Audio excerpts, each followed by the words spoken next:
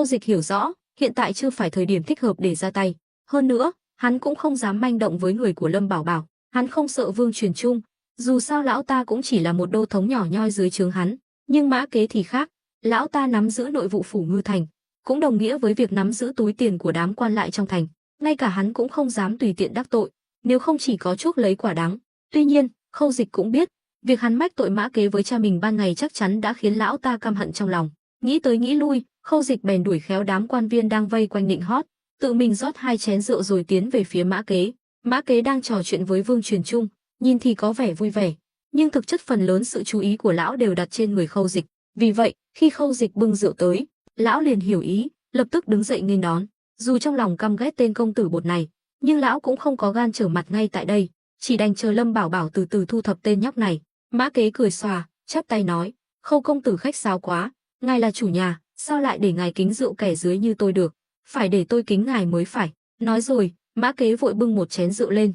Khâu Dịch cười gượng gạo: "Mã tổng quản, tôi biết chuyện ban ngày tôi mách tội ông với cha tôi chắc chắn khiến ông khó chịu. Thật lòng mà nói, người tôi ít muốn đắc tội nhất chính là ông. Trong buổi tiệc hôm nay, ông cũng là vị quan tôi coi trọng nhất. Tôi rất mong ông có thể đứng về phía tôi." Vừa nói, hắn vừa dúi chén rượu vào tay Mã Kế. Khâu Dịch có vẻ như đã ngà ngà say, lời nói và cử chỉ đều lộ rõ vẻ là lơi, nhưng cũng vô tình để lộ ra không ít suy nghĩ trong lòng.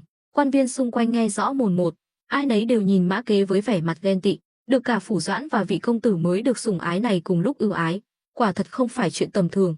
Mã Kế vẫn giữ thái độ khiêm nhường, mỉm cười đáp: "Đại công tử nói đùa rồi, kể từ ngày đầu tiên nhậm chức tổng quản nội vụ phủ, tôi chỉ trung thành với một người, đó là phủ doãn đại nhân. Nếu có một ngày đại công tử ngồi vào vị trí này, tôi cũng nhất định sẽ tận tâm tận lực." Lời nói của Mã Kế rất thâm thúy, lão nói trung thành với phủ doãn đại nhân, nhưng lại không nói trung thành với Khâu Quang Nhật. Hàm ý sâu xa chính là nói cho mọi người ở đây biết, lão không chọn đứng về phe nào, càng không có ý định đầu quân cho hai cha con nhà họ Khâu. Đây cũng chính là điều Khâu Quang Nhật luôn muốn mọi người nghĩ, bởi vì Mã Kế là người giữ tiền của lão, tuyệt đối không thể để người ngoài nghi ngờ. Mặc dù bên ngoài đã sớm nghĩ như vậy rồi, các quan viên xung quanh đều khịt mũi coi thường thái độ của Mã Kế, cho rằng lão đang được voi đòi tiên, trong lòng thầm mắng chửi. Trong số những người có mặt, chỉ có Vương Truyền Trung và Khâu Dịch thực sự hiểu được ý tứ trong lời nói của Mã Kế. Khâu Dịch buồn bực gật đầu, nâng chén rượu lên cao: "Thôi, không nói chuyện này nữa. Tóm lại, mong Mã tổng quản đừng giận, tôi kính ông một chén." Dứt lời, Khâu Dịch ngửa cổ uống cạn, Mã Kế cũng uống cạn chén rượu của mình. Lão cuối cùng cũng hiểu, Khâu Dịch e ngại đắc tội với mình nên mới hạ mình như vậy trước mặt mọi người, nhưng trong lòng Mã Kế lại chẳng hề cảm kích Khâu Quang Nhật. Lão hiểu rõ, Khâu Dịch chịu cúi đầu không phải vì Khâu Quang Nhật lên tiếng bênh vực lão, mà là vì sự tồn tại của Lâm Bảo Bảo. Khâu Dịch vừa đặt chén rượu xuống, Vương Truyền Trung cũng đứng dậy nâng chén: "Khâu công tử, tôi cũng..." "Vương đô thống đừng nói nữa, rượu của ông tôi không uống. Hơn nữa, hôm nay tôi cũng không mời ông, không đuổi ông ra ngoài đã là nể mặt lắm rồi." Từ sau lần Vương Truyền Trung từ chối hảo ý của Khâu Dịch, hắn đã hoàn toàn ghi hận nhà họ Vương. Nếu không có Lâm Bảo Bảo ngầm can thiệp, nhà họ Vương đã sớm trở thành miếng mồi ngon trong miệng hắn rồi. Bị Khâu Dịch làm cho mất mặt trước đám đông, sắc mặt Vương Truyền Trung trở nên vô cùng khó coi, lúng túng không biết làm sao. Quan viên xung quanh xì xào bàn tán, nhìn lão với ánh mắt chế giễu. Ai cũng hiểu rõ, Vương Truyền Trung chắc chắn không được Khâu Dịch coi trọng. Thực ra, Vương Truyền Trung đã sớm biết điều này, bởi vì ngay cả lão tướng Ngụy Đức của ông hôm nay cũng không được mời, huống hồ là ông. Lúc này, Mã Kế khẽ nói: "Vương đô thống, giờ cũng muộn rồi, chúng ta đi thôi." Vương Truyền Trung nhìn Mã Kế với ánh mắt biết ơn, gượng gạo gật đầu đồng ý. "Ấy, Mã tổng quản sao lại vội thế? Đợi chút nữa còn có tiết mục tôi đặc biệt chuẩn bị cho ông nữa mà." Khâu Dịch cười bí hiểm, ra vẻ lấy lòng. Mã Kế lắc đầu: "Thôi khỏi, hôm nay tôi đã hoàn thành công vụ phủ doãn giao phó, cũng hơi mệt rồi. Hơn nữa..."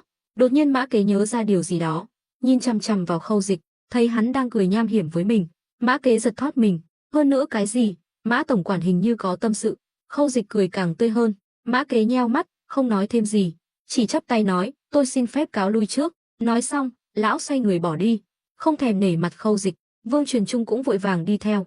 Khâu Dịch nhìn theo bóng lưng hai người rời đi, nụ cười trên mặt dần tắt, ánh mắt trở nên sắc bén. Lúc này, một tên thân tín đến sau lưng hắn, nhỏ giọng hỏi: "Công tử, có cần trừ khử lão ta không?" Khâu Dịch trừng mắt nhìn hắn, dò xét từ trên xuống dưới: "Tao trừ khử mày mới đúng, mày có não không đấy? Cút!" Tên thân tín chỉ có ý tốt nhắc nhở, nào ngờ lại bị mắng cho một trận, chỉ biết cúi đầu xấu hổ. Các quan viên xung quanh nhìn nhau đầy ẩn ý, họ đều nghe thấy cuộc đối thoại vừa rồi, trong lòng vô cùng lo lắng. Nếu không đoán nhầm, vị binh mã đô thống Ngư Thành này dường như muốn ra tay với Mã Kế. Đây quả là chuyện động trời. Tên thân tín không rời đi, chỉ lặng lẽ đứng sau lưng Khâu Dịch. Hắn hít sâu một hơi, hỏi: bên đó chuẩn bị xong chưa? Mọi việc đã đâu vào đấy, chỉ chờ công tử ra lệnh. Tốt, truyền lệnh xuống, canh 3 giờ dần ra tay, làm sạch sẽ, đừng để lộ dấu vết. Tuân lệnh. Sau đó, tên thân tín mới xoay người rời đi. Khâu Dịch lại nở nụ cười, rót một chén rượu, nhìn các quan viên xung quanh, lớn tiếng nói: các vị đều là công thần của Ngư Thành, hôm nay ta vui, thưởng cho mỗi người 100 lượng bạc. Cạn ly. Không khí lại được khuấy động, các quan viên cười toe toét. Tuy họ chỉ là đám quan nhỏ, nhưng 100 lượng bạc cũng không phải là số tiền nhỏ. Một đêm kiếm được mấy chục lượng bạc, đám quan lại hớn hở hô vang: đa tạ công tử, rồi đồng loạt nâng chén cạn ly rượu Khâu Dịch ban. Bên kia, Mã Kế và Vương Truyền Trung vừa ra khỏi phủ, đã nghe thấy tiếng cười nói rôm rả bên trong. Vương Truyền Trung thở dài, đúng là lòng người đổi thay, thật đáng buồn. Mã Kế liếc xéo ông ta: Vương đô thống cần gì phải bận tâm đến lũ tiểu nhân nó, đừng quên, chúng ta bây giờ đều là người của Lâm công tử, hơn nữa, Ngư Thành này đâu phải do Khâu Dịch định đoạt. Vương Truyền Trung gật gù, Mã tổng quản nói chí phải, là tại hạ nông cạn rồi. Được rồi, giờ ông mau quay về, dẫn một đội người đến đại doanh Phong Đô hội hợp với tôi. Mã Kế nghiêm giọng dặn dò, khiến Vương Truyền Trung giật mình. Đến đại doanh Phong Đô, có chuyện gì vậy, Mã tổng quản? Ông ta biết rõ, đại doanh Phong Đô là kho lương của Ngư Thành, nguồn cung cấp vật tư cho cả thành và các vùng lân cận, là nơi cực kỳ trọng yếu. Đừng hỏi nhiều, cứ làm theo lời ta. Nếu làm lỡ đại sự, cả Lâm công tử và Phủ Doãn đại nhân đều không tha cho ông đâu. Vương Truyền Trung vội vàng cúi đầu, tại hạ hiểu rồi. Dứt lời, ông ta vội vàng lên ngựa phóng đi. Mã Kế cũng lập tức lên ngựa, thẳng tiến đến đại doanh Phong Đô. Trong đại doanh Phong Đô không chỉ có lương thực của Ngư Thành, mà còn có 20 vạn cân lương thực Lâm Bảo Bảo vừa vận chuyển đến. Hiện tại, lão không lo lắng chuyện gì xảy ra, bởi vì khi lão ra ngoài, Trịnh Hữu Lực vẫn đang ở đó canh chừng. Nhưng vừa rồi thấy vẻ mặt nham hiểm của Khâu Dịch, lão mơ hồ cảm thấy bất an. Nếu tên nhóc này lại đánh chủ ý lên 20 vạn cân lương thực kia thì hỏng bét. Tuy rằng Trịnh Hữu Lực phòng thủ nghiêm ngặt, lại có súng trúc dễ dàng chống lại kẻ địch, nhưng cũng chỉ có thể cầm cự trong thời gian ngắn. Nếu Khâu Dịch thật sự có kế hoạch gì, chỉ dựa vào đội quân tinh nhuệ của Trịnh Hữu Lực thì tuyệt đối không thể chống đỡ nổi. Đại doanh Phong Đô nằm cách Ngư Thành 10 dặm, ngày thường đã được canh phòng cẩn mật, nay lại càng nghiêm ngặt hơn. Khi Mã Kế phi ngựa đến, binh lính canh gác lập tức tiến lên ngăn cản. Dừng lại, đại doanh Phong Đô là trọng địa quân sự, không phận sự miễn vào. Vừa nói, hai tên lính rút đao ra, dáng vẻ như muốn ăn tươi nuốt sống. Thấy vậy, Mã Kế thầm kêu khổ, dừng ngựa quát, mở to mắt chó ra xem ta là ai. Hai tên lính nhìn kỹ, vội vàng cất đao, cung kính hành lễ, bái kiến Mã tổng quản. Không biết Mã tổng quản đến đây có việc gì? Mở cửa, ta mang lệnh của ông quan phủ đến đây làm việc. Hai tên lính nhìn nhau, nói, Mã tổng quản, đừng làm khó chúng tôi. Hiện tại, đại doanh Phong Đô do Khâu tổng quản nắm giữ, không có lệnh của hắn, giờ này không ai được vào. Hỗn xược, các ngươi quên rằng Ngư Thành này vẫn là do Phủ Doãn đại nhân quyết định sao? Dám cản đường ta, coi chừng đầu bay khỏi cổ. Mã Kế không muốn dài dòng với chúng, chắc chắn là Khâu Dịch giở trò. Điều này càng khiến lão tin rằng đêm nay sẽ có chuyện lớn xảy ra. Mã Kế thúc ngựa phi thẳng về phía hai tên lính, chúng hoảng sợ, đành phải tránh đường. Mã Kế thuận lợi tiến vào đại doanh Phong Đô. Khi đến kho lương do Trịnh Hữu Lực canh giữ, một đội quân cầm súng trúc lập tức ùa ra. Mã Kế không hề sợ hãi, xuống ngựa. Lúc này, Trịnh Hữu Lực cũng bước ra, vừa thấy Mã Kế, hắn liền cười nói, Mã tổng quản đến đây lúc nửa đêm, chẳng lẽ là muốn cùng ta uống rượu giải khuây? Sau này chúng ta có nhiều cơ hội uống rượu. Trịnh thống lĩnh, ta có chuyện quan trọng muốn nói với ngươi. Dù sao Trịnh Hữu Lực cũng là tâm phúc của Lâm Bảo Bảo, năng lực giao tiếp cũng tiến bộ rất nhiều. Nhìn thấy vẻ mặt nghiêm trọng của Mã Kế, hắn cũng nhận ra có chuyện chẳng lành, vội vàng làm động tác mời. Mã tổng quản, mời vào trong. Hai người vào căn phòng cạnh kho lương thực. Trịnh Hữu Lực vừa đóng cửa, đang định pha trà thì Mã Kế đã vội nói, ta vừa từ phủ Khâu Dịch trở về, đêm nay hắn ta có thể sẽ hành động. Trịnh thống lĩnh phải chuẩn bị sẵn sàng. Số lương thực này là mạng sống của Lâm công tử, nếu xảy ra chuyện gì, chúng ta đều gánh không nổi. Trịnh Hữu Lực chấn động, làm rơi cả ấm trà, kinh ngạc hỏi, Mã tổng quản, ông đang nói đùa sao? Khâu Dịch có gan làm vậy? Đây là đại doanh Phong Đô đấy, ông nghĩ ta sẽ đùa kiểu này sao? Nhìn vẻ mặt nghiêm trọng của Mã Kế, Trịnh Hữu Lực cười nói, Mã tổng quản đừng lo lắng quá, đại doanh Phong Đô có hàng nghìn binh lính canh gác, lão Giang bố trí canh phòng nghiêm ngặt, đến con chuột cũng không lọt vào được. Tuy nói vậy, nhưng đám binh lính đó hiện giờ đều nghe lệnh Khâu Dịch, đừng quên hắn ta bây giờ là binh mã đô thống Ngư Thành. Mã Kế vừa dứt lời, Trịnh Hữu Lực liền biến sắc, nghiến răng nói, tên Khâu Dịch khốn kiếp, thật to gan, dám cả gan động đến chỗ của cha mình. Hắn đã nghe Lâm Bảo Bảo nói, việc vận chuyển lương thực lần này là đã bàn bạc kỹ với Khâu Quang Nhật. Khâu Dịch không nể mặt Lâm Bảo Bảo thì thôi, lại còn tính kế cả cha mình. Thôi, đừng nói nhiều nữa. Trịnh thống lĩnh có đối sách gì không? Đối sách gì? Đây đâu phải địa bàn của ta. Nếu chúng dám đến quấy rối, thì chỉ còn cách chém giết thôi. Ta tin với năng lực của công tử, chắc chắn có thể giải quyết hậu quả. Mã Kế gật đầu, lần này ngươi mang theo bao nhiêu người? Cả ta là 11 người, ta đã bố trí bọn họ canh gác xung quanh kho lương, đề phòng bất trắc. Tốt, ta đã báo cho Vương Truyền Trung, ông ta sẽ xe ra dẫn thêm người đến. Đêm nay chúng ta phải cẩn thận, ít nhất cũng phải cầm cự đến sáng. Mã Kế tuy có uống chút rượu, nhưng sau khi bị giật mình, cũng tỉnh táo hơn phân nửa. Có Mã tổng quản ở đây, đêm nay ta cũng không cô đơn nữa rồi. Mời ông ngồi. Mã Kế ngồi xuống ghế, thở hổn hển. Nhưng đúng lúc này, binh lính canh gác bên ngoài kho lương đột nhiên hét lớn, ai đó. Câu nói này lại khiến Mã Kế căng thẳng. Trịnh Hữu Lực lập tức lao ra ngoài, rút súng trúc trong tay. Xung quanh tối đen như mực, ngay cả đèn lồng chiếu sáng đường đi cũng đã bị dập tắt. Trịnh Hữu Lực dù sao cũng đã cầm quân gần 1 năm, liếc mắt đã thấy có vấn đề. Hắn ra lệnh cho một tên lính đi kiểm tra đèn lồng. Tên lính lập tức chạy tới, nhưng Trịnh Hữu Lực lại chĩa súng trúc vào bóng tối. Hắn mặc kệ đối phương là ai, vào thời điểm nhạy cảm này, chỉ cần dám đến gần, hắn sẽ nổ súng. Trịnh Hữu Lực làm việc theo nguyên tắc thà giết nhầm còn hơn bỏ sót. Lời của Mã Kế khiến hắn vô cùng tán thành. Nhiệm vụ lần này nếu thất bại trong tay hắn, thì hắn cũng không còn mặt mũi nào ở lại bên cạnh Lâm Bảo Bảo nữa. Tên lính đến chỗ đèn lồng, vừa đưa tay định mở chụp đèn, thì đột nhiên một bóng người xuất hiện phía sau, lưỡi dao sáng loáng trong tay, sắp đâm vào lưng hắn. Ngay lúc đó, Trịnh Hữu Lực bóp cò, đoảng, tiếng súng vang vọng khắp đại doanh Phong Đô. Nhưng kỳ lạ là, xung quanh không hề có một tên lính nào ra ngoài kiểm tra, cứ như tất cả đều biến mất. Tuy nhiên, dưới sự chỉ dạy tận tình của Lâm Bảo Bảo, tài bắn súng của Trịnh Hữu Lực đã tiến bộ rất nhiều. Trong phạm vi 10 mét, tuyệt đối nằm trong tầm bắn hiệu quả của hắn. Viên đạn găm thẳng vào tên áo đen. Hơn nữa, Trịnh Hữu Lực sử dụng súng trúc do Lâm Bảo Bảo cải tiến, tuy sức sát thương không còn mạnh như trước, nhưng độ chính xác và tầm bắn lại được nâng cao đáng kể. Tên lính kiểm tra đèn lồng giật nảy mình, nhưng khi thấy tên áo đen nằm gục trong vũng máu phía sau, hắn cũng nhận ra nguy hiểm, vội vàng châm đèn rồi chạy về. Trịnh Hữu Lực hỏi, không bị thương chứ? Tên lính khâm phục nói, thống lĩnh đại nhân bắn súng thật thần sầu. Tôi không sao, thần, ta còn kém xa. Ngươi chưa thấy Lâm công tử bắn, đó mới gọi là trăm phát trăm trúng. Thôi được rồi, ngươi mau đi báo cho anh em canh gác phía sau kho lương, bảo họ chuẩn bị súng. Nếu có ai đến gần, không cần hỏi han, cứ bắn chớt. Tuân lệnh. Nhìn tên lính rời đi, Trịnh Hữu Lực kiểm tra kỹ càng rồi mới quay lại phòng. Hắn thậm chí còn không thèm liếc nhìn cái xác. Trở lại phòng, Mã Kế vội hỏi, bọn chúng đến rồi sao? Trịnh Hữu Lực chắp tay nói, quả nhiên Mã tổng quản đoán trước mọi việc như thần. Nếu không có ông báo tin, ta đã phạm sai lầm lớn rồi. Mã Kế cười khổ, không cần khách sáo. Chúng ta đều là người của Lâm công tử, giúp đỡ lẫn nhau là chuyện nên làm.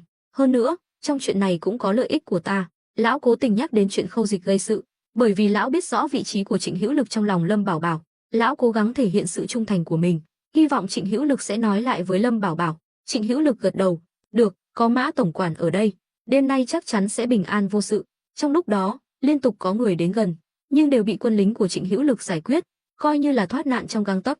Khi Vương Truyền Trung dẫn quân đến, tình hình mới chuyển biến tốt đẹp, vì có thêm người nên cũng bớt lo lắng kẻ địch đến gần. Mặc dù Trịnh Hữu Lực và Mã Kế đều không hiểu mục đích quấy rối của đối phương là gì, nhưng cả hai vẫn không dám lơ là. Thời gian trôi nhanh, trời sắp sáng, vì đã vào thu đông nên trời sáng muộn hơn. Khoảng thời gian này cũng là lúc phòng bị yếu nhất, bởi vì mọi người đều buồn ngủ, sự tập trung cũng giảm sút. Vì vậy, đây chính là thời khắc nguy hiểm nhất. Ngay cả Trịnh Hữu Lực, Mã Kế và Vương Truyền Trung cũng đang ngủ gà ngủ gật trong phòng. Nhưng đúng lúc này, phía sau kho lương đột nhiên có tiếng hét lớn, cháy rồi. Mọi người giật mình tỉnh giấc. Mã Kế, Trịnh Hữu Lực và Vương Truyền Trung cũng hiểu ra Khâu Dịch định làm gì. Khốn kiếp, tên nhóc này thật điên rồ, dám cả gan phóng hỏa ở đại doanh Phong Đô. Mã Kế chửi ầm lên. Trịnh Hữu Lực và Vương Truyền Trung lập tức chạy ra phía sau kho lương. Khi nhìn thấy ngọn lửa đang thiêu rụi lương thực, Trịnh Hữu Lực run lên bần bật. Hắn đã cẩn thận đề phòng mọi thứ, vậy mà vẫn xảy ra chuyện. Nhưng bây giờ không phải lúc nói nhiều, chỉ có thể cùng binh lính dập lửa. May mắn là phát hiện kịp thời, đám cháy được dập tắt trước khi lan rộng. Mọi người sau một đêm căng thẳng, cuối cùng cũng được thở phào nhẹ nhõm. Ai nấy đều mệt mỏi rã rời. Bên kia, khi Khâu Dịch biết tin phóng hỏa thất bại, hắn ta tức giận đập nát toàn bộ đồ sứ trong thư phòng. Đêm qua, Mã Kế và những người khác thức trắng, hắn ta cũng vậy. Không chỉ hắn, mà cả sư gia Thường Ngộ Phong cũng thức cùng. Kế hoạch lần này chính là do ông ta đề xuất. Ông ta giúp Khâu Quang Nhật bày mưu tính kế là thật, nhưng cũng rất thân thiết với Khâu Dịch. Từ hôm qua, sau khi biết Khâu Quang Nhật chịu thua Lâm Bảo Bảo, ông ta đã hoàn toàn ngả về phía Khâu Dịch. Lý do rất đơn giản, với tư cách là một mưu sĩ, ông ta hiểu rõ tính cách của Lâm Bảo Bảo và Khâu Quang Nhật. Nửa năm qua, ông ta đã nhiều lần bày mưu tính kế chống lại Lâm Bảo Bảo. Nếu giờ lại theo Khâu Quang Nhật quy phục, đám thực hạ mỗi năm chỉ lĩnh được vài chục lượng bạc, nay được thưởng lớn, ai nấy đều mừng rỡ. Đa tạ công tử. Mọi người đồng thanh hô to, nâng chén cạn ly rượu Khâu Dịch kính. Bên kia, Khâu Dịch đang nổi trận lôi đình, đập phá đồ đạc trong thư phòng. Lũ vô dụng, đám phế vật, cả cái đại doanh Phong Đô rộng lớn như vậy mà cũng không biết phóng hỏa, nói gì đến giết người. Ta đúng là mù mắt, u mê mới tin tưởng lũ phế vật này.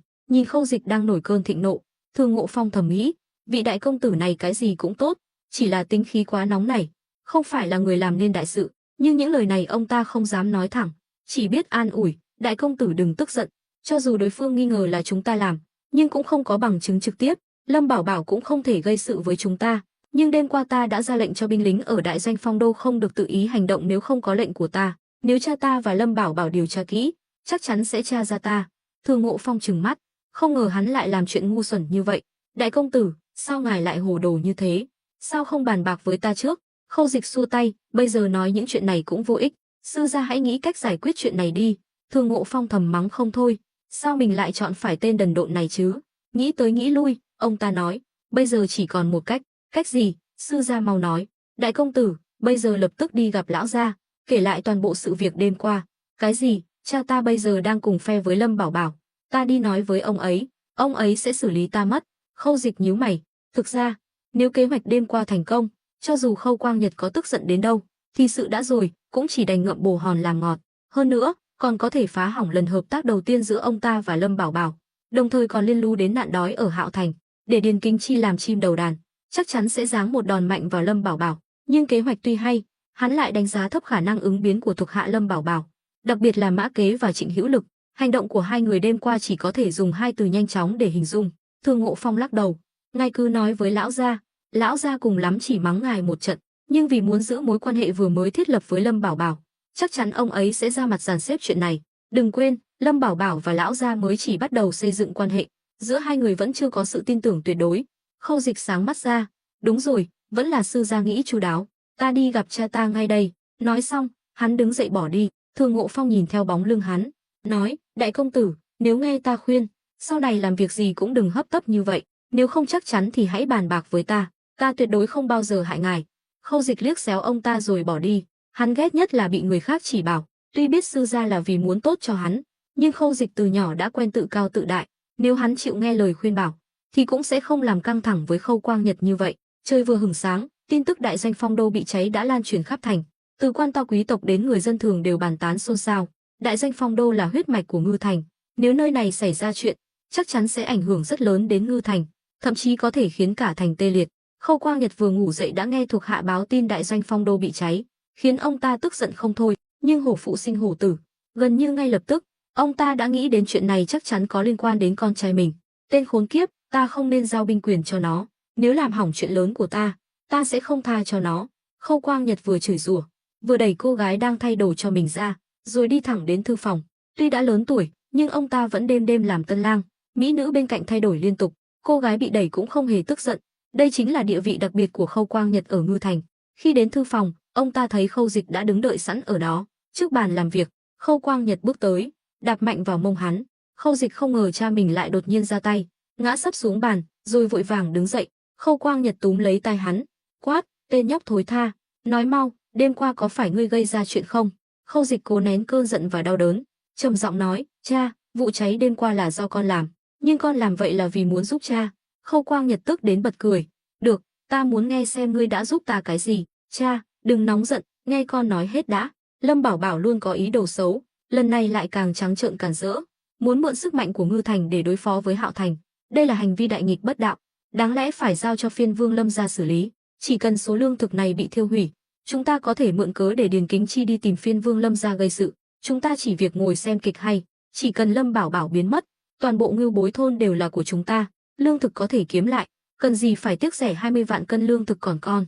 Trước khi đến, Khâu Dịch đã chuẩn bị sẵn lý do, nên nói năng rất mạch lạc, khiến Khâu Quang Nhật cứng họng. Một lúc lâu sau, Khâu Quang Nhật thở dài, đồ ngu, đến bao giờ ngươi mới hiểu được tâm ý của ta? Ta làm quan 20 năm, làm phủ doãn Ngư Thành này mới được 7 năm, cuối cùng cũng có cơ hội thăng tiến, vậy mà lại bị ngươi phá hỏng. Đừng gọi ta là cha nữa, ngươi tự cho mình là thông minh nhưng thực chất ngu si như lợn. Ngươi nghĩ những điều này ta không nghĩ ra sao? Ta đã nói rồi, ta không phải muốn đối phó với Lâm Bảo Bảo, ta muốn lợi dụng hắn để thăng quan, chỉ khi chức đủ lớn, tiền tài mới đổ về nhiều hơn. Ngươi không hiểu đạo lý này sao? Khâu Quang Nhật không phải kẻ ngốc, sao lại không hiểu lợi hại trong chuyện này? Ông ta chọn cách nhẫn nhục chịu đựng không phải thật sự quy phục Lâm Bảo Bảo, mà là muốn mượn sức hắn để leo lên cao hơn. Khâu Dịch trầm giọng nói, cha, dù cha có coi thường con đến đâu, con vẫn là con trai của cha. Điều này không thể chối cãi. Dù sau này cha làm quan to đến đâu, kiếm được bao nhiêu tiền, cuối cùng cũng phải giao cho con. Hôm nay con cũng nói thẳng, con và Lâm Bảo Bảo không hợp nhau, có hắn không có con không có hắn. Nếu cha vẫn không nhận ra sự thật này, thì đừng trách con bất hiếu. Khâu Quang Nhật tức giận bật cười, đi vòng quanh hắn, không hợp nhau, nhận ra sự thật, bất hiếu. Ta thấy ngươi không phải vì nhà họ Khâu, mà là vì ham muốn của bản thân. Bây giờ giao binh phủ ra đây, rồi cút đi cho khuất mắt ta, càng xa càng tốt, đừng để ta nhìn thấy ngươi nữa. Nói đến nước này, Khâu Dịch cũng không còn sợ hãi nữa, cười khẩy, cha đúng là già rồi lú lẫn rồi, đã không nói chuyện được với nhau, thì con cũng không phí lời nữa. Khâu Dịch quay ra cửa, quát, người đâu? Cánh cửa bật mở, một đám binh lính mặc áo giáp xanh bước vào. Khâu Quang Nhật nổi giận, tên khốn kiếp, ngươi muốn làm phản sao?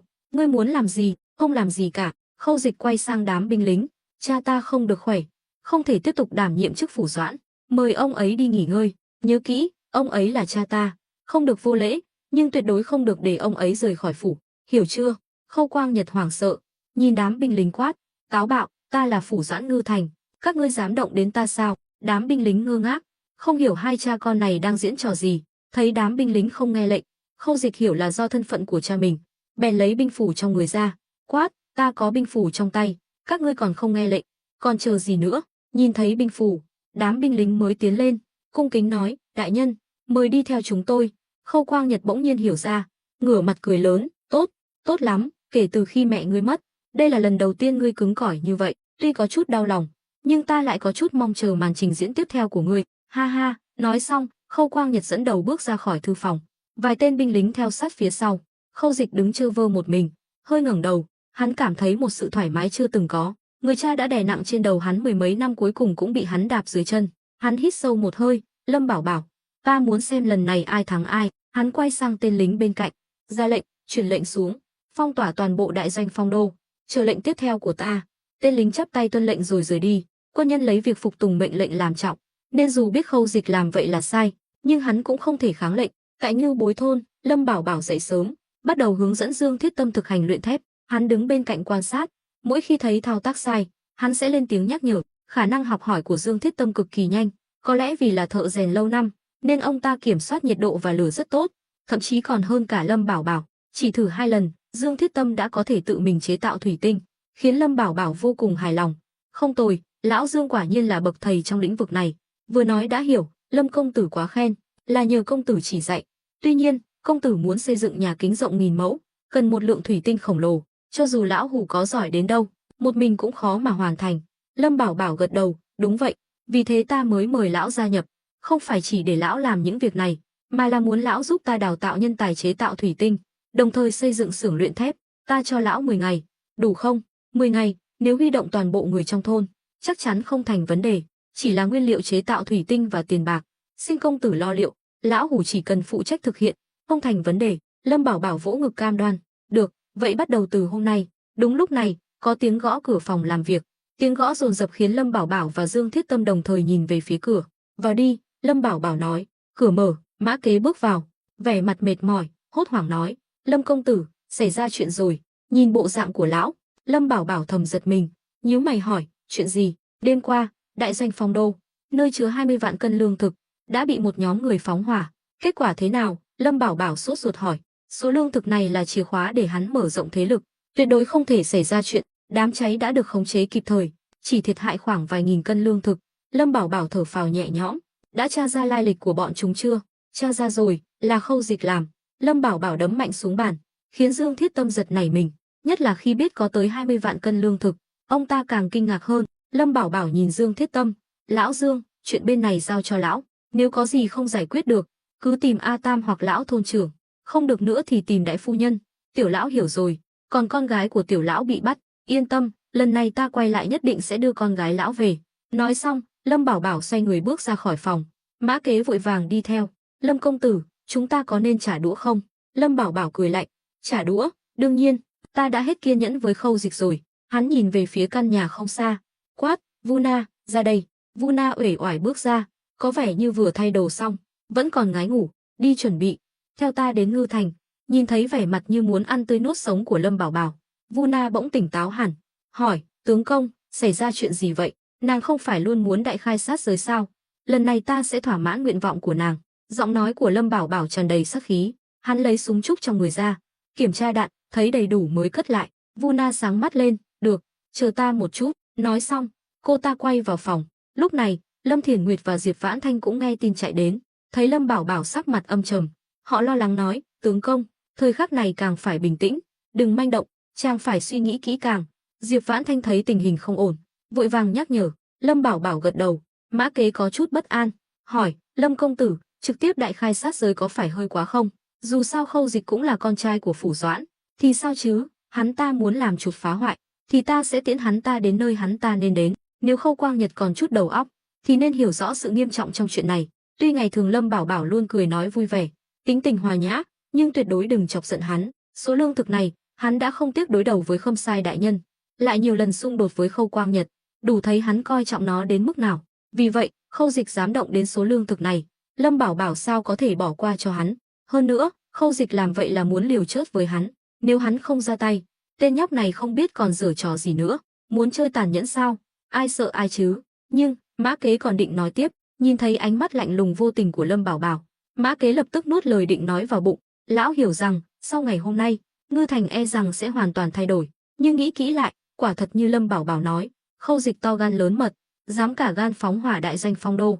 Đây không còn là điên rồ nữa, mà là tự tìm đường chết. Chuyện này một khi truyền về triều đình, không chỉ Khâu Dịch xong đời, mà ngay cả Khâu Quang Nhật cũng bị liên lũ. Dù sao ông ta cũng là người đứng đầu Ngư Thành, chẳng khác nào dung túng cho con trai mình phạm pháp. Lâm Bảo Bảo thở dài, Mã tổng quản, lần này ông đừng nên lạc quan quá. Hiện tại, không chắc Khâu Quang Nhật đã bị Khâu Dịch khống chế hay chưa. Cái này, thuộc hạ không biết. Mã Kế hoàn toàn choáng váng. Nếu Khâu Dịch thật sự điên rồ đến mức giam lỏng cả cha mình, thì chuyện hôm nay sẽ không còn chỗ thương lượng nữa. Hy vọng tên nhóc đó chưa làm vậy. Lâm Bảo Bảo lẩm bẩm, nếu chuyện đó thật sự xảy ra, thì hôm nay sẽ không chỉ đơn giản là hai bên đối đầu, mà nhất định sẽ có một bên hoàn toàn sụp đổ. Sau đó, Vu Na bước ra, đã thay một bộ đồ gọn gàng, bên hông trái đeo súng trúc, bên phải đeo đoàn đao, cả người toát lên vẻ oai phong lẫm liệt, đúng chuẩn một nữ tướng sắp ra trận. Lâm Bảo Bảo dặn dò Lâm Thiển Nguyệt và A Tam vài câu, rồi dẫn Mã Kế và Vu Na rời đi. Đến doanh trại, Lâm Bảo Bảo tập hợp toàn bộ binh lính, dẫn ra cổng làng, khoảng 7-80 người, trang bị đầy đủ, tập hợp đông đủ, tất cả đều được trang bị súng trúc, vũ trang đến tận răng. Đây là lần đầu tiên Mã Kế nhìn thấy tư binh của Ngưu Bối thôn ăn mặc như vậy, càng không ngờ trang bị lại tinh nhuệ đến thế. Giáp chiến bằng sắt đen, có thể chống đỡ đạn bắn trực diện, chỉ cần không trúng chỗ hiểm thì khó mà chớt được. Hơn nữa, họ được trang bị súng trúc cỡ lớn, nếu tất cả cùng bắn một lúc, uy lực sẽ vô cùng khủng khiếp. Lần này, Lâm Bảo Bảo quyết định phái quân tinh nhuệ, chính là muốn một lần đánh chiếm Ngư Thành. Hắn đã nhẫn nhịn, chịu đựng suốt 1 năm, cũng đến lúc phản công rồi. Lâm Bảo Bảo nghiêm giọng nói, các binh sĩ, ta biết, suốt 1 năm qua, các ngươi đều uất ức trong lòng, muốn lập công danh, muốn thể hiện uy phong trước mặt ta. Suốt 1 năm qua, không chỉ các ngươi khó chịu, mà ta cũng vậy, nhưng hôm nay, ta sẽ không nhẫn nhịn nữa, các ngươi cũng không cần phải nhịn nữa. Đêm qua, tên tiểu tử Khâu Dịch đã ra tay, Trịnh thống lĩnh dẫn một đội quân đã giao chiến với chúng, vì vậy, các ngươi cũng phải dũng cảm lên. Hôm nay theo ta san bằng Ngư Thành, ta có 3 yêu cầu. Thứ nhất, tuân lệnh, nghe theo chỉ huy. Thứ hai, không được làm kinh động đến dân chúng trong thành. Thứ ba, không có lệnh của ta và Trịnh thống lĩnh, không ai được phép nói chuyện. Ghi nhớ 3 điều này trong lòng. Lời nói của Lâm Bảo Bảo khiến các binh sĩ sục sôi khí thế, đồng loạt hô vang, tiếng hô như sấm dậy, khí thế ngất trời. Cảnh tượng này khiến Mã Kế và Vu Na chấn động trong lòng. Vu Na từng là lính, hơn nữa còn là cao thủ trong quân, đã từng giết vô số kẻ địch, nhưng cũng bị khí thế hào hùng của Lâm Bảo Bảo chinh phục. Còn Mã Kế dù sao cũng là văn quan, lão không hiểu chuyện võ tướng, nhưng lại hiểu rõ tầm quan trọng của 3 điều kỷ luật mà Lâm Bảo Bảo đề ra. Có thể nói, sức chiến đấu của đội quân này cao hay thấp, hoàn toàn phụ thuộc vào việc có thực hiện được 3 điều kỷ luật này hay không.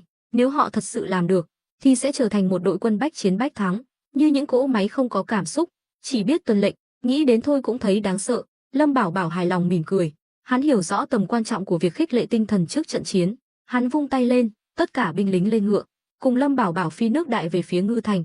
Sát khí đằng đằng, như vào chỗ không người, bất cứ ai gặp trên đường đều sợ hãi run rẩy, vội vàng tránh né. Những người dân thường hoặc đoàn thương nhân đều tưởng là quân đội chính quy của Ngư Thành, bởi vì việc đại doanh Phong Đô đóng quân của triều đình đã không còn là bí mật. Trong đại doanh Phong Đô, Trịnh Hữu Lực và những người khác đã bị phong tỏa hoàn toàn. 10 tư binh mang theo đều mang vẻ mặt lo lắng, nhất là sau trận chiến đêm qua, Họ đều hiểu hôm nay chắc chắn sẽ có chuyện lớn xảy ra, chỉ là không biết khi nào Lâm Bảo Bảo mới đến tiếp viện, đồng thời cũng lo sợ Khâu Dịch sẽ ra tay với họ ngay bây giờ. Trịnh Hữu Lực cũng mang vẻ mặt nghiêm trọng, đội 10 người của hắn hiện giờ như rùa trong hũ, chỉ cần Khâu Dịch ra lệnh, quân phòng thủ của đại doanh Phong Đô sẽ bao vây tiêu diệt họ, cho dù họ có súng trúc trong tay, cũng khó mà giết hết tất cả quân phòng thủ, sớm muộn gì cũng phải đối mặt với cận chiến, đến lúc đó, sống chết khó lường. Lúc này, Vương Truyền Trung nói, Trịnh thống lĩnh, chúng ta phải làm sao bây giờ? Mã tổng quản đi báo tin đã gần 2 canh giờ rồi, sao vẫn chưa thấy động tĩnh gì? Trịnh Hữu Lực mỉm cười, Vương đô thống đừng nóng vội, chúng ta phải tin tưởng Mã tổng quản. Giờ này, công tử chắc đã phái viện binh đến rồi, chúng ta chỉ cần kiên nhẫn chờ đợi, là người chỉ huy cao nhất ở đây, ngoài việc dũng cảm thiện chiến, hắn còn phải ổn định tinh thần quân lính. Tuy trong lòng cũng đầy lo lắng, nhưng tuyệt đối không thể để tâm lý hoang mang lây lan sang những người theo mình, nếu không sẽ thật sự hỏng bét. Nghe hắn nói vậy, sắc mặt mọi người cũng dịu đi đôi chút. Vương Truyền Trung gật đầu, Trịnh thống lĩnh nói chí phải, nhưng chúng ta có nên phái vài người đi đột phá, đề phòng bất chắc không? Dù sao ông ta cũng là đô thống của Ngư Thành, hiểu rõ tình hình nên mới nói như vậy. Trịnh Hữu Lực nhìn ông ta, lắc đầu, ông xem bây giờ còn cơ hội đột phá sao? Vương Truyền Trung nhìn ra ngoài cửa sổ, thấy quân phòng thủ canh cửa đông gấp 3 lần ngày thường, ai nấy đều mặc giáp trụ, tay cầm binh khí, hơn nữa còn có hàng rào chắn ngang phía trước. Đáng lẽ ra, những hàng rào này phải được đặt bên ngoài đại doanh để chống lại kẻ địch từ bên ngoài, nhưng bây giờ lại được đặt bên trong, rõ ràng là để đề phòng bọn họ. Vương Truyền Trung thầm mắng, khốn kiếp, Khâu Dịch thật to gan, dám làm chuyện như vậy. Đúng lúc này, một tên lính trinh sát báo cáo, Trịnh thống lĩnh, bọn chúng phái người vào rồi. Trịnh Hữu Lực lập tức chạy đến cửa sổ nhìn ra, thấy một toán lính mặc giáp đang tiến về phía họ, đi theo sau lại chính là Ngụy Đức, cựu binh mã tổng quản Ngư Thành. Tốt, đến đúng lúc lắm. Trịnh Hữu Lực thầm nghĩ, xem ra hôm nay khó mà êm đẹp. Hắn quay lại nhìn những binh lính phía sau, nghiêm giọng nói, các huynh đệ, chúng ta ở bên nhau cũng hơn 1 năm rồi, Lâm công tử đối đãi với chúng ta không bạc, cho chúng ta cơ hội đổi đời, hôm nay chính là lúc chúng ta báo đáp công ơn của ngài ấy. Đừng sợ chớt, chúng ta còn có súng trúc trong tay, theo ta ra ngoài, giết sạch lũ khốn kiếp này. Các binh lính nghiêm nghị gật đầu, cúi xuống kiểm tra súng trúc. Vương Truyền Trung cũng bị khí thế quyết tử của 10 mấy người này làm cho chấn động. Ông ta chinh chiến cả đời, cũng coi như là người từng trải, nhưng đây là lần đầu tiên gặp những binh lính không sợ chớt vào thời khắc sinh tử như thế này. Trong lòng càng thêm khâm phục Lâm Bảo Bảo, không ngờ hắn lại có thể đào tạo ra những binh lính trung thành đến vậy. Trịnh thống lĩnh, bây giờ chưa phải lúc, người dẫn quân bên ngoài là lão tướng Ngụy Đức, để ta ra ngoài nói chuyện với ông ta, biết đâu còn có cơ hội xoay chuyển tình thế, không được thì cũng có thể câu giờ.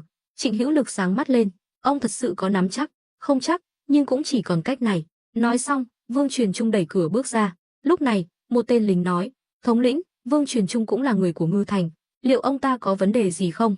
Trịnh Hữu Lực lắc đầu, không đâu, Vương Truyền Trung đã quy phục công tử từ lâu, bây giờ là người cùng thuyền với chúng ta, không còn đường lui nữa rồi, cứ xem sao đã. Mọi người gật đầu, nhìn ra ngoài cửa sổ. Vương Truyền Trung một mình bước ra khỏi kho, nhìn thấy quân phòng thủ đang áp sát, ông ta vừa đi vừa vứt vũ khí trên người xuống đất, cuối cùng giơ cao hai tay, nói lớn, Ngụy tổng quản, ông thật sự muốn dồn đến cùng, giết tận diệt tuyệt sao? Ngụy Đức đứng cách đó hàng trăm mét, thở dài, Vương đô thống, không cần nói nhiều nữa, đã buông vũ khí rồi thì đầu hàng đi. Ngư Thành bây giờ đã hoàn toàn nằm trong tay đại công tử, ngay cả Phủ Doãn đại nhân cũng bị giam lỏng, ông và đám phản nghịch trong kho không còn cơ hội đâu, muốn sống thì chỉ có buông vũ khí, ngoan ngoãn đầu hàng.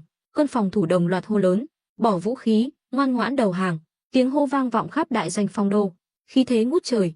Đây chính là chiến thuật tâm lý điển hình, muốn khiến các binh sĩ trong kho suy sụp tinh thần, cuối cùng bỏ vũ khí đầu hàng.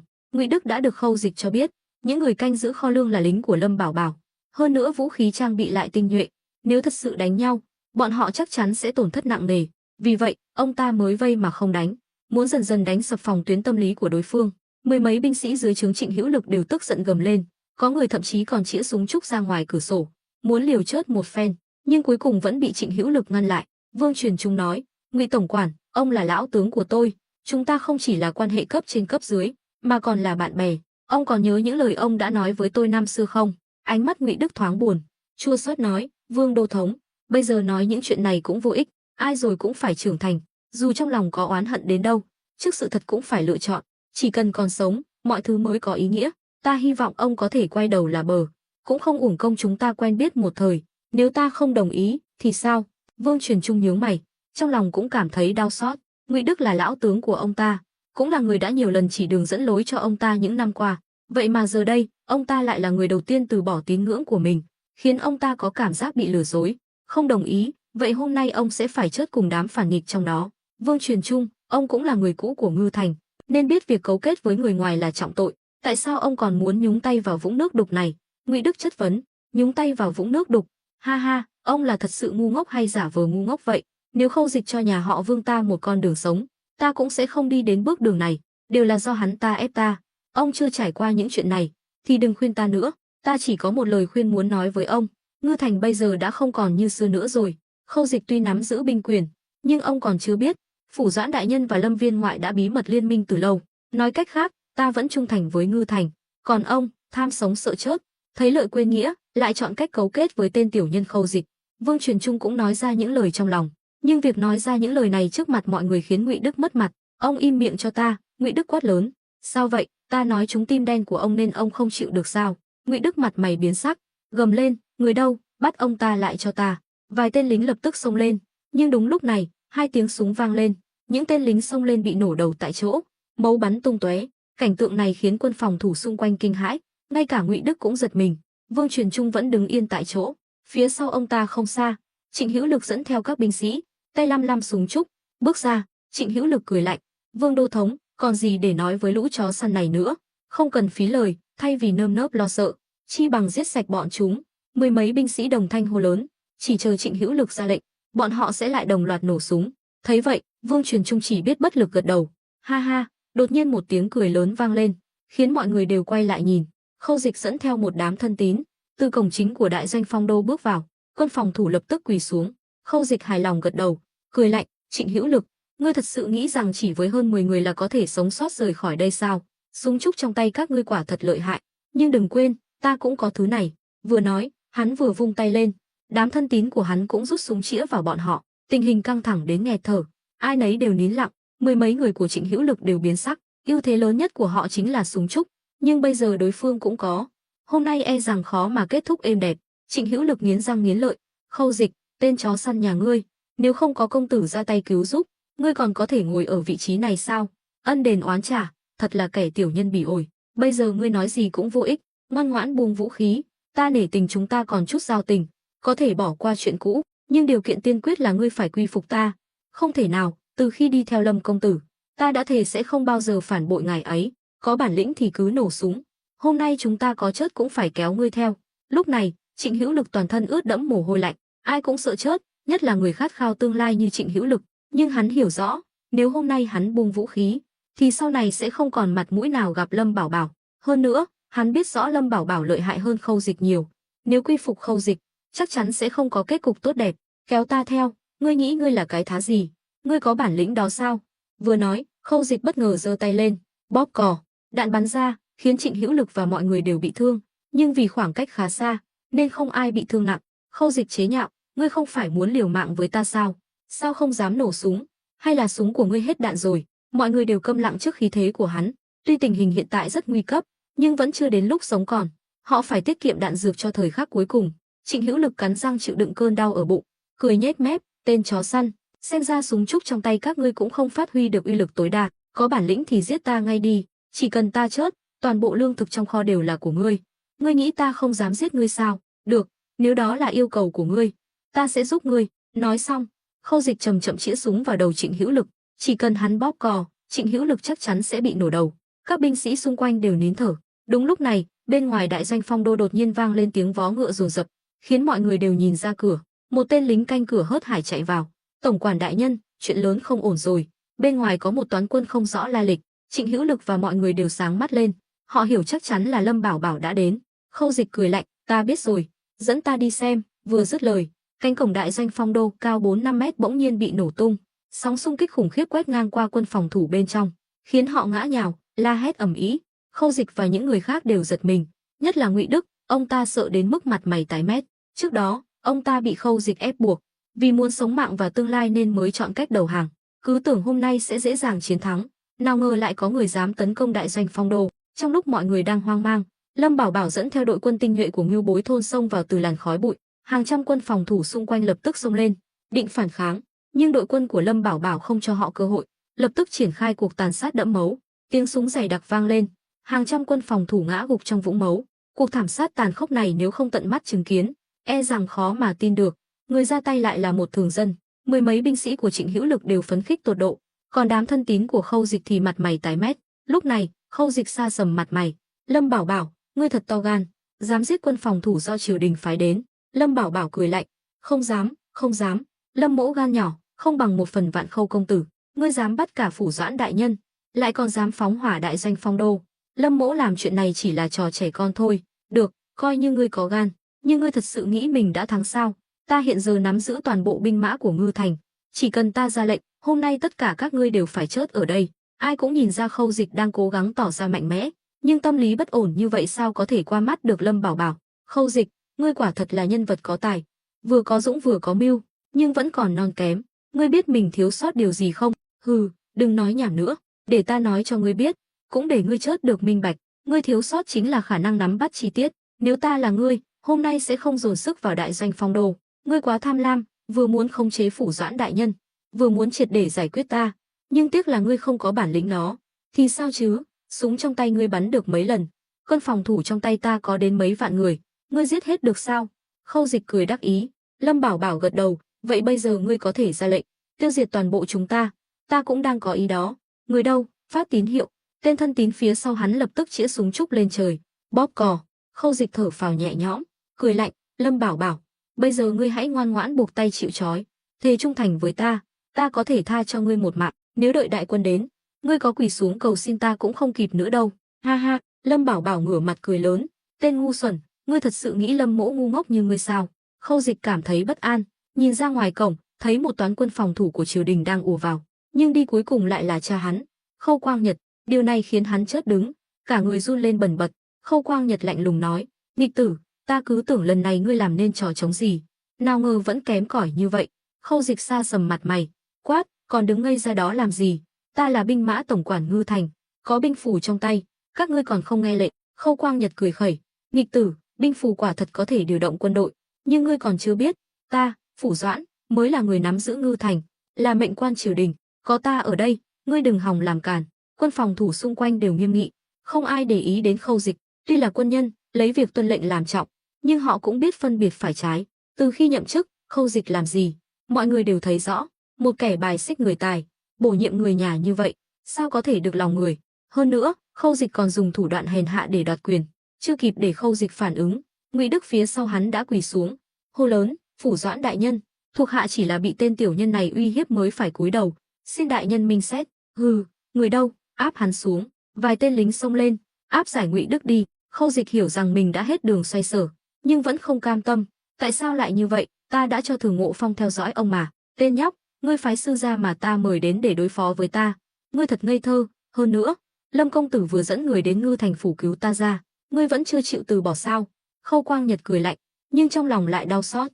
Đứa con trai mà ông ta nuôi nấng, cuối cùng lại muốn lấy mạng ông ta. Lúc này, hai tên lính áp giải Thường Ngộ Phong bị trói đến, bị đẩy một cái, Thường Ngộ Phong quỳ xuống, nhìn Khâu Dịch, mắng, "Khâu Dịch, ta đúng là mù mắt mới chọn ngươi." Khâu Dịch hoàn toàn tuyệt vọng, hắn hiểu rằng lần này mình đã xong đời. Đột nhiên, hắn nổi điên, giật lấy súng trúc của tên lính bên cạnh, chĩa vào Khâu Quang Nhật. Hắn hiểu, chỉ cần giết cha mình, hắn vẫn còn cơ hội lật ngược tình thế. Vào thời khắc nguy cấp, Lâm Bảo Bảo bất ngờ nổ súng, súng trúc trong tay hắn đã được cải tiến, tuy sức công phá không còn mạnh như trước, nhưng độ chính xác và uy lực vẫn không hề giảm sút. Viên đạn xuyên qua cổ tay Khâu Dịch, bắn từ khoảng cách 10 mét mà vẫn có thể chính xác trúng mục tiêu. Thủ đoạn này khiến mọi người đều kinh hãi, nhất là Khâu Quang Nhật. Ông ta hoàn toàn bị Lâm Bảo Bảo khuất phục, không nói nên lời. Khâu Dịch đau đớn ngã xuống đất, ôm lấy cổ tay kêu la thảm thiết. Khâu Quang Nhật trầm giọng nói, "Bắt hắn lại." Lúc này, đám binh lính mới dám xông lên bắt Khâu Dịch. Khâu Dịch cắn răng chịu đựng cơn đau, nhìn chằm chằm vào Lâm Bảo Bảo. "Lâm Bảo Bảo, có bản lĩnh thì giết ta ngay đi, nếu không, chỉ cần có cơ hội, ta nhất định sẽ khiến ngươi phải trả giá đắt." Lâm Bảo Bảo mỉm cười, "Yên tâm, ta nhất định sẽ ghi nhớ lời khuyên của ngươi." Cuối cùng, Khâu Dịch bị áp giải đi, đám thân tín còn lại đều chớt lặng, vội vàng vứt vũ khí xuống đất đầu hàng. Nhưng Lâm Bảo Bảo sao có thể tha cho bọn chúng, càng không thể cho Khâu Dịch cơ hội lật kèo. "Trịnh thống lĩnh đâu?" Trịnh Hữu Lực hiểu đây là cơ hội để mình thể hiện, vội vàng chạy đến, quỳ một gối xuống, "Có thuộc hạ giết sạch đám tay chân của Khâu Dịch." Câu nói của Lâm Bảo Bảo khiến mọi người chấn động. Vừa rồi hắn ra lệnh giết hàng trăm quân phòng thủ đã là quá tàn nhẫn, bây giờ lại muốn đại khai sát giới. "Đại nhân tha mạng." Đám thân tín của Khâu Dịch đều sợ hãi van xin, dập đầu đến mức đầu bê bết máu. Khâu Quang Nhật trầm ngâm một lúc, nói, Lâm công tử, thôi bỏ qua đi, chuyện hôm nay đã đủ ầm ĩ rồi. Sao vậy, Phủ Doãn đại nhân còn ý kiến gì sao? Chẳng lẽ muốn thu nạp đám người này vào dưới trướng mình? Đương nhiên không phải, ta chỉ muốn giữ yên ổn, sống bình lặng. Hừ, Lâm Bảo Bảo nhìn Trịnh Hữu Lực, đột nhiên nhận ra để hắn ra tay quả thật không ổn. Dù sao Trịnh Hữu Lực cũng là người hắn đặt ở ngoài sáng, giết quan binh của Ngư Thành chắc chắn sẽ gây ra thù hận rất lớn. Nghĩ tới nghĩ lui, Lâm Bảo Bảo nhìn Vu Na bên cạnh với ánh mắt đầy ẩn ý. Vợ chồng đồng lòng, lợi hại vô cùng. Chỉ cần một ánh mắt, Vu Na đã hiểu ý. Cô ta tung người nhảy lên khỏi lưng ngựa, tay cầm đoàn đao, lướt qua đám tù binh. Hơn 20 người đều bị chặt đầu. Cuộc tàn sát này khiến các quan binh chứng kiến đều kinh hãi. Người yếu tim thì nôn thốc nôn tháo. Lâm Bảo Bảo mỉm cười, cuối cùng cũng cảm thấy hả dạ. Suốt 1 năm qua, hắn nghe theo lời Lâm Bảo Bảo, nhẫn nhịn cũng đủ mệt mỏi rồi. Lâm Bảo Bảo lúc này mới nở nụ cười hài lòng. Thật ngại quá, tại hạ quản giáo không nghiêm, mong Phủ Doãn đại nhân lượng thứ. Khâu Quang Nhật mặt mày tái mét, chỉ biết thở dài. Đồng thời, ông ta cũng thấy được sự tàn nhẫn của Lâm Bảo Bảo. Trước đây, ông ta chỉ nghĩ Lâm Bảo Bảo là người thâm sâu khó lường, nhưng bây giờ mới hiểu, tên nhóc này không chỉ giỏi bày mưu tính kế, mà còn tàn nhẫn, quyết đoán. Trước đó, ông ta có chút lòng thương hại, quả thật là muốn thu nạp đám người này vào dưới trướng.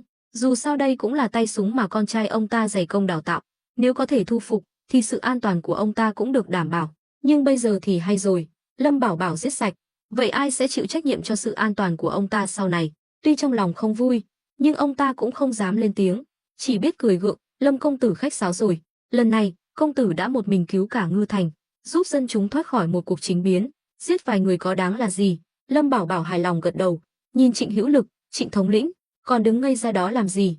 Mau đưa Phủ Doãn đại nhân về phủ nghỉ ngơi. Trịnh Hữu Lực hiểu ý, vội vàng sắp xếp. Thực ra không cần Trịnh Hữu Lực sắp xếp, nhưng Lâm Bảo Bảo nói như vậy là muốn gửi tín hiệu cho Khâu Quang Nhật, lần này hắn không thể giúp đỡ không công, nhất định phải được lợi. Vương Truyền Trung và Mã Kế nhìn nhau từ xa, trong lòng đều kích động không thôi. Họ không phải kẻ ngốc, đều hiểu Lâm Bảo Bảo muốn chính thức đặt chân vào Ngư Thành. Đối với họ, đây là tin vui trời ban. Lần này, họ đều lập công lớn, tiếp theo sẽ là đến phần thưởng. Lúc này, Trịnh Hữu Lực dẫn theo một toán binh sĩ, cung kính hành lễ với Khâu Quang Nhật. Phủ Doãn đại nhân, mời về phủ. Nhìn thì có vẻ cung kính, nhưng thực chất là đang ra lệnh cho ông ta. Hừ, Khâu Quang Nhật hừ lạnh một tiếng, rồi lên ngựa rời đi. Sau đó, Lâm Bảo Bảo bố trí 2 tiểu đội ở lại canh giữ lương thực, rồi dẫn quân rời khỏi đại doanh Phong Đô. Nơi này không phải là chỗ để làm càn. Lúc này, Mã Kế hỏi, Lâm công tử, lần này ngài ra lệnh giết nhiều quân phòng thủ như vậy là chuyện lớn đấy, nếu bị truy cứu. Lâm Bảo Bảo liếc nhìn lão, cười nói, ta biết Mã tổng quản đang lo lắng điều gì, nhưng yên tâm, chớt vài người không phải chuyện lớn. Hơn nữa, nếu thật sự bị truy cứu, chúng ta có thể đổ hết tội lỗi lên đầu Khâu Dịch. Mã Kế sáng mắt lên, đúng rồi, Lâm công tử thần cơ diệu toán, thuộc hạ bội phục. Thôi, đừng định hót nữa, lần này ông làm tốt lắm, ta sẽ ghi nhận công lao của ông, cứ tiếp tục tận tâm tận lực phó tá ta, sau này sẽ không thiếu chỗ tốt cho ông đâu. Lâm Bảo Bảo an ủi, đa tạ công tử, thuộc hạ nhất định sẽ dốc hết sức lực. Lâm Bảo Bảo gật đầu, nhìn sang Vương Truyền Trung đang có vẻ không vui, hỏi, Vương đô thống sao vậy? Hình như không vui lắm. Thực ra hắn hiểu lý do, Vương Truyền Trung cả đời trung nghĩa, lần này xảy ra chính biến lớn như vậy, khiến thân phận của ông ta trở nên mơ hồ. Tuy Lâm Bảo Bảo được bổ nhiệm vào nội vụ phủ, nhưng ai cũng thấy hắn không phải quan chức, mà ông ta lại đầu quân cho Lâm Bảo Bảo. Vậy sau này còn có thể tiếp tục làm đô thống Ngư Thành nữa hay không?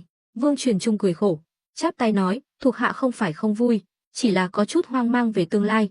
Vương đô thống, ông không cần hoang mang, lần này ông cũng làm rất tốt, ta sẽ không quên công lao của ông.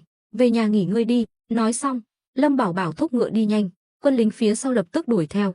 Mã Kế đuổi kịp Lâm Bảo Bảo, an ủi Vương Truyền Trung, Vương đô thống, ông đang lo lắng chuyện gì vậy? Vương Truyền Trung thở dài, chúng ta đều là mệnh quan triều đình, ông nên hiểu tâm trạng của ta. Chẳng lẽ ông thật sự muốn từ bỏ quan trường để đi theo Lâm công tử sao? Đi theo Lâm công tử cũng có tương lai tươi sáng mà. Được rồi, đừng suy nghĩ lung tung nữa. Lâm công tử coi trọng chúng ta chủ yếu là vì vị trí hiện tại của chúng ta, nên tuyệt đối sẽ không để chúng ta từ bỏ chức quan, như vậy mới có lợi nhất cho hắn. Hơn nữa, Lâm công tử vừa rồi cũng đã nói, hắn đã ghi nhận công lao của ông, thì chắc chắn sẽ không để ông thất vọng. Ông còn nhớ Lâm công tử đã hứa với ông như thế nào không? Vương Truyền Trung sáng mắt lên, kinh ngạc nói, ý ông là, ha ha, ta thấy chuyện này 89 phần 10 là chắc chắn rồi, ông cứ yên tâm về nhà chờ tin tức đi. Nói xong, Mã Kế cũng thúc ngựa đuổi theo Lâm Bảo Bảo. Lão đi theo Lâm Bảo Bảo đã hơn nửa năm, cũng coi như là hiểu hắn khá rõ, biết Lâm Bảo Bảo làm việc luôn cẩn trọng, từng bước một, không bao giờ làm chuyện vô ích, đã hứa hẹn thì chắc chắn sẽ có an bài. Việc được đi theo một vị chủ nhân như vậy cũng khiến lão tràn đầy hy vọng. Mã Kế dường như không còn coi trọng chức tổng quản nội vụ phủ Ngư Thành nữa. Lão hiểu rõ, tương lai của Lâm Bảo Bảo tuyệt đối sẽ không dừng lại ở đây. Chỉ cần lão đi theo bước chân của Lâm Bảo Bảo, chắc chắn sẽ thăng tiến không ngừng. Khi Lâm Bảo Bảo đến Ngư Thành phủ, lính canh cửa lập tức ra nghênh đón. Họ cũng không phải kẻ ngốc. Từ đêm qua đến giờ, Ngư Thành đã xảy ra quá nhiều chuyện, hơn nữa đều là chuyện lớn liên quan đến tính mạng. Bây giờ đại cục đã định, nhờ vào Lâm công tử mới xoay chuyển được tình thế. Họ đương nhiên phải lấy lòng, bái kiến Lâm công tử. Hai tên lính canh cung kính hành lễ. Lâm Bảo Bảo xuống ngựa, hỏi: phủ Doãn đại nhân có ở phủ không? Đây hoàn toàn là câu hỏi thừa, nhưng hắn vẫn phải hỏi, cũng là muốn thăm dò thái độ của người trong Ngư Thành phủ đối với mình. Phủ Doãn đại nhân đã đợi từ lâu rồi. Lâm công tử, mời vào trong. Ngựa của công tử cứ để thuộc hạ lo. Lâm Bảo Bảo hài lòng mỉm cười, dẫn Vu Na và vài tên lính vào trong phủ. Mấy tên lính đi theo đều là lần đầu tiên đến Ngư Thành phủ, ai nấy đều phấn khích. Họ đều nhận ra, đi theo Lâm Bảo Bảo, tương lai vô cùng tươi sáng. Chỉ có Vu Na là không có phản ứng gì. Cô ta không phải lần đầu đến Ngư Thành phủ. Tướng công, tiếp theo chàng định chiếm Ngư Thành sao? Nghĩ gì vậy? Ta đâu rảnh rỗi tự chuốc lấy phiền phức. Lâm Bảo Bảo trợn mắt. Tuy trước khi ra khỏi nhà, tâm trạng hắn rất tệ, nhưng hôm nay mọi chuyện đều diễn ra suôn sẻ, đạt được tất cả mục tiêu, nên tâm trạng hắn rất tốt. Hiện tại chính là lúc Ngư Thành phủ trống vắng nhất. Nếu tướng công chiếm Ngư Thành ngay bây giờ, sẽ rất có lợi cho hành động tiếp theo của chúng ta. Nàng nói đúng, nhưng ta bây giờ chỉ là viên ngoại lang lục phẩm của nội vụ phủ, không thể nào chiếm giữ Ngư Thành. Nói cho cùng, cho dù có cơ hội, ta cũng sẽ không làm. Thay vì đứng ngoài sáng, ta thích thao túng mọi thứ từ trong bóng tối hơn. Lâm Bảo Bảo là người khôn ngoan, sao có thể đặt mình vào nguy hiểm? Chức phủ Doãn này nhìn thì có vẻ oai phong, nhưng thực chất chỉ là bia ngắm, có thể bị bất kỳ thế lực nào đe dọa tính mạng. Nhưng nếu hắn đứng sau thao túng Khâu Quang Nhật, không chỉ có thể hưởng lợi từ việc này, mà còn có thể lợi dụng Khâu Quang Nhật để khống chế mọi thứ. Vu Na lúc này mới hiểu ra, cười gian xảo: tướng công, chàng thật là xảo quyệt. Nhưng chàng nói đúng. Ha ha. Lâm Bảo Bảo cười lớn, rồi đi đến hậu viện của Ngư Thành phủ. Nơi này là nơi Khâu Quang Nhật sinh hoạt hàng ngày, cũng là lãnh địa riêng của ông ta. Khi Lâm Bảo Bảo bước vào, hắn thấy Khâu Quang Nhật đang ngồi trên ghế chủ tọa, vẻ mặt nặng nề. Ông ta cũng hiểu, tuy lần chính biến này ông ta thắng, nhưng cũng coi như là thua. Thắng con trai, nhưng lại hoàn toàn thua Lâm Bảo Bảo. Trong lòng ông ta chửi rủa sự ngu xuẩn của con trai mình đã tạo cơ hội cho Lâm Bảo Bảo, nhưng cũng hiểu, thua chỉ là chuyện sớm muộn. Hai cha con bọn họ căn bản không có khả năng đánh bại Lâm Bảo Bảo. Chỉ cần nhìn màn trình diễn của Lâm Bảo Bảo hôm nay là biết, mỗi bước đi đều được lên kế hoạch tỉ mỉ, từng bước ép sát, không cho con trai ông ta cơ hội lật kèo. Thậm chí ngay cả ông ta, phủ Doãn Ngư Thành, cũng chỉ có thể đứng nhìn. Vừa rồi, ông ta đột nhiên phát hiện, dưới trướng mình đã không còn ai có thể sử dụng. Binh mã đô thống Ngụy Đức đã bị con trai ông ta mua chuộc, bây giờ đã thành tù nhân. Tổng quản nội vụ phủ thân cận nhất với ông ta bây giờ cũng trở thành người của Lâm Bảo Bảo. Bây giờ ông ta chỉ là một tướng rơm, hữu danh vô thực. Khi thấy Lâm Bảo Bảo bước vào, Khâu Quang Nhật vẫn ngồi im trên ghế, không có phản ứng gì, như thể đã chấp nhận số phận. Lâm Bảo Bảo nhìn Trịnh Hữu Lực đang đứng canh cửa, Trịnh Hữu Lực nhìn hắn với ánh mắt trấn an. Lâm Bảo Bảo mới bước vào, nói: phủ Doãn đại nhân sao lại có vẻ mặt như vậy? Chẳng lẽ hôm nay ta cứu ông không vui sao? Bây giờ không còn người ngoài, hắn cũng không che giấu nữa, lạnh lùng nhìn Khâu Quang Nhật. Khâu Quang Nhật, ngươi thật giỏi tính toán. Cuộc chính biến hôm nay rõ ràng là chuyện giữa ta và con trai ngươi, cuối cùng lại mang lại lợi ích cho ngươi. Phủ Doãn đại nhân nói vậy là sao? Khâu Dịch lần này muốn đối phó là hai chúng ta. Nói trắng ra, nếu không phải vì Khâu Dịch kiêng dè ta, thì phủ Doãn đại nhân e rằng đã sớm trở thành tù nhân rồi. Làm gì còn cơ hội ngồi đây uống trà? Lâm Bảo Bảo tuy nói có vẻ khách sáo, nhưng thực chất những lời này chẳng khác nào bức cung. Khâu Quang Nhật thở dài: thôi, thua thì thua, không có gì phải chối cãi. Nói đi, ngươi muốn ta làm gì? Đến nước này, ông ta đã không còn cách nào khác. Lâm Bảo Bảo dừng lại một chút, nói: phủ Doãn đại nhân cứ yên tâm, tuy ta là ân nhân cứu mạng của ông, nhưng ta không có hứng thú với Ngư Thành phủ. Vị trí phủ Doãn này vẫn là của ông, chỉ là ta có vài yêu cầu, hy vọng đại nhân có thể đáp ứng. Ta sắp xếp như vậy cũng là để thuận tiện cho kế hoạch tiếp theo của chúng ta. Khâu Quang Nhật gật đầu: ngươi nói đi. Thứ nhất, ta muốn Vương Truyền Trung làm binh mã đô thống Ngư Thành, chuyện này không thành vấn đề chứ? Khâu Quang Nhật nhướng mày, cười lạnh: Lâm Bảo Bảo, ngươi cuối cùng cũng lộ rõ nanh vuốt rồi. Lâm Bảo Bảo vừa mở miệng đã muốn binh quyền của Ngư Thành, đủ thấy dã tâm của hắn lớn đến mức nào.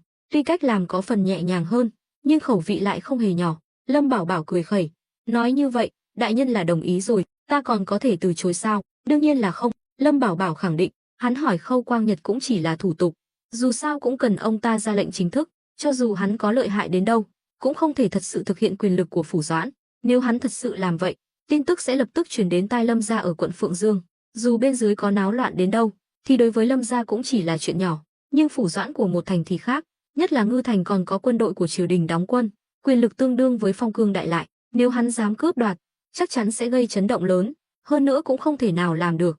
Phủ doãn là do triều đình bổ nhiệm, hắn cướp lấy cũng vô nghĩa, ngược lại sẽ rước lấy vô số phiền phức, đương nhiên là ta đồng ý. Khâu Quang Nhật gật đầu, tốt, chuyện thứ hai, ta muốn sắp xếp người của ta vào Ngư Thành phủ. Lâm Bảo Bảo lại nói. Khâu Quang Nhật trừng mắt, nhìn Trịnh Hữu Lực đang đứng ở cửa, ý ngươi là? Trịnh Hữu Lực cũng nghe thấy cuộc trò chuyện giữa Lâm Bảo Bảo và Khâu Quang Nhật, trong lòng mừng thầm. Lâm Bảo Bảo thản nhiên nói, đúng vậy, chính là điều ông nghĩ. Trịnh thống lĩnh lần này lập được đại công, có thể nói chúng ta hôm nay có thể chiến thắng là nhờ công lao lớn nhất của hắn xứng đáng được khen thưởng.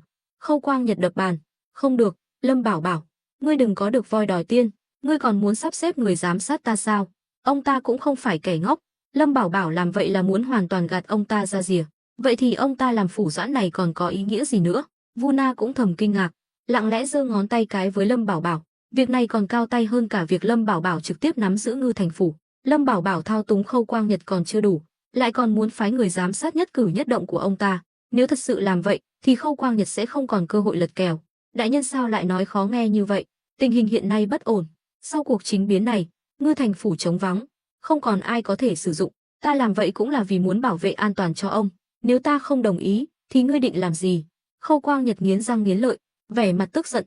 Phủ doãn đại nhân phải đồng ý, chuyện này không có gì để thương lượng. Hơn nữa, 20 vạn cân lương thực đã được vận chuyển đến Ngư Thành. Tiếp theo chúng ta còn phải đối phó với Điền Kính Chi. Đại nhân sao lại chỉ quan tâm đến chút lợi ích trước mắt? Tương lai nếu chiếm được Hạo Thành, địa bàn của chúng ta sẽ không chỉ giới hạn ở đây. Lâm Bảo Bảo vừa uy hiếp vừa dụ dỗ, không cho Khâu Quang Nhật cơ hội phản kháng, mà Khâu Quang Nhật cũng bị áp lực của Lâm Bảo Bảo làm cho nghẹt thở, không ngừng lau mồ hôi lạnh, vẻ mặt như sắp ngất xỉu. Thấy ông ta có vẻ lung lay, Lâm Bảo Bảo lại nói tiếp, còn một chuyện nữa ta chưa kịp báo cáo với đại nhân. Hôm qua, ta đã đạt được thỏa thuận sơ bộ với Tôn gia, chúng ta có thể mượn đường vận chuyển của Bách Thảo Đường để vận chuyển lương thực. Ta đã nghiên cứu tuyến đường đó, vừa hay đi qua Hạo Thành, chỉ cần chiếm được Hạo Thành, ít nhất trong phạm vi hơn 1000 dặm từ Ngư Thành đến Hạo Thành đều là địa bàn của chúng ta. Đến lúc đó, phủ doãn đại nhân sẽ được lợi nhiều hơn. Khâu Quang Nhật nhướng mày, cười lạnh, Lâm Bảo Bảo, ta càng ngày càng bội phục ngươi, lại có thể âm thầm làm được nhiều chuyện như vậy. Quả thật là như vậy, việc Lâm Bảo Bảo có thể thu phục Vương gia đã khiến ông ta kinh ngạc. Phải biết, Vương Truyền Trung là binh mã đô thống, tuy trong thời bình, võ tướng không bằng văn quan, nhưng võ tướng vẫn luôn là bộ phận quan trọng nhất của triều đình, mà Vương Truyền Trung lại là quan viên của triều đình, lòng trung thành của ông ta chắc chắn không có vấn đề. Vậy mà vẫn bị Lâm Bảo Bảo thu phục, đây không phải là chuyện người thường có thể làm được. Còn Tôn gia lại càng không tầm thường. Tôn gia có Bách Thảo Đường chống lưng, chuyện này ông ta đã biết từ lâu, mà Bách Thảo Đường tuy không thuộc hệ thống quan lại, nhưng lại có địa vị đặc biệt ở Đại Đoan. Nếu Tôn gia dễ dàng bị thu phục như vậy, thì ông ta đã làm từ lâu rồi. Ông ta không phải chưa từng thử, nhưng cuối cùng vẫn thất bại, từ đó có thể thấy Lâm Bảo Bảo lợi hại đến mức nào. Lâm Bảo Bảo đáp, đại nhân quá khen, ta chỉ hiểu chút ít về lòng người thôi, nếu đã vậy thì ta đồng ý, nhưng ta cũng có một yêu cầu, nếu Lâm công tử đồng ý thì tốt, không đồng ý thì ngươi cứ giết ta ngay bây giờ. Lâm Bảo Bảo cũng hiểu, không thể ép quá đáng, nếu không sẽ phản tác dụng. Đại nhân cứ nói, ta có thể đồng ý cho người của ngươi vào Ngư Thành phủ, nhưng những người này không được can thiệp vào chính lệnh của ta, càng không được ảnh hưởng đến chuyện riêng của ta, nếu làm không được thì ta tuyệt đối sẽ không đồng ý. Lâm Bảo Bảo suy nghĩ một lúc, rồi gật đầu, được, không thành vấn đề. Thực ra, hắn phái người giám sát Khâu Quang Nhật cũng là bất đắc dĩ, lão già này có tiền án, nếu ông ta thật sự báo cáo tình hình của hắn cho Lâm gia, thì sẽ hỏng bét. Vì vậy, Lâm Bảo Bảo cũng không định giám sát quá chặt chẽ, chỉ cần Khâu Quang Nhật không làm gì đe dọa đến hắn, thì mọi chuyện đều ổn. Thấy hắn đồng ý, Khâu Quang Nhật mới thở phào nhẹ nhõm. Lúc này, Lâm Bảo Bảo nhìn ra cửa, vẫy tay, Trịnh thống lĩnh, ngươi vào đây. Trịnh Hữu Lực vui mừng, bước vào, hành lễ với Lâm Bảo Bảo và Khâu Quang Nhật, thuộc hạ bái kiến công tử. Phủ doãn đại nhân. Lâm Bảo Bảo mỉm cười gật đầu, vừa rồi ngươi chắc cũng nghe thấy rồi, lần này ngươi làm rất tốt, bảo vệ được 20 vạn cân lương thực của ta, lập được đại công. Vì vậy, ta và phủ doãn đại nhân đã thương lượng, quyết định đặt cách đề bạt ngươi. Trịnh Hữu Lực mừng rỡ, quỳ xuống, đa tạ công tử và phủ doãn đại nhân đề bạt, thuộc hạ nhất định sẽ dốc hết sức lực, không phụ lòng mong đợi của công tử. Lâm Bảo Bảo hài lòng mỉm cười, nhìn Khâu Quang Nhật, tuy trong lòng Khâu Quang Nhật không muốn, nhưng cũng đành phải chấp nhận. Trịnh Hữu Lực, ta đã xem qua lý lịch của ngươi, ngươi từng là tiêu đầu của Long Uy tiêu cục ở Hạo Thành, vì làm mất hàng nên mới trở thành cướp. Tuy sau này ngươi quy phục Lâm công tử, nhưng nói đúng ra, dù ngươi làm tốt đến đâu, cũng không đủ tư cách bước vào quan trường. Nhưng nể mặt Lâm công tử, ta sẽ đặt cách đề bạt ngươi. Khâu Quang Nhật nói vậy cũng có ý đồ riêng. Ngươi, Lâm Bảo Bảo, không phải sắp xếp người giám sát ta sao? Vậy thì phải chuẩn bị tâm lý bị ta mua chuộc. Đa tạ đại nhân, Trịnh Hữu Lực vội vàng nói. Khâu Quang Nhật nói, vậy từ hôm nay trở đi, ngươi chính là Đô Di thống lĩnh của Ngư Thành phủ. Trịnh Hữu Lực sáng mắt lên, đa tạ đại nhân, không biết Đô Di thống lĩnh là chức quan gì. Khâu Quang Nhật suy nghĩ một chút, rồi nói, chính lục phẩm. Ông ta cố tình làm vậy để chọc tức Lâm Bảo Bảo. Tuy Lâm Bảo Bảo chỉ là hữu danh vô thực, nhưng ở nội vụ phủ cũng chỉ là viên ngoại lang lục phẩm. Vậy mà ông ta lại để Trịnh Hữu Lực làm Đô Di thống lĩnh chính lục phẩm, tuy chỉ hơn nửa bậc, nhưng vẫn có sự khác biệt. Lâm Bảo Bảo đương nhiên hiểu rõ, nhưng hắn không so đo những chuyện nhỏ nhặt này. Đối với Khâu Quang Nhật, hắn không thể ép quá đáng, cho ông ta chút không gian để chút giận, mới là vừa cương vừa nhu. Trịnh Hữu Lực lúng túng nhìn Lâm Bảo Bảo, chức quan này hắn hài lòng, nhưng lại khiến hắn khó xử. Lúc này, Vu Na nói, Trịnh Hữu Lực, ngươi thật sự dám nhận chức này sao? Lâm Bảo Bảo lập tức khó chịu, quát, Vu Na, im miệng. Vu Na hừ lạnh một tiếng, quay mặt đi. Chỉ có Khâu Quang Nhật là cười thầm, ông ta muốn chính là kết quả này, muốn chia rẽ những người bên cạnh Lâm Bảo Bảo. Lâm Bảo Bảo nhìn Trịnh Hữu Lực, dịu giọng nói, Trịnh thống lĩnh, đừng để ý, chức quan lớn nhỏ không quan trọng, trách nhiệm mới là quan trọng nhất. Ngươi phải hiểu, Đô Di thống lĩnh Ngư Thành phủ là phải chịu trách nhiệm về an toàn của phủ Doãn. Nếu phủ Doãn có mệnh hệ gì, ta sẽ không tha cho ngươi. Tuy Trịnh Hữu Lực có thể hiểu được ý tứ trong lời nói, nhưng ý nghĩa sâu xa thì vẫn chưa hiểu rõ, chỉ biết vâng lệnh. Nhưng Khâu Quang Nhật lại hiểu rõ, nụ cười trên mặt tắt ngấm. Lâm Bảo Bảo rõ ràng là đang đe dọa tính mạng của ông ta, nhưng ông ta cũng chỉ đành nhịn. Cuộc đấu đá ngầm giữa ông ta và Lâm Bảo Bảo cũng không phải ngày một ngày hai, hắn thậm chí còn đang nhắc nhở ông ta phải luôn nhớ đến tình cảnh của mình. Khâu Quang Nhật ho khan một tiếng để che giấu sự lúng túng. Trịnh thống lĩnh, bây giờ ngươi đến nội vụ phủ đăng ký nhận chức đi. Trịnh Hữu Lực gật đầu, hành lễ với Lâm Bảo Bảo và Khâu Quang Nhật, rồi vui vẻ rời đi. Hắn vừa ra khỏi cửa đã thở phào nhẹ nhõm, khóe miệng nở nụ cười. Hắn đi theo Lâm Bảo Bảo hơn một năm, cuối cùng cũng được đền đáp, nhưng hắn cũng hiểu, đây chỉ là bước khởi đầu sự nghiệp của hắn. Tiếp theo chỉ cần hầu hạ Lâm Bảo Bảo thật tốt, chắc chắn sẽ có phần thưởng hậu hĩnh hơn đang chờ đợi hắn. Trịnh Hữu Lực cũng là người biết điều. Lúc này, Mã Kế đi tới, vừa hay chạm mặt hắn. Trịnh Hữu Lực kéo lão lại, Mã tổng quản, ông định đi đâu vậy? Đi đâu? Đương nhiên là đi gặp công tử và phủ Doãn đại nhân. Ấy, ông đừng đi nữa. Vừa rồi công tử và phủ Doãn đại nhân đã bàn bạc, phong cho ta làm Đô Di thống lĩnh Ngư Thành phủ, bảo ta bây giờ đến nội vụ phủ đăng ký nhận chức. Trịnh Hữu Lực vui mừng nói. Mã Kế nghe vậy thì chấn động trong lòng. Lão không ngờ Trịnh Hữu Lực lại được thăng chức, nhưng nghĩ kỹ lại thì cũng thấy dễ hiểu. Đứng ở góc độ của Lâm Bảo Bảo, chắc chắn hắn sẽ nhân cơ hội này sắp xếp người của mình vào Ngư Thành phủ, mà Trịnh Hữu Lực chính là lựa chọn tốt nhất. Mã Kế cũng là người khôn khéo, chắp tay cười nói, chúc mừng Trịnh thống lĩnh, hôm nào phải mời khách đấy nhé. Nhất định rồi, sau khi xong việc, thuộc hạ nhất định sẽ mời Mã tổng quản uống rượu. Trịnh Hữu Lực nhập vai rất nhanh, còn chưa nhậm chức đã tự xưng là thuộc hạ. Mã Kế chỉ biết cười trừ. Tuy người được đề bạt không phải là lão, nhưng lão cũng rất vui. Điều này chứng tỏ đi theo Lâm Bảo Bảo là có tương lai. Ngay cả người có tiền án như Trịnh Hữu Lực cũng được trọng dụng, thì lão càng không kém. Nhưng Mã Kế cũng hiểu, chức quan của lão ở Ngư Thành coi như đã đến đỉnh điểm rồi. Chỉ cần Khâu Quang Nhật còn tại vị, thì lão chỉ có thể tiếp tục làm tổng quản nội vụ phủ. Hai người vừa nói vừa cười rời khỏi Ngư Thành phủ, đi thẳng đến nội vụ phủ. Trên đường đi, Mã Kế hỏi, Trịnh thống lĩnh, vừa rồi ngươi có nghe Lâm công tử và phủ Doãn đại nhân nhắc đến chuyện của Vương Đô thống không? Đương nhiên, người đầu tiên công tử nhắc đến chính là ông ấy. Chắc chắn chiếu thư sẽ sớm được ban xuống, Vương Đô thống sẽ nhậm chức binh mã đô thống Ngư Thành. Mã Kế mỉm cười gật đầu. Thực ra sự sắp xếp này nằm trong dự đoán của lão, chỉ là những người trước đây không bằng lão đều được thăng quan, còn lão thì không có động tĩnh gì, ít nhiều cũng khiến lão không thoải mái. Nhưng những lời này lão không thể nào nói ra, nhất là không thể để Trịnh Hữu Lực biết được. Lâm Bảo Bảo và Khâu Quang Nhật vẫn đang bí mật bàn bạc. Khâu Quang Nhật hỏi, Lâm Bảo Bảo, ngươi định xử lý con trai ta như thế nào? Lâm Bảo Bảo đáp, theo ý ta, lần này Khâu Dịch phải chớt, nhưng không biết đại nhân nghĩ sao?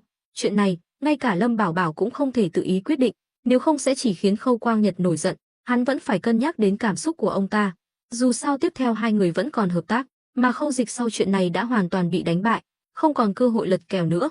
Khâu Quang Nhật thở dài, nhìn hắn, Lâm Bảo Bảo, tuy ngươi chưa làm cha, nhưng với kinh nghiệm của ngươi, chắc cũng hiểu được tâm trạng của ta. Dù Khâu Dịch có tệ đến đâu, cũng là con trai duy nhất của ta. Ta không mong nó phụng dưỡng ta lúc tuổi già, nhưng ta hy vọng ngươi có thể tha cho nó một mạng, ít nhất là để nó sống như người bình thường.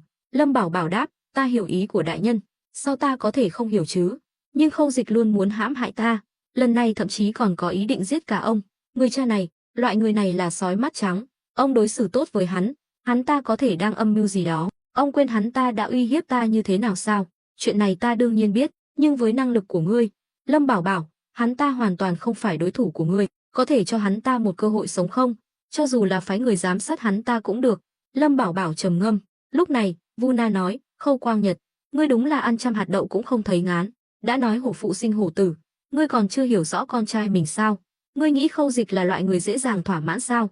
Những lời này nói trúng tim đen của Khâu Quang Nhật, khiến ông ta cứng họng, chỉ biết cười khổ. Ta hiểu, chỉ là ta thật sự không nỡ. Dù là một tham quan, nhưng Khâu Quang Nhật vẫn rất thương con trai mình. Lâm Bảo Bảo thở dài, vậy thì thế này, ta hứa sẽ không giết Khâu Dịch, nhưng bây giờ chưa thể trả tự do cho hắn ta. Đợi thời cơ chín muồi, hắn ta không còn là mối đe dọa đối với ta nữa, ta sẽ trả lại tự do cho hắn ta. Thế nào, có được lời đảm bảo này của Lâm Bảo Bảo, Khâu Quang Nhật đã rất vui mừng rồi. Lúc này, ông ta đột nhiên phát hiện, Lâm Bảo Bảo cũng không phải là người không có tình người. Được, đa tạ Lâm công tử. Lâm Bảo Bảo thấy rõ, Khâu Quang Nhật bây giờ không còn là Phủ Doãn Ngư Thành nữa, mà chỉ là một người cha muốn bảo vệ con trai mình. Tuy Lâm Bảo Bảo chưa từng cảm nhận được tình cha con ở Lâm gia, nhưng hắn dù sao cũng là người xuyên không, ở trái đất hắn cũng có cha mẹ, hắn hiểu rõ tình thân này rất khó từ bỏ, nhưng cũng chính vì Khâu Quang Nhật cầu xin cho con trai mình, khiến hắn không còn ghét Khâu Quang Nhật như trước nữa. Lý do cũng rất dễ hiểu, một người dù có xấu xa đến đâu, chỉ cần còn tình cảm thì cũng không đến nỗi nào, nếu đổi lại là hắn, e rằng hắn cũng sẽ cầu xin như vậy. Lâm Bảo Bảo lắc đầu, đại nhân nguyện liều mạng cầu xin cho tên nhóc này, chỉ là không biết Khâu Dịch có biết điều hay không. Nó có biết điều hay không cũng không quan trọng, chỉ cần ta không thẹn với lòng là được, ta không muốn khi chớt bị mẹ nó trách móc. Lúc này, Khâu Quang Nhật như già đi rất nhiều, trong mắt hiện lên vẻ mệt mỏi, cũng khó trách, hôm nay xảy ra nhiều chuyện như vậy, mỗi chuyện đều là một đòn giáng mạnh vào ông ta. Ngư Thành, nơi ông ta dày công gây dựng gần 10 năm, hôm nay đã hoàn toàn đổi chủ, tuy ông ta vẫn là Phủ Doãn, nhưng quyền lực đã thuộc về Lâm Bảo Bảo rồi, ông ta hiểu rõ điều này, có chút cảm khái cũng là lẽ thường tình. Thấy đã bàn bạc xong, Lâm Bảo Bảo đứng dậy, được rồi, Khâu đại nhân hôm nay cũng mệt rồi, cứ nghỉ ngơi cho khỏe, ta xin phép cáo lui, ngày mai chúng ta lại bàn chuyện vận chuyển lương thực đến Hạo Thành. Bây giờ loạn lạc, ai ai cũng lo lắng, đối với người khác mà nói là tai họa, nhưng đối với Lâm Bảo Bảo mà nói, Hạo Thành lại là nơi đầy cơ hội kiếm tiền. Hơn nữa, nếu có thể thu phục Hạo Thành, thì thực lực của Lâm Bảo Bảo chắc chắn sẽ tăng lên rất nhiều, khả năng chiến thắng Lâm gia trong tương lai cũng sẽ cao hơn. Khâu Quang Nhật gật đầu, được, vậy ta không tiễn. Lâm Bảo Bảo mỉm cười gật đầu rồi rời đi. Vừa ra khỏi Ngư Thành phủ, Vu Na liền đuổi theo hỏi, tướng công, chàng cứ thế mà yên tâm về lão già đó sao? Lâm Bảo Bảo thở dài, không tin tưởng thì làm sao, nói thẳng ra là giết ông ta cho xong chuyện. Vu Na lộ rõ sắc khí. Lâm Bảo Bảo liếc nhìn cô ta, giết người luôn là chuyện lớn, không đến đường cùng thì không thể làm như vậy. Hơn nữa, Khâu Quang Nhật là mệnh quan triều đình, giết ông ta phải trả giá quá đắt, chúng ta bây giờ không gánh nổi. Hơn nữa, cũng sẽ khiến kế hoạch tiếp theo của chúng ta bị đình trệ. Nàng không hiểu sao? Vu Na lập tức im lặng. Ta đã nói với nàng bao nhiêu lần rồi, sau này làm gì cũng phải suy nghĩ kỹ càng, đừng có nghĩ gì nói nấy. Còn nữa, ta chưa nói đến chuyện nàng, ta sắp xếp Trịnh Hữu Lực làm quan, nàng xen vào làm gì? Chỉ có nàng là hiểu, chỉ có nàng là thấy vấn đề. Lời chất vấn của Lâm Bảo Bảo khiến Vu Na câm nín. Tướng công, ta biết lỗi rồi, chàng đừng nói nữa, ta sẽ sửa, được chưa? Nhìn cô nàng làm nũng, nhớ lại cảnh tượng ở đại doanh Phong Đô vừa rồi, chém 10 mấy cái đầu mà mặt không biến sắc. Lâm Bảo Bảo cười khổ, thôi được rồi, là ta làm khó nàng, để nàng giết người phóng hỏa chắc chắn không thành vấn đề, nhưng những cuộc đấu đá trên quan trường này không hợp với nàng. Sau này những chuyện này ta sẽ bảo Vãn Thanh đi cùng vậy. Chàng ơi, ta hứa sẽ sửa đổi, sau này sẽ không nóng nảy nữa, chàng vẫn phải dẫn ta đi cùng, ta không muốn suốt ngày ở nhà, buồn chết mất. Lâm Bảo Bảo lắc đầu, đi dọc theo con phố về phía đông. Chàng đợi ta với, chúng ta đi đâu vậy? Đi đâu? Đương nhiên là đến nhà Lao rồi, dù sao chúng ta cũng có chút ân oán với Khâu Dịch, lần này phân thắng bại cũng phải nói rõ ràng. Không phải Lâm Bảo Bảo muốn đạp người khi họ đã ngã ngựa, mà là hắn thật sự không yên tâm về Khâu Dịch, hắn luôn có cảm giác Khâu Dịch không đơn giản như hắn nghĩ. Quả nhiên, vừa đến cổng nhà Lao, hắn đã thấy lính canh gác nằm gục trong vũng máu. Lâm Bảo Bảo biến sắc, dẫn Vu Na xông vào nhà Lao, nhưng phát hiện bên trong đã trống không, đừng nói là tù nhân bình thường, ngay cả Khâu Dịch, Thường Ngộ Phong và Ngụy Đức cũng không thấy đâu. Vu Na cũng ngây người, tướng công, giờ phải làm sao? Ai đã cứu bọn họ đi? Lâm Bảo Bảo nhíu mày, nhìn một tên cai ngục còn thoi thóp, hỏi, vừa rồi là ai cướp ngục? Tên cai ngục bị thương rất nặng, bụng bị rạch một đường dài, máu chảy lên láng, miệng không ngừng trào máu, nắm chặt tay Lâm Bảo Bảo, nói yếu ớt, là, nói mãi mà không nên lời. Cuối cùng, tên cai ngục chỉ vào xác một tên áo đen trên mặt đất rồi tắt thở. Lâm Bảo Bảo bất lực, đành phải đến xem xét cái xác. Tên áo đen bị cắt cổ. Cách chớt này rất đặc biệt, chứng tỏ thực lực của đối phương không cao lắm. Lâm Bảo Bảo lật mặt nạ đen của hắn lên, tuy không nhận ra khuôn mặt này, nhưng lại thấy một hình xăm bên cổ hắn, giống hệt hình xăm của A Tam. Nhìn thấy điều này, Lâm Bảo Bảo cuối cùng cũng hiểu ra mọi chuyện. Đứng dậy, Vu Na tò mò hỏi, tướng công, sao vậy, chàng biết lai lịch của bọn họ rồi sao? Lâm Bảo Bảo cười lạnh, xem ra là Lâm Hiên phái người đến cứu. Vu Na, bây giờ nàng lập tức đến nội vụ phủ, bảo Trịnh Hữu Lực và Mã Kế đến phủ Khâu Dịch đợi ta.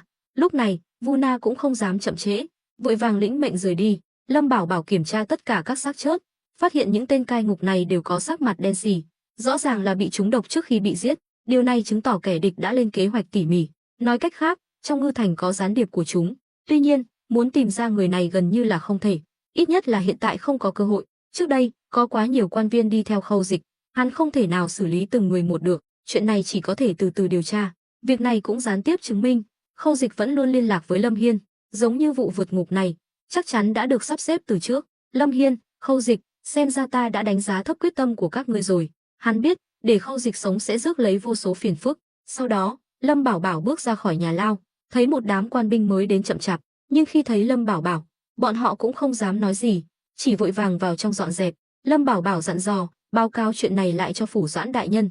Tuân lệnh. Bây giờ, cả quan viên lẫn binh lính trong Ngư Thành đều biết Lâm Bảo Bảo, cũng biết địa vị đặc biệt của hắn. Lâm Bảo Bảo cố tình bảo bọn họ truyền lời, cũng là muốn gây khó dễ cho Khâu Quang Nhật, xem ông ta phản ứng thế nào sau khi nhận được tin. Khi Lâm Bảo Bảo đến phủ Khâu Dịch, đã qua một nén nhang, Trịnh Hữu Lực và Mã Kế đang đứng đợi trước cửa, vẻ mặt lo lắng. Bên trong phủ đã loạn thành một đoàn, lính canh, nha hoàn trong nhà Khâu Dịch đều sợ hãi run rẩy. Một số mỹ nữ bị bắt đến cũng bị nhốt chung trong sân. Khi thấy Lâm Bảo Bảo đến, hai người vội vàng tiến lên. Công tử, rốt cuộc là chuyện gì vậy? Lâm Bảo Bảo ra lệnh, Trịnh thống lĩnh, ngươi lập tức sắp xếp, để các binh sĩ chuẩn bị, phong tỏa Đào Nguyên Trấn cho ta. Sau đó, giao người của chúng ta cho Giang Khôn đang ẩn náu ở núi Niễn Tử thuộc Đào Nguyên Trấn, rồi quay về báo cáo. Trịnh Hữu Lực trợn mắt, công tử, đã biết là người của Đào Nguyên Trấn cướp ngục, sao không để thuộc hạ trực tiếp tấn công Đào Nguyên Trấn? Lâm Bảo Bảo lắc đầu, Trịnh thống lĩnh, bây giờ ngươi phải hiểu rõ, ngươi đã là đô di thống lĩnh của Ngư Thành phủ, trách nhiệm của ngươi là ở đây, lần này là lần cuối cùng ta giao nhiệm vụ cho ngươi, cũng là để ngươi chuyển giao quyền chỉ huy cho Giang Khôn, hiểu chưa? Trịnh Hữu Lực quỳ xuống, công tử, ngài không cần ta nữa sao? Nếu vậy, ta không làm đô di thống lĩnh này nữa. Hắn hiểu rõ, tất cả những gì hắn có hiện giờ đều là do Lâm Bảo Bảo ban cho, nếu rời xa Lâm Bảo Bảo, hắn sẽ chẳng là gì cả, thậm chí ngay cả vị trí hiện tại cũng không giữ được, bởi vì không có ai nâng đỡ hắn. Lâm Bảo Bảo cười khổ, ngươi nghĩ gì vậy? Ta tốn công sức để ngươi lên chức, đương nhiên là muốn trọng dụng ngươi, nhưng phải dùng đúng lúc, đúng chỗ. Ngươi không hiểu sao? Trịnh Hữu Lực lúc này mới hiểu ra. Vâng, được rồi, đứng dậy đi, mau chóng làm việc, đừng lãng phí thời gian. Nhớ dặn dò Giang Khôn, bảo hắn tiếp tục làm nhiệm vụ, bao vây mà không đánh, phong tỏa Đào Nguyên Trấn và núi Niễn Tử, chỉ cho phép vào, không cho phép ra, hiểu chưa? Tuân lệnh. Trịnh Hữu Lực thở phào nhẹ nhõm, đứng dậy rời đi. Tiễn Trịnh Hữu Lực xong, Lâm Bảo Bảo nhìn Mã Kế, cười nói, Mã tổng quản hình như tâm trạng không tốt.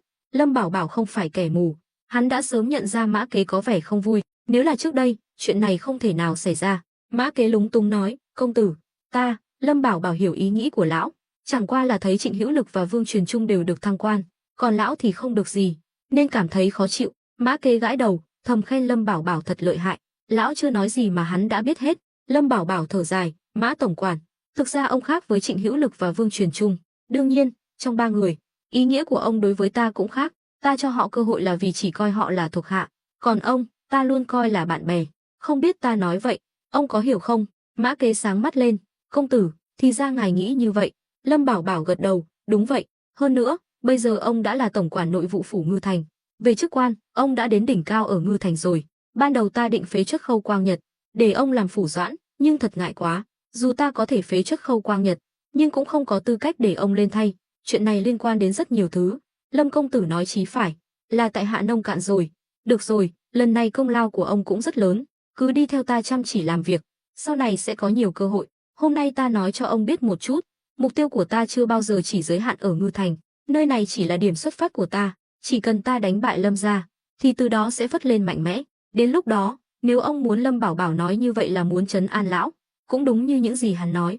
Trong lòng Lâm Bảo Bảo, Mã Kế khác với Trịnh Hữu Lực, càng khác với Vương Truyền Trung. Mã Kế vừa có dũng vừa có mưu, làm việc cẩn thận, lại hiểu lòng người. Đây là điều Lâm Bảo Bảo rất coi trọng, muốn đi xa trên con đường quan trường.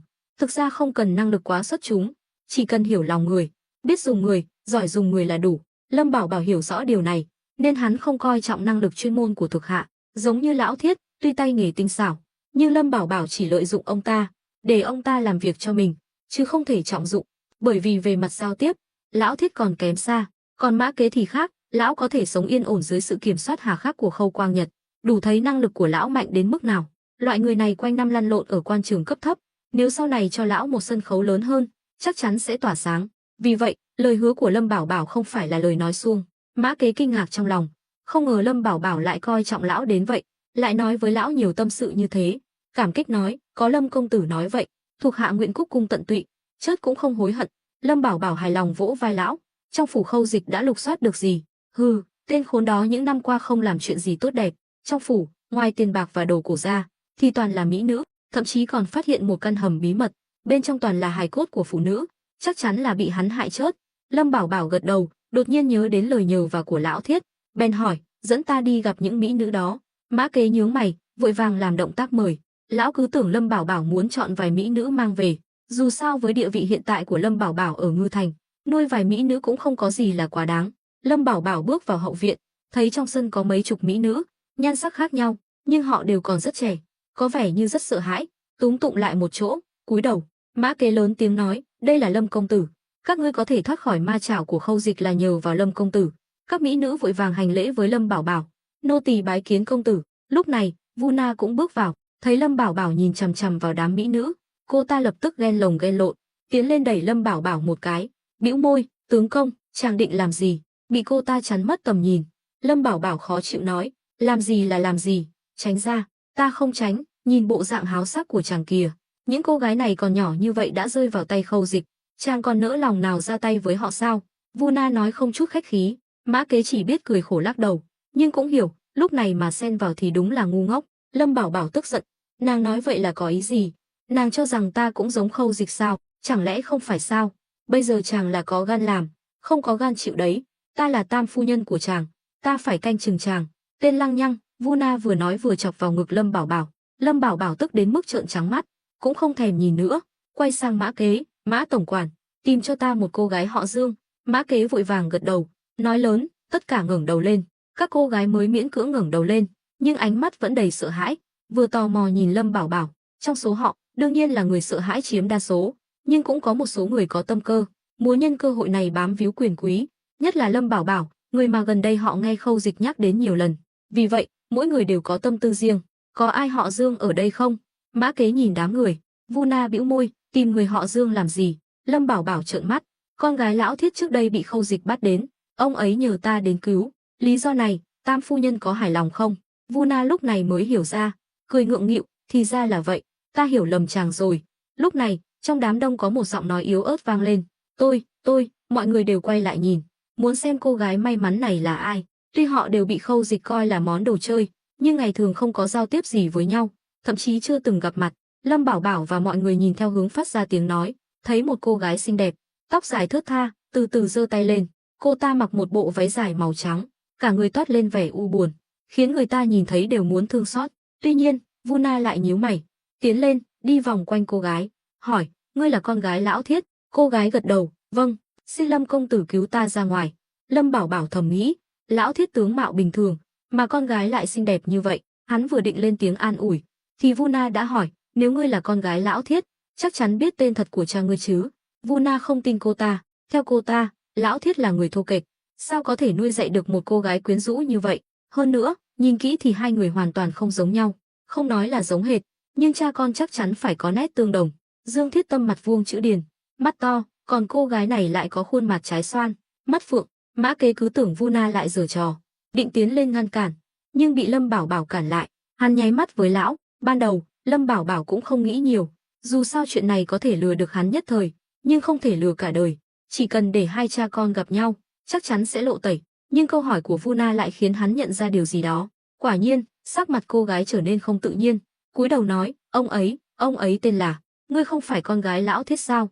Sao lại không biết tên cha mình? Vu Na lập tức nổi giận, đẩy cô ta một cái, cô gái ngã xuống đất, vẻ mặt giả tạo khiến ai nhìn cũng thấy khó chịu. Cô ta nhìn Lâm Bảo Bảo với ánh mắt cầu cứu, hy vọng hắn có thể giúp cô ta giải vây. Vu Na lại tiến lên kéo cô ta dậy, nheo mắt, không nói được chứ gì. Lúc này, Mã Kế nhỏ giọng nói, Lâm công tử, đây, rốt cuộc là chuyện gì vậy? Lão cũng không phải kẻ ngốc, đương nhiên cũng nhận ra có gì đó không ổn. Lâm Bảo Bảo khẽ xua tay, nhìn Vu Na đang không ngừng truy hỏi, nói, thú vị đấy, xem ra Khâu Dịch cũng không phải là không có chuẩn bị, lại còn giở trò này với ta. Cô gái vẫn im lặng, Vu Na giơ tay định tát cô ta, nhưng bị Lâm Bảo Bảo ngăn lại. Vu Na tức giận, tướng công, chàng làm gì vậy, cô ta rõ ràng có vấn đề. Được rồi, nàng còn định làm loạn đến bao giờ nữa. Lâm Bảo Bảo mỉm cười, thầm nghĩ, trực giác của phụ nữ đôi khi thật chính xác, nếu không có Tam phu nhân, hắn có thể đã bị cô gái này lừa gạt. Chàng nhìn thấy hồ ly tinh này xinh đẹp, quyến rũ, nên muốn chiếm hữu cô ta phải không? Ta nói cho chàng biết, chỉ cần ta còn sống, ta tuyệt đối sẽ không để chàng được như ý. Vu Na hét lên. Lâm Bảo Bảo vẫy tay với Mã Kế, dặn dò, Mã tổng quản, phái người đưa cô ta ra ngoài trước. Mã Kế hiểu Lâm Bảo Bảo chắc chắn có kế hoạch gì đó, vội vàng ra hiệu cho thuộc hạ bên cạnh. Hai tên lính mặc áo giáp xanh lập tức tiến lên, làm động tác mời với Vu Na. Họ đều biết Vu Na lợi hại, không dám mạnh tay, càng không dám nói lời bất kính. Vu Na tức giận, không cần các ngươi mời, ta tự biết đi, tránh ra. Cô ta đẩy Lâm Bảo Bảo ra, rồi bỏ đi. Lúc này, Lâm Bảo Bảo mới nhìn cô gái, nói đi, ngươi là người của Khâu Dịch sao? Cô gái yếu ớt nói, nô tỳ thật sự là con gái của lão Thiết. Thôi đi, ngay cả Tam phu nhân của ta cũng nhìn ra ngươi là giả mạo, ngươi còn muốn nói dối trước mặt ta sao? Bây giờ ta cho ngươi cơ hội, hãy nắm chắc lấy, nếu không. Giọng điệu Lâm Bảo Bảo thay đổi, ánh mắt mang theo sát khí. Cô gái run rẩy, cúi đầu không dám nhìn Lâm Bảo Bảo. Ta hỏi lại lần cuối, nói hay không? Cô gái im lặng. Tốt, không nói đúng không? Mã tổng quản, lột sạch quần áo của cô ta, ném vào khu ổ chuột phía Bắc Ngư Thành. Ta tin đám ăn mày ở đó sẽ khiến cô ta hài lòng. Khóe miệng Lâm Bảo Bảo nhếch lên, nhưng mọi người xung quanh đều kinh ngạc, nhìn hắn với ánh mắt khác nhau, nhất là Mã Kế. Lão cảm nhận được sự thâm sâu của Lâm Bảo Bảo, nhưng thực ra không phải Lâm Bảo Bảo hèn hạ, mà là hắn hiểu rõ, cô gái này không hề đơn giản. Cho dù hắn chĩa súng vào đầu cô ta, e rằng cũng không thể khiến cô ta mở miệng. Nhưng nếu đứng ở góc độ của một người phụ nữ, nhất là một người phụ nữ xinh đẹp như vậy, điều cô ta quan tâm nhất chính là nhan sắc và trinh tiết của mình. Vì vậy, Lâm Bảo Bảo mới cố tình làm vậy. Quả nhiên, khi Mã Kế đưa tay về phía cô gái yếu ớt kia đột nhiên lùi lại nửa bước, rút một con dao găm trong tay áo, đâm thẳng vào Mã Kế. Mọi chuyện xảy ra trong chớp mắt, mọi người xung quanh đều ngây người, quan binh cũng rút vũ khí ra xông lên. Mã Kế trừng lớn mắt, thầm thấy xấu hổ, nhưng Lâm Bảo Bảo đã sớm khóa chặt nhất cử nhất động của cô ta. Ngay khi cô ta ra tay, Lâm Bảo Bảo đã chĩa súng chúc vào đầu cô ta. Ta đã biết ngươi có vấn đề, cứ thử động đậy xem là dao trong tay ngươi nhanh, hay súng trong tay ta nhanh. Cô gái lập tức đứng im tại chỗ, có lẽ vì quá căng thẳng, nên ngực phập phồng liên tục, trong mắt không còn vẻ yếu đuối như trước, mà là sự lạnh lùng vô tình, giống như một sát thủ. Mã Kế đã sớm sợ đến mức run rẩy, vội vàng lùi lại phía sau Lâm Bảo Bảo. Vừa rồi nếu Lâm Bảo Bảo chậm một bước, lão đã xong đời. Cô gái cắn môi, vẫn giữ nguyên tư thế tấn công. Lâm Bảo Bảo đưa tay kia ra, tước lấy con dao trong tay cô ta, rồi cất súng đi, cười khẩy. Bây giờ chúng ta có thể nói chuyện tử tế rồi chứ? Cô gái hừ lạnh một tiếng, ta không có gì để nói với ngươi, cứ ra tay đi. Ồ, miệng còn cứng lắm. Không ngờ tên công tử Bột Khâu Dịch lại có thể đào tạo ra được thuộc hạ trung thành như vậy, thật khiến ta mở mang tầm mắt. Vừa nói, Lâm Bảo Bảo dùng báng súng đập vào gáy cô ta, động tác nhanh gọn, cô gái lập tức ngã quỵ, được Lâm Bảo Bảo đỡ lấy. Mã Kế vội vàng tiến lên, nói, công tử, cô ta rõ ràng là thích khách, cứ giết Quách đi cho rồi. Giết cô ta thì dễ, nhưng cô ta còn có ích với ta, giam cô ta lại trước đã.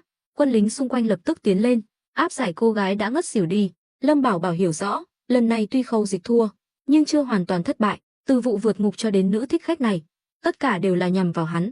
Lúc này, Mã Kế hỏi, trong số các cô có ai họ Dương không? Lâm Bảo Bảo ngắt lời, thôi, đừng hỏi nữa, xem ra con gái lão Thiết không ở đây, cho ta lục soát kỹ lại phủ đệ này. Hắn tin rằng, dù Khâu Dịch có chuẩn bị kỹ càng đến đâu, cũng không thể chu toàn mọi thứ. Phủ đệ này chắc chắn còn ẩn giấu nhiều bí mật. Mã Kế lập tức ra lệnh cho thuộc hạ đi lục soát. Nửa canh giờ sau, quả nhiên có thu hoạch. Một tên lính đến báo cáo, Lâm công tử, Mã tổng quản, vừa rồi chúng tôi phát hiện một mật thất trong thư phòng, bên trong có rất nhiều tiền bạc và đồ cổ, có giam giữ ai không? Dẫn đường, ta đi xem. Lâm Bảo Bảo nói. Tên lính lập tức dẫn đường. Khi đến thư phòng, Lâm Bảo Bảo thấy bên trong toàn là thư pháp, tranh chữ và đồ cổ, nhưng đó không phải là thứ hắn quan tâm. Mật thất ở đâu?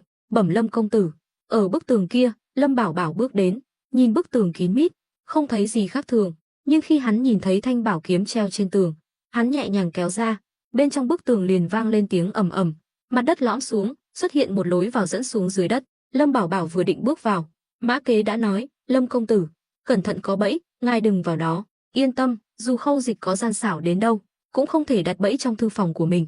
Nói xong, Lâm Bảo Bảo bước vào, bên trong tối om, chỉ có tên lính bên cạnh cầm đuốc soi đường.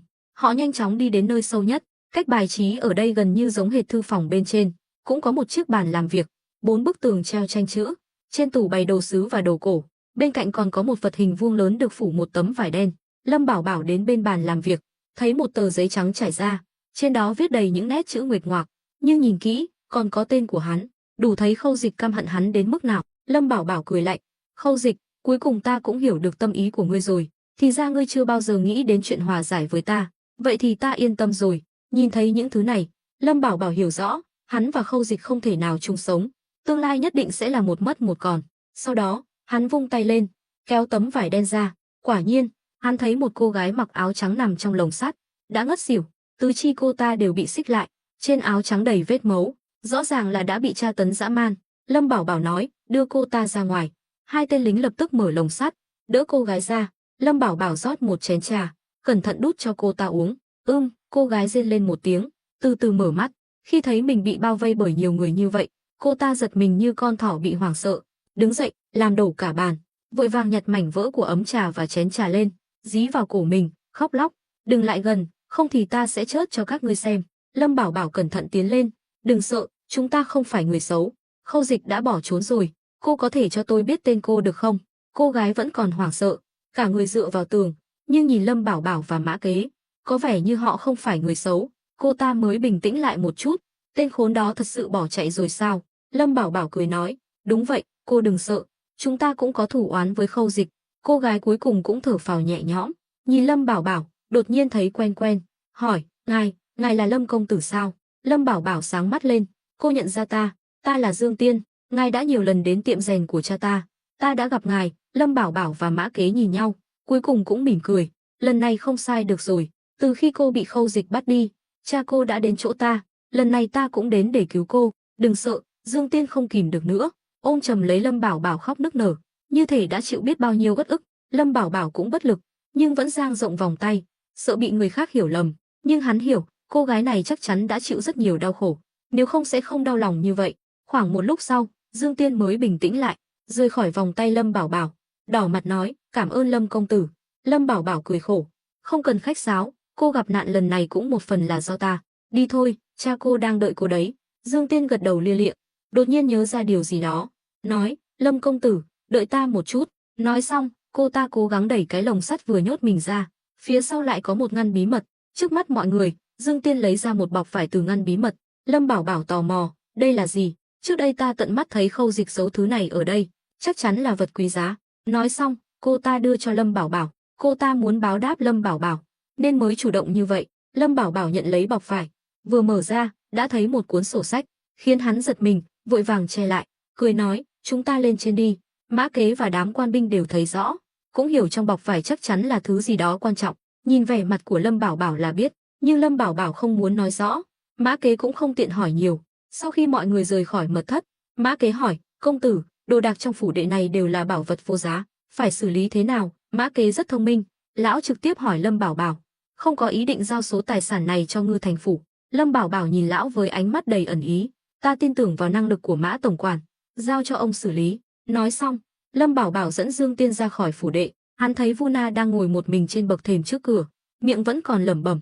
Khi thấy bóng dáng Lâm Bảo Bảo, cô ta lập tức đứng dậy, hỏi, "Tướng công, chàng thật quá đáng, lần này ta đâu có làm gì sai, sao chàng lại đuổi ta ra ngoài?" Lâm Bảo Bảo cười nói, "Ta đâu có nói nàng làm sai, lần này nàng làm rất tốt, nhưng ta sợ nàng nói sai, nên mới để nàng ra ngoài bình tĩnh lại." "À, hồ ly tinh kia đâu rồi?" Vu Na vẫn quan tâm đến cô gái kia nhất, cô ta chắc chắn là sát thủ bên cạnh Khâu Dịch, ta đã cho Mã Kế giam cô ta lại rồi, nàng không cần lo lắng. Lâm Bảo Bảo xoa đầu Vu Na hất tay hắn ra, nhìn cô gái bên cạnh Lâm Bảo Bảo, tuy Dương Tiên không xinh đẹp bằng nữ thích khách kia, nhưng cũng có nét quyến rũ riêng. "Cô ta là con gái lão Thiết sao?" Vu Na hỏi. Dương Tiên vội vàng hành lễ, "Tiểu muội bái kiến Vu Na tỷ tỷ." Vu Na ngẩn người, Sao muội lại biết ta? Tỷ tỷ đã nhiều lần đến tiệm rèn của cha muội." "À, nhớ ra rồi, lần đó ta và lão Thiết bàn bạc chuyện đặt hàng giáp trụ, muội đang ở bên cạnh đúng không?" "Vâng." Hai người lập tức ôm chầm lấy nhau, như thể chị em lâu ngày gặp lại. Lâm Bảo Bảo trợn mắt, "Thôi được rồi, đừng tình cảm quá. Vu Na, bây giờ nàng đưa cô bé này về Ngưu Bối thôn, đừng để lão Thiết lo lắng." Vu Na gật đầu, vậy còn chàng, nàng xem bây giờ ta có thể về sao?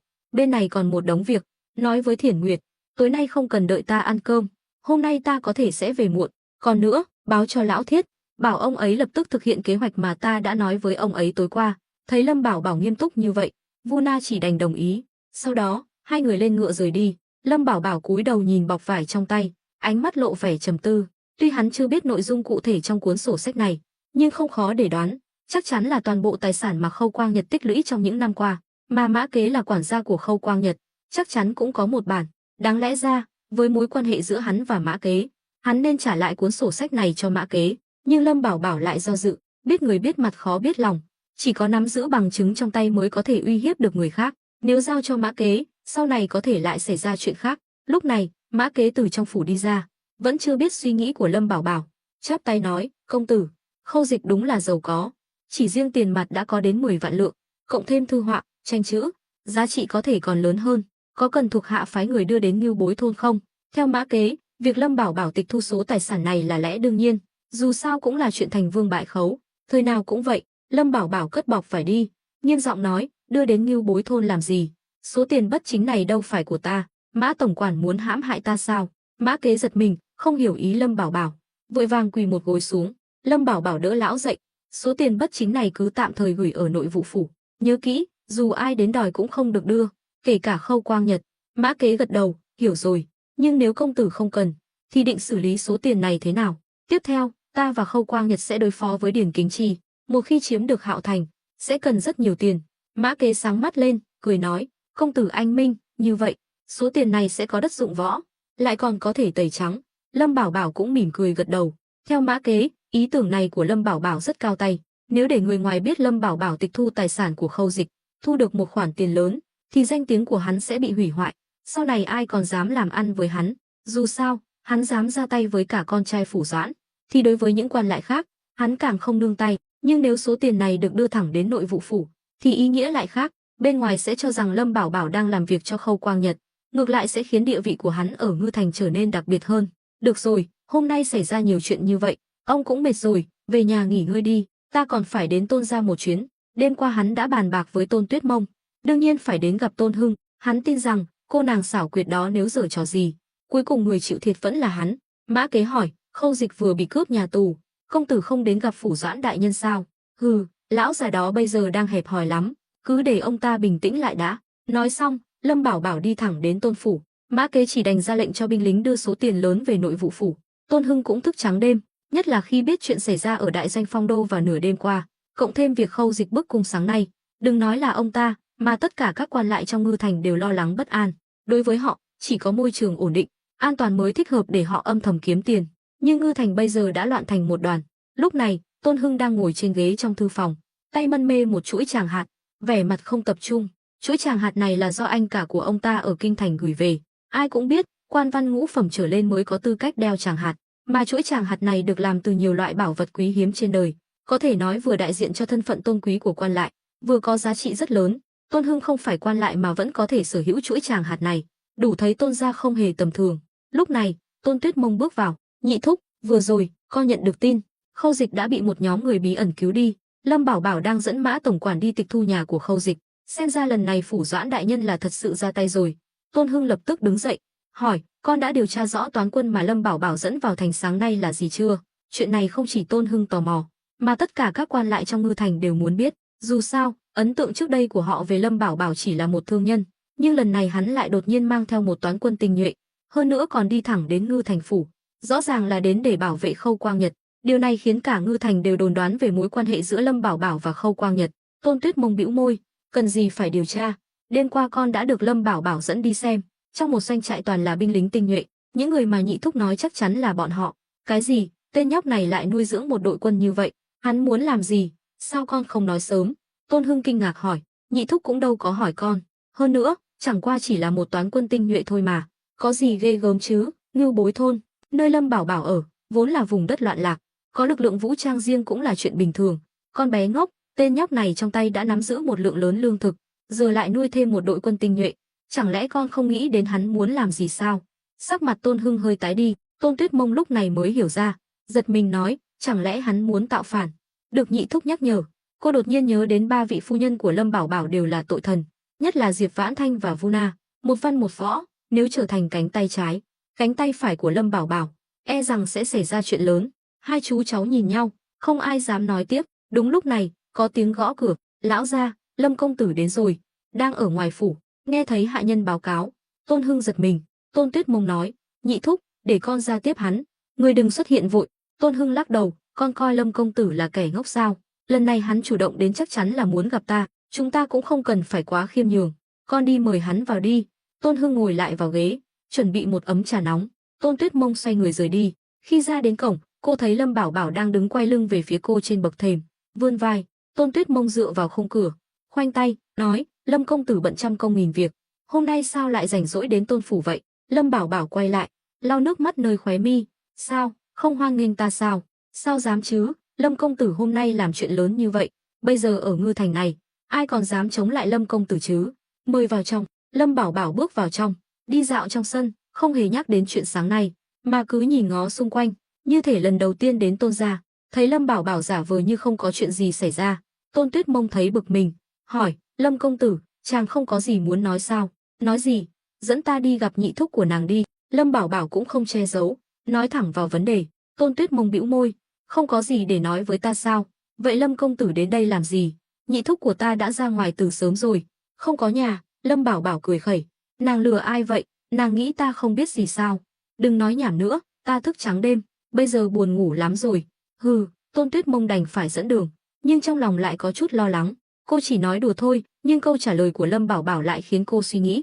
Hắn biết nhị thúc của cô không ra ngoài, vậy có phải chăng Tôn gia đã bị theo dõi rồi không? Nghĩ đến đây, trên mặt Tôn Tuyết Mông hiện lên vẻ lo lắng. Hai người nhanh chóng đến thư phòng. Tôn Hưng lập tức đứng dậy nghênh đón. Lâm công tử, mời ngồi. Mời công tử dùng thử trà ngon do ta tự tay pha. Đây là loại trà tiến vua, an thần tỉnh não, rất tốt cho Lâm công tử lúc này. Lâm Bảo Bảo sáng mắt lên, không khách khí ngồi xuống, cúi xuống ngửi, quả nhiên là mùi thơm ngát, vẫn là Tôn lão gia hiểu ta nhất, ta đang buồn ngủ đây. Đa tạ. Nói rồi, hắn bưng chén trà lên nhấp một ngụm, hương thơm lan tỏa trong miệng, vị ngọt thấm vào cổ họng. Lâm Bảo Bảo gật đầu khen ngợi, quả nhiên là trà tiến vua, vị khác hẳn với trà ta thường uống. Sao hôm nay Tôn lão gia lại hào phóng thế? Lần trước đâu có thấy ông mang trà ngon ra đãi khách. Câu nói này rõ ràng là một lời thăm dò, nhưng Lâm Bảo Bảo là cố tình nói vậy. Đối với Đại Đoan, trà cũng giống như rượu ngon dùng để tiếp đãi khách quý ở kiếp trước, khách ở đẳng cấp nào sẽ được tiếp đãi bằng trà ở đẳng cấp đó. Lần này, Tôn Hưng lại mang trà tiến vua ra đãi khách, đủ thấy ông ta coi trọng Lâm Bảo Bảo đến mức nào. Tôn Hưng nghe ra ý tứ trong lời nói của hắn, dừng lại một chút rồi cười nói, bây giờ khác xưa rồi, Lâm công tử đã nói đến mức này, lão phu cũng không giấu giếm nữa.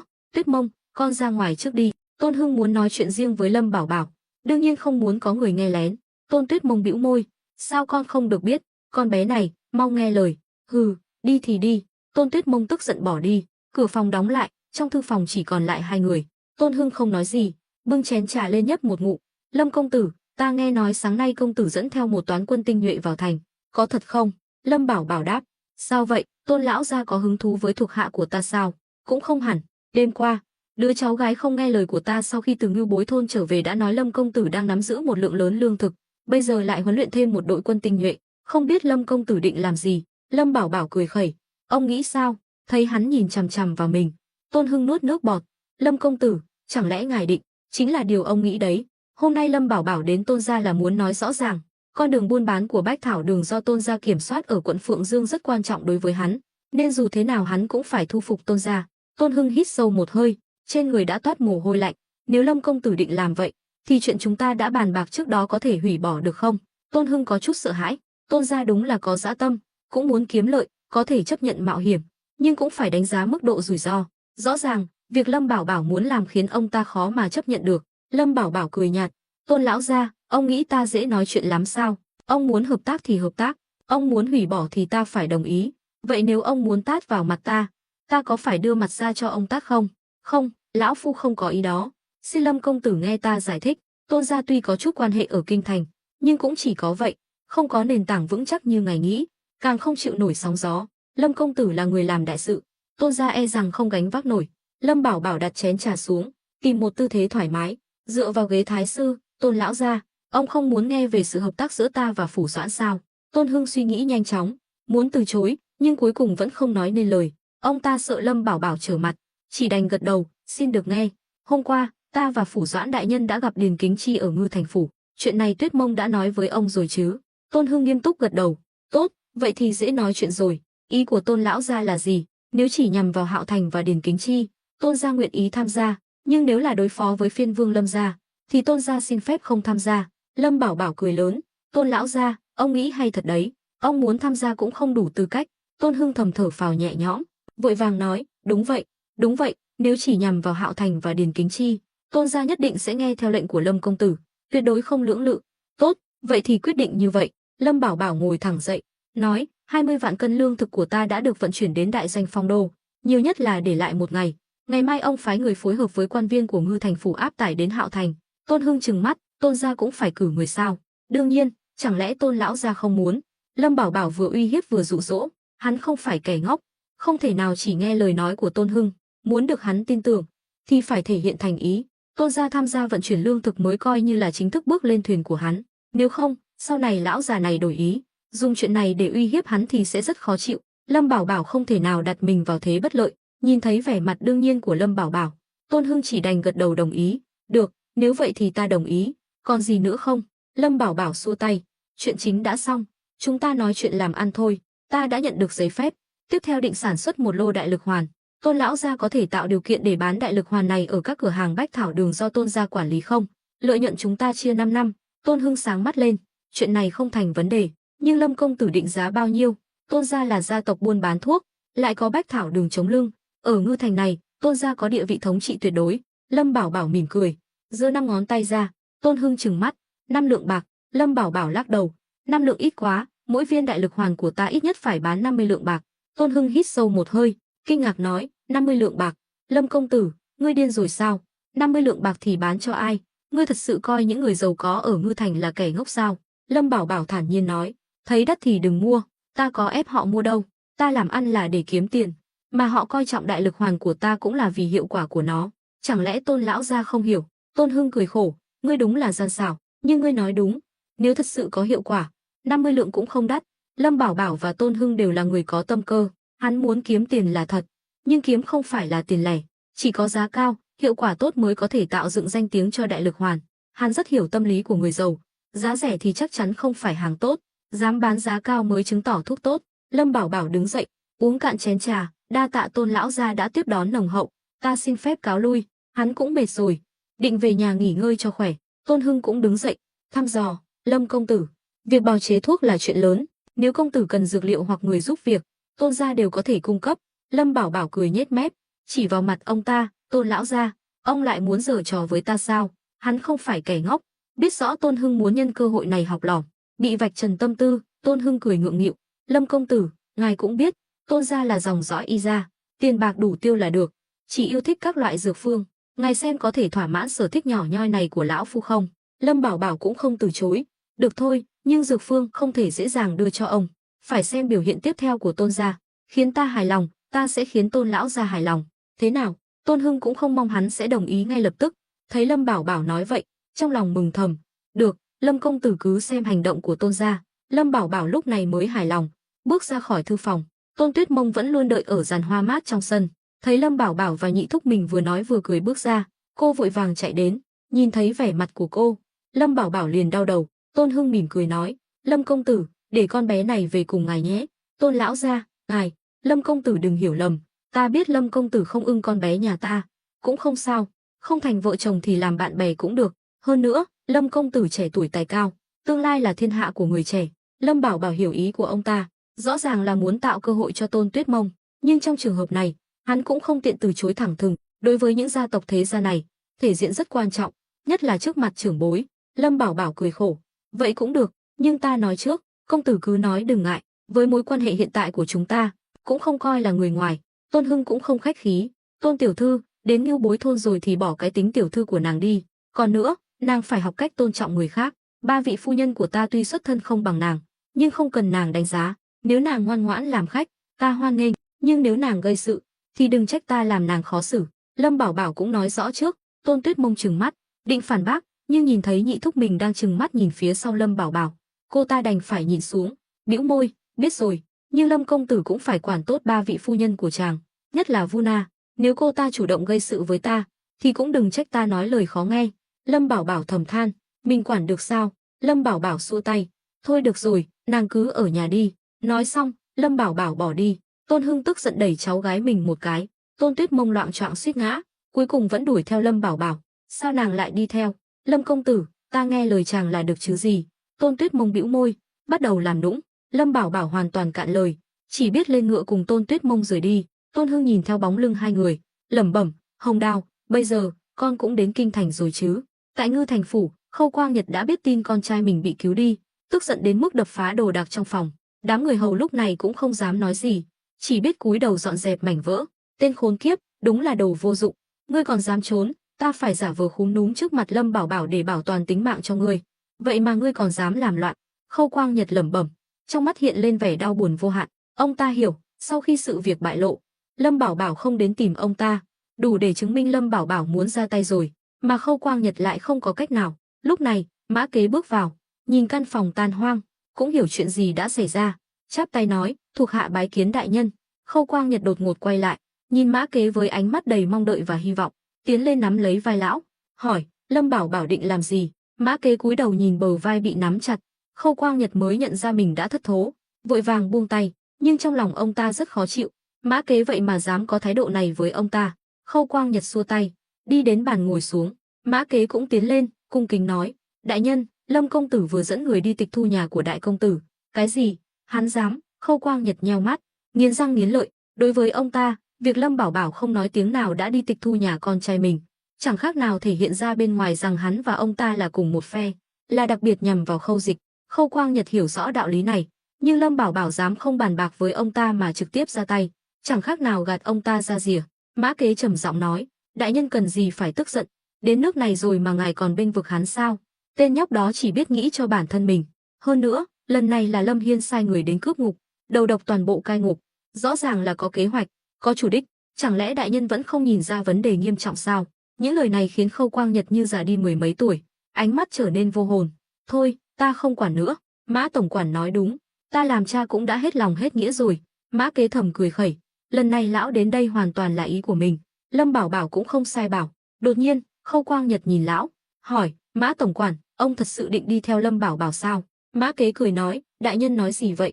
Chúng ta bây giờ là người cùng hội cùng thuyền, chẳng lẽ đại nhân còn cách nào khác sao? Khâu Quang Nhật nhìn lão chằm chằm, cuối cùng vẫn im lặng.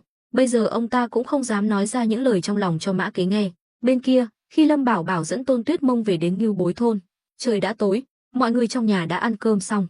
Khi Lâm Thiển Nguyệt, Ngũ Nguyệt và Vu Na thấy Tôn Tuyết Mông lại đến, họ đều tỏ vẻ không vui, nhưng Lâm Bảo Bảo đã chuẩn bị sẵn, trực tiếp sắp xếp cho cô ta một phòng, rồi quay lại phòng ăn cơm.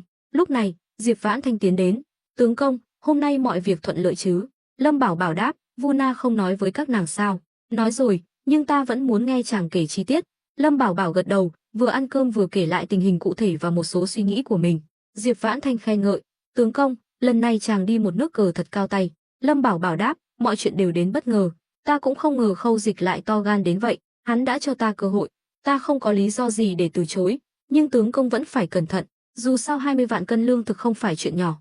Hơn nữa, chàng để Khâu Quang Nhật phái người ám sát Điền Kính Chi, chàng thật sự yên tâm sao? Lâm Bảo Bảo đặt bát đũa xuống, đương nhiên là không yên tâm, đến lúc đó chắc chắn phải để Vu Na đi theo giám sát. Lão già đó, nếu ngoan ngoãn nghe lời thì không sao, nếu dám giở trò gì, ta nhất định sẽ cho ông ta biết tay. Diệp Vãn Thanh suy nghĩ rồi gật đầu. Lúc này, Lâm Bảo Bảo đột nhiên nhớ ra điều gì đó, hỏi, đúng rồi, lão Thiết đâu? Ông ấy đã gặp Dương Tiên chưa? Hai cha con họ đã gặp nhau rồi, chắc đang nói chuyện trong phòng. Lâm Bảo Bảo lau miệng, đứng dậy, ta qua đó một lát.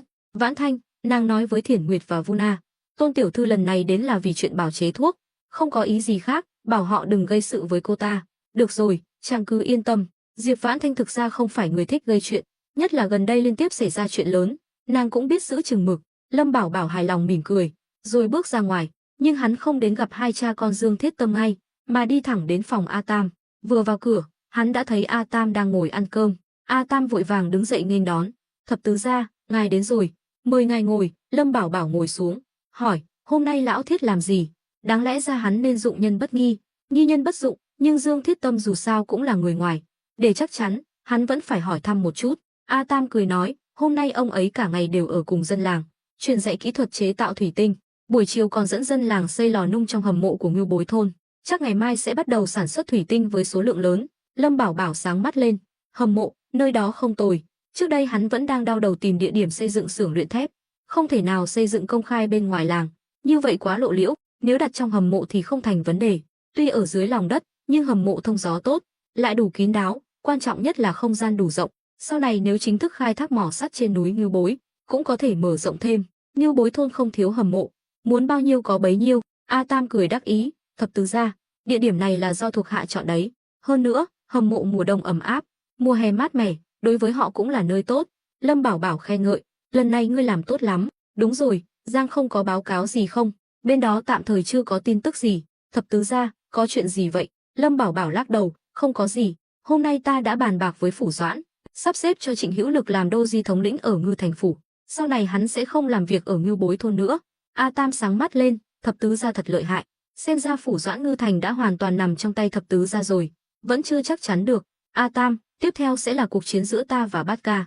Ngươi có áp lực không? A Tam hiểu ý hắn, lắc đầu, không có. Từ khi đi theo thập tứ gia, thuộc hạ mới cảm thấy mình là người. Dù bất cứ lúc nào, thuộc hạ cũng sẽ nghe theo lệnh của thập tứ gia. Lâm Bảo Bảo hài lòng gật đầu, đứng dậy, được rồi, ngươi cứ ăn cơm tiếp đi. Chuyện của Ngưu Bối thôn sau này phải nhờ ngươi vất vả nhiều rồi. Thập tứ gia cứ yên tâm, thuộc hạ nhất định sẽ dốc hết sức lực. A Tam vui mừng trong lòng.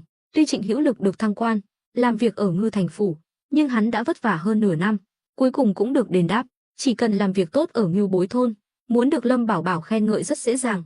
Sau này thăng quan tiến chức cũng không thành vấn đề. Lâm Bảo Bảo có kế hoạch cho tương lai của mình, mà người dưới trướng hắn cũng vậy. Đi theo Lâm Bảo Bảo, tương lai tươi sáng. Có Trịnh Hữu Lực làm gương, chắc hẳn cả A Tam và Giang Khôn đều hiểu rõ. Lâm Bảo Bảo đến trước cửa phòng Dương Thiết Tâm, vừa định gõ cửa thì cửa đã mở. Dương Tiên mắt đỏ hoe, quỳ xuống, Lâm công tử, ngài là ân nhân cứu mạng của hai cha con ta, tiểu nữ nguyện làm trâu làm ngựa để báo đáp ân tình của ngài. Lâm Bảo Bảo giật mình, vội vàng đỡ cô ta dậy, nhìn Dương Thiết Tâm đang đứng trong phòng, cười khổ, Dương tiểu thư, cô làm gì vậy, mau đứng dậy. Lúc này, Dương Thiết Tâm nói, Lâm công tử, ngài xứng đáng nhận một lại này, ngài không chỉ cứu con gái ta, mà còn cho lão hủ cơ hội thăng tiến. Lão hủ nhất định sẽ quản lý tốt xưởng luyện thép cho công tử, tuyệt đối không lơ là. Lâm Bảo Bảo vui mừng trong lòng, có được lời đảm bảo của lão Thiết, thì sau này dù là chế tạo nhà kính hay khai thác mỏ sắt trên núi Ngưu Bối, hắn đều có thể hoàn toàn yên tâm. Lâm Bảo Bảo bước vào phòng, có lão Thiết nói vậy, ta yên tâm rồi, mọi việc mới chỉ bắt đầu.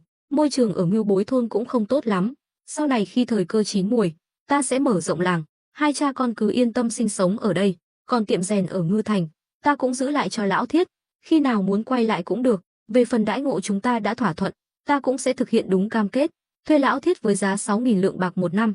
Dương Thiết Tâm hài lòng gật đầu. Dương Tiên nghe thấy cha mình một năm có thể kiếm được nhiều tiền như vậy, trong lòng mừng thầm, vội vàng kéo Lâm Bảo Bảo ngồi xuống. Nhưng vì hôm nay là ngày đầu tiên cô ta đến Ngưu Bối thôn, nên cũng không có trà nước để tiếp đãi Lâm Bảo Bảo. Lâm Bảo Bảo hỏi, thế nào? Ta nghe nói hôm nay lão Thiết đã dẫn dân làng xây lò nung trong hầm mộ rồi. Nhắc đến công việc, Dương Thiết Tâm lập tức hào hứng, nói, công tử yên tâm, hôm nay lão hủ đã dẫn dân làng xây 10 lò nung lớn, ngày mai có thể chính thức bắt đầu luyện chế thủy tinh, ước tính khoảng 1 tuần, ít nhất cũng có thể lắp đặt xong nhà kính cho 500 mẫu ruộng. Lâm Bảo Bảo suy nghĩ một chút, 500 mẫu ruộng, đúng là chưa đạt được mục tiêu ban đầu của hắn. Hắn muốn cả 1000 mẫu ruộng đều được lắp đặt nhà kính, nhưng nghĩ kỹ lại thì thấy không thực tế, khối lượng công việc quá lớn, không nói đến việc 10 lò nung lớn có đủ dùng hay không, chỉ riêng việc lắp đặt cũng tốn không ít thời gian, cộng thêm hao hụt nữa. Dân làng tuy vụng về, nhưng làm việc nặng thì không thành vấn đề, còn lắp đặt nhà kính là việc tỉ mỉ, hơn nữa thủy tinh lại rất dễ vỡ, nếu có thể hoàn thành 500 mẫu ruộng cũng là chấp nhận được. Trong một năm, mùa đông chỉ có 4-5 tháng, 500 mẫu ruộng nhà kính có thể sản xuất ra 10 vạn cân lương thực, đối với Lâm Bảo Bảo mà nói là quá lời rồi. Dù sao, những nơi khác mùa đông đều không thu hoạch được gì, so sánh như vậy, Ngưu Bối thôn đã là rất xuất sắc rồi. Được, cứ theo kế hoạch của lão Thiết mà làm. Còn nữa, nhiệm vụ này ta giao toàn quyền cho lão Thiết. Dương Thiết Tâm vỗ ngực, không thành vấn đề, nhưng Lâm công tử, công việc này trước sau nhiều nhất cũng chỉ 10 ngày là xong. Vậy tiếp theo chúng ta làm gì? Câu hỏi này vẫn luôn canh cánh trong lòng ông ta. Ông ta không tin Lâm Bảo Bảo sẽ bỏ ra 6.000 lượng bạc để nuôi báo cô. Lâm Bảo Bảo cười bí hiểm, vậy nếu lão Thiết rảnh rỗi, thì đi dạo với ta một vòng nhé. Dương Thiết Tâm gật đầu, được, ta cũng muốn làm quen với Ngưu Bối thôn. Dương Tiên lập tức đứng dậy, con cũng đi. Dương Thiết Tâm nhíu mày, con bé này đừng quậy phá, ngoan ngoãn ở nhà. Lâm Bảo Bảo nói, Tiên Nhi, con có thể đi tìm 3 vị phu nhân của ta chơi, chắc chắn họ sẽ rất hoan nghênh con. Dương Tiên sáng mắt lên, vỗ tay, đúng rồi, con đi tìm Vu Na tỷ tỷ. Nói xong, cô ta chạy ra ngoài. Lâm Bảo Bảo và Dương Thiết Tâm cũng bước ra khỏi phòng, đi thẳng ra ngoài làng. Ngưu Bối thôn bây giờ tràn ngập không khí ấm áp, nhất là vào giờ này, nhà nhà đều đang nấu nướng hoặc ăn cơm. Hơn nữa, vì dân làng đều có tiền, nên thức ăn cũng ngày càng ngon hơn, gần như ngày nào cũng được ăn thịt. Cuộc sống của dân làng đã thay đổi hoàn toàn, khiến tinh thần của cả làng cũng khác hẳn. Từ những người gầy gò, ốm yếu trước đây, bây giờ ai nấy đều hồng hào, tràn đầy sức sống. Sự thay đổi lớn như vậy, khiến người ngoài không thể ngờ rằng ngôi làng nghèo nhất trước đây của Ngư Thành lại có thể sống tốt như vậy. Lúc này, lão thôn trưởng cũng vừa ăn cơm xong, định ra ngoài đi dạo, vừa hay gặp Lâm Bảo Bảo và Dương Thiết Tâm. Lâm công tử, lâu rồi không gặp. Lão thôn trưởng nói vậy chỉ là khách sáo, dù sao cũng ở cùng một làng, sao có thể lâu ngày không gặp. Chỉ là gần đây Lâm Bảo Bảo quá bận rộn, sáng đi tối về, nên ông ta mới nói vậy. Lâm Bảo Bảo cười khổ, lão thôn trưởng dạo này trông càng thêm tráng kiện. Đúng vậy, dưới sự lãnh đạo của Lâm công tử, là ngày càng giàu có. Lão Hủ cũng được sống những ngày tháng tốt đẹp. Ta còn định sang làng bên cạnh tìm một lão bà bầu bạn tuổi ra đây. Lâm Bảo Bảo trừng mắt, nhìn ông ta từ trên xuống dưới. Tìm bạn đời, lão còn làm ăn được không đấy? Lão thôn trưởng đỏ mặt, ho khan một tiếng. Lâm công tử đừng coi thường ta. Tuy lão Hủ trông có vẻ già, nhưng vẫn còn nhu cầu đó. Đều là đàn ông, lão thôn trưởng nói thẳng. Dương Thiết Tâm đứng bên cạnh có chút lúng túng. Những năm qua, ông ta cũng sống một mình, vất vả nuôi con gái khôn lớn. Trước đây ở tiệm rèn, một mình ông ta gánh vác mọi việc, từ sáng đến tối, cũng không còn tâm trí nào nghĩ đến chuyện khác. Nhưng đến Ngưu Bối thôn, tuy hàng ngày ông ta cũng bận rộn, nhưng vẫn nhẹ nhàng hơn so với ở tiệm rèn nhiều, nên khi nhắc đến vấn đề này, ông ta có chút ngượng ngùng, nhưng cũng không khỏi xao xuyến.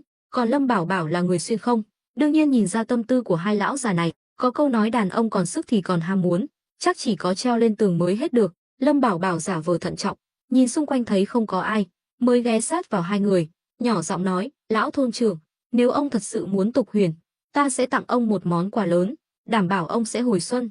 Lão thôn trưởng đỏ mặt, nhưng mắt lại sáng lên, mừng rỡ hỏi, Lâm công tử nói thật sao? Không phải là lừa ta đấy chứ? Vừa nói, ông ta vừa gãi lưng bằng tẩu thuốc. Đương nhiên là thật, gần đây ta vừa chế tạo ra một loại thần dược tên là Đại Lực Hoàn, hiệu quả tuyệt đối không thành vấn đề, đảm bảo sẽ khiến lão hài lòng. Lúc này, Lâm Bảo Bảo trông như mấy tên bán thuốc dạo trên phố ở kiếp trước, khiến Dương Thiết Tâm đứng bên cạnh há hốc mồm. Đây là lần đầu tiên ông ta thấy Lâm Bảo Bảo như vậy, nhất thời không biết nói gì. Còn lão thôn trưởng đã từng chứng kiến năng lực của Lâm Bảo Bảo, hắn dám nói như vậy thì chắc chắn sẽ làm được. Liền xoa tay, cười nham hiểm, vậy thì tốt quá, Lâm công tử quả nhiên là ân nhân của lão Hủ. Lâm Bảo Bảo cũng cười gian xảo. Ban đầu hắn nghiên cứu ra Đại Lực Hoàn này cũng là vì bị ba vị phu nhân ép buộc, nhưng là đàn ông với nhau, Đại Lực Hoàn này có tác dụng với hắn, thì cũng có tác dụng với người khác. Đúng như câu nói cơ hội kinh doanh luôn có trong cuộc sống. Lúc này, Dương Thiết Tâm nghe không nổi nữa, ho khan một tiếng, Lâm công tử, chẳng phải ngài dẫn ta ra ngoài có chuyện muốn nói sao? Lâm Bảo Bảo mới trở lại bình thường. Đi, chúng ta lên núi Ngưu Bối. Lão thôn trưởng cũng đi theo, ông ta vốn cũng rảnh rỗi, ra ngoài đi dạo sau bữa tối, khó khăn lắm mới tìm được chủ đề chung với Lâm Bảo Bảo, lại là chuyện ông ta quan tâm, đương nhiên phải đi theo. Ba người nhanh chóng lên đến đỉnh núi Ngưu Bối, vì trời chưa tối hẳn, đứng trên đỉnh núi nhìn ra xa, thậm chí còn có thể nhìn thấy mặt trời, ánh hoàng hôn buông xuống, những đám mây đỏ rực nối liền nhau trên bầu trời, rất đẹp. Dương Thiết Tâm hỏi, công tử, sao trên đỉnh núi này lại có mùi hôi thối vậy? Lâm Bảo Bảo cười bí hiểm, hôi sao? Hôi là đúng rồi, nếu không hôi thì xưởng luyện thép chúng ta đang xây dựng sẽ không được xây ở đây. Lão thôn trưởng cũng nhớ lại, lần đầu tiên dẫn Lâm Bảo Bảo lên núi Ngưu Bối, Lâm Bảo Bảo cũng có vẻ mặt cao thâm khó dò, định nói lại thôi. Đúng rồi, Lâm công tử, rốt cuộc ngài đã nhìn trúng điểm gì ở Ngưu Bối thôn? Chẳng lẽ thật sự là núi Ngưu Bối này? Tuy ông ta biết dân làng mỗi ngày khi chế tạo thuốc nổ đều lên núi lấy đất, nhưng không hiểu loại đất này có giá trị gì. Lâm Bảo Bảo vung tay chỉ khắp núi Ngưu Bối, thôi được rồi, đã xây dựng xưởng luyện thép rồi, thì hôm nay ta sẽ nói cho hai người biết, nhưng những lời ta sắp nói, hy vọng hai lão có thể giữ kín trong lòng, tuyệt đối không được nói với người thứ tư, nếu để lộ ra ngoài một chữ, thì đừng trách ta trở mặt vô tình. Dương Thiết Tâm và lão thôn trưởng nhìn nhau, trong lòng đều chấn động, không hiểu sao vừa rồi Lâm Bảo Bảo còn cười nói vui vẻ, mà bây giờ lại đột nhiên thay đổi sắc mặt, nhưng hai người vẫn cam đoan sẽ không tiết lộ bí mật. Lâm Bảo Bảo nói, lúc ta còn ở Lâm gia, thông qua bản đồ của Lâm gia và thông tin mà người hầu cung cấp, ta đã biết núi Ngưu Bối này toàn là bảo vật. Lão Dương không phải nói ở đây hôi thối sao? Đó là vì cả ngọn núi này đều là quặng sắt. Lão thôn trưởng nghe vậy thì chớt lặng, còn Dương Thiết Tâm thì hít sâu một hơi, nhìn xung quanh nhưng không nhìn ra manh mối gì. Ông ta là thợ rèn lão luyện, làm nghề luyện sắt mấy chục năm, mắt nhìn chắc chắn rất tinh tường, không thể nào không nhìn ra. Lâm công tử, sao có thể như vậy được? Những nơi sản xuất sắt của Đại Đoan đều đã được thống kê, hơn nữa đều là quặng sắt, cần phải tinh luyện mới có thể tạo thành sắt. Lâm Bảo Bảo cười bí hiểm, ở đây toàn là quặng sắt đỏ có dạng vảy, màu nâu đỏ, có mùi trứng thối nhẹ là do chứa lưu huỳnh. Ta nói vậy, lão có hiểu không? Dương Thiết Tâm suy nghĩ rồi gật đầu, sau đó giật mình, Lâm công tử muốn xây dựng xưởng luyện thép ở vùng đất hoang vu này, cả ngọn núi này đều là quặng sắt đỏ, nếu khai thác được, chắc chắn là vô giá. Lúc này, cả Dương Thiết Tâm và lão thôn trưởng đều cảm thấy khô họng. Trước đây, Lâm Bảo Bảo trồng trọt ở Ngưu Bối thôn, sản lượng hàng năm 30 vạn cân đã khiến lão thôn trưởng kinh ngạc, nhưng so với cả ngọn núi toàn quặng sắt này, thì chẳng khác nào mèo nhỏ bắt chuột lớn. Đây đều là của cải có sẵn, chỉ cần khai thác được, đừng nói là giúp Ngưu Bối thôn thoát nghèo, mà có thể biến Ngưu Bối thôn thành nơi giàu có nhất Đại Đoan. Nhìn thấy vẻ mặt kinh ngạc của hai người, Lâm Bảo Bảo cũng thấy đắc ý, bí mật này hắn đã giữ kín hơn 1 năm, cũng cảm thấy khó chịu, hôm nay cuối cùng cũng có thể chia sẻ với người khác. Đương nhiên, cả lão thôn trưởng và lão Thiết bây giờ đều là tâm phúc của hắn. Hắn rất tin tưởng vào lòng trung thành của họ. Lão thôn trưởng thì khỏi phải nói, lợi ích của hắn đã gắn liền với Ngưu Bối thôn, cùng hưng thịnh, cùng suy vong. Còn Dương Thiết Tâm tuy không có ràng buộc về lợi ích, nhưng Lâm Bảo Bảo là ân nhân cứu mạng của ông ta, cũng là mối liên kết quan trọng nhất giữa hai người. Việc Lâm Bảo Bảo đưa Dương Tiên về làng, để hai cha con họ sống ở đây, cũng coi như là giữ họ làm con tin. Chỉ là Lâm Bảo Bảo không thể nói thẳng ra, cũng không cần thiết. Nếu có vấn đề gì, Lâm Bảo Bảo sẽ phát hiện ngay lập tức. Nhất là A Tam, bây giờ đã thay thế vị trí của Trịnh Hữu Lực.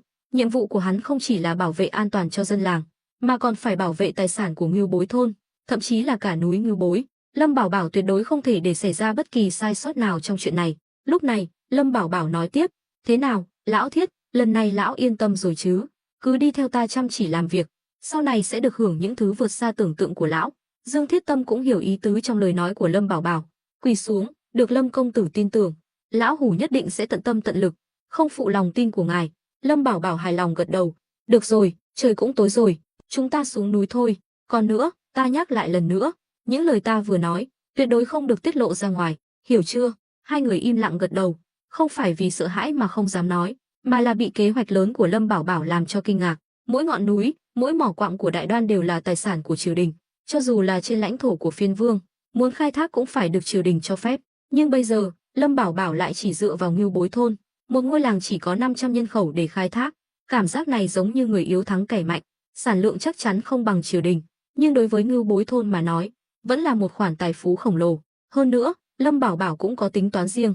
Lúc hắn mới đến Ngưu Bối thôn, có thể nói là trắng tay, không có tiền, không có người. Nhưng bây giờ thì khác, dưới trướng hắn nhân tài đông đảo. Tuy không phải là nhân tài xuất chúng, nhưng chỉ cần hắn, người lãnh đạo, biết cách sử dụng, vẫn có thể thành công. Sau này dù có bị phát hiện cũng không sao. Hắn còn có một lớp bảo vệ cuối cùng, đó là số tiền 20 vạn cân lương thực của Thôi Minh Sung. Hắn không thể nào đưa không số tiền đó cho Thôi Minh Sung. Thôi Minh Sung đã nhận tiền, thì phải che chở cho hắn. Đến lúc đó, cho dù Thôi Minh Sung muốn nuốt lời cũng không kịp nữa. Đêm đó trôi qua êm đềm. Sáng hôm sau, Lâm Bảo Bảo dậy từ rất sớm. Gần đây hắn có nhiều tâm sự, muốn ngủ nướng cũng không ngủ được. Hôm nay, hắn phải ở nhà chờ tin tức vận chuyển lương thực từ Ngư Thành. Một khi lương thực được vận chuyển đến Hạo Thành, cũng là lúc Điền Kính Chi xong đời. Hơn nữa, hôm qua hắn đã hứa với Tôn Hưng sẽ cung cấp đại lực hoàn. Chuyện này cũng nên được đưa vào lịch trình. Ăn sáng xong, Lâm Bảo Bảo đến phòng của Tôn Tuyết Mông. Cô nàng này từ khi đến Ngưu Bối thôn đã trở nên rất kín tiếng, không còn kiêu căng, ngạo mạn như trước, càng không dám gây sự với ba vị phu nhân. Điều này khiến Lâm Bảo Bảo rất hài lòng. Khi đến cửa phòng cô ta, hắn thấy Tôn Tuyết Mông đang tập thể dục trước sân. Lâm Bảo Bảo mỉm cười, Tôn tiểu thư đang làm gì vậy? Hắn thầm nghĩ, ở kiếp trước, những người già biết dưỡng sinh cũng thường tập thái cực quyền hoặc thể dục dưỡng sinh vào buổi sáng để rèn luyện sức khỏe, mà Tôn gia là dòng dõi Y gia, đương nhiên cũng hiểu đạo lý này. Tôn Tuyết Mông liếc nhìn hắn, không nói gì, mà tiếp tục tập thể dục. Lâm công tử sao lại đến tìm ta sớm như vậy? Chàng không sợ ba vị phu nhân của chàng hiểu lầm sao?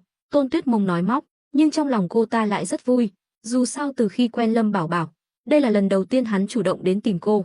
Lâm Bảo Bảo mỉm cười, không phải là muốn sản xuất đại lực hoàn sao? Hôm nay cần mua một lô dược liệu, cần Tôn tiểu thư giúp đỡ. Tôn Tuyết Mông sáng mắt lên, ngạc nhiên hỏi, ồ, Lâm công tử muốn ta giúp đỡ? Chàng không sợ ta tiết lộ dược phương sao?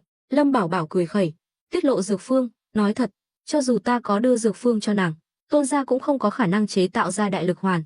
Hừ, chàng coi thường ai vậy? Tôn gia dù sao cũng là dòng dõi Y gia, nếu không có chút bản lĩnh, thì sao có thể được Bách Thảo Đường tin tưởng? Chỉ là chàng quá keo kiệt, không chịu nói cho chúng ta biết thôi. Tôn Tuyết Mông bĩu môi, vẻ mặt ghen tị. Lâm Bảo Bảo ho khan một tiếng, thôi được rồi, ta không đến đây để cãi nhau với nàng. Hôm nay quả thật cần mua dược liệu, không biết Tôn tiểu thư có biết mua số lượng lớn ở đâu không? Tuy đây là lần đầu tiên hắn chuẩn bị mua dược liệu, nhưng hắn cũng biết rõ Ngư Thành không có dược liệu, đừng nói là tiệm thuốc nhỏ, ngay cả Bách Thảo Đường cũng không thể có nhiều dược liệu, hơn nữa, cho dù có, hắn cũng không thể mua, dù sao cũng là làm ăn buôn bán, chi phí sản xuất phải được kiểm soát ở mức thấp nhất, vì vậy, phải tìm nơi nào rẻ thì mua ở đó, mà Tôn gia là dòng dõi Y gia, thường xuyên tiếp xúc với dược liệu, chắc chắn có kênh mua hàng riêng. Đây cũng là lý do hôm qua Lâm Bảo Bảo đồng ý để Tôn Tuyết Mông đến Ngưu Bối thôn. Đương nhiên là biết, gia tộc thường xuyên cung cấp dược liệu cho Tôn gia chính là Liễu gia ở Đào Nguyên trấn. Nghe vậy, Lâm Bảo Bảo giật mình, hắn đang phái người đối phó với Đào Nguyên trấn. Cả Lâm Hiên và Khâu Dịch vừa mới được cứu chắc chắn đều đang ẩn náu ở đó. Thấy Lâm Bảo Bảo có vẻ mặt kỳ lạ, Tôn Tuyết Mông tò mò hỏi: "Sao vậy, có gì không ổn sao?" Lâm Bảo Bảo cười khẩy: "Đào Nguyên trấn, nàng chắc chắn chứ?" Tôn Tuyết Mông trợn mắt: "Ta cần gì phải lừa chàng chuyện này? Liễu gia và Tôn gia đều là dòng dõi Y gia, chỉ là Đào Nguyên trấn là vùng đất sản xuất dược liệu, không chỉ cung cấp cho Tôn gia, mà còn có giao dịch với kinh thành." Lâm Bảo Bảo thở dài, nàng có biết gần đây ta đang đối phó với Đào Nguyên trấn không? Tôn Tuyết Mông lúc này mới hiểu ra, biết một chút. Sao vậy? Năng lực của Lâm công tử lớn như vậy, chẳng lẽ còn sợ mấy tên thất thế ở Đào Nguyên trấn sao? Hừ, sợ thì không sợ, chỉ là tình hình hiện tại hơi đặc biệt. Nếu vậy, nàng chuẩn bị một chút, đi cùng ta. Lâm Bảo Bảo xoay người bỏ đi. Đi đâu? Đến Đào Nguyên trấn sao? Tôn Tuyết Mông biết rõ còn hỏi. Lâm Bảo Bảo lắc đầu, nếu không cần nàng dẫn đường, ta cũng không muốn dẫn nàng theo. Hừ, chàng nghĩ ta muốn đi cùng chàng sao? Thôi được rồi, dù sao chàng cũng không ưa ta không đi nữa, chàng tự đi đi. Nói xong, Tôn Tuyết Mông đi thẳng về phòng. Lâm Bảo Bảo nhìn theo bóng lưng cô ta, nói: "Ta cho nàng một nén nhang." Nhìn Lâm Bảo Bảo bỏ đi, Tôn Tuyết Mông tức giận dậm chân. Cô ta chưa từng thấy ai cầu xin người khác mà lại có thái độ như vậy. Cuối cùng, cô ta nhặt một hòn đá dưới đất ném về phía Lâm Bảo Bảo, nhưng với sức lực nhỏ bé của cô ta, sao có thể ném trúng Lâm Bảo Bảo? Lâm Bảo Bảo nhìn hòn đá lăn đến, chỉ biết lắc đầu. Khi hắn đến doanh trại gần cổng làng, hắn thấy A Tam đã tập hợp các binh sĩ trở về. Hôm qua hắn đã nhận được lệnh của Lâm Bảo Bảo, đương nhiên phải thông báo tin này cho thuộc hạ, nhưng khi nghe nói A Tam sẽ thay thế Trịnh Hữu Lực, các binh sĩ đều tỏ vẻ bất mãn, thậm chí có người còn công khai chống đối A Tam. Lúc này, một tên phó thống lĩnh tiến lên, nói: "A Tam, ngươi có tư cách gì để lãnh đạo chúng ta? Đừng quên, ngươi từng là tù binh của Ngưu Bối thôn, là Lâm công tử không so đo mới giữ lại mạng cho ngươi. Cho dù như vậy, thì với xuất thân của ngươi, cũng không đủ tư cách làm thủ lĩnh tư binh. Đúng vậy, phải là phó thống lĩnh lãnh đạo chúng ta. Tên què nhà ngươi, đi còn không vững, mà còn muốn làm thủ lĩnh, thật là khoác lác." Phó thống lĩnh vừa lên tiếng, mọi người liền bàn tán xôn xao, còn A Tam trở thành mục tiêu công kích của họ. Trước đây, A Tam luôn im lặng, không có chút sự hiện diện nào ở Ngưu Bối thôn, mọi người cũng không có thủ oán gì với hắn, nhưng bây giờ thì khác, việc Trịnh Hữu Lực được đặc cách đề bạt làm đô di thống lĩnh Ngư Thành phủ, các binh sĩ đều biết rõ, nhất là phó thống lĩnh, hắn luôn cho rằng mình là người kế nhiệm của Trịnh Hữu Lực. Trịnh Hữu Lực thăng quan, hắn cũng nên trở thành thủ lĩnh tư binh mới của Ngưu Bối thôn, nhưng A Tam lại phá hỏng giấc mơ của hắn. Lâm Bảo Bảo vẫn luôn đứng ngoài cửa, nghe rõ từng lời nói của mọi người.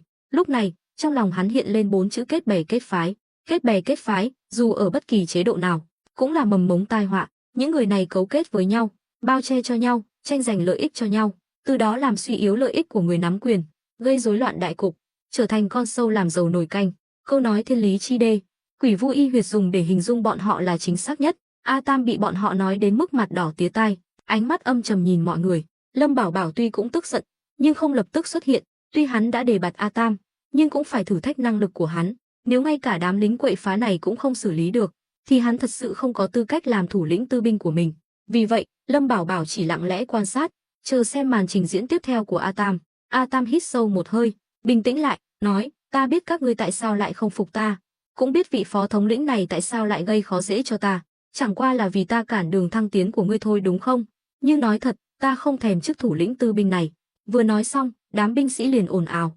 Nếu không có quân kỷ ràng buộc, bọn họ đã xông lên đánh A Tam rồi. Theo họ, tư binh Ngưu Bối thôn là một đội quân đặc biệt, là con dao sắc bén trong tay Lâm Bảo Bảo, có địa vị siêu nhiên, mà tên què này lại dám coi thường họ. Nhưng A Tam lại đổi giọng, chắp tay nói: "Tuy nhiên, ta là người biết ơn, các người nói đúng, ta là tên què, nhưng ta muốn tận tâm với Thập Tứ gia, hắn đã chọn ta, đó là sự tín nhiệm lớn nhất đối với ta. Vì vậy, dù các người có công nhận ta hay không cũng không sao, chức thủ lĩnh tư binh này ta nhận định rồi." Nói xong, A Tam tiến lên 2 bước, chỉ vào tên phó thống lĩnh: "Ngươi không phục đúng không? Vậy chúng ta hãy dùng cách của quân nhân để so tài. Nếu ngươi thắng, ta sẽ lập tức từ chức, tiến cử ngươi làm thủ lĩnh mới. Nhưng nếu ngươi thua ta, tên quẻ này, thì từ trên xuống dưới tư binh ngưu bối thôn đều phải nghe theo lệnh của ta. Thế nào, phó thống lĩnh, ngươi có dám đánh cược với ta không? Khóe miệng A Tam nhếch lên nụ cười lạnh lùng. Dù sao hắn cũng từng đi theo Lâm Hiên và Lâm Bảo Bảo, lại lớn lên trong môi trường như Lâm gia, chơi trò tâm kế, hắn có thể không phải đối thủ của Lâm Hiên và Lâm Bảo Bảo, nhưng đối phó với đám người thô kệch này thì hắn rất tự tin. Hơn nữa, gần một năm nay hắn cũng không hề lãng phí thời gian, thường xuyên tìm Trịnh Hữu Lực mượn súng trúc để luyện tập bắn súng. Đương nhiên, lúc đó hắn chỉ là tò mò và muốn chơi đùa, nên Trịnh Hữu Lực mới đồng ý. Vì vậy, tuy A Tam ít khi dùng súng, nhưng không có nghĩa là khả năng bắn súng của hắn kém. Thêm vào đó, hắn từng là thủ lĩnh thích khách của Lâm Hiên, năng lực chiến đấu của hắn không hề thua kém những tư binh này. Bây giờ hắn đã quen với chân giả, hoàn toàn có thể hoạt động như người bình thường. Hơn nữa, hắn còn có một ưu điểm mà chưa từng nói với ai, ngay cả Lâm Bảo Bảo cũng không biết, đó là hắn vốn là cao thủ võ lâm. Sau khi lắp chân giả, thân pháp của hắn lại càng nhanh nhẹn hơn trước. Vì vậy, những tư binh này coi thường hắn, chắc chắn sẽ phải trả giá đắt. Lâm Bảo Bảo đứng ngoài cửa quan sát mọi chuyện, trong lòng cũng khen ngợi sự thông minh của A Tam, chỉ bằng vài câu nói đã xoay chuyển tình thế bất lợi cho mình, đồng thời phản công đám binh lính này, quả thật là lợi hại. Nhưng dù mưu kế có cao siêu đến đâu, cũng cần có thực lực cá nhân mạnh mẽ để chống đỡ. Tiếp theo, chính là lúc kiểm tra tố chất quân sự của A Tam, muốn khiến những tư binh này tâm phục khẩu phục, chỉ có thể dùng thực lực trên chiến trường để chứng minh. Quả nhiên, phó thống lĩnh cũng rất sĩ diện, trước mặt bao nhiêu anh em, hắn không thể nào từ chối. Dù sao đối với hắn, Lâm Bảo Bảo đã bổ nhiệm A Tam làm thủ lĩnh mới, hắn có thể giành được cơ hội này đã là rất khó khăn rồi. Được, A Tam, không ngờ ngươi cũng là nam tử Hán. Vậy chúng ta cứ quyết định như vậy, nói đi, ngươi muốn thi đấu gì? Đừng để đến lúc thua lại nói ta bắt nạt ngươi là tên què. Ha ha, đám binh lính cười ầm lên. Lâm Bảo Bảo nghe thấy cũng nhíu mày, đám binh lính này nên được chỉnh đốn lại rồi, mới đánh thắng vài trận đã kiêu ngạo như vậy. Hắn hiểu rõ đạo lý kiêu binh tất bại, cứ tiếp tục như vậy, đội quân này của hắn sẽ bị hủy hoại. Cuối cùng, Lâm Bảo Bảo nhìn chằm chằm vào tên phó thống lĩnh, tên này chính là nguồn gốc của mọi tội lỗi. Lúc này, A Tam nói, súng trúc do Lâm công tử phát minh ra có uy lực vô cùng lớn, cũng là nền tảng danh tiếng của tư binh ngưu bối thôn. Vậy thì chúng ta hãy thi bắn súng, mỗi người bắn một phát, ai có độ chính xác cao hơn thì người đó thắng. Thế nào? Được, cứ theo ý ngươi. A Tam, đây là do ngươi chọn, đừng có hối hận. Theo phó thống lĩnh, hắn đi theo Trịnh Hữu Lực, thường xuyên luyện tập bắn súng, một năm bắn không dưới 1000 viên đạn, còn tên què này chắc chắn không được bắn nhiều. Thi bắn súng với hắn chẳng khác nào tự tìm đường chết. A Tam chỉ mỉm cười, vẻ mặt đầy tự tin. Lúc này, phó thống lĩnh vung tay, người đâu, đưa cho hắn một khẩu súng. Một tên lính ném khẩu súng bên hông mình ra, hắn cố tình ném mạnh, muốn A Tam mất mặt phải cúi xuống nhặt, nhưng A Tam không phải người thường, sao có thể để mình mất mặt. Hắn đưa tay lên, dễ dàng bắt lấy khẩu súng, xoay vài vòng trên tay một cách điệu nghệ, rồi mới cầm chắc. Màn trình diễn này khiến đám binh lính xung quanh há hốc mồm, ngay cả những lời chế giễu và khinh thường trước đó cũng giảm đi không ít. Phó thống lĩnh cũng ngạc nhiên, nhận ra A Tam quả thật có chút bản lĩnh, ngươi cũng có chút tài lẻ đấy, nhưng mấy thứ màu mè này không thể giúp ngươi chiến thắng, vẫn nên thể hiện bản lĩnh thật sự đi. Nói xong, phó thống lĩnh rút súng trúc ra, tay trái đỡ lấy, chĩa súng vào cọc gỗ cách đó 10 mét, bóp cò, đoảng, tiếng súng vang trời, đạn bay ra như một con rắn lửa, găm thẳng vào cọc gỗ, khiến nó vỡ tan. Hay lắm, tài bắn súng này chỉ thua Trịnh thống lĩnh một chút thôi. Đúng vậy, phó thống lĩnh xứng đáng là xạ thủ số 1. Xạ thủ số 1 của tư binh ngưu bối thôn là Trịnh thống lĩnh. Nghe thấy lời khen ngợi của thuộc hạ, phó thống lĩnh rất đắc ý, nhìn A Tam với vẻ khiêu khích. Lâm Bảo Bảo vẫn đứng ngoài cửa, chỉ cười lạnh. Đám người không biết trời cao đất dày này thật sự là tự phụ. Nhìn cách bắn của phó thống lĩnh, rõ ràng là do hắn truyền dạy cho Trịnh Hữu Lực, có một bài bản riêng, nhưng phó thống lĩnh chỉ học được chút ít thôi ra lông. A Tam mỉm cười khen ngợi, tài bắn súng của phó thống lĩnh quả nhiên danh bất hư truyền. Hừ, bây giờ ngươi nhận thua vẫn còn kịp, chỉ với chút bản lĩnh này, trong đội quân của ta, làm một binh lính bình thường cũng tạm được. Phó thống lĩnh cười khẩy. A Tam cười khinh bỉ, từ từ giơ súng trúc lên, nheo một mắt. Trên chiến trường, kẻ địch sẽ không đứng yên cho người bắn. Tài bắn súng của phó thống lĩnh chỉ có thể khoe khoang trước mặt những binh lính bình thường này thôi. Hôm nay ta sẽ cho ngươi mở mang tầm mắt. Vừa nói, trên bầu trời vừa hay có một con quạ bay qua, ở độ cao khoảng 10 mấy mét. A Tam chớp lấy thời cơ, bóp cò, một tia lửa xẹt qua, khí thế mạnh mẽ, khiến bụi đất dưới chân hắn bay tứ tung. Trước mắt mọi người, viên đạn găm trúng con quạ kêu lên một tiếng thảm thiết, rơi xuống. Cảnh tượng này khiến đám binh lính há hốc mồm. Phó thống lĩnh cũng trợn tròn mắt, như thể có thể nuốt chửng 2 quả trứng. Ngay cả Lâm Bảo Bảo đứng ngoài cửa cũng kinh ngạc, thầm nghĩ, A Tam, ngươi đúng là dấu tài. Xem ra ta đã xem thường năng lực của ngươi rồi. Không ngờ ngươi lại có thiên phú như vậy. Lâm Bảo Bảo vừa kinh ngạc vừa vui mừng, hắn thật sự đã tìm được bảo bối rồi. A Tam vốn có khả năng lãnh đạo, chỉ huy xuất chúng, lại còn võ công cao cường, bây giờ ngay cả bắn súng trúc cũng giỏi như vậy, tên này quả là thiên tài. A Tam cúi xuống nhặt con quạ đã chớt, thấy cánh của nó đã bị bắn thủng, trên người đầy lỗ đạn, mới cười nhìn Phó thống lĩnh, "Thế nào, ngươi còn tâm phục khẩu phục không?" "Không thể nào, ngươi chắc chắn là ăn may, khoảng cách mười mấy mét, ngay cả mắt thường cũng khó quan sát, ngươi lại có thể bắn trúng." "Chuyện này không thể nào." Phó thống lĩnh lập tức phủ nhận. Đám binh lính xung quanh cũng bắt đầu ồn ào, thấy đám người này không chịu thừa nhận, A Tam cũng có chút bực mình, nhưng đúng lúc này, Lâm Bảo Bảo không nhịn được nữa, bước vào, nói, "Công bằng, chính trực, không lừa dối."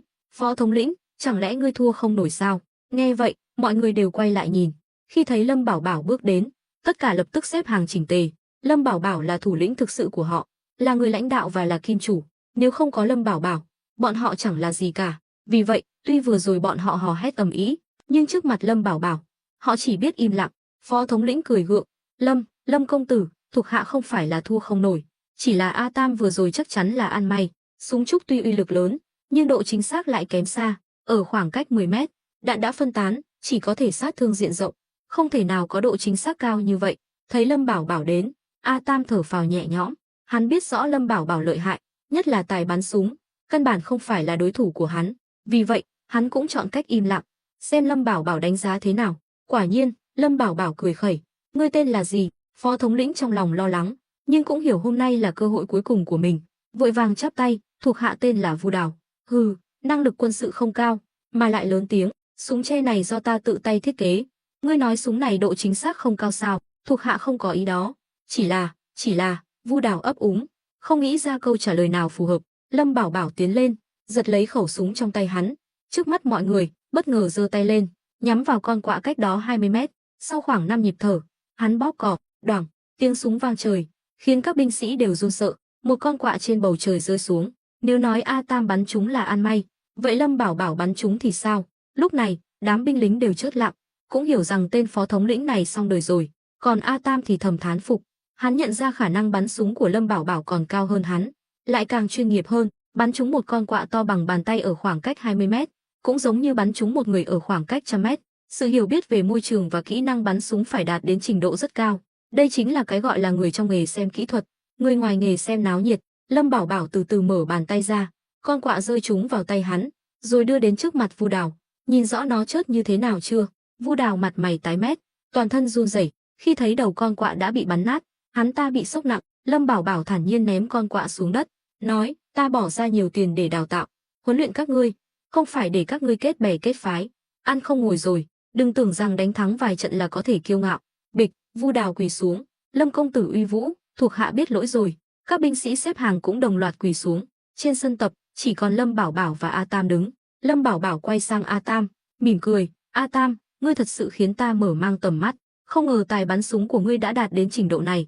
A Tam cười ngượng nghịu, "Thập tứ gia quá khen, thuộc hạ chỉ là lúc rảnh rỗi, tìm Trịnh thống lĩnh luyện tập vài lần, có lẽ là thuộc hạ có chút thiên phú." Những lời này nghe thì có vẻ khiêm tốn, nhưng thực chất lại rất tự phụ. Nhưng Lâm Bảo Bảo không hề tức giận, người có năng lực thì có quyền tự phụ. "Ha ha, tốt, hôm nay đã gặp được ngươi rồi. Vậy ta tuyên bố, thủ lĩnh mới của Tư binh Ngưu Bối thôn sẽ do A Tam đảm nhiệm. Đa tạ thập tứ gia, thuộc hạ nhất định sẽ dốc hết sức lực." Nói xong, A Tam quỳ một gối xuống. Lâm Bảo Bảo gật đầu, nhìn đám người, nói, "Nếu ai không phục, cứ nói ra, ta tuy bá đạo, nhưng không phải là không giải thích, chỉ cần các ngươi có thể thể hiện thực lực vượt trội hơn A Tam, thì vị trí thủ lĩnh này sẽ thuộc về các ngươi." Các binh sĩ nhìn nhau, không ai nói gì, còn Vu Đào thì mặt mày tái mét, cắn răng, vẻ mặt khó xử. Lâm Bảo Bảo nhìn thấy, hỏi, "Sao vậy, ngươi không phục?" Vu Đào chắp tay, "Thuộc hạ thật sự không phục. Trước đây thuộc hạ đi theo Trịnh thống lĩnh, ngày ngày luyện tập, cũng đã hơn 1 năm. Về tài bắn súng, ta quả thật không bằng A Tam, nhưng đánh trận không chỉ so tài bắn súng." Lâm Bảo Bảo vẫy tay, A Tam lập tức tiến lên, hắn đặt tay lên vai A Tam, "Được, vậy thì tiếp tục thi đấu, lần này để ngươi chọn trước, thi đấu võ thuật tay không." Vu Đào nhìn A Tam với ánh mắt căm hận, theo hắn rơi vào tình cảnh này hoàn toàn là do A Tam gây ra. Lâm Bảo Bảo quay sang A Tam, "Thế nào, có tự tin không? Thập tứ gia cứ yên tâm, vậy thì bắt đầu đi." Nói xong, Lâm Bảo Bảo lùi lại vài bước, Vu Đào thấy thời cơ, nhân lúc đang quỳ, tấn công vào hạ bàn của A Tam. Thủ đoạn hèn hạ này khiến Lâm Bảo Bảo nhíu mày, thầm mắng Trịnh Hữu Lực, sao lại để tên tiểu nhân này làm phó thống lĩnh? Chính những kẻ xấu xa như vậy mới khiến đội quân của hắn trở nên hỗn loạn. Nghĩ đến đây, Lâm Bảo Bảo cũng bắt đầu ghét Vu Đào, mà Vu Đào không hề biết, cho dù hôm nay hắn có thắng, thì cũng đã mất hoàn toàn vị trí trong lòng Lâm Bảo Bảo. Nói cách khác, sự nghiệp chính trị của hắn đã kết thúc. A Tam cũng không phải tay vừa, nhất là trước mặt Lâm Bảo Bảo, hắn cũng muốn thể hiện bản lĩnh của mình. Vì vậy, thấy Vu Đào dùng chiêu hèn hạ như vậy, hắn lập tức nổi giận. Hắn chớp lấy thời cơ, tung ra một cú đá cực mạnh. Vì chân phải là chân giả, nên hơn nửa năm nay hắn đã khổ luyện sức mạnh cho chân trái. Vì vậy, cú đá này uy lực cực lớn, đá Vu Đào văng ra xa 3 mét. Vu Đào ngã xuống đất, phun ra một ngụm máu. Cú đá của A Tam trúng ngay ngực hắn, khiến hắn bị thương nặng. Đòn tấn công tàn nhẫn này khiến các binh sĩ xung quanh đều kinh hãi. Đây vẫn là tên què sao? Sức mạnh như vậy, ngay cả những binh lính được huấn luyện cường độ cao như họ cũng chưa chắc làm được. Lâm Bảo Bảo nhìn thấy cảnh này, cũng thầm cảm khái, A Tam hơn nửa năm nay đã chịu đựng và nỗ lực rất nhiều. Việc hắn có thể luyện được tài bắn súng như vậy đã nói lên tất cả. Hơn nữa, hắn còn không bị ảnh hưởng bởi thương tật. Điều này càng chứng minh tất cả. Xem ra lần này hắn đã tìm đúng người rồi. Lúc này, A Tam tiến lên, chỉ vào mọi người, quát, còn ai không phục, cứ việc lên đây, hoặc là tất cả cùng xông lên. Ta sẽ cho các ngươi thấy thực lực của ta. Trong quân đội, nói lý lẽ không nhất thiết có tác dụng, nhưng vũ lực tuyệt đối là chìa khóa để khiến binh lính tâm phục khẩu phục. Các binh sĩ nhìn nhau, cũng hiểu Vu Đào đã hết hy vọng. Ngay cả Lâm Bảo Bảo cũng ủng hộ A Tam, cộng thêm A Tam lại mạnh mẽ như vậy, họ không phục cũng không được. Lúc này, một tên lính chắp tay hành lễ, bái kiến thống lĩnh đại nhân. Có người mở đầu, các binh sĩ khác cũng đồng loạt quỳ xuống hành lễ. Lâm Bảo Bảo và A Tam nhìn nhau mỉm cười. Lúc này, Lâm Bảo Bảo nhìn Vu Đào đang nằm dưới đất, nói: ta biết ngươi không phục, cũng biết ngươi là người của Trịnh Hữu Lực, ta sẽ không phạt tội kết bè kết phái của ngươi, sẽ giao ngươi cho Trịnh Hữu Lực, ta muốn xem hắn xử lý ngươi như thế nào. Vu Đào hoảng sợ, vội vàng bò đến chân Lâm Bảo Bảo cầu xin: Lâm công tử, thuộc hạ biết lỗi rồi, xin ngài cho thuộc hạ một cơ hội. Hắn thật sự hối hận rồi, nếu không gây chuyện, hắn vẫn có thể yên ổn làm phó thống lĩnh, tương lai tươi sáng. Nhưng hắn bị ảnh hưởng bởi việc Trịnh Hữu Lực thăng quan, lòng tham nổi lên, cũng muốn một bước lên mây, vì vậy hắn mới dẫn đám binh lính gây rối. Lúc này, A Tam nói: thập tứ gia, thôi bỏ qua đi, Vu Đào chỉ là nhất thời hồ đồ, tha cho hắn một lần, thuộc hạ có thể khiến hắn sửa đổi. Lâm Bảo Bảo nhìn hắn, rồi mỉm cười hài lòng. A Tam có thể nói như vậy, quả thật là một thống lĩnh đủ tư cách. Nhưng đứng ở góc độ của A Tam, nếu vì chuyện của hắn mà vừa nhậm chức đã thanh trừng thuộc hạ cũ của Trịnh Hữu Lực, chắc chắn sẽ gây thù chuốc oán. Hắn đương nhiên không muốn làm lớn chuyện, hơn nữa, hắn cũng không coi Vu Đào ra gì, chỉ cần hắn thành công lên nắm quyền, đối phó với Vu Đào không thành vấn đề. Được rồi, đã nói vậy rồi thì thôi bỏ qua, các ngươi tiếp tục đi. Nói xong, Lâm Bảo Bảo xoay người rời đi. Vu Đào cũng nhận ra sai lầm của mình nghiêm trọng đến mức nào, càng thêm cảm kích sự rộng lượng của A Tam, chắp tay hành lễ với hắn. Đa tạ tân thống lĩnh. Lâm Bảo Bảo bước ra khỏi doanh trại, thấy Tôn Tuyết Mông vẫn luôn đứng đợi ở ngoài cửa. Vừa rồi cô ta đã chứng kiến toàn bộ sự việc, khen ngợi: Lâm công tử quả nhiên lợi hại, đào tạo ra được thuộc hạ có thực lực như vậy, xem ra tư binh của Ngưu Bối thôn không thể xem thường. Lâm Bảo Bảo liếc nhìn cô ta, hy vọng nàng đừng nói lung tung ra bên ngoài. Yên tâm, ta kín miệng lắm, bí mật của Lâm công tử, ta sao có thể nói lung tung được chứ. Tôn Tuyết Mông đuổi theo, vẻ mặt đắc ý. Ngư Thành bây giờ đều đang bàn tán về tư binh Ngưu Bối thôn, bởi vì ngày Khâu Dịch phát động chính biến, đội quân này quá nổi bật, thể hiện sức chiến đấu cực kỳ mạnh mẽ, ngay cả quân phòng thủ Ngư Thành, thậm chí là quân đội ở đại doanh Phong Đô cũng không sánh bằng. Vì vậy, mọi người đều rất tò mò về thực lực của tư binh Ngưu Bối thôn. Nhưng vừa rồi Tôn Tuyết Mông tận mắt nhìn thấy, mỗi binh sĩ đều được trang bị một khẩu súng trúc, chưa nói đến những thứ khác, chỉ riêng về vũ khí trang bị, đội quân này đã có thực lực áp đảo quân đội chính quy. Điều này khiến cô ta vừa ghen tị vừa ngưỡng mộ Lâm Bảo Bảo hơn. Hai người nhanh chóng ra khỏi làng, đến chỗ buộc ngựa, mỗi người chọn một con rồi phi nước đại. Trên đường đi, Tôn Tuyết Mông hỏi: Lâm công tử, chúng ta cứ thế này mà đến đảo Nguyên Trấn, liệu có nguy hiểm không? Lâm Bảo Bảo đáp: thì ra Tôn tiểu thư cũng biết sợ sao? Hừ, như thể chàng không sợ ấy, nhưng có Lâm công tử ở đây, ta quả thật không sợ, ta chỉ tò mò thôi. Chúng ta sẽ đến gặp người của ta đang đóng quân ở ngoại ô đảo Nguyên Trấn, rồi tính tiếp. Đến nước này, Lâm Bảo Bảo cũng không định giấu giếm Tôn Tuyết Mông nữa. Ồ, Lâm công tử quả nhiên đã sớm sắp xếp rồi, chàng thật sự muốn chiếm cả đảo Nguyên Trấn sao? Tôn Tuyết Mông hào hứng hỏi. Lần đầu tiên biết Ngưu Bối thôn có binh lính và lương thực, cô ta đã nhận định Lâm Bảo Bảo chắc chắn có dã tâm lớn, muốn bành trướng thế lực. Lần này nhận được câu trả lời của Lâm Bảo Bảo, càng khẳng định suy đoán của cô ta. Lâm Bảo Bảo liếc nhìn cô ta: Tôn tiểu thư, nàng hỏi nhiều quá rồi đấy, sự hợp tác giữa chúng ta chỉ giới hạn trong lĩnh vực y dược, những chuyện khác nàng đừng hỏi nữa, biết quá nhiều, đối với nàng và Tôn gia đều không phải chuyện tốt.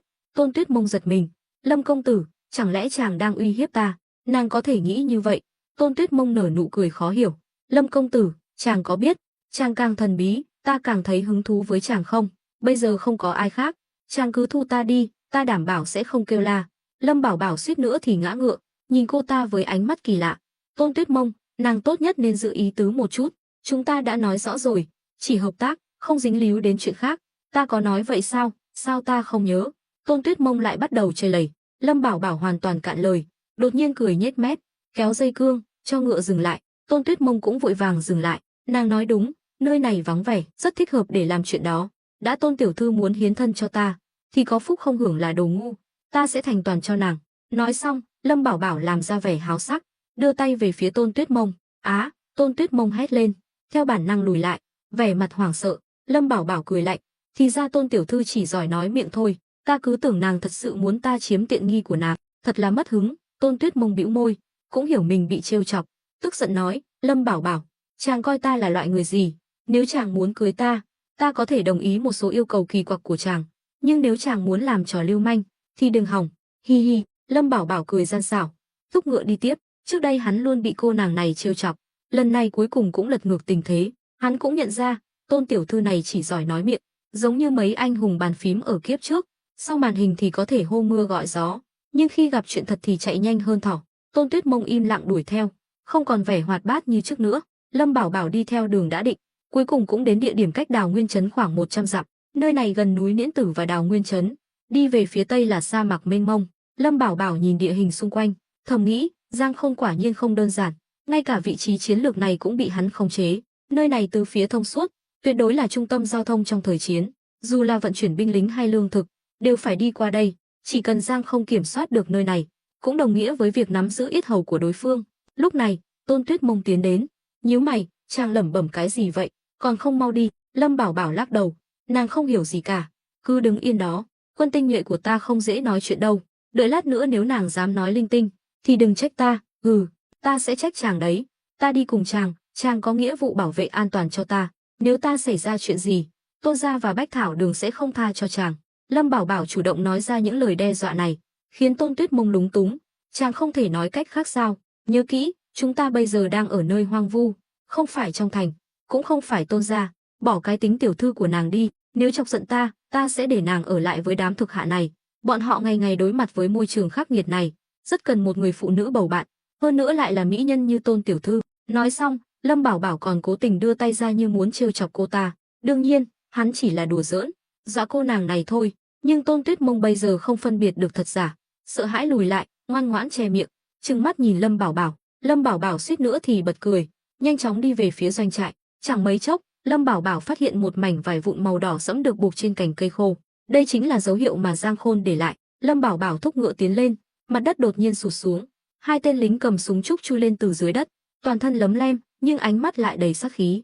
Tôn Tuyết Mông hét lên kinh hãi, tưởng là gặp ma giữa ban ngày, nhưng Lâm Bảo Bảo liếc mắt đã nhận ra là người của mình, thầm nghĩ, Giang Không quả nhiên xuất thân từ lính trinh sát, đám thuộc hạ hắn đào tạo lại có khả năng ẩn nấp tốt như vậy, nếu không phải bọn họ chủ động xuất hiện, ta căn bản không thể phát hiện ra.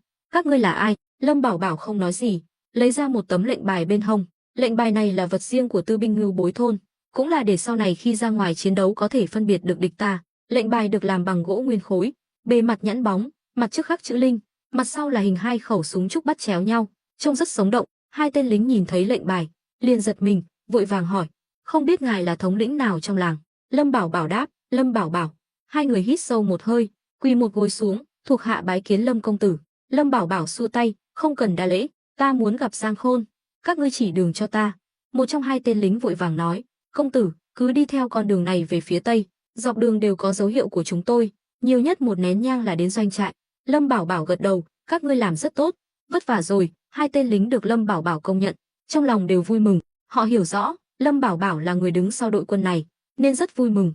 Tôn Tuyết Mông cũng thở phào nhẹ nhõm, vỗ ngực, cô ta cứ tưởng gặp phải cướp, nào ngờ lại là quân tinh nhuệ của Lâm Bảo Bảo, có thể ẩn nấp đến mức này, đã vượt xa sức tưởng tượng của cô ta. Từ đó có thể thấy, năng lực lãnh đạo quân đội của Giang Khôn tuyệt đối không hề thua kém, thậm chí còn áp dụng toàn bộ những gì đã học được khi dẫn dắt quân đội chính quy.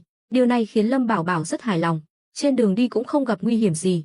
Khi Lâm Bảo Bảo và Tôn Tuyết Mông đến doanh trại, họ thấy nơi này được bao bọc bởi ba mặt là núi, một mặt là nước, vị trí địa lý tuyệt vời. Nếu thật sự giao chiến với Đào Nguyên trấn, nơi này vừa có thể tấn công vừa có thể phòng thủ, tuyệt đối là vùng đất chiến lược. Giang Khôn, người trấn giữ nơi này, đã nhận được báo cáo của thuộc hạ, đến trước lều đợi sẵn. Khi thấy Lâm Bảo Bảo đến, Giang Khôn lập tức tiến lên, chắp tay, thuộc hạ Giang Khôn, bái kiến Lâm công tử. Lâm Bảo Bảo xuống ngựa, tự tay đỡ hắn dậy. Giang Khôn, ngươi làm rất tốt, vị trí doanh trại này rất tuyệt, binh lính cũng làm tròn trách nhiệm. Lâm công tử quá khen, thuộc hạ chỉ làm những việc nên làm. Bên ngoài gió cát lớn, mời công tử vào trong.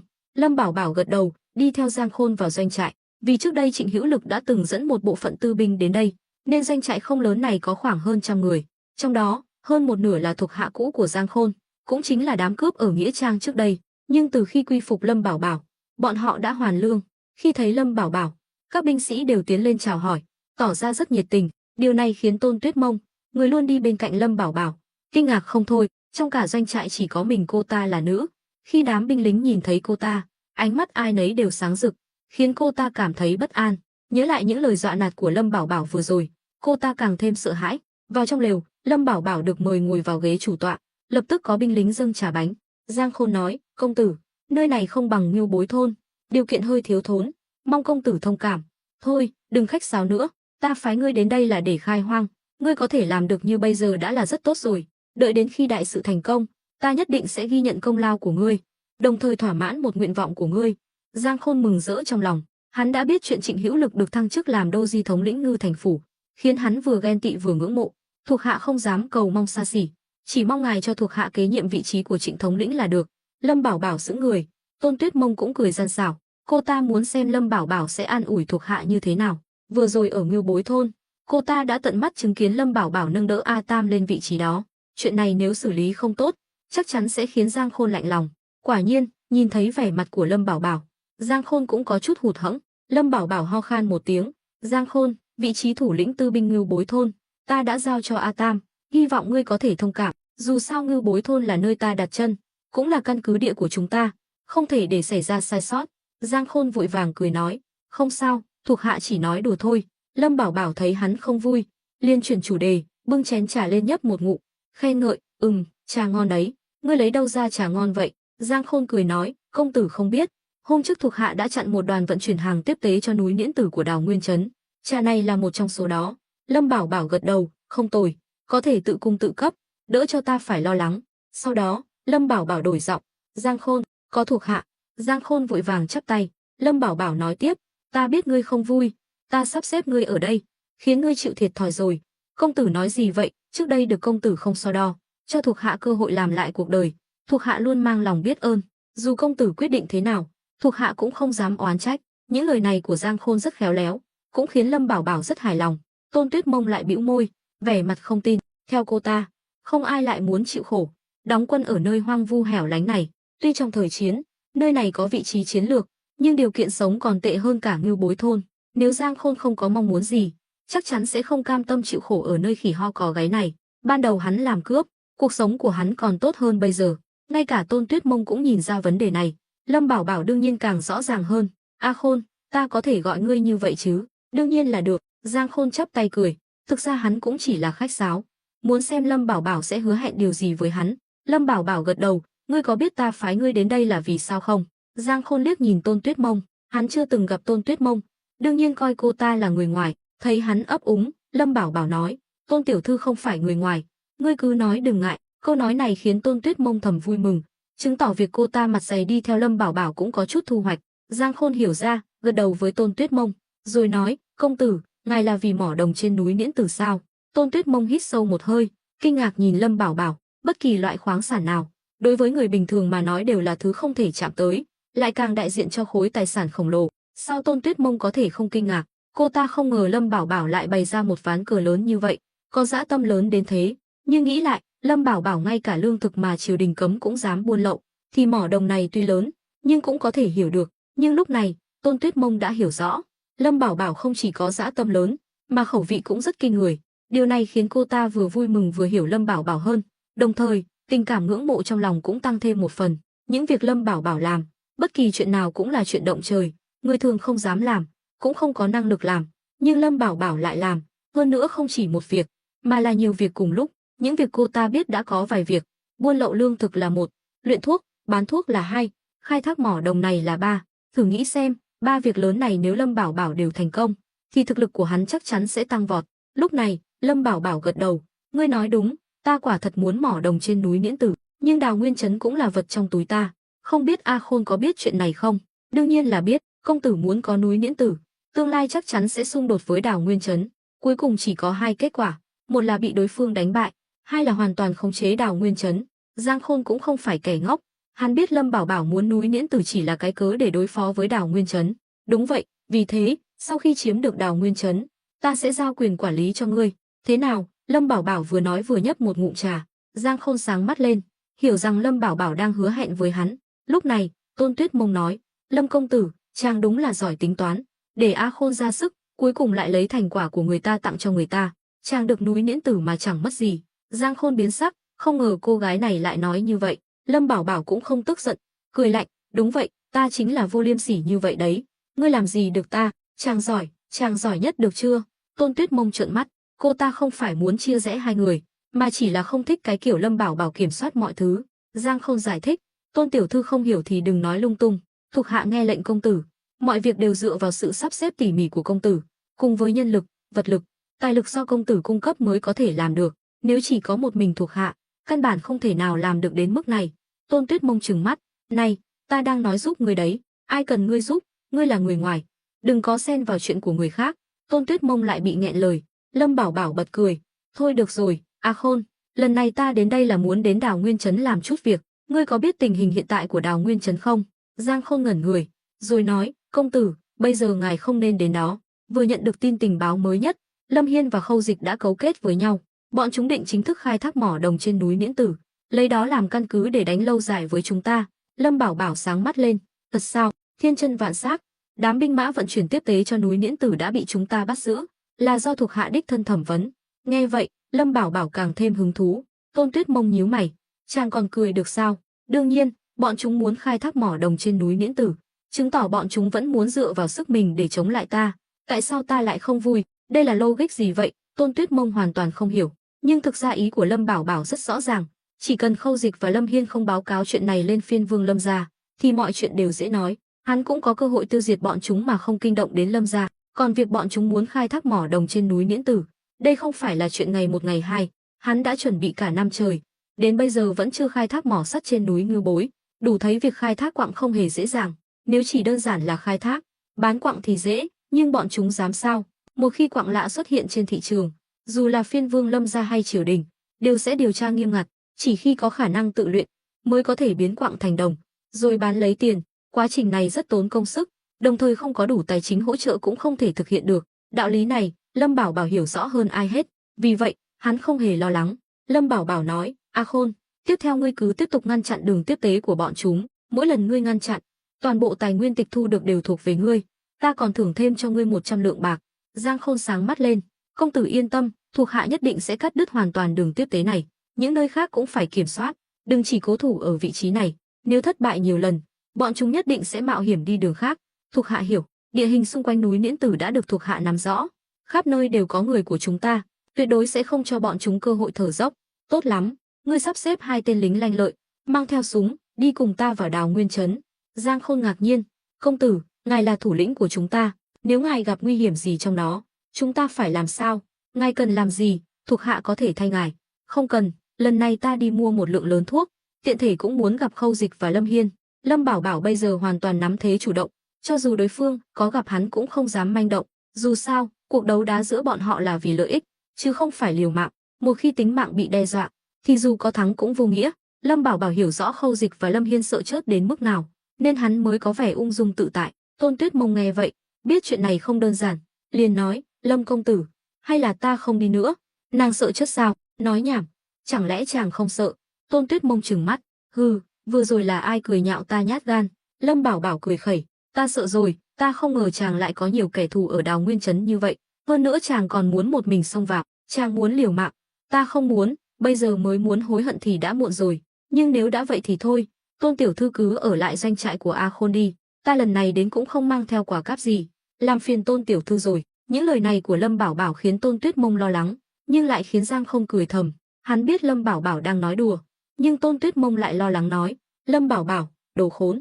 Lâm Bảo Bảo lắc đầu, thôi được rồi, ta không uy hiếp nàng nữa, nàng tự đi đi. Ta tin tưởng vào năng lực của Tôn tiểu thư, nàng có thể tự tìm đường về nhà, đúng không?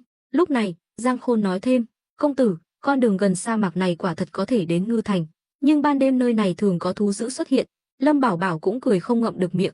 Tôn Tuyết Mông biết hai người đang cố tình dọa mình, nhưng cô ta vẫn không khỏi sợ hãi. Dù sao cô ta cũng chỉ là một cô gái, vốn đã thiếu cảm giác an toàn. Được rồi, Lâm Bảo Bảo, chàng giỏi lắm, ta đi cùng chàng đến đảo Nguyên Trấn. Chàng hài lòng chưa? Lâm Bảo Bảo lúc này mới nở nụ cười của người chiến thắng. Vậy mới được chứ, chúng ta đi thôi. Nói xong, Lâm Bảo Bảo đứng dậy bỏ đi. Tôn Tuyết Mông cắn môi, cũng biết lần này mình đã lên thuyền giặc, muốn xuống cũng không được, chỉ đành đi theo. Lúc này, Giang Khôn hỏi, công tử sao lại vội vàng như vậy? Ngày khó khăn lắm mới đến một lần, ở lại ăn cơm trưa rồi đi cũng không muộn mà. Lâm Bảo Bảo xua tay, thôi, ta không làm phiền ngươi xử lý công việc nữa, đợi đến khi đại sự thành công, ta nhất định sẽ mở tiệc ăn mừng cho ngươi. Bên ngoài lều, hai tên lính đã chuẩn bị ngựa xong. Sau khi Lâm Bảo Bảo và Tôn Tuyết Mông lên ngựa, lại có hai thanh niên mặc thường phục phi ngựa đến. Lâm Bảo Bảo nhìn hai người, nói, không tồi, người được A Khôn tiến cử chắc chắn không sai. Giang Khôn dặn dò, nhớ kỹ, trên đường đi, hai người phải lấy việc bảo vệ Lâm công tử làm trọng, nếu có sơ suất gì, hai người cũng không cần quay lại gặp ta nữa, hiểu chưa? Đại nhân yên tâm, chúng tôi nhất định sẽ tận trung chức trách, cho dù có phải hy sinh tính mạng, cũng sẽ bảo vệ Lâm công tử an toàn. Vậy mới được chứ. Giang Khôn dặn dò thuộc hạ xong, mới chắp tay với Lâm Bảo Bảo. Lâm Bảo Bảo cũng chắp tay đáp lễ. A Khôn, lần này vất vả cho ngươi rồi, ngươi cứ nhớ kỹ, làm việc cho ta tuyệt đối sẽ không bạc đãi ngươi. Giang Khôn mỉm cười gật đầu. Sau đó, Lâm Bảo Bảo và mọi người phi ngựa rời đi. Lúc này, một tên thuộc hạ tiến đến. Đại nhân, bây giờ Lâm công tử vào đào Nguyên Trấn, có phải hơi mạo hiểm không? Giang Khôn liếc nhìn hắn, ngươi không hiểu gì cả. Lâm công tử làm việc luôn suy tính cẩn thận, không nắm chắc thì tuyệt đối sẽ không ra tay. Truyền lệnh xuống, phong tỏa đào Nguyên Trấn và núi Niễn Tử cho ta, không được để xảy ra bất kỳ sai sót nào. Có bất kỳ tình huống gì, lập tức báo cáo. Hắn hiểu, Lâm Bảo Bảo đã đến đào Nguyên Trấn, hắn tuyệt đối không thể để xảy ra bất kỳ vấn đề gì. Nếu không, trong mắt Lâm Bảo Bảo, đó chính là chuyện lớn. Tuân lệnh, tên thuộc hạ xoay người rời đi. Bốn người Lâm Bảo Bảo thuận lợi đến cổng đào Nguyên Trấn, vì có hai tên lính đi cùng, nên đường đi rất thông suốt. Lâm Bảo Bảo nói, đào Nguyên Trấn này đúng là giống như tên gọi, chẳng phải là lời vô ích sao? Tôn Tuyết Mông bĩu môi. Họ đi qua vùng đất hoang vu toàn cát vàng, rồi tiến vào một rừng trúc. Môi trường ở đây rất thanh bình, thích hợp để du ngoạn. Khắp nơi đều là núi non, sông nước, hơn nữa dân phong lại thuần phác. Trên đường đi, Lâm Bảo Bảo nhiều lần nhìn thấy người dân đeo gùi đi hái thuốc, từ đó có thể thấy đào Nguyên Trấn quả thật là vùng đất sản xuất dược liệu. Ở lối vào thị trấn có một tảng đá lớn, bề mặt nhẵn bóng, màu xám đen, ở giữa khắc ba chữ đỏ tươi đào Nguyên Trấn. Nhìn thấy vẻ mặt ngây ngô của Lâm Bảo Bảo, Tôn Tuyết Mông chế nhạo, Lâm công tử, bây giờ chàng cũng coi như là nhân vật có mấu mặt, đừng có ra vẻ nhà quê như vậy, thật mất mặt. Lâm Bảo Bảo cười nói, ta lần đầu tiên đến đây, không thể thán phục một chút sao? Vậy thì nhỏ giọng thôi, đừng để người khác nghe thấy, khiến ta cũng mất mặt theo. Tôn Tuyết Mông ra vẻ ghét bỏ, nhưng có lẽ vì biết lần này đến đào Nguyên Trấn có nguy hiểm, nên cô ta luôn lo lắng quan sát xung quanh, sợ gặp phải Khâu Dịch hoặc thuộc hạ của hắn. Còn hai tên lính đi theo Lâm Bảo Bảo thì như hai vệ sĩ chuyên nghiệp, luôn bám sát hắn, cảnh giác quan sát xung quanh. Chỉ có Lâm Bảo Bảo là trông như một công tử nhà giàu. Mấy người xuống ngựa, đi dạo trên phố. Tôn Tuyết Mông thấy thứ gì hay ho đều chạy đến xem, hoàn toàn không quan tâm đến Lâm Bảo Bảo. Lâm Bảo Bảo ho khan một tiếng, Tôn tiểu thư, đừng quên chúng ta đến đây làm gì, khi nào thì chúng ta đi tìm Liễu gia. Ấy, chàng vội gì chứ, khó khăn lắm mới đến một lần, chàng để ta đi dạo một chút không được sao? Lâm Bảo Bảo nhỏ giọng nói, cô nương, bây giờ nàng không sợ gặp Khâu Dịch sao? Nhắc đến chuyện chính, Tôn Tuyết Mông giật mình, mới nhớ ra, vội vàng vứt món đồ nhỏ trong tay xuống, nói, thật là mất hứng, đi theo ta. Nói xong, cô ta bực bội đi trước, Lâm Bảo Bảo và ba người im lặng đi theo. Họ nhanh chóng đến trước một quán rượu tên là Tô Xuân Ký. Tôn Tuyết Mông xoa bụng, nói, công tử, hay là chúng ta vào ăn chút gì đã, ta đi theo chàng từ sáng sớm, chỉ uống được một ngụm trà, đói sắp chết rồi, chàng không đói thì người hầu cũng phải ăn chứ. Nhìn thấy vẻ mặt đáng thương của cô ta, Lâm Bảo Bảo thở dài, thôi được rồi, nàng biết ta không thích đến những nơi này mà. Lâm Bảo Bảo rất ít khi đến quán rượu, đều gặp chuyện không may, vụ hắn và Lâm Hiên cướp ngục cũng xảy ra ở quán rượu, nhưng Tôn Tuyết Mông không quan tâm đến những chuyện này. Được Lâm Bảo Bảo cho phép, cô ta đã bước vào quán. Hai tên lính chọn một bàn khác ngồi xuống, dù sao họ cũng là vệ sĩ, không dám ngồi cùng bàn ăn uống với Lâm Bảo Bảo. Tôn Tuyết Mông gọi một bàn đầy thức ăn. Công tử, không ngờ hai tên thuộc hạ chàng mang theo lại hiểu quy củ như vậy. Đương nhiên, thuộc hạ của ta chắc chắn hiểu quy củ, không giống ai đó chỉ biết ăn.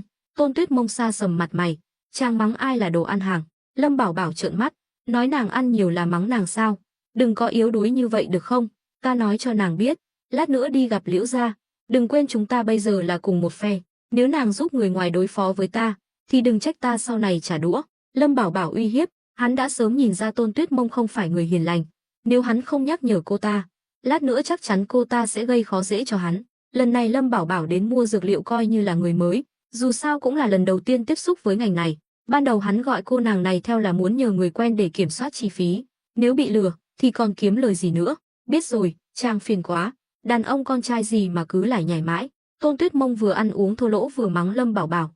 Đúng rồi, còn một chuyện nữa, vừa rồi chàng nói lần này đến đảo Nguyên Trấn, ngoài việc mua dược liệu, còn muốn gặp Khâu Dịch và Lâm Hiên, chàng chắc chắn sẽ không xảy ra chuyện chứ?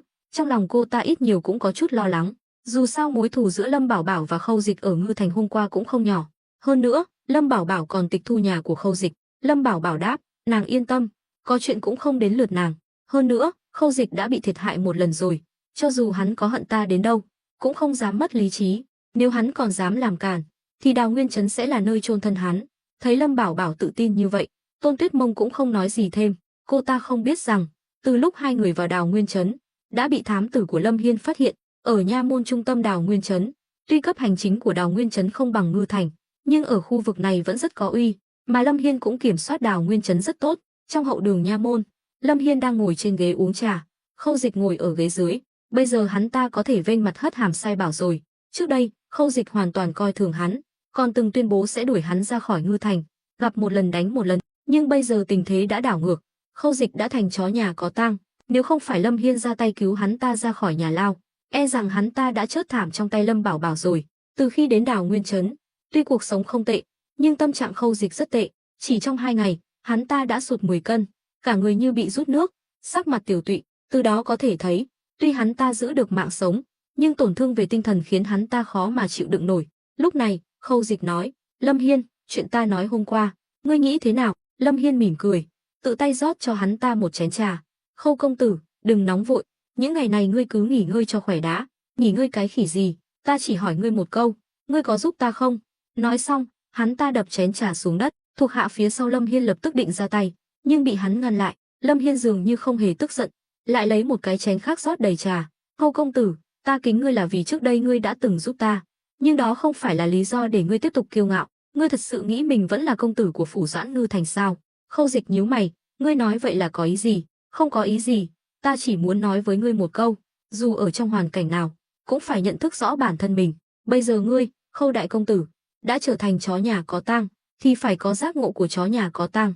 Nếu không phải ta, Lâm Hiên, liều lĩnh cứu ngươi ra khỏi nhà lao, thì ngươi còn có thể lớn tiếng với ân nhân cứu mạng của mình sao? Lâm Hiên, bây giờ ta đúng là đang sa cơ thất thế, nhưng ngươi đừng quên, ta vẫn là con trai của phủ Doãn Ngư Thành, cho dù Lâm Bảo Bảo muốn giết ta, cha ta cũng sẽ không đồng ý.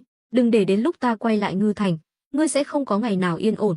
Lâm Hiên ngửa mặt cười lớn, thì ra Khâu công tử vẫn còn mơ mộng hão huyền ảo tưởng, huyễn tưởng. Ngươi nói đúng, nếu lúc đó ngươi không làm chuyện đó với phủ Doãn đại nhân, thì có lẽ ngươi thật sự có cơ hội quay đầu, nhưng bây giờ ngươi nghĩ còn có thể sao? Hơn nữa, đệ đệ thứ 14 của ta không phải là người dễ chọc, Khâu công tử chắc cũng biết rõ chứ. Lần này ngươi đắc tội hắn ta như vậy, hắn ta tuyệt đối sẽ không cho ngươi cơ hội đâu. Khâu công tử, bây giờ nếu ngươi còn biết điều, thì ngoan ngoãn nghe lời ta, chúng ta liên thủ, tương lai có lẽ còn có cơ hội lật kèo đảo ngược tình thế. Nếu ngươi vẫn cố chấp khăng khăng, bướng bỉnh, thì đừng trách ta không coi ngươi ra gì. Những lời này khiến Khâu Dịch tái mặt, hắn ta hiểu những gì Lâm Hiên nói đều là sự thật. Lần này hắn ta thật sự mất hết tất cả. Lúc này, Lâm Hiên đẩy chén trà nóng đến trước mặt hắn ta. Khâu công tử, nể mặt ta, uống cạn chén này đi. Khâu Dịch nhíu mày, trà nóng như vậy sao uống được? Hừ, chính vì nóng mới bảo ngươi uống, uống cạn mới thể hiện được thành ý của ngươi. Lâm Hiên rõ ràng là đang cố tình gây khó dễ, hắn muốn trà đạp lòng tự trọng của Khâu Dịch. Trước đây, hắn định hót hai cha con Khâu gia, đổi lại chỉ là sự sỉ nhục của bọn họ. Tuy tất cả những chuyện này đều do Lâm Bảo Bảo gây ra, nhưng Lâm Hiên vẫn hận Khâu Dịch. Vì vậy, lần này hắn mạo hiểm cứu Khâu Dịch cũng coi như là hoàn thành tâm nguyện của mình. Khâu Dịch cắn răng, nhưng muốn lật kèo, hắn ta cần sự giúp đỡ của Lâm Hiên. Cuối cùng đành phải bưng chén trà nóng lên uống một hơi cạn sạch. A, Khâu Dịch hét lên, chén trà rơi xuống đất vỡ tan. Hắn ta cảm thấy từ khoang miệng đến dạ dày đều nóng rát, đau đớn, ruột gan như đảo lộn. Bây giờ ngươi hài lòng chưa? Giọng nói của Khâu Dịch đã bị hủy hoại hoàn toàn, trở nên the thé, khàn đặc, như tiếng chim vỡ. Hắn ta cảm thấy Lâm Hiên thật tàn nhẫn. Loại người này trước đây hắn ta không muốn kết giao, nhưng bây giờ lại phải dựa dẫm vào hắn. Đúng lúc này, một tên thuộc hạ bước vào, chắp tay nói, bát gia, thám tử báo cáo, Lâm Bảo Bảo đã đến, hiện đang ăn cơm ở quán Tô Xuân Ký. Nghe vậy, Khâu Dịch lập tức đứng dậy, như một con bò tót nổi điên, muốn xông ra ngoài xé xác Lâm Bảo Bảo. Lúc này, Lâm Hiên quát, đứng lại. Khâu Dịch đã bị hắn ta hoàn toàn khuất phục, nên Lâm Hiên vừa lên tiếng, hắn ta liền ngoan ngoãn đứng im. Lâm Hiên rất hài lòng, nhưng vẻ mặt vẫn lạnh lùng. Ngươi muốn làm gì? Đương nhiên là báo thù rửa hận. Lâm Bảo Bảo trước đây bắt nạt ta quá đáng, lần này còn dám đến Đào Nguyên Trấn, ta sẽ không tha cho hắn. Khâu Dịch nghiến răng nghiến lợi, trong mắt tràn đầy sát khí. Hắn ta rơi vào tình cảnh này hoàn toàn là do Lâm Bảo Bảo hại, nên hắn ta thật sự muốn liều mạng với Lâm Bảo Bảo. Khâu công tử, sao ngươi vẫn ngu ngốc như vậy? Ăn trăm hạt đậu cũng không thấy ngán sao? Ngươi nói vậy là có ý gì? Lâm Hiên đứng dậy, đi đến bên cửa sổ, nhìn ra ngoài, thản nhiên nói, đáng lẽ ra, ngươi đã nhiều lần giao dịch với thập tứ đệ của ta, nên phải hiểu hắn hơn ta. Ngươi biết rõ hắn không dễ chọc, vậy mà vẫn cứ lao đầu vào chỗ chết. Ta mạo hiểm cứu ngươi ra khỏi nhà lao, không phải để ngươi vô dụng như vậy, đi nộp mạng cho thập tứ đệ. Khâu Dịch lúc này mới bình tĩnh lại, thở dài, hỏi, vậy theo ngươi, tên nhóc đó dám xông vào địa bàn của ngươi, chẳng lẽ chúng ta lại giả câm giả điếc sao? Đương nhiên không phải, thập tứ đệ của ta là người thâm sâu khó lường, hắn dám đến Đào Nguyên Trấn, chắc chắn là có phần thắng. Thêm vào đó, gần đây tuyến đường từ Đào Nguyên Trấn đến núi Niễn Tử bị một thế lực bí ẩn kiểm soát, ta đoán chuyện này chắc chắn có liên quan đến thập tứ đệ. Ngươi bớt nói nhảm đi, rốt cuộc ngươi nghĩ thế nào? Nói thẳng ra đi. Khâu Dịch đã nhìn ra, những người bị Phiên Vương Lâm gia đuổi đi, không ai là kẻ tầm thường. Lâm Bảo Bảo là vậy, Lâm Hiên trước mắt cũng vậy. Lần này, Lâm Hiên không tức giận vì sự vô lễ của Khâu Dịch, mà cười nhếch mép, ta là chủ nhân của Đào Nguyên Trấn, đương nhiên phải làm tròn trách nhiệm của chủ nhà. Cái gì? Ngươi còn muốn tiếp đón hắn? Ngươi chán sống rồi sao? Ta nói cho ngươi biết, Lâm Bảo Bảo có súng trúc trong tay, uy lực rất lớn, nếu đến gần hắn, ngươi sẽ gặp nguy hiểm. Ngay cả ngươi cũng nghĩ ra được, chẳng lẽ thập tứ đệ của ta lại không nghĩ ra sao? Thôi được rồi, nói với ngươi cũng như đàn gảy tai trâu, cứ ngoan ngoãn ở đây chờ đi. Nói xong, Lâm Hiên quay sang tên thám tử, đi chuẩn bị kiệu, chúng ta đến Tô Xuân Ký gặp thập tứ đệ. Tuân lệnh. Tên thám tử xoay người rời đi. Khâu Dịch lập tức tiến lên, không được, ta cũng muốn đi cùng.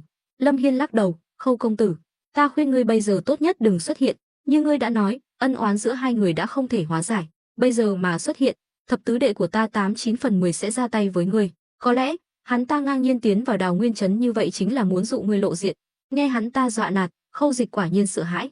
Tuy ngoài miệng hắn ta nói cứng, ra vẻ muốn liều mạng với Lâm Bảo Bảo, nhưng sau khi thất bại một lần, hắn ta đã có bóng ma tâm lý với Lâm Bảo Bảo, thậm chí trong thâm tâm còn có chút không dám đối mặt với Lâm Bảo Bảo. Tuy hắn ta không muốn thừa nhận, nhưng một khi liên quan đến nguy hiểm tính mạng, suy nghĩ này sẽ buộc hắn ta phải đưa ra quyết định sáng suốt nhất. Nhìn thấy vẻ mặt sợ hãi của Khâu Dịch, Lâm Hiên cười lớn, rồi bỏ đi. Khốn nạn, Lâm Bảo Bảo, Lâm Hiên, các ngươi ức hiếp người quá đáng. Khâu Dịch chỉ biết chút giận như vậy, đá đổ bàn ghế trước mặt, chén trà, ấm trà rơi vỡ đầy đất. Mấy tên lính canh cửa đứng bên ngoài như không thấy gì. Ánh mắt thờ ơ của bọn họ khiến Khâu Dịch cảm thấy vô cùng áp lực. Hắn ta cuối cùng cũng hiểu, Lâm Hiên cũng không phải người đơn giản. Từ khi được cứu đến Đào Nguyên Trấn, hắn ta đã hoàn toàn nhìn thấy thực lực của Lâm Hiên. Lâm Hiên tuy không có nhiều thủ đoạn lợi hại như Lâm Bảo Bảo, tính cách cũng không hung hãn như Lâm Bảo Bảo, nhưng nếu phải so sánh, thì Lâm Hiên giống như một con rắn độc ẩn nấp trong bụi cỏ. Chỉ cần có cơ hội, Lâm Hiên chắc chắn sẽ tung đòn chí mạng. Đây cũng là lý do khiến Khâu Dịch cảm thấy Lâm Hiên đáng sợ. Rõ ràng đã có thực lực mạnh như vậy ở Đào Nguyên Trấn, nhưng vẫn có thể nhẫn nhịn đến bây giờ. Ngay cả lần trước hắn ta ngang nhiên đuổi Lâm Hiên đi, Lâm Hiên cũng có thể im lặng chịu đựng. Loại người này tuyệt đối là đáng sợ nhất. Bên này, Lâm Bảo Bảo và Tôn Tuyết Mông vẫn chưa biết tai họa sắp ập đến. Hai người đang chén sạch thức ăn trên bàn. Ban đầu Lâm Bảo Bảo không định ăn, nhưng thấy cô nàng ăn ngon lành, cộng thêm món ăn của quán Tô Xuân Ký quả thật rất ngon, nhất là món gà rán Tô Xuân, tuyệt đối là nhất tuyệt, khiến Lâm Bảo Bảo chợt nhớ đến món gà bọc đất nung ở kiếp trước. Hai món có hương vị hơi giống nhau, nhưng gà rán Tô Xuân lại ngon hơn. Lâm Bảo Bảo hiểu, chắc chắn là do giống gà khác nhau, cộng thêm cách chế biến đặc biệt. Nhìn thấy cách ăn của Lâm Bảo Bảo, Tôn Tuyết Mông mỉm cười, Lâm đại công tử, thì ra chàng ăn cũng xấu xí như vậy, vừa rồi còn chê ta, gà rán Tô Xuân ngon chứ. Tôn Tuyết Mông ăn uống no nê, chống tay lên bàn, nghiêng đầu nhìn Lâm Bảo Bảo ăn. Lâm Bảo Bảo nuốt miếng thịt gà mềm thơm, khen ngợi, cũng tạm được, nhưng vẫn kém món gà bọc đất nung ở quê ta một chút. Những lời này của hắn là nói dối, thậm chí còn có chút không phục. Lâm Bảo Bảo cho rằng, chính là do giống gà khác nhau mới dẫn đến sự khác biệt về hương vị và cảm nhận. Nếu hắn dùng gà Tô Xuân này để làm gà bọc đất nung, chắc chắn cũng sẽ rất ngon. Tôn Tuyết Mông sáng mắt lên, Gà bọc đất nung, sao ta chưa từng nghe nói Ngư Thành có món ăn này. Tuy thế lực của Tôn gia chỉ hoạt động ở Hạo Thành và các vùng lân cận, nhưng Ngư Thành là trung tâm của quận Phượng Dương, cũng là căn cứ địa của Lâm gia. Vì vậy, bất kỳ ai sống ở quận Phượng Dương, dù chỉ có chút địa vị xã hội, đều đã từng đến Ngư Thành. Tôn Tuyết Mông cứ tưởng quê hương mà Lâm Bảo Bảo nhắc đến là Ngư Thành. Dù sao Lâm Bảo Bảo cũng từng là con cháu Lâm gia, nhưng quê hương mà Lâm Bảo Bảo nói đến là trái đất ở kiếp trước. Lâm Bảo Bảo cười bí hiểm, Tôn gia các ngươi chỉ có chút danh tiếng ở Ngư Thành, thì biết được bao nhiêu về Ngư Thành. Thấy Lâm Bảo Bảo ra vẻ cao thâm khó dò, Tôn Tuyết Mông nuốt nước bọt. Được rồi, đã Lâm công tử nói ngon như vậy, thì hôm nào đó làm món gà bọc đất nung cho ta thử xem. Lâm Bảo Bảo nhìn cô ta từ trên xuống dưới, đầu óc lại hoạt động. Ban đầu, chính vì Vuna mà hắn mới có cảm hứng chế tạo nước hoa. Bây giờ nghe Tôn Tuyết Mông nói vậy, Lâm Bảo Bảo lại nảy ra ý tưởng, nếu hắn cũng mở một chuỗi nhà hàng giống như Tô Xuân Ký này, phân bố khắp Đại Đoan, thì quan hệ của hắn chẳng phải sẽ rộng hơn sao? Hơn nữa, ẩm thực ở Đại Đoan không được coi trọng, càng không bị những người nắm quyền coi là mối đe dọa. Không gian để thao túng trong lĩnh vực này thật sự quá lớn. Nghĩ đến một số chi tiết, Lâm Bảo Bảo nở nụ cười khó hiểu. Lúc này, Tôn Tuyết Mông đập bàn. Này, chàng nghĩ gì mà cười ngây ngô vậy? Lâm Bảo Bảo hoàn hồn, lúng túng đặt đũa xuống, cười nói, xem ra tất cả đều là ý trời. Hôm nay Tôn tiểu thư đã chỉ cho ta một con đường mới. Nào, ta kính nàng một chén để tỏ lòng cảm ơn. Nói xong, Lâm Bảo Bảo nâng chén rượu lên. Tôn Tuyết Mông thấy Lâm Bảo Bảo kỳ lạ, không hiểu hắn đang nghĩ gì, nhưng thấy hắn nghiêm túc như vậy, cô ta cũng bưng chén rượu lên, cười gian xảo, đã muốn cảm ơn thì phải thiết thực một chút, có lợi ích gì, chàng cứ đưa tiền mặt cho ta. Lâm Bảo Bảo hừ nhẹ, thôi đi, đừng có tự luyến nữa, nàng muốn uống thì uống, không uống thì thôi. Hắn uống cạn chén rượu của mình. Tôn Tuyết Mông vừa định trừng mắt, thì đột nhiên thấy một nhóm người đi lên lầu, tiến về phía hai người, nhưng Tôn Tuyết Mông liếc mắt đã nhận ra bọn họ, nhất là khi nhìn thấy vẻ mặt nham hiểm của Lâm Hiên, cô ta liền run lên, nhỏ giọng nói, Lâm công tử, đừng ăn nữa, có người đến. Lâm Bảo Bảo quay đầu lại, thấy Lâm Hiên dẫn theo 18 người, quả nhiên, mỗi lần đến quán rượu đều không có chuyện gì tốt, cổ nhân không lừa ta. Vừa nói, hai tên lính phụ trách an toàn cho Lâm Bảo Bảo đã đứng chắn trước mặt hắn, rút súng trúc ra, mục đích chính là để dọa đối phương, cho bọn họ biết hắn không phải người dễ chọc. Quả nhiên, thuộc hạ của Lâm Hiên khi nhìn thấy súng trúc đều dừng lại, nhưng Lâm Hiên lại không hề sợ hãi, như thể không nhìn thấy, vẫn đi thẳng về phía này, nhưng bị hai tên lính chặn lại. Đứng lại. Lâm Hiên nghiêng đầu, nhìn Lâm Bảo Bảo vẫn đang ngồi quay lưng về phía mình, cười nói, thập tứ đệ đã đến rồi sao không nói một tiếng, để ta, người làm ca ca này, còn chuẩn bị rượu thịt tiếp đón. Lâm Bảo Bảo xua tay, hai người không cần căng thẳng, hắn là bát ca của ta, cũng coi như là người nhà. Hai tên lính mới tránh đường, nhưng ánh mắt vẫn lạnh lùng vô tình, nếu ánh mắt có thể giết người, thì Lâm Hiên đã bị xé xác rồi. Hai người họ là tâm phúc của Giang Khôn, đương nhiên có thể cảm nhận được sự thù địch của đối phương, nhưng Lâm Bảo Bảo đã lên tiếng, họ cũng chỉ đành tránh đường.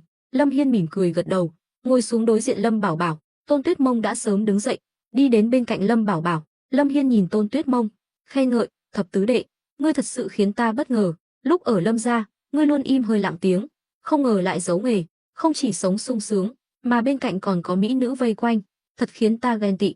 Khác với lần gặp nhau ở quán rượu tại Ngư Thành, lần này Lâm Hiên khách sáo với Lâm Bảo Bảo hơn nhiều. Đây chính là sự thay đổi do thực lực mang lại. Lâm Bảo Bảo mỉm cười, bát ca quá khen, lúc đó ta chọn Ngưu Bối thôn, một nơi hoang vu hẻo lánh, còn không biết hôm nay đến Đào Nguyên trấn của bát ca mới thật sự là mở mang tầm mắt, nơi này quả là tiên cảnh. Những lời này của Lâm Bảo Bảo có ẩn ý, nhưng Tôn Tuyết Mông lại không nghe ra, chỉ bĩu môi. Theo cô ta, tuy Đào Nguyên trấn phong cảnh hữu tình, non xanh nước biếc, rừng trúc bạt ngàn, nhưng đó chỉ là bề ngoài, còn Ngưu Bối thôn dưới sự quản lý của Lâm Bảo Bảo mới là nơi kiếm tiền nhiều nhất ở Ngư Thành, sản lượng lương thực hàng năm 30 vạn cân. Chỉ riêng số tài sản này đã đủ để Đào Nguyên trấn phải mất 10 năm mới đuổi kịp. Nếu cộng thêm những ngành nghề khác mà Lâm Bảo Bảo phát triển, thì hắn tuyệt đối là một đại địa chủ. Nhưng Lâm Hiên lại tinh danh hơn Tôn Tuyết Mông nhiều. Hắn đương nhiên nghe ra ý tứ trong lời nói của Lâm Bảo Bảo, cười nói, thập tứ đệ, ta biết thế lực bí ẩn gần đây hoạt động ở ngoại ô Đào Nguyên trấn là do ngươi sắp xếp. Chúng ta dù sao cũng là anh em, trước đây có chút mâu thuẫn cũng chỉ là chuyện nhỏ, ngươi không cần phải ra tay tàn nhẫn như vậy chứ. Lâm Bảo Bảo tự rót cho mình một chén rượu. Bát ca nói vậy là sao? Ta nghe không hiểu. Thôi, đừng giả vờ nữa. Ta biết bây giờ ngươi binh hùng tướng mạnh, ngay cả phủ Doãn đại nhân cũng phải quy phục ngươi. Có thể cho ta một con đường sống không?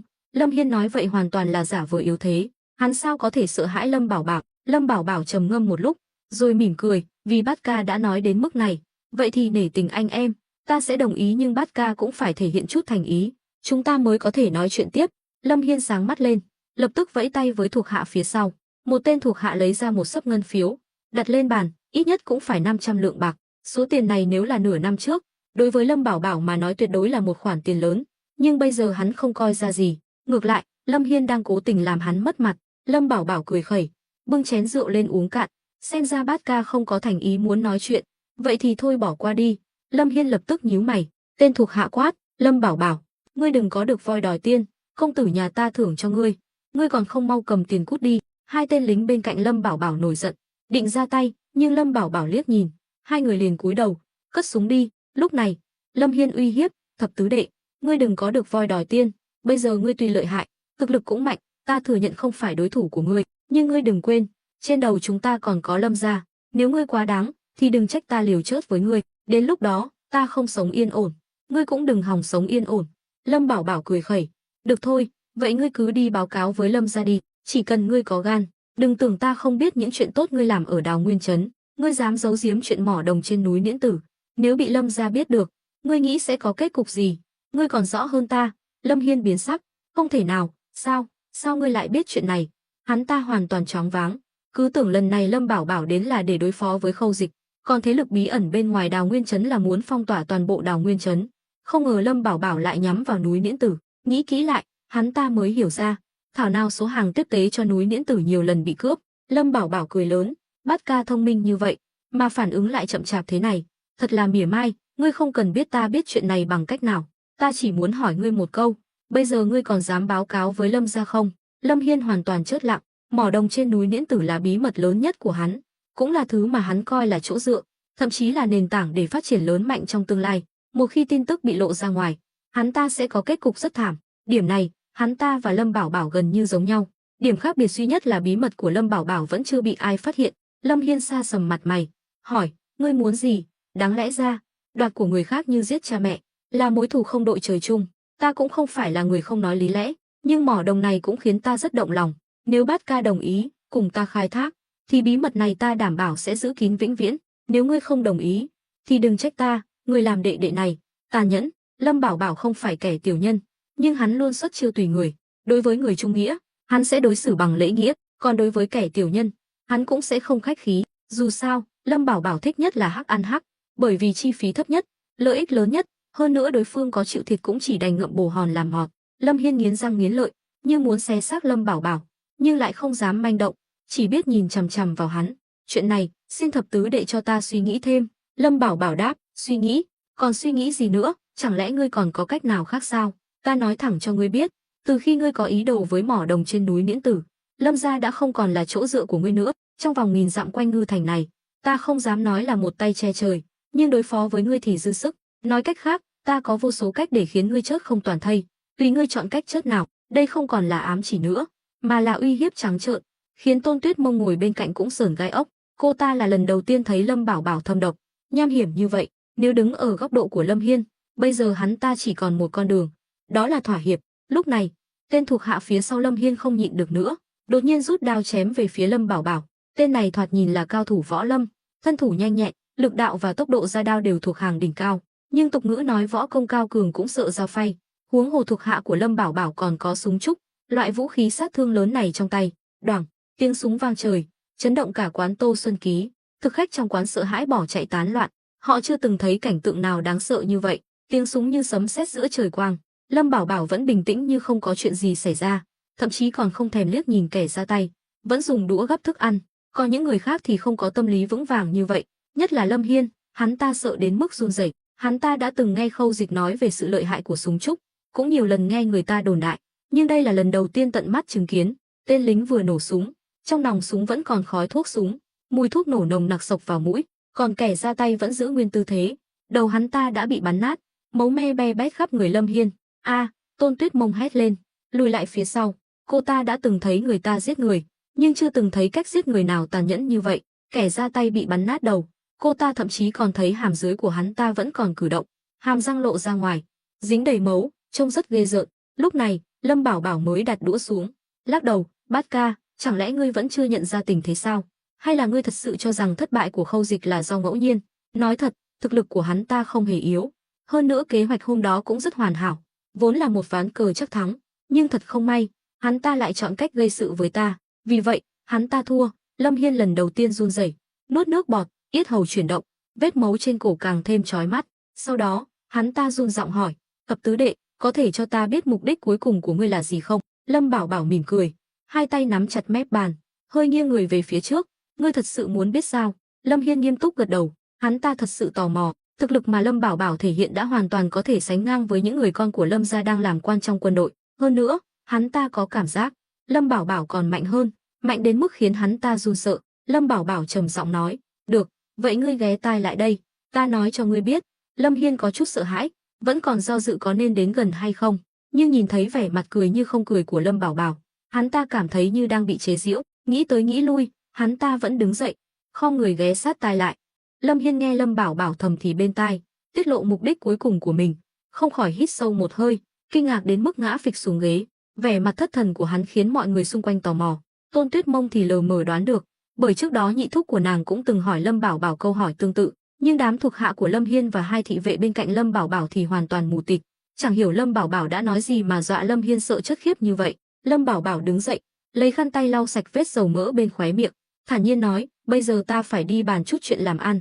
Bát ca tốt nhất là cho ta câu trả lời cuối cùng trước khi trời tối, còn sống hay chết, tất cả đều do huynh quyết định. Dứt lời, hắn xoay người rời đi. Tôn Tuyết Mông và hai thị vệ vội vàng theo sau, chỉ còn lại Lâm Hiên ngồi như trời trồng trước bàn ăn đầy thức ăn thừa, chìm đắm trong nỗi sợ hãi, không thể thoát ra. Bên này, Lâm Bảo Bảo cùng ba người đã ra khỏi quán Tô Xuân Ký, hắn không quên để lại ít bạc trên quầy cho chủ quán. Tôn Tuyết Mông lên tiếng hỏi, Lâm công tử, chàng cứ thế mà bỏ qua cho hắn ta sao? Lâm Hiên rõ ràng là loại người ăn cháo đá bát, chàng hợp tác với hắn, sớm muộn gì cũng thiệt hại lớn.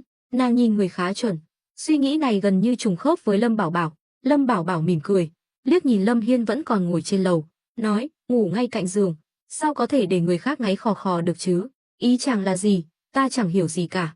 Tôn Tuyết Mông hoàn toàn không hiểu, đầu óc đầy dấu chấm hỏi. Lâm Bảo Bảo liếc xéo nàng một cái, rồi nói, thực ra, suy nghĩ của Bát ca và ta về cơ bản là giống nhau. Hắn muốn chơi trò mèo vờn chuột với ta, lén lút làm chuyện mờ ám, nhưng hắn quên mất một điều, thứ không giành được trên chiến trường thì cũng đừng hòng có được trên bàn đàm phán. Vậy sao chàng không xử lý hắn ngay hôm nay cho xong chuyện? Lâm Bảo Bảo nhìn nàng với ánh mắt kỳ quái, không ngờ cô nương cũng mấu lạnh đấy chứ. Ta chỉ nói sự thật thôi, hôm nay chàng đã để lộ không ít bí mật cho hắn, đâu phải là hành động sáng suốt. Nàng hiểu gì chứ, cơm phải ăn từng miếng, người béo đâu phải một ngày mà thành. Nếu ta nóng vội giết hắn ngay hôm nay, chắc chắn sẽ gây ra náo loạn, lại càng khiến Lâm gia chú ý, chỉ có đun từ từ mới có thể khiến hắn và Lâm gia bị ta nuốt chửng lúc nào không hay. Tôn Tuyết Mông giơ ngón tay cái lên, khen ngợi, cao tay, à không, phải nói là thâm độc mới đúng. Rồi nàng chợt nhớ ra điều gì, hỏi, chàng định dùng cách này để đối phó với Tôn gia nhà ta sao? Tôn gia có thù oán gì với chàng đâu? Nàng theo bản năng cảm thấy sợ hãi, mưu kế của Lâm Bảo Bảo quả thật quá nham hiểm. Lâm Bảo Bảo cười khẩy, Tôn gia có gì đáng để ta nhòm ngó chứ? Nói thẳng ra, mấy cái phương thuốc mấy trăm năm của Bách Thảo Đường, trong mắt ta chẳng khác gì đống rác, ta tùy tiện viết ra một phương thuốc cũng tốt hơn của Bách Thảo Đường gấp trăm lần. Nghe hắn hạ thấp Tôn gia và Bách Thảo Đường như vậy, Tôn Tuyết Mông tức đến mức trợn trắng mắt, nhưng nghĩ kỹ lại, Lâm Bảo Bảo đúng là có vốn liếng để kiêu ngạo, dường như bất cứ thứ gì qua tay hắn đều biến thành vàng, và đó cũng chính là điều khiến nàng tò mò nhất, cũng là ưu điểm thu hút nàng nhất ở hắn. Nàng đâu biết rằng, khi một người phụ nữ bắt đầu tò mò về một người đàn ông, cũng chính là lúc nàng bắt đầu sa vào lưới tình. Tôn gia và Bách Thảo Đường trong mắt chàng chẳng ra gì sao? Tôn Tuyết Mông bĩu môi, mặt xị ra, thật là tức chết ta mà. Bây giờ chàng định đi đâu? Lâm Bảo Bảo dừng bước, hỏi, không phải đã nói là đi tìm Liễu gia bàn chuyện làm ăn sao? Vậy chàng có biết đường không mà đi nhanh thế? Không biết thì đã có nàng rồi. Lâm Bảo Bảo cười đáp, vậy thì tránh ra, để tiểu thư ta dẫn đường. Tôn Tuyết Mông hất Lâm Bảo Bảo sang một bên, vênh váo bước lên phía trước. Lâm Bảo Bảo chỉ biết cười khổ, lắc đầu, lặng lẽ đi theo. Bên này, Lâm Hiên đứng dậy khỏi ghế, phẩy tay áo bỏ đi. Tâm trạng hắn rối bời, ban đầu định ra oai phủ đầu Lâm Bảo Bảo, ai ngờ không những không thành công mà còn bị dọa cho sợ mất mật. Hắn không ngờ Lâm Bảo Bảo lại đang âm mưu lật đổ Lâm gia, tuy đó cũng là điều hắn hằng mong muốn nhưng không làm được. Nhưng việc này thật quá điên rồ, lật đổ Lâm gia cũng đồng nghĩa với việc Lâm Bảo Bảo muốn khống chế cả gia tộc, trở thành người nắm quyền sinh sát. Độ khó của việc này không hề nhỏ. Lâm gia đã phát triển hùng mạnh ở quận Phượng Dương suốt 3 đời, bồi dưỡng không biết bao nhiêu nhân tài trong quân đội, lại thêm mối quan hệ chằng chịt trong triều đình, muốn đánh bại Lâm gia chẳng khác nào lên trời. Nhưng khí thế mà Lâm Bảo Bảo vừa thể hiện lại không hề thua kém bất kỳ nhân vật tinh anh nào của Lâm gia, đặc biệt là trong tay Lâm Bảo Bảo còn có thứ vũ khí thay đổi cục diện chiến trường súng trúc. Điều này khiến trong lòng Lâm Hiên nhen nhóm một tia hy vọng, nếu Lâm Bảo Bảo thắng, hắn sẽ được lợi gì?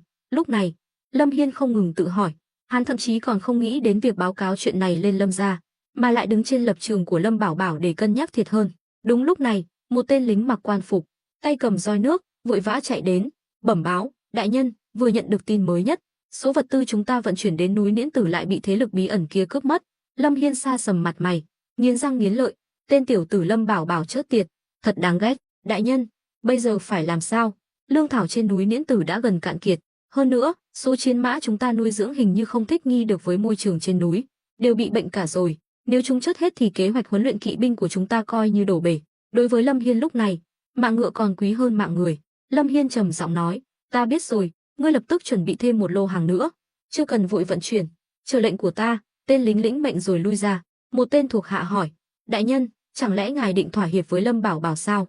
Không thì sao, tình hình hiện tại rất bất lợi cho chúng ta. Lâm Bảo Bảo không phải kẻ dễ đối phó, chỉ có thể tạm thời nhượng bộ, còn về sau sẽ thế nào, rồi tính tiếp. Hắn đã hoàn toàn bị thủ đoạn nhanh như chớp của Lâm Bảo Bảo làm cho sợ hãi, đặc biệt là với khẩu súng trúc trong tay Lâm Bảo Bảo, hắn đã đạt đến mức độ cuồng nhiệt hoặc sợ hãi tột độ. Vũ khí trong tay hắn căn bản không phải đối thủ của Lâm Bảo Bảo. Nếu tiếp tục đối đầu, gia sản tích góp bao nhiêu năm của hắn sẽ tiêu tan hết, đó là điều hắn tuyệt đối không thể chấp nhận được. Bên kia, dưới sự dẫn đường của Tôn Tuyết Mông, Lâm Bảo Bảo cùng đoàn người cuối cùng cũng đến được phủ đệ của Liễu gia. Liễu gia tuy không phải gia tộc lớn mạnh nhất trong địa phận Ngư Thành, nhưng ở Đào Nguyên trấn thì lại là một thế lực đáng gờm, bởi vì Liễu gia nắm trong tay hơn nửa nguồn dược liệu của cả trấn. Dân thường hái được dược liệu trên núi cũng đều mang đến Liễu gia bán trước tiên. Liễu gia cũng khá hào phóng, trả giá rất cao. Từng có người ngoài hỏi Liễu gia cố tình đẩy giá dược liệu lên cao như vậy để kiếm lời sao? Gia chủ Liễu gia liền lớn tiếng tuyên bố, thuốc mua giá cao thì bán giá cao, đã độc quyền ngành nghề thì ta có quyền định giá, dù là Tôn gia Ngư Thành hay Kinh Thành đến mua, ta cũng dám bán giá cao. Chính vì vậy mà Liễu gia danh tiếng lẫy lừng ở Đào Nguyên trấn. Tôn Tuyết Mông nói, Lâm công tử, chàng chờ ở đây lát, ta vào báo với Liễu gia một tiếng. Lâm Bảo Bảo mỉm cười gật đầu, tỏ vẻ không hề vội vàng. Tôn Tuyết Mông bước đến trước cửa Liễu phủ, gõ 2 tiếng, cánh cửa hé mở một khe hở, một lão già râu tóc bạc phơ ló đầu ra, hỏi, cô nương tìm ai? Ta là Tôn Tuyết Mông, Tôn gia Ngư Thành, Tôn Hưng là nhị thúc của ta, mau vào bẩm báo với Liễu Thanh Dương, nói ta đến mua dược liệu.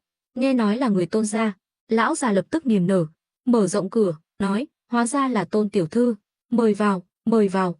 Tuy chỉ là một tên đầy tớ, nhưng lão lại là người thường xuyên tiếp khách, coi như là bộ mặt của Liễu gia. Tôn Tuyết Mông xua tay, không cần đâu, hôm nay ta còn dẫn theo một vị khách quý, ngươi mau đi thông báo, để Liễu Thanh Dương đích thân ra nghênh đón. Lão già nhíu mày, nhìn Lâm Bảo Bảo và 2 thị vệ đang đứng ngoài cửa, hỏi, bọn họ là ai? Nói nhảm ít thôi, mau đi thông báo, nếu làm lỡ chuyện lớn, ngươi gánh không nổi đâu, có lẽ bị ảnh hưởng bởi Lâm Bảo Bảo. Lời nói của Tôn Tuyết Mông cũng trở nên cứng rắn hơn, lão già không dám đắc tội với Tôn gia, đành gật đầu lia lịa, rồi quay vào trong phủ. Khoảng 1 tuần trà sau, Tôn Tuyết Mông nghe thấy tiếng bước chân, nhìn kỹ, đúng là Liễu Thanh Dương. Hắn ta khoảng hơn 40 tuổi, mặc áo trắng, dáng vẻ nho nhã, đặc biệt là bộ râu dê rất hợp với khuôn mặt chữ điền. Liễu Thanh Dương vừa đi vừa chắp tay cười nói, Tôn tiểu thư, không biết cơn gió nào đưa cô đến đây, nếu cần dược liệu, chỉ cần cô báo một tiếng, Liễu gia sẽ lập tức sai người đưa đến Tôn gia, đâu cần cô phải lặn lội đường xa đến đây.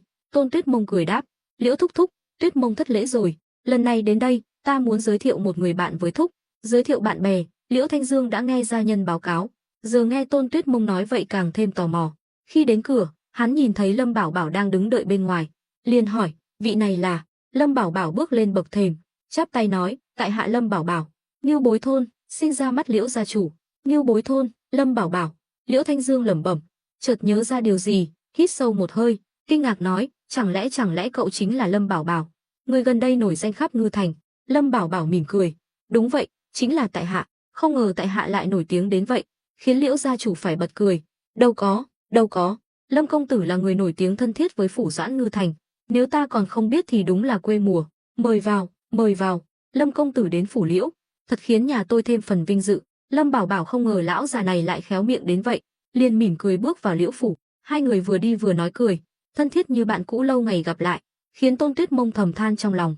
Nàng biết Lâm Bảo Bảo rất giỏi lấy lòng người, lại thêm tài diễn xuất thượng thừa, nhưng điều khiến nàng kinh ngạc là Liễu Thanh Dương cũng chẳng kém cạnh.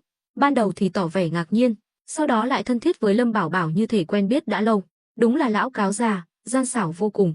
Không lâu sau, Liễu Thanh Dương dẫn mọi người đến phòng khách. Sau khi an tọa, trà ngon được dâng lên. Lâm công tử đường xa đến đây, mời dùng trà ngon Đào Nguyên trấn. Loại trà này có công dụng an thần, tĩnh tâm, năm ngoái còn được dâng lên hoàng thất. Mắt Lâm Bảo Bảo sáng lên, gật đầu, được, vậy tại hạ phải nếm thử mới được, cũng coi như là nhờ phúc của Liễu gia chủ. Nói rồi, hắn nhấp một ngụm trà, khen ngợi, ngon thật, vị ngọt thanh khiết, hậu vị lưu luyến, lại thêm hương thơm an thần, quả là trà ngon, ha ha. Hóa ra Lâm công tử cũng là người sành trà, ta cuối cùng cũng tìm được tri âm rồi. Liễu Thanh Dương thật thâm sâu, chỉ bằng một chén trà đã kéo gần quan hệ với Lâm Bảo Bảo, ai không biết còn tưởng hắn đang cầu cạnh Lâm Bảo Bảo. Tôn Tuyết Mông thầm nghĩ, đúng là người càng già càng khôn ngoan, quả thật, muốn quản lý một gia tộc buôn bán dược liệu lớn như Liễu gia, lại thường xuyên giao dịch với các thế lực trong Đại Đoan, nếu không biết ăn nói khéo léo thì làm sao có thể làm ăn lớn được. Lâm Bảo Bảo mỉm cười, đặt chén trà xuống bàn, nói, Liễu gia chủ, nói thật, lần này ta đến đây là muốn mua một lô dược liệu, nên mới nhờ Tôn tiểu thư dẫn đường, mong Liễu gia chủ giúp đỡ. Lâm công tử nói quá lời rồi, cậu không quản đường xa trăm dặm đến Đào Nguyên trấn mua thuốc, đó là nể mặt Liễu gia, dù không có Tôn tiểu thư, chỉ cần 3 chữ Lâm công tử là Liễu gia cũng sẽ giảm giá, coi như kết giao bằng hữu. Tôn Tuyết Mông cười lạnh, đúng vậy, Lâm công tử bây giờ đang như mặt trời ban trưa, Tôn gia chúng ta có là gì chứ? Lâm Bảo Bảo nhíu mày, cô nương lại nổi cơn gì thế? Liễu Thanh Dương cười trừ, Tôn tiểu thư đừng nói giận, ta chỉ nói thật lòng, không có ý coi thường Tôn gia, hơn nữa, hai nhà chúng ta hợp tác đã lâu, ta và Tôn nhị gia cũng là bạn thân. Nghe vậy, Tôn Tuyết Mông có chút ngượng ngùng, nói, Liễu thúc thúc hiểu lầm rồi, Tuyết Mông không có ý gì khác. Tốt rồi, tốt rồi. Liễu Thanh Dương quay sang Lâm Bảo Bảo, hỏi, Lâm công tử, không biết cậu muốn mua những dược liệu gì? Lâm Bảo Bảo gật đầu, nhìn ra cửa, nói, đoạn long cốt, ngũ vị tử, đương quy, cam thảo, kim anh tử, khiếm thực, mỗi loại 100 cân. Nghe thấy số lượng lớn như vậy, mắt Liễu Thanh Dương sáng lên, tuy so với Tôn gia vẫn còn kém xa, nhưng cũng vượt quá sức tưởng tượng của hắn. Hơn nữa, những dược liệu Lâm Bảo Bảo kể ra đều là loại quý hiếm, nói cách khác là giá rất cao. Tôn Tuyết Mông lặng lẽ lắng nghe, âm thầm ghi nhớ những loại dược liệu này. Nhị thúc sai nàng đi theo Lâm Bảo Bảo vốn là có ý muốn nàng học hỏi, với sự thông minh lanh lợi của mình, nếu không nhân cơ hội này học lỏm vài chiêu thì không phải là Tôn Tuyết Mông. Lúc này, Liễu Thanh Dương bắt đầu màn kịch của mình, thở dài nói, Lâm công tử, những dược liệu này Liễu gia đều có, nhưng chúng đều là loại quý hiếm, giá cả. Lâm Bảo Bảo mỉm cười, hiểu rằng đã đến lúc vào đề, nói, giá cả thế nào? Liễu gia chủ cứ nói thẳng, hôm nay ta đến chỉ để mua dược liệu, nếu không thương lượng được cũng không sao, buôn bán không thành, tình nghĩa vẫn còn. Câu này là để nói với Liễu Thanh Dương rằng, nếu lão định chặt chém thì hắn sẽ không để yên. Liễu Thanh Dương vội vàng cười xòa, đứng dậy đi về phía bàn sách, nói, Lâm công tử chờ chút, ta trí nhớ không tốt lắm, phải xem lại sổ sách. Lâm Bảo Bảo làm động tác mời, tỏ vẻ bình tĩnh, không hề vội vàng. Liễu Thanh Dương mở ngăn kéo, lấy ra một cuốn sổ sách màu xanh đen, cẩn thận xem xét. Lâm công tử, những dược liệu khác ta đều có thể bán theo giá nhập, coi như kết giao bằng hữu, nhưng đoạn long cốt của Liễu gia là loại thượng hạng, mỗi cân giá 50 lượng bạc, 100 cân là 5.000 lượng. Cái gì? 50 lượng một cân? Liễu gia chủ, ông coi chúng tôi là kẻ không biết hàng sao? Chặt chém cũng phải có giới hạn chứ. Tôn Tuyết Mông chưa đợi Lâm Bảo Bảo lên tiếng đã phản đối, dù sao nàng là người dẫn Lâm Bảo Bảo đến mua dược liệu, nếu bị chặt chém như vậy thì Tôn gia cũng mất mặt, hơn nữa, Tôn gia và Lâm Bảo Bảo còn là đồng minh. Liễu Thanh Dương cười gượng, Tôn tiểu thư nói gì vậy? Dù có chặt chém, ta cũng không dám làm vậy với khách hàng do Tôn gia giới thiệu, huống hồ lại là Lâm công tử, thế thì quá đáng lắm, quá đáng. Đoạn long cốt trên thị trường chỉ có 10 lượng một cân thôi. Tôn Tuyết Mông bĩu môi, vẻ mặt khó chịu, đoạn long cốt trên thị trường đúng là rẻ hơn nhiều, nhưng ta đã nói rồi, đoạn long cốt của Liễu gia là loại thượng hạng, còn trên thị trường bán toàn là xương bò, hai loại này khác nhau hoàn toàn.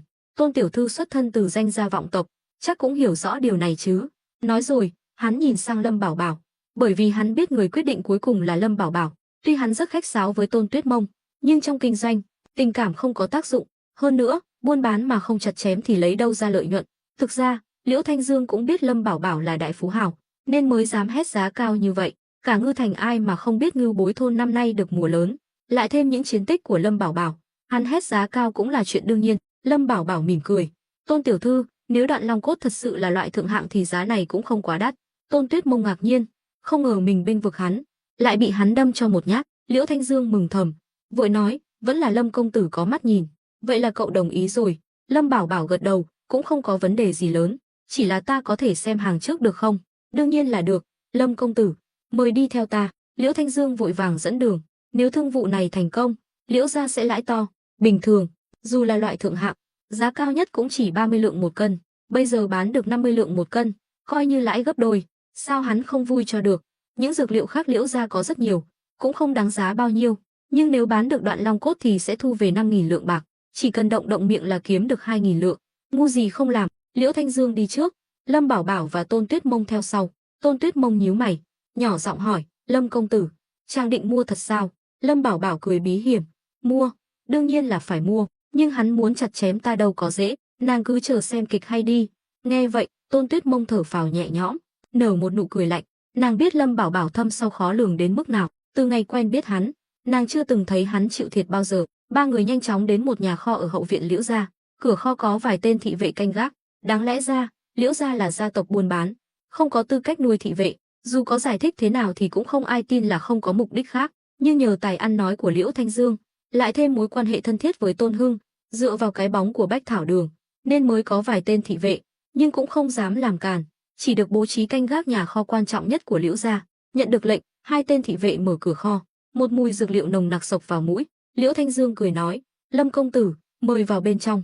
Bình thường, người ngoài không được phép vào kho của Liễu gia, nhưng Lâm Bảo Bảo là khách sộp, Liễu Thanh Dương cũng không câu nệ tiểu tiết. Lâm Bảo Bảo nhìn quanh, nhà kho này ít nhất cũng phải 400-500 mét vuông, bên trong chất đầy kệ cao 2 mét, trên kệ bày la liệt các loại dược liệu đã phơi khô. Liễu Thanh Dương vừa giới thiệu vừa dẫn mọi người đi vào sâu bên trong, đến một góc khuất, nơi đặt một thùng gỗ lớn phủ đầy bụi, hắn dùng tay áo phủi bụi, khiến bụi bay mù mịt, làm cả ba người ho sặc sụa. Liễu Thanh Dương ngượng ngùng nói, Lâm công tử chê cười, ở đây hơi nhiều bụi, nhưng không ảnh hưởng đến dược liệu.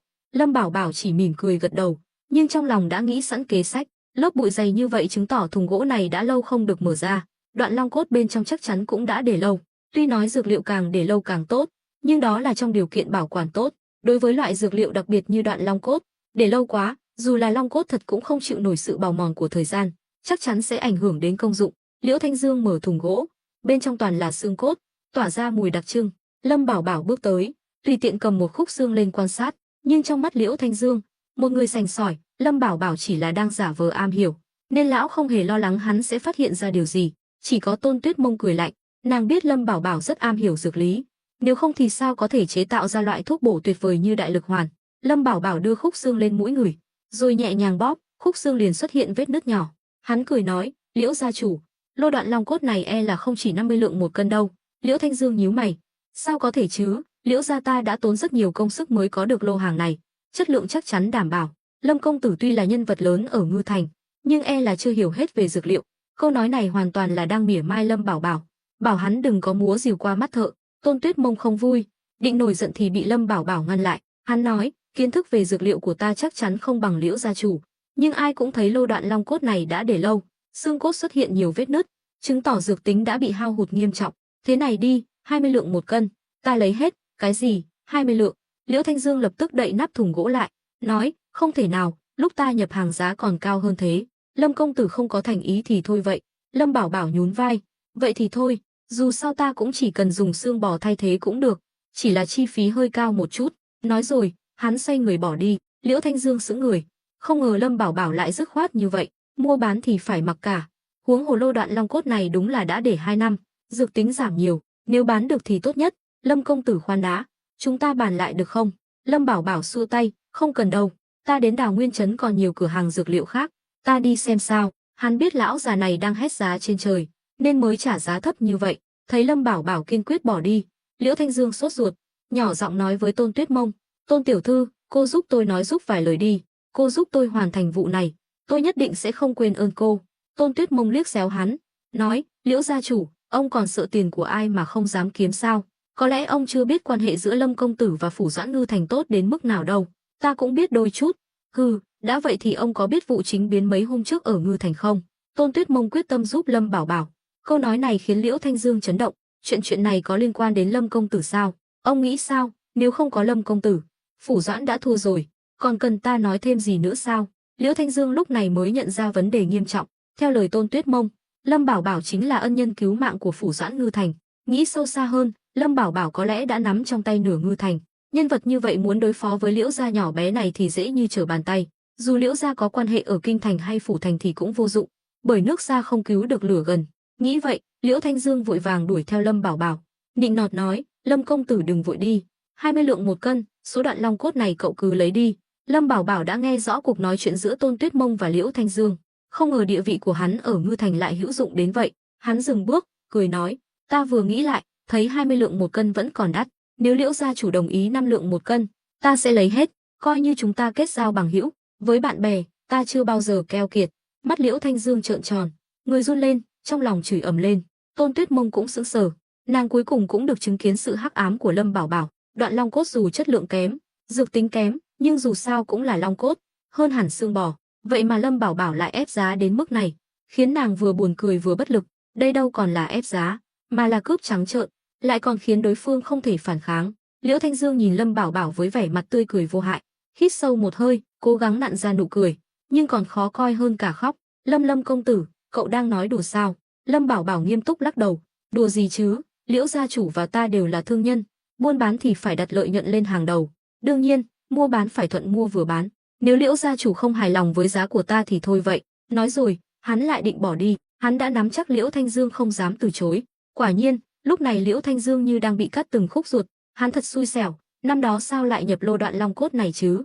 Giờ không những không kiếm được đồng nào mà còn phải bù lỗ mấy ngàn lượng. Lô hàng này hắn đã bỏ ra 2.000 lượng bạc để mua về, nhưng lời khuyên của Tôn Tuyết Mông vẫn văng vẳng bên tai. Liễu Thanh Dương buôn bán mấy chục năm, có nguyên tắc riêng của mình, đó là tuyệt đối không kiếm tiền của quan phủ. Hắn cứ tưởng Lâm Bảo Bảo chỉ là kẻ đầu cơ tích trữ, có chút mưu mẹo, địa vị cũng chỉ đến thế thôi. Ai ngờ vụ chính biến ở Ngư Thành vừa rồi, Lâm Bảo Bảo lại là nhân vật quan trọng thay đổi cục diện. Loại người này hắn không thể đắc tội, dù Lâm Bảo Bảo có đưa bạc cho hắn cũng không dám nhận. Tương lai của Liễu gia còn quý giá hơn mấy ngàn lượng bạc này. Được rồi, ta bán, coi như kết giao bằng hữu với Lâm công tử. Liễu Thanh Dương nghiến răng đồng ý, cả người hắn ướt đẫm mồ hôi, như vừa được vớt lên từ dưới nước. Lâm Bảo Bảo mỉm cười gật đầu, tốt, Liễu gia chủ đã đồng ý, thì hãy chuẩn bị tất cả số dược liệu ta cần, chúng ta giao dịch tại chỗ. Nói xong, Lâm Bảo Bảo bước ra khỏi kho, dưới ánh mắt ngạc nhiên của hai tên thị vệ, quay trở lại phòng khách. Tôn Tuyết Mông nín cười, thầm than Lâm Bảo Bảo thật quá ác, nhưng nàng lại càng thích kiểu đàn ông ác kiểu lưu manh này hơn.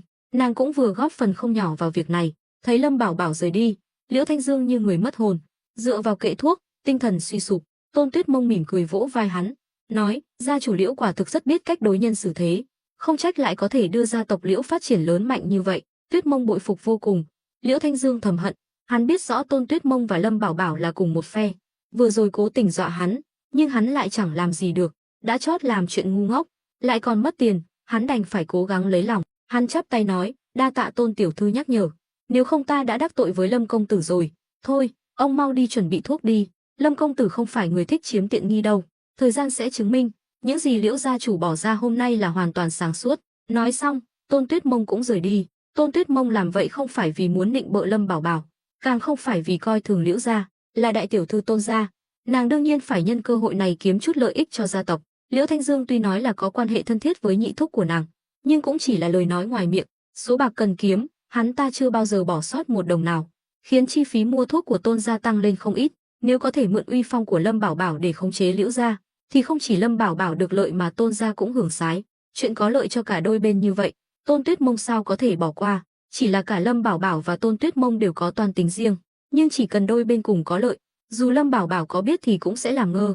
Dù sao, thương trường cũng giống như quan trường, lợi ích không thể để một mình hưởng, tiền cũng không thể để một mình kiếm.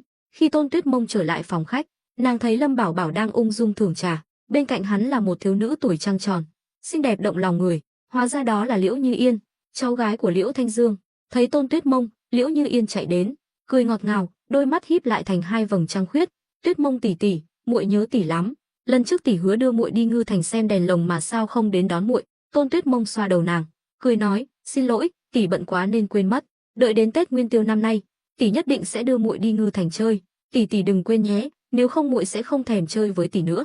Liễu Như Yên nũng nịu, vẻ mặt đáng yêu khiến người ta yêu mến. Dù là đàn ông hay phụ nữ như Tôn Tuyết Mông cũng không ngoại lệ. Lúc này, Lâm Bảo Bảo cười nói: Tôn tiểu thư quả là nhân tài, có thể lừa gạt lão cáo già Liễu Thanh Dương đến mức này, thật khiến ta bội phục. Đương nhiên là Lâm Bảo Bảo giỏi, nhưng nếu không có Tôn Tuyết Mông thêm mắm dặm muối thì cũng không đạt được hiệu quả như vậy. Tôn Tuyết Mông nhíu mày, nói gì vậy, ý chàng là gì? Chính là thôi, làm sao giải thích với nàng đây nhỉ? Từ nói chuyện phiếm là tiếng lóng trên mạng ở kiếp trước. Lâm Bảo Bảo lỡ miệng nói ra, thôi, chàng đừng nói nữa, chắc chắn không phải lời hay ho gì rồi, nhưng lần này chàng thật sự phải cảm ơn ta đấy. Tôn Tuyết Mông bĩu môi. Lúc này, Liễu Như Yên nhìn Lâm Bảo Bảo, rồi quay sang hỏi Tôn Tuyết Mông: Tuyết Mông tỷ tỷ, hai người đang nói gì vậy? Chuyện của người lớn, con nít đừng hỏi. Tôn Tuyết Mông đáp: hừ, Không hỏi thì thôi. Liễu Như Yên giận dỗi bỏ đi. Vừa lúc đụng phải Liễu Thanh Dương đang ủ rũ đi tới. Ôi, ông nội, sao ông đổ nhiều mồ hôi thế? Ông nóng lắm sao? Bị một đứa trẻ ngây thơ nói trúng tim đen. Liễu Thanh Dương ngượng ngùng, nói, đi đi đi, tự chơi đi, đừng nói linh tinh. Liễu Như Yên bĩu môi bỏ đi. 13, 14 tuổi cũng không còn nhỏ. Nàng hiểu hết mọi chuyện, nhưng người lớn vẫn coi nàng là trẻ con. Liễu Thanh Dương lập tức tươi cười trở lại, nói với Lâm Bảo Bảo, Lâm công tử, xin đợi chút, ta đã sai người đi chuẩn bị dược liệu rồi. Lâm Bảo Bảo mỉm cười gật đầu, Liễu gia chủ, ta biết bây giờ ông đang khó chịu, nhưng tục ngữ nói người quân tử yêu tài, lấy nó phải có đạo, tiền bạc bất chính không nên kiếm, dù có kiếm được thì cũng chỉ là lợi ích trước mắt, cái mất đi chính là tương lai. 2Z, Lâm công tử dạy phải, vậy lô dược liệu này ta tặng không cho công tử, coi như là chút lòng thành của ta. Liễu Thanh Dương tuy tham lam nhưng không ngu ngốc, sau khi biết được năng lực của Lâm Bảo Bảo, hắn lập tức thay đổi thái độ, thà rộng rãi kết bạn còn hơn là keo kiệt mà bị ghét bỏ. Hơn nữa, với địa vị của Lâm Bảo Bảo ở Ngư Thành, bỏ ra vài ngàn lượng bạc cũng đáng. Vừa dứt lời, mấy tên gia nhân khiêng một thùng lớn đi vào. Lâm Bảo Bảo đứng dậy kiểm tra các loại dược liệu, hài lòng gật đầu, tuy đoạn long cốt hơi kém, nhưng những dược liệu khác đều là thượng phẩm. 3.000 lượng bạc này, ông cứ cầm lấy. Vừa rồi hắn ép giá chỉ là không muốn bị chặt chém, nhưng hắn biết Liễu Thanh Dương muốn dùng số dược liệu này để lấy lòng mình, nên hắn cũng không từ chối nhận tiền. Mắt Liễu Thanh Dương sáng lên, vội vàng xua tay, không được, không được, số bạc này ta không nhận. Lâm công tử đã nể mặt Liễu gia, đó là vinh hạnh của Liễu gia. Số dược liệu này, công tử cứ lấy đi, sau này chỉ cần công tử cần dược liệu, Liễu gia sẽ lo liệu, tuyệt đối không lấy một đồng nào. Tôn Tuyết Mông thầm nghĩ, lão già này đúng là gió chiều nào che chiều ấy, nhưng nàng biết rõ thực lực của Lâm Bảo Bảo, nếu để hắn muốn lấy bao nhiêu thì lấy, e rằng Liễu gia cũng không kham nổi. Tôn Tuyết Mông nói, hai người đừng khách sáo nữa, để ta nói một cách công bằng. Liễu lão gia, Lâm công tử đã đưa bạc thì ông cứ nhận đi, đây không phải là giao dịch một lần, nếu ông cung cấp miễn phí, e là cũng không chịu nổi. Hơn nữa, Lâm công tử không phải người ỷ mạnh hiếp yếu, lẽ nào ông muốn Lâm công tử mang tiếng xấu sao? Không, đương nhiên là không, ta không có gan đó. Liễu Thanh Dương vội vàng giải thích, thấy Lâm Bảo Bảo và Tôn Tuyết Mông đã nói đến mức này, hắn đành nhận bạc, như vậy cũng tốt, tuy lần này không kiếm được lời, nhưng 3.000 lượng cũng không lỗ. Điều hắn lo lắng nhất bây giờ là vì chút khôn vặt mà đắc tội với Lâm Bảo Bảo. Đúng lúc này, lão già canh cửa lúc nãy bước vào, bẩm báo, gia chủ, Lâm công tử đến, đang ở ngoài cửa. Cái gì? Mau mời vào. Không, ta tự ra mời. Liễu Thanh Dương đứng dậy, như ngồi trên đống lửa, hắn thầm than sao hôm nay toàn gặp những nhân vật khó chơi, một mình Lâm Bảo Bảo đã đủ khiến hắn đau đầu, giờ lại thêm cả trấn trưởng Đào Nguyên Trấn nữa, không biết chuyện gì sẽ xảy ra tiếp theo. Lâm Bảo Bảo và Tôn Tuyết Mông nhìn nhau cười, Lâm công tử, xin đợi chút, ta đi một lát sẽ quay lại. Liễu Thanh Dương chắp tay cáo lỗi, vội vàng ra ngoài, nhưng vừa đến cửa, hắn đã gặp Lâm Hiên. Ha ha, ta tự tiện đến chơi, mong Liễu gia chủ đừng trách. Liễu Thanh Dương vội vàng cúi đầu khom lưng, trấn trưởng đại nhân quá khách sáo rồi, ngài là phụ mẫu của Đào Nguyên Trấn, đến Liễu gia là phúc phận của Liễu gia, đừng khách sáo, ta đến đây là tìm thập tứ đệ của ta. Nói rồi, hắn nhìn Lâm Bảo Bảo đang ngồi uống trà. Liễu Thanh Dương sững người, rồi chợt hiểu ra, trong lòng kinh hãi, hắn không ngờ Lâm Bảo Bảo và Lâm Hiên lại là anh em, thật sự toát mồ hôi hột. May mà hắn chưa đắc tội với Lâm Bảo Bảo, nếu không thì tiêu đời rồi. Hóa ra Lâm công tử là đệ đệ của trấn trưởng đại nhân, thật là đại thủy xông vào miếu Long Vương, người nhà không nhận ra người nhà. Liễu Thanh Dương cảm thấy miệng mình sắp méo xịch vì cười quá nhiều, số lần hắn cười hôm nay còn nhiều hơn cả tháng trước cộng lại, đủ thấy hắn đang căng thẳng đến mức nào. Nhưng Lâm Bảo Bảo chẳng buồn để ý đến Liễu Thanh Dương lắm lời, hắn đặt chén trà xuống, hỏi, Bát ca, huynh đã suy nghĩ kỹ chưa? Lâm Hiên cười khổ, đúng vậy, ta vừa suy nghĩ kỹ rồi, chuyện đó quả thật không phải một mình ta có thể nuốt trôi, nếu có thập tứ đệ tham gia, đối với cả hai chúng ta đều là chuyện tốt, hơn nữa còn có thể hàn gắn tình nghĩa anh em, cớ sao lại không làm? Tôn Tuyết Mông thầm khâm phục khả năng nắm bắt tâm lý người khác của Lâm Bảo Bảo. Lâm Hiên tuy có vẻ gian xảo, nhưng vẫn không thoát khỏi bàn tay của Lâm Bảo Bảo. Liễu Thanh Dương nghe thấy cuộc trò chuyện của hai người, trong lòng càng thêm sợ hãi. Hắn cứ tưởng hai người là anh em thì quan hệ chắc chắn rất tốt, nhưng chỉ cần nghe đối thoại của Lâm Bảo Bảo và Lâm Hiên, Liễu Thanh Dương mơ hồ cảm thấy quan hệ giữa hai người hình như không tốt đẹp gì. Nghĩ đến Lâm Hiên, người được coi là đế vương ở Đào Nguyên Trấn mà cũng phải cúi đầu, thì việc mình bị Lâm Bảo Bảo chặt chém chút đỉnh cũng chẳng đáng là gì. Khóe miệng lão nở nụ cười, tâm trạng cũng tốt hơn hẳn. Lão hiểu rằng Lâm Hiên đến đây là để cầu hòa, liền thức thời nói, hai vị công tử cứ từ từ nói chuyện, ta xin phép lui ra trước. Nói xong, lão xoay người rời đi, đóng cửa lại. Tôn Tuyết Mông là người của Lâm Bảo Bảo, đương nhiên không cần phải ra ngoài, nàng vẫn ngồi uống trà. Lâm Bảo Bảo nói, Bát ca, ta biết huynh đang nghĩ gì, nhưng có vài lời ta vẫn phải nói trước. Huynh muốn giảng hòa với ta cũng chỉ là bất đắc dĩ, bởi huynh biết một mình huynh không giữ nổi mỏ đồng núi Miễn Tử, nhưng ta vẫn phải nói, nếu huynh chỉ đơn thuần là cúi đầu thì ta sẽ cân nhắc không đối đầu với huynh nữa, còn nếu huynh muốn được lợi gì từ ta, xin lỗi, huynh chưa đủ tư cách. Lâm Hiên nhướng mày, hắn chọn thỏa hiệp là vì muốn có được súng trúc trong tay Lâm Bảo Bảo, có súng trúc, hắn mới có thể phản kháng, khiến Đào Nguyên Trấn mạnh hơn, ít nhất cũng có khả năng tự bảo vệ mình. Nhưng Lâm Bảo Bảo dường như đã nhìn thấu suy nghĩ của hắn, một câu nói đã dập tắt hy vọng của hắn, khiến hắn tức giận. Thập tứ đệ, nếu nói vậy thì ta không thể đồng ý. Súng trúc trong tay đệ tuy mạnh, nhưng cũng không phải vạn năng. Trước khi đến đây, ta đã ra lệnh giới nghiêm toàn bộ Đào Nguyên Trấn. Nếu đệ thật sự muốn cá chớt lưới rách thì hôm nay e là khó mà rời khỏi đây. Vừa dứt lời, bóng người lấp ló ngoài cửa, rõ ràng là đã mai phục sẵn. Tôn Tuyết Mông lập tức căng thẳng. Lúc này chỉ có hai người bọn họ, ngay cả hai thị vệ cũng không ở bên cạnh. Nếu Lâm Hiên thật sự liều mạng thì bọn họ sẽ gặp nguy hiểm. Nhưng Lâm Bảo Bảo không hề sợ hãi, cười lạnh, Bát ca thật sự cho rằng ta ngu ngốc đến mức không chuẩn bị gì mà dám xông vào Đào Nguyên Trấn sao? Lâm Hiên giật mình, cảnh giác quan sát xung quanh, nhưng không phát hiện ra điều gì bất thường. Hừ, đệ đừng hù dọa ta. Đệ tuy có bản lĩnh, nhưng ta không tin chỉ bằng đệ và nha đầu này mà có thể làm loạn. Nói xong, hắn vỗ bàn một cái, cánh cửa đóng kín bật mở. Hàng chục tên thị vệ cầm đao xông vào. Liễu Thanh Dương đứng ngoài cửa sợ đến mức run rẩy. Vừa ra khỏi cửa, lão đã thấy đám thị vệ cầm đao, biết ngay là sắp có chuyện. Nếu Lâm Bảo Bảo chớt ở Liễu gia hôm nay thì Liễu gia sẽ gặp rắc rối to. Lâm Bảo Bảo thản nhiên lấy ra một khẩu súng trúc đã được chế tạo tinh xảo từ trong ngực, đặt lên bàn, nói: "Đến đây, để ta xem đao trong tay người của huynh nhanh hơn hay đồ chơi trong tay ta nhanh hơn." Lâm Hiên ra lệnh, động thủ. Mười mấy tên thị vệ lập tức xông lên. Lâm Bảo Bảo nhanh như chớp cầm lấy súng trúc, nhắm vào tên thị vệ đang lao đến bóp cỏ. Tên đó còn cách hắn 3 mét đã bị bắn vào đầu, ngã lăn ra đất, đè lên mấy tên phía sau. Đạn bắn ra còn làm bị thương vài tên khác, tuy không nguy hiểm đến tính mạng, nhưng cũng đủ khiến chúng đau đớn. Mọi người đều bị khí thế của Lâm Bảo Bảo làm cho choáng ngợp, đứng im tại chỗ không dám tiến lên. Lâm Hiên cũng sợ hãi, hắn nhìn chằm chằm vào khẩu súng trúc tinh xảo trong tay Lâm Bảo Bảo, hỏi: "Khẩu súng này sao lại khác với trước kia?" Độ chính xác và uy lực đều tăng lên rất nhiều. Lâm Hiên vẫn có thể nhận ra sự khác biệt. Lâm Bảo Bảo cười lạnh, nói: "Cho huynh cũng không hiểu, không phải huynh muốn động thủ sao? Vậy thì đến đây, để ta xem một năm nay huynh đã tích góp được bao nhiêu thực lực." Lâm Hiên nghiến răng, nhưng không dám ra lệnh nữa. Hắn biết uy lực của súng trúc quá lớn, đám người hắn mang theo không thể nào đến gần Lâm Bảo Bảo, càng không thể gây ra bất kỳ uy hiếp nào cho hắn, ngược lại còn bộc lộ điểm yếu của mình, gây ra tổn thất không đáng có. Lúc này, hai thị vệ vẫn đợi ở bên ngoài cũng cầm súng chạy đến, thấy Lâm Bảo Bảo bình an vô sự, bọn họ thở phào nhẹ nhõm, rồi lập tức chĩa súng vào đám người Lâm Hiên. Lâm Hiên và đám thuộc hạ càng thêm hoảng sợ, mười mấy người bọn họ lại bị 4 người bao vây, không dám manh động. Lâm Bảo Bảo đứng dậy, chậm rãi bước tới, nhìn xuống đám người, cuối cùng dừng lại ở Lâm Hiên, cười nói: "Đừng sợ, hôm nay ta không đến để giết huynh, cũng không mong đợi có thể nói chuyện rõ ràng, nhưng đã là huynh ra tay trước thì đừng trách ta không nể mặt huynh. Muốn sống rất đơn giản, bây giờ quỳ xuống, ta đảm bảo sẽ không làm khó huynh." Lâm Bảo Bảo không phải người thích sỉ nhục người khác, hắn chỉ đang gậy ông đập lưng ông mà thôi. Bát ca của hắn rất thích bắt người khác quỳ xuống cầu xin, sau đó mới ra tay giết chớt, để thỏa mãn tâm lý chinh phục. Lâm Hiên nghiến răng: "Thập tứ đệ, đệ thật sự không chút tình nghĩa anh em nào sao? Ha ha, Bát ca đang nói đùa sao? Huynh mang theo mười mấy người đến giết ta, còn nói gì đến tình nghĩa anh em? Ta đã nói rồi, hôm nay ta không giết huynh, chỉ cần huynh quỳ xuống cầu xin, ta sẽ nể tình anh em mà tha cho huynh.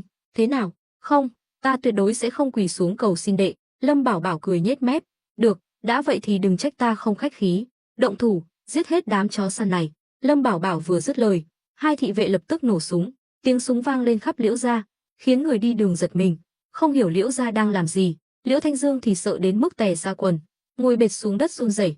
Lão chưa bao giờ chứng kiến cảnh tượng tàn sát đẫm máu như vậy. Chỉ trong vài giây, tất cả thị vệ mà Lâm Hiên mang theo đều bị bắn chớt, máu nhuộm đỏ cả phòng khách, sát khí nồng nặc bao trùm Liễu gia. Tôn Tuyết Mông tuy bề ngoài bình tĩnh, nhưng trong lòng cũng sợ hãi.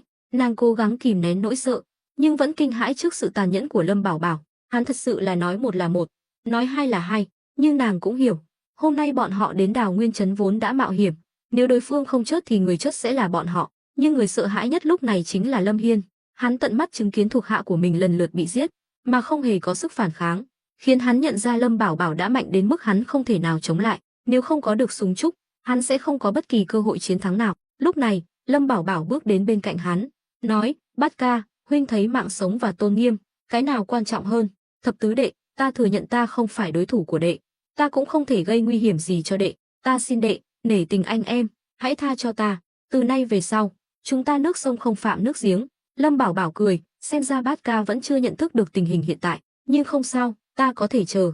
Nói rồi, hắn giơ tay lên, bóp cò, viên đạn găm thẳng vào chân trái của Lâm Hiên. Ở khoảng cách gần như vậy, uy lực của viên đạn vượt xa tưởng tượng. Lâm Hiên hét lên đau đớn, quỳ sụp xuống đất. Lần này, không chỉ Tôn Tuyết Mông và Liễu Thanh Dương sợ hãi, mà ngay cả hai thị vệ cũng kinh hồn bạt vía. Lâm Bảo Bảo ngày thường trông không giống người máu lạnh vô tình, nhưng đối mặt với chính anh trai mình, hắn vẫn có thể lạnh lùng nổ súng. Đây không phải là điều người bình thường có thể làm được, chỉ cần hắn có chút do dự, bọn họ cũng có thể nhận ra. Nhưng Lâm Bảo Bảo lại vô cùng dứt khoát, không chút sơ hở. Tính cách quyết đoán này, đúng là tố chất của người làm nên đại sự. Nếu có một ngày Lâm Bảo Bảo thật sự tiêu diệt Lâm gia, bọn họ tin rằng đó là sự thật. Đó chính là ấn tượng sâu sắc nhất mà Lâm Bảo Bảo để lại cho mọi người ở đây lúc này. Lâm Hiên nhìn chằm chằm vào Lâm Bảo Bảo, hiểu rằng mình đã hoàn toàn thất bại, nhưng hắn không dám mạnh miệng nữa. Hắn biết Lâm Bảo Bảo sẽ không bị hắn dọa nạt, nếu còn cứng đầu, hôm nay hắn không chết cũng sẽ tàn phế. Hắn vội vàng cầu xin, ta sai rồi, ta xin thập tứ đệ tha mạng, ta thề sẽ không bao giờ trở thành kẻ thù của đệ, ta nguyện ý quy thuận. Lâm Bảo Bảo cười ẩn ý, thở dài, đúng là trồng cây không thấy, trồng liễu thấy xanh mà. Ban đầu ta chỉ định đến đây dằn mặt Bát Ca một chút, không ngờ Bát Ca lại không chịu nổi một đòn, đã đầu hàng rồi, thật là mất hứng. Nghe vậy, Tôn Tuyết Mông và Liễu Thanh Dương chỉ muốn tát cho hắn một cái. Câu nói này thật quá đáng, rõ ràng là dùng vũ lực áp đảo mới khiến Lâm Hiên khuất phục, vậy mà còn nói những lời đâm thẳng vào tim như vậy để sỉ nhục đối phương. Khóe mắt Lâm Hiên giật giật, trong lòng cũng hận đến nghiến răng, nhưng chỉ biết im lặng. Đúng là ta không có bản lĩnh, ta là kẻ vô dụng, chỉ muốn sống yên ổn qua ngày. Thập tứ đệ đại nhân đại lượng, xin hãy tha cho ta. Thấy hắn không ngừng dập đầu nhận lỗi, Lâm Bảo Bảo biết mình đã hoàn toàn đánh gục ý chí của Lâm Hiên. Một người mất đi ý chí, chẳng khác nào cái xác không hồn, sẽ trở thành xác sống. E rằng cả đời này, hắn cũng không thoát khỏi cái bóng mà Lâm Bảo Bảo tạo ra. Lâm Bảo Bảo gật đầu, được, ta sẽ tha cho huynh. Ta biết khâu dịch đang ở trong tay huynh, giao hắn ra, rồi sai người đến đại doanh cách Đào Nguyên trấn 200 dặm, cùng người của ta tiếp quản núi Niễn Tử. Bát Ca, đây là cơ hội cuối cùng ta dành cho huynh. Nếu huynh không nắm bắt được thì đừng trách ta không báo trước. Ngày này năm sau chính là ngày giỗ của huynh. Ta hiểu, ta nhất định sẽ làm tốt việc này. Lâm Hiên định đứng dậy, nhưng chân trái bị đạn bắn thủng, máu chảy không ngừng. Hắn đã bắt đầu choáng váng. Lâm Bảo Bảo vẫy tay gọi Liễu Thanh Dương đang ngồi bệt dưới đất, nói: Liễu gia chủ, thật xin lỗi, vì chuyện riêng của ta mà khiến Liễu gia náo loạn như vậy. Không sao, Lâm công tử đừng khách sáo. Hôm nay dù có bảo Liễu gia ta giữ nhà, ta cũng không oán trách nửa lời. Vậy thì làm phiền ông giúp ta xử lý vết thương cho Bát Ca, ít nhất cũng đừng để huynh ấy mất máu mà chớt. Lâm Bảo Bảo thản nhiên nói, khóe miệng còn nở nụ cười. Liễu Thanh Dương tuy chỉ là thương nhân, nhưng thường xuyên tiếp xúc với dược liệu, cũng coi như là nửa thầy thuốc. Lão vội vàng lấy hộp thuốc ra, băng bó vết thương cho Lâm Hiên. Nhưng khi Liễu Thanh Dương xé ống quần của Lâm Hiên, nhìn thấy vết thương kinh hoàng, lão cũng không khỏi rùng mình. Đùi trái của Lâm Hiên đã bị đạn xé toạc, máu thịt lẫn lộn. Ngay cả Tôn Tuyết Mông, người cũng biết chút ít y thuật, cũng không dám nhìn. Cuối cùng, máu trên chân Lâm Hiên cũng ngừng chảy. Dưới sự giám sát của hai thị vệ, hắn lê bước về phía nha môn. Tôn Tuyết Mông hỏi, Lâm công tử, chàng cứ thế mà thả hắn đi sao? Không sợ hắn trả thù à? Lâm Bảo Bảo cười khẩy, trả thù, hắn còn dám sao? Sau đó, hắn nhìn sang Liễu Thanh Dương, nói, Liễu gia chủ, lần này ta ra ngoài không mang theo người, làm phiền ông sai người đưa số dược liệu này về Ngưu Bối thôn giúp ta. Cần bao nhiêu phí vận chuyển, người của ông cứ đến Ngưu Bối thôn tìm đại phu nhân của ta là được. Liễu Thanh Dương vội vàng xua tay, không cần, Lâm công tử đã mua dược liệu của Liễu gia, đó đã là ân huệ lớn rồi, sao ta dám lấy phí vận chuyển? Hơn nữa, đưa dược liệu đến tận nhà cũng là chuyện Liễu gia nên làm.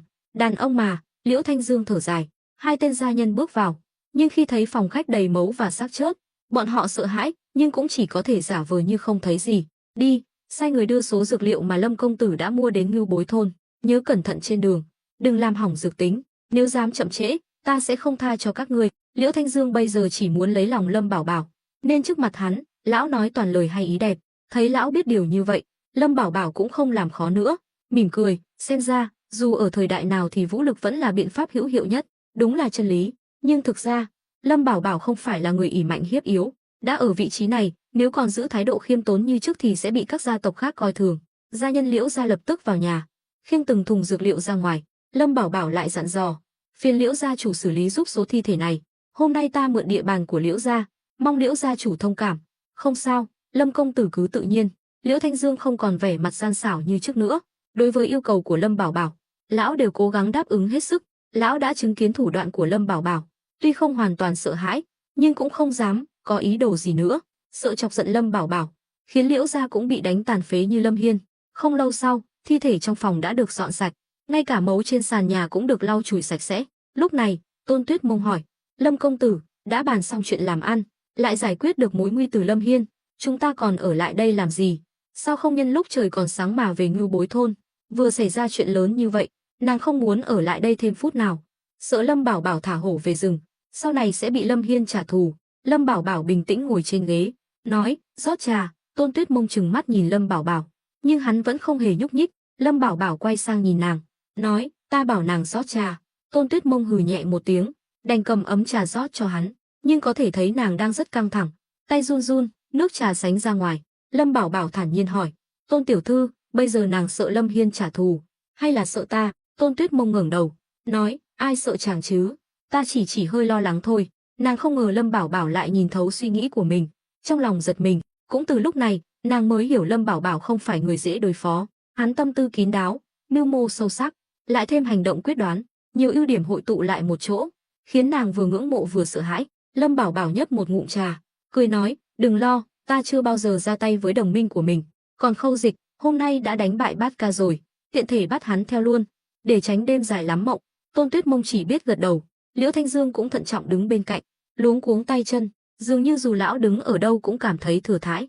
Lão biết sắp có chuyện lớn xảy ra. Lâm Bảo Bảo đối xử với anh trai mình còn tàn nhẫn như vậy, thì đối với Khâu Dịch, kẻ muốn hắn chết, chắc chắn sẽ không nương tay. Lúc này, Liễu Như Yên đang bắt bướm ở hậu viện chạy tới, đôi bàn tay nhỏ nhắn của Liễu Như Yên vẫn còn nắm chặt hai cánh bướm, hoàn toàn không biết chuyện gì vừa xảy ra.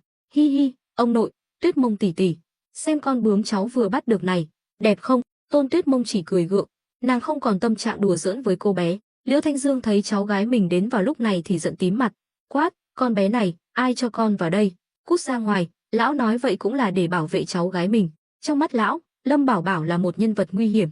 Liễu Như Yên ngây thơ bị mắng oan, nước mắt lưng tròng, khóc nức nở, trông vô cùng đáng thương, nhưng nàng vẫn ngoan ngoãn đi ra ngoài.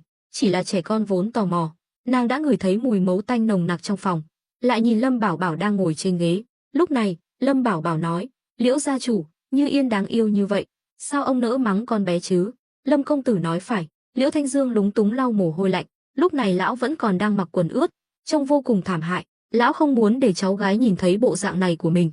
Lâm Bảo Bảo lắc đầu, nhìn Liễu Như Yên, nói, Như Yên, lại đây cho Lâm ca ca xem bướm con bắt được nào. Mắt Liễu Như Yên sáng lên, trẻ con luôn thích chia sẻ những thứ tốt đẹp của mình, lại càng thích ở bên cạnh người lớn.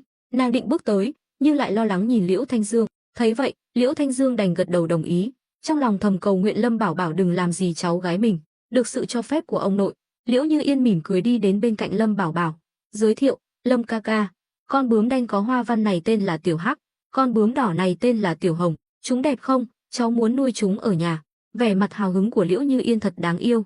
Lâm Bảo Bảo tâm trạng rất tốt, véo nhẹ má nàng, rồi lấy từ trong ngực ra một viên đá nhỏ, tuy chỉ là kim cương giả do hắn làm, nhưng vẫn lấp lánh, đặc biệt là dưới ánh sáng, càng thêm rực rỡ, khiến ai nhìn cũng tưởng là bảo vật. Tôn Tuyết Mông cũng sáng mắt lên, nhưng lúc này nàng không tiện hỏi nhiều, chỉ biết nhìn Lâm Bảo Bảo cúi xuống, nói, Như Yên, món đồ chơi nhỏ này tặng cho con, coi như là quà gặp mặt của Lâm ca ca. Đẹp quá, cảm ơn Lâm ca ca. Tuy Liễu Như Yên mới 13, 14 tuổi, nhưng dù sao cũng là con gái, đều thích những thứ lấp lánh. Hơn nữa, mảnh thủy tinh này qua bàn tay chế tác của Lâm Bảo Bảo, trông như viên ngọc quý, khiến người ta yêu thích không rời. Liễu Thanh Dương tuy không biết đó là thứ gì, nhưng ai cũng thấy nó chắc chắn rất quý giá, liền vội vàng nói, Như Yên, con quên lời ông dạy rồi sao? Thứ quý giá như vậy không cần nhận đâu. Liễu Như Yên mặt buồn bã, nhưng vẫn ngoan ngoãn rụt tay lại, bĩu môi, vẻ mặt không vui. Lâm Bảo Bảo nhíu mày, Liễu gia chủ, ta chỉ muốn tặng con bé một món đồ chơi nhỏ, ông cũng quản sao? Lâm công tử, tuy ta không biết thứ này là gì, nhưng nhìn cũng biết là bảo vật vô giá, tặng cho con nít thì thật là phí phạm, thôi bỏ đi. Liễu Thanh Dương cười nói, tuy lão thích chiếm tiện nghi, nhưng cũng không phải tiện nghi nào cũng dám chiếm, đặc biệt là tiện nghi của Lâm Bảo Bảo, đánh chết lão cũng không dám. Lâm Bảo Bảo hừ nhẹ, thứ này gọi là kim cương, đúng là rất quý giá, nhưng ta thích con bé này, muốn tặng cho nó. Liễu gia chủ có ý kiến gì sao? Liễu Thanh Dương cười khổ, không nói nên lời. Lão không hiểu nổi, Lâm Bảo Bảo lúc trước tỏ ra rất khôn ngoan, dường như không chịu thiệt chút nào, vậy mà chỉ vì muốn lấy lòng cháu gái mình mà lại tặng một bảo vật quý giá như vậy. Lão thật sự không hiểu nổi sao con người lại mâu thuẫn như vậy. Nhưng thực ra, Lâm Bảo Bảo chủ động tặng kim cương không phải vì thích cô bé, cũng không phải vì rảnh rỗi sinh nông nổi. Hắn muốn mượn chuyện này để quảng bá tên gọi Kim Cương, chỉ cần khiến mọi người công nhận Kim Cương là thứ có giá trị là đủ. Giống như Vãn Thanh đã nói, nếu muốn Kim Cương có giá trị ngang với vàng bạc, thì cần phải gắn giá trị của nó với lương thực. Nói cách khác, thứ gì mua được bằng vàng bạc thì cũng mua được bằng Kim Cương. Tuy quá trình này sẽ rất dài, cần phải thay đổi dần dần nhận thức của người dân Đại Đoan, nhưng hành trình vạn dặm bắt đầu từ một bước chân. Lâm Bảo Bảo có đủ kiên nhẫn để chờ đợi kết quả. Như Yên, Lâm công tử đã tặng con thì con cứ nhận đi. Liễu Như Yên mừng rỡ, vội vàng nhận lấy viên kim cương lấp lánh, yêu thích không buông tay, thậm chí còn thả cả hai con bướm trong tay. Hừ, đã nhận quà của Lâm công tử rồi mà còn chưa cảm ơn sao? Liễu Thanh Dương mắng cháu gái, nhưng thực ra trong lòng lão đang thấp thỏm, không biết Lâm Bảo Bảo đang toan tính gì. Đúng lúc này, tiếng bước chân vang lên ngoài cửa, kèm theo tiếng chửi rủa. Mọi người đều nhìn ra cửa. Lâm Hiên đã quay lại, ngồi trên xe lăn, mặt mày tái nhợt. Đi theo hắn, ngoài hai thị vệ của Lâm Bảo Bảo, còn có tâm phúc của Lâm Hiên, và cuối cùng là Khâu Dịch bị trói gô. Tiếng chửi rủa lúc nãy chính là của Khâu Dịch. Mọi người vào phòng khách. Lâm Hiên nói, thập tứ đệ, Khâu Dịch đã mang đến, giao cho đệ xử lý. Bây giờ ta có thể đi được chưa? Lâm Bảo Bảo, đồ khốn kiếp, hôm nay dù ngươi có giết ta, ta cũng sẽ nguyền rủa ngươi sống không yên ổn. Khâu Dịch dường như biết mình đã hết đường thoát, nên không còn kiêng dè gì nữa, cũng không sợ đắc tội với Lâm Bảo Bảo. Lâm Bảo Bảo không thèm để ý đến hắn, mà nhìn Lâm Hiên, nói, Bát ca, ta biết bây giờ huynh đang rất khó chịu, nhưng thành vương bại khấu là lẽ thường tình ở đời, chỉ cần huynh thật lòng quy thuận, ta đảm bảo cả đời này huynh sẽ được hưởng vinh hoa phú quý, lại còn tiếp tục nắm quyền ở Đào Nguyên trấn. Nhưng muốn có được tất cả những điều này, huynh cần phải đáp ứng một yêu cầu cuối cùng của ta. Lâm Hiên mặt mày u ám, dường như đang suy nghĩ xem lời dụ dỗ của Lâm Bảo Bảo là thật hay giả. Lần này, chưa đợi hắn trả lời, Tôn Tuyết Mông đã không nhịn được, vội vàng nói, Lâm công tử, việc này không ổn. Lâm Bảo Bảo liếc nhìn nàng, nói, nàng im miệng. Tôn Tuyết Mông bị ánh mắt cảnh cáo của Lâm Bảo Bảo dọa sợ, đành im lặng. Lâm Bảo Bảo lại nhìn Lâm Hiên, Bát ca, huynh hãy suy nghĩ cho kỹ. Tuy vừa rồi ta ra tay có phần tàn nhẫn, nhưng ta nghĩ huynh hiểu rõ nỗi khổ tâm của ta. Hai anh em chúng ta đều là những đứa con bị Lâm gia dùng bỏ, sớm muộn gì cũng bị Lâm gia thanh trừng. Những gì huynh đang có đều không phải là thật, nhưng nếu huynh nguyện ý quy thuận ta, sau này nếu ta chiến thắng Lâm gia, huynh cũng sẽ được hưởng lợi, ít nhất cũng có thể chớt yên ổn. Nghe những lời dụ dỗ này, không chỉ Lâm Hiên mà ngay cả Tôn Tuyết Mông và Liễu Thanh Dương cũng có chút dao động. Đương nhiên, nếu đứng trên lập trường của Lâm Hiên, dù có đồng ý thì cũng chỉ là để tự bảo vệ mình, là sự thỏa hiệp bất đắc dĩ. Đúng lúc này, Khâu Dịch ngửa mặt cười lớn, tiếng cười vang vọng khắp phòng khách, khiến Liễu Như Yên, cô bé mới 13, 14 tuổi, sợ hãi nép vào lòng ông nội. Lâm Bảo Bảo, ngươi thật sự cho rằng mình có thể thành công sao? Đúng, ta thừa nhận ta không phải đối thủ của ngươi, ta cũng đã thua thảm bại, nhưng ta đã chuẩn bị sẵn hậu chiêu. Hôm đó, Lâm Hiên đưa ta và sư gia Thường Ngộ Phong cùng với Ngụy Đức đi, ngươi không tò mò sao giờ chỉ còn lại mình ta? Lâm Bảo Bảo nhíu mày, dường như nghĩ đến điều gì, nhìn chằm chằm vào Lâm Hiên. Lâm Hiên chột dạ, không dám nhìn thẳng vào mắt hắn. Lâm Bảo Bảo nheo mắt lại, hỏi, hai người bọn họ đâu? Hắc hắc, vậy thì ngươi phải hỏi Lâm Hiên rồi, ta tin câu trả lời của hắn sẽ khiến ngươi thay đổi suy nghĩ. Khâu Dịch hoàn toàn buông xuôi, rõ ràng là muốn kéo người khác chất chung, hắn phải chớt thì Lâm Hiên cũng đừng hòng sống yên ổn. Quả nhiên, Lâm Bảo Bảo bước tới, chất vấn Lâm Hiên. Lâm Hiên chân trái bị thương nặng, bị Lâm Bảo Bảo dồn ép, hắn không thể lùi bước, chỉ biết cúi đầu nói, Ngụy Đức đã bị ta giết, còn Thường Ngộ Phong đã đến phủ thành, nhưng hắn ta sáng nay mới khởi hành, nếu thập tứ đệ phái người đuổi theo thì có lẽ vẫn còn kịp. Lâm Bảo Bảo túm lấy cổ áo hắn, quát, lão bát, huynh thật sự không sợ chết sao? Sợ chớt, thập tứ đệ tha mạng.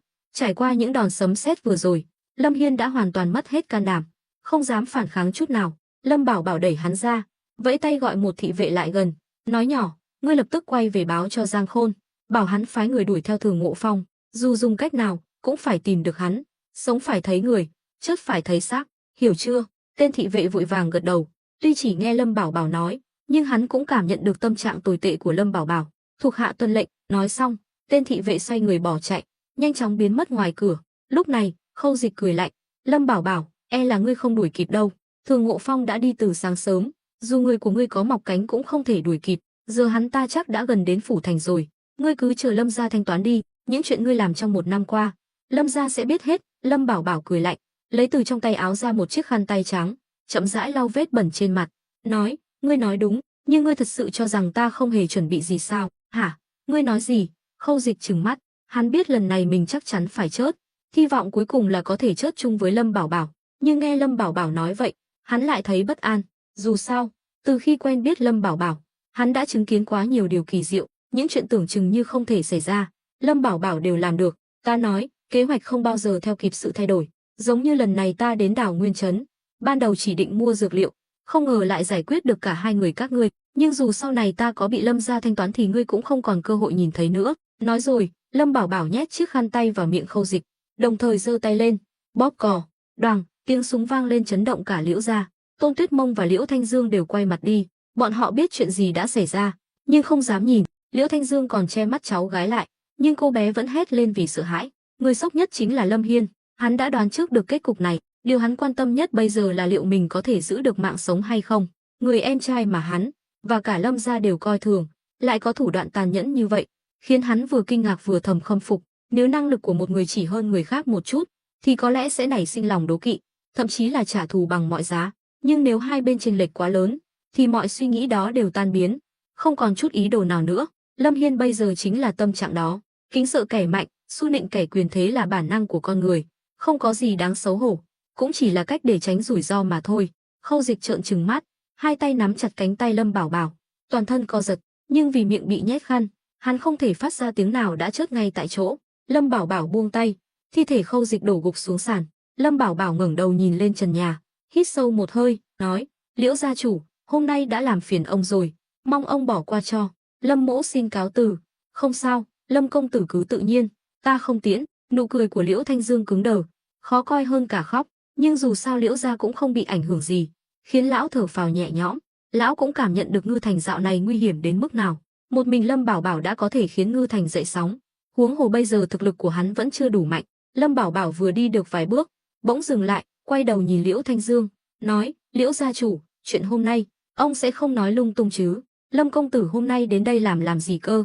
Liễu Thanh Dương lảng tránh, không trả lời thẳng câu hỏi của Lâm Bảo Bảo, nhưng lại khiến Lâm Bảo Bảo rất hài lòng. Sau đó, Lâm Bảo Bảo hài lòng rời đi, Tôn Tuyết Mông vội vàng theo sau, còn Lâm Hiên thì bị thuộc hạ đẩy xe lăn ra ngoài, ra khỏi Liễu phủ. Lâm Bảo Bảo quay lại nhìn Lâm Hiên, nói: Bát ca, huynh định đi cùng ta, hay là về nha môn?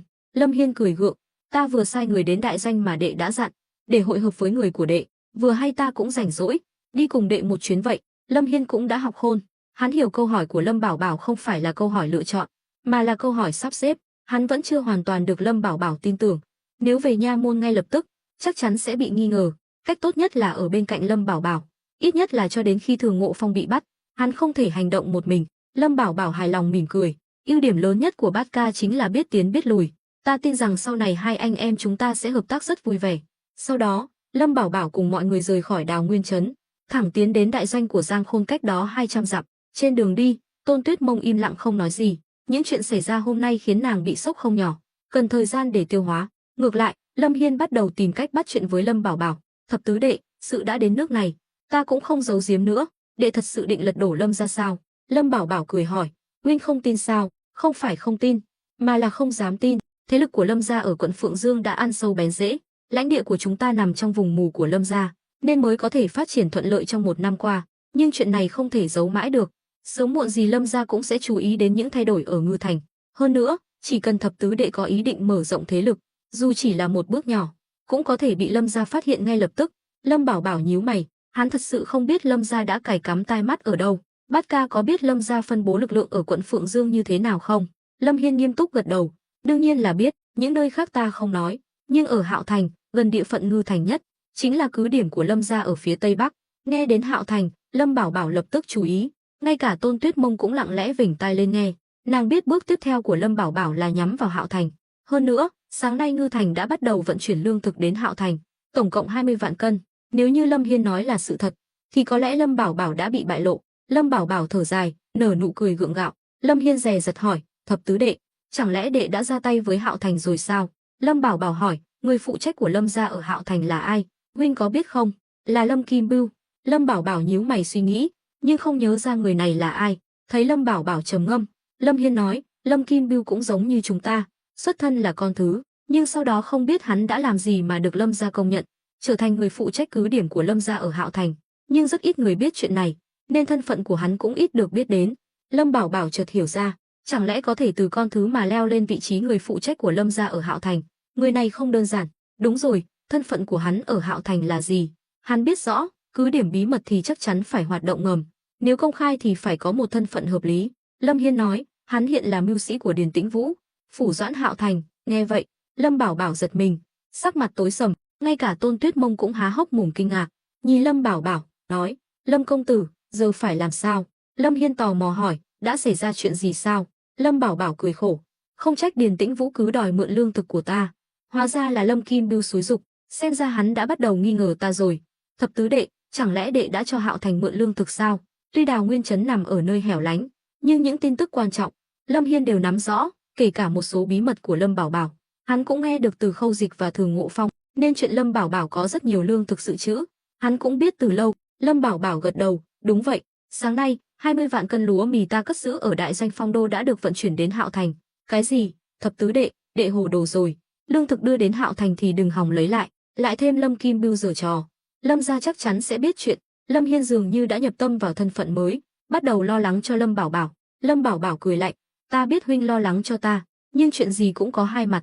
Điền Tĩnh Vũ đã từng tự ý sử dụng lương thực dự trữ, dẫn đến nạn đói nghiêm trọng, chắc chắn có Lâm Kim Bưu nhúng tay vào. Lần này có số lương thực lớn như vậy, hắn ta chắc chắn cũng sẽ nổi lòng tham, nhưng hắn ta có đủ dạ dày hay không thì chưa chắc, ta chỉ sợ hắn ta không có mệnh để hưởng.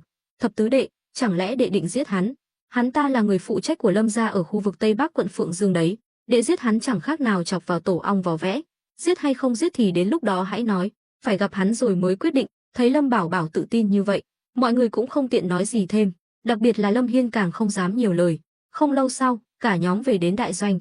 Giang Khôn đã nhận được tin báo trước, nên đứng đợi sẵn ngoài lều. Thấy Lâm Bảo Bảo trở về, hắn vội vàng bước tới, cúi đầu hành lễ, công tử ra tay quả nhiên khác biệt, thuộc hạ bội phục. Lâm Bảo Bảo vẫn ngồi trên lưng ngựa, nói, Giang Khôn, đứng dậy nói chuyện đi, không cần khách sáo như vậy. Giang Khôn đứng dậy, nhìn thấy Lâm Hiên đi cùng Lâm Bảo Bảo, liền tò mò hỏi, công tử, vị này là? Đây là bát ca của ta, huynh ấy đã quyết định quy thuận ta. Ngươi đã nhận được tin báo rồi chứ? Đã phái người đến núi Niễn Tử chưa? Thuộc hạ đã sắp xếp ổn thỏa, chỉ chờ công tử đến là chúng ta cùng lên đường. Lâm Bảo Bảo xua tay, ta không lên núi Niễn Tử nữa, ta có việc gấp phải về ngay. Núi Niễn Tử bây giờ, ngoài số quân do Lâm Hiên bố trí, thì chẳng có gì cả, mỏ đồng cũng chưa được khai thác, hắn lên đó cũng vô ích. Giang Khôn nhíu mày, công tử, chẳng lẽ đã xảy ra chuyện gì sao? Lâm Bảo Bảo cười khổ, đúng vậy, hy vọng là ta đã lo lắng quá mức. Sau đó, hắn nhìn Lâm Hiên, nói, bát ca, từ hôm nay, huynh hãy ở lại đây, cùng Giang Khôn xử lý các công việc liên quan đến việc khai thác núi Niễn Tử, những chuyện khác tạm thời không liên quan đến huynh. Nói xong, Lâm Bảo Bảo kéo dây cương, định quay ngựa rời đi, nhưng hắn chợt nhớ ra điều gì, liền hỏi, ngươi đã phái người đuổi theo Thường Ngộ Phong chưa? Giang Khôn tự tin nói, công tử yên tâm, thuộc hạ đã phái một tiểu đội đi rồi, tất cả đều là thám tử do thuộc hạ huấn luyện, chỉ cần Thường Ngộ Phong chưa đến phủ thành, thuộc hạ đảm bảo sẽ chặn được hắn. Lâm Bảo Bảo mỉm cười gật đầu, tốt, việc này giao cho ngươi, đừng làm ta thất vọng. Sau đó, hắn và Tôn Tuyết Mông rời đi. Lâm Hiên nhìn theo bóng lưng Lâm Bảo Bảo, trong lòng hiểu rõ, thập tứ đệ đang cố tình thử thách hắn, tuy không nói gì, nhưng lại hơn ngàn vạn lời nói. Lúc này, Giang Khôn chắp tay nói, Lâm Hiên công tử, mời vào. Hắn đã nghe thuộc hạ báo cáo lại mọi chuyện xảy ra ở Liễu gia, nên đối với Lâm Hiên, hắn không tỏ vẻ khinh thường cũng không quá quan tâm đến tâm trạng của hắn. Giang Khôn hiểu rõ ý của Lâm Bảo Bảo, Lâm Hiên gật đầu, đi theo Giang Khôn vào đại doanh, nhìn thấy vũ khí tinh nhuệ của binh lính trong doanh trại, hắn không khỏi cảm thấy vừa chua xót vừa ngưỡng mộ, đồng thời, hắn cũng khâm phục người em trai này của mình. Lâm Bảo Bảo lại có thể xây dựng được một đội quân hùng mạnh như vậy ở vùng đất hoang vu, nghèo khó như Ngưu Bối thôn. Bên kia, Lâm Bảo Bảo và Tôn Tuyết Mông suốt đường phi ngựa về Ngư Thành, nghe được tin tức từ Lâm Hiên, hắn có chút lo lắng, nên phải tự mình xác minh tình hình. Tôn Tuyết Mông hỏi, Lâm công tử, nếu Lâm Hiên đoán đúng, Lâm Kim Bưu báo cáo tình hình của chàng cho Lâm gia thì phải làm sao? Binh đến tướng chặn, nước đến đất ngăn, nàng sợ gì chứ? Hơn nữa, ta không tin Lâm Kim Bưu sẽ làm vậy. Bây giờ ai cũng biết ta có thực lực, nếu hắn muốn tranh giành quyền lực thì chắc chắn sẽ không hành động thiếu suy nghĩ. Nhưng nếu chàng đoán sai thì sao? Tôn Tuyết Mông hỏi ngược lại. Nếu đoán sai thì chỉ còn một cách. Ánh mắt Lâm Bảo Bảo lóe lên sát khí. Tôn Tuyết Mông không cần hỏi cũng hiểu ý hắn. Cả hai im lặng suốt đường đi. Khi bọn họ về đến Ngư Thành thì trời đã gần tối. Quãng đường từ Đào Nguyên Trấn đến Ngư Thành còn xa hơn cả từ Ngưu Bối thôn. Lâm Bảo Bảo đến phủ nội vụ, biết tin lương thực đã được vận chuyển đi, liền đến thẳng phủ nhà. Hắn muốn nói chuyện với Khâu Quang Nhật về kế hoạch tiếp theo, cũng như về chuyện của Khâu Dịch. Dù sao Khâu Dịch cũng là con trai của Khâu Quang Nhật, hắn đã giết Khâu Dịch thì phải cho Khâu Quang Nhật một lời giải thích, nếu không thì ân oán này sẽ trở thành rắc rối về sau. Lâm Bảo Bảo đến trước cửa phủ nha, hai tên lính canh cửa lập tức cúi đầu hành lễ, bái kiến Lâm công tử. Hóa ra, từ khi Trịnh Hữu Lực trở thành đô di thống lĩnh Ngư Thành, toàn bộ an ninh trong thành đều do hắn phụ trách, mà đám lính này đều biết quan hệ giữa Trịnh Hữu Lực và Lâm Bảo Bảo, nên đối với Lâm Bảo Bảo cũng rất kính trọng. Lâm Bảo Bảo mỉm cười gật đầu, hỏi: "Phủ Doãn đại nhân có ở phủ không?" "Đại nhân đang đợi Lâm công tử ở hậu hoa viên." Lâm Bảo Bảo nhướng mày, có chút ngạc nhiên, nhưng vẫn thản nhiên bước vào. Tôn Tuyết Mông thì về nhà. Hôm nay xảy ra quá nhiều chuyện, đầu óc nàng rối bời, đặc biệt là cảnh tượng tàn nhẫn của Lâm Bảo Bảo ở Liễu gia khiến nàng bị sốc chưa từng thấy. Lâm Bảo Bảo đi thẳng một mạch đến hậu hoa viên phủ nhà. Khâu Quang Nhật đang ngồi câu cá ở đình nghỉ mát, dưới hồ nước trong vắt, có thể nhìn thấy những con cá chép đỏ vàng đang bơi lội, nhưng hắn lại nhìn chằm chằm xuống mặt nước, đến mức Lâm Bảo Bảo đến phía sau cũng không hề hay biết. Lâm Bảo Bảo ngồi xuống ghế đá, tự rót trà, cười nói: "Đại nhân tâm trạng tốt thật, còn có nhã hứng câu cá." Khâu Quang Nhật giật mình, chớp mắt, hắn không quay đầu lại, vẫn nhìn chằm chằm xuống những con cá dưới nước, hỏi: "Vừa rồi ngươi đến đảo Nguyên Trấn, có gặp con ta không?" Lâm Bảo Bảo nhấp một ngụm trà, "Gặp rồi, hắn ta vẫn khỏe chứ?" Khâu Quang Nhật dường như không dám hỏi nhiều, ấp úng hồi lâu mới nói ra được câu đó. Lâm Bảo Bảo gật đầu, "Khỏe lắm, ta đã tiễn hắn đi đầu thai rồi, hy vọng kiếp sau hắn sẽ làm người tốt." Khâu Quang Nhật cảm thấy như bị dao đâm vào tim, hắn hít sâu một hơi, đôi mắt già nua đỏ hoe, liếc xéo Lâm Bảo Bảo, nói: "Lâm Bảo Bảo, ngươi thật sự không để mặt ta chút nào." Lâm Bảo Bảo cười lạnh: "Mặt mũi, thời buổi này, mặt mũi chẳng đáng giá gì, Phủ Doãn đại nhân làm quan bao nhiêu năm, chẳng lẽ còn không hiểu sao?" Lâm Bảo Bảo không hề uy hiếp hắn, nhưng từng câu từng chữ đều ẩn chứa hàm ý sâu xa. Khâu Quang Nhật thở dài, đứng dậy, hất cần câu xuống hồ, cũng không thèm quan tâm, hắn quay người bước về phía Lâm Bảo Bảo, nhưng không nhìn hắn lấy một lần, cứ thế đi thẳng vào thư phòng. Lâm Bảo Bảo nhìn theo bóng lưng hắn, nói: "Phủ Doãn đại nhân, cái chết của Khâu Dịch, ta chỉ có thể nói lời xin lỗi, nhưng cuộc chiến này, từ khi bắt đầu, đã định sẵn sẽ có người sống người chết, ta hy vọng ông có thể bình tĩnh lại, hơn nữa, tình hình ở Hạo Thành có biến, ta hy vọng ông có thể đi cùng ta một chuyến." Khâu Quang Nhật dừng bước, giọng khàn khàn nói: "Mọi việc cứ theo sự sắp xếp của Lâm công tử, ta luôn sẵn sàng lên đường." Nói xong, hắn đẩy cửa bước vào thư phòng, đóng sầm cửa lại. Lâm Bảo Bảo hiểu, Khâu Quang Nhật vừa mất con, tâm trạng chắc chắn rất tồi tệ, hắn có thể thông cảm, nhưng không hề hối hận. Cái chết của Khâu Dịch là do hắn tự chuốc lấy. Lâm Bảo Bảo đã cho hắn rất nhiều cơ hội, ngay cả lần trước ở đại doanh Phong Đô xảy ra chuyện lớn như vậy, Lâm Bảo Bảo cũng không xử tử hắn ngay lập tức. Hắn đã làm hết sức mình rồi, nhưng Khâu Dịch lại hết lần này đến lần khác chọc giận hắn. Nếu Khâu Dịch không chết, người chết sẽ là Lâm Bảo Bảo, sao hắn có thể dung thứ cho Khâu Dịch được? Đúng lúc này, Trịnh Hữu Lực, trong bộ trang phục đô di, bước đến. Hắn nhận được báo cáo của thuộc hạ mới dám đến, thấy Lâm Bảo Bảo đang ngồi uống trà một mình, hắn vội vàng bước tới, hành lễ: "Thuộc hạ bái kiến công tử." Lâm Bảo Bảo mỉm cười gật đầu: "Trịnh thống lĩnh, làm quan ở Ngư Thành cảm thấy thế nào?" Trịnh Hữu Lực cười gượng: "Thuộc hạ dù ở đâu cũng đều là vì công tử, ngươi không cần câu nệ như vậy." Lâm Bảo Bảo biết hỏi cũng không ra kết quả gì. Trịnh Hữu Lực ở bên cạnh hắn một năm, giờ lại chính thức bước vào quan trường, đã trở nên khéo léo hơn rất nhiều, nhưng chỉ cần hắn còn nhớ rõ phải trung thành với ai là được. Lâm Bảo Bảo cũng không quản nhiều. Trịnh Hữu Lực đứng thẳng dậy, hỏi: "Công tử không phải đến đảo Nguyên Trấn sao? Sao lại về nhanh vậy?" Lâm Bảo Bảo nói: "Ngươi còn giả ngu với ta sao? Ngươi bây giờ là đô di thống lĩnh Ngư Thành, chẳng lẽ ngươi không biết gì?" Trịnh Hữu Lực gãi đầu, cười nói: "Thuộc hạ biết tính tình của công tử, đương nhiên không dám quên ơn. À đúng rồi, sao ngươi không đi cùng Mã tổng quản đến Hạo Thành làm việc?" "Thuộc hạ định đi, nhưng Mã tổng quản nói Ngư Thành không thể không có người trông coi, nên ông ấy đã dẫn Vương Truyền Trung đi. Giờ này chắc cũng sắp đến Hạo Thành rồi. Lần này, Ngư Thành đã huy động hàng nghìn người để vận chuyển lương thực, nên có thể đến Hạo Thành trong vòng một ngày. Hơn nữa, người đông cũng an toàn hơn, nếu trên đường có chuyện gì xảy ra cũng có thể xử lý." Lâm Bảo Bảo gật đầu, rất hài lòng với sự sắp xếp của Mã Kế. Thực ra, năng lực của Trịnh Hữu Lực không bằng Vương Truyền Trung. Lâm Bảo Bảo trọng dụng hắn chỉ vì hắn là tâm phúc của mình, nhưng có Mã Kế chỉ huy, Vương Truyền Trung đương nhiên là lựa chọn tốt nhất. Lão tướng này kinh nghiệm thực chiến phong phú, dù Điền Tĩnh Vũ và Lâm Kim Bưu có giở trò gì thì cũng có thể trấn áp được. "Thôi, ngươi đi làm việc đi, ta sẽ cùng Khâu Quang Nhật đến Hạo Thành." Lâm Bảo Bảo đứng dậy đi về phía thư phòng. Trịnh Hữu Lực hít sâu một hơi: "Công tử, sao lại vội vàng như vậy?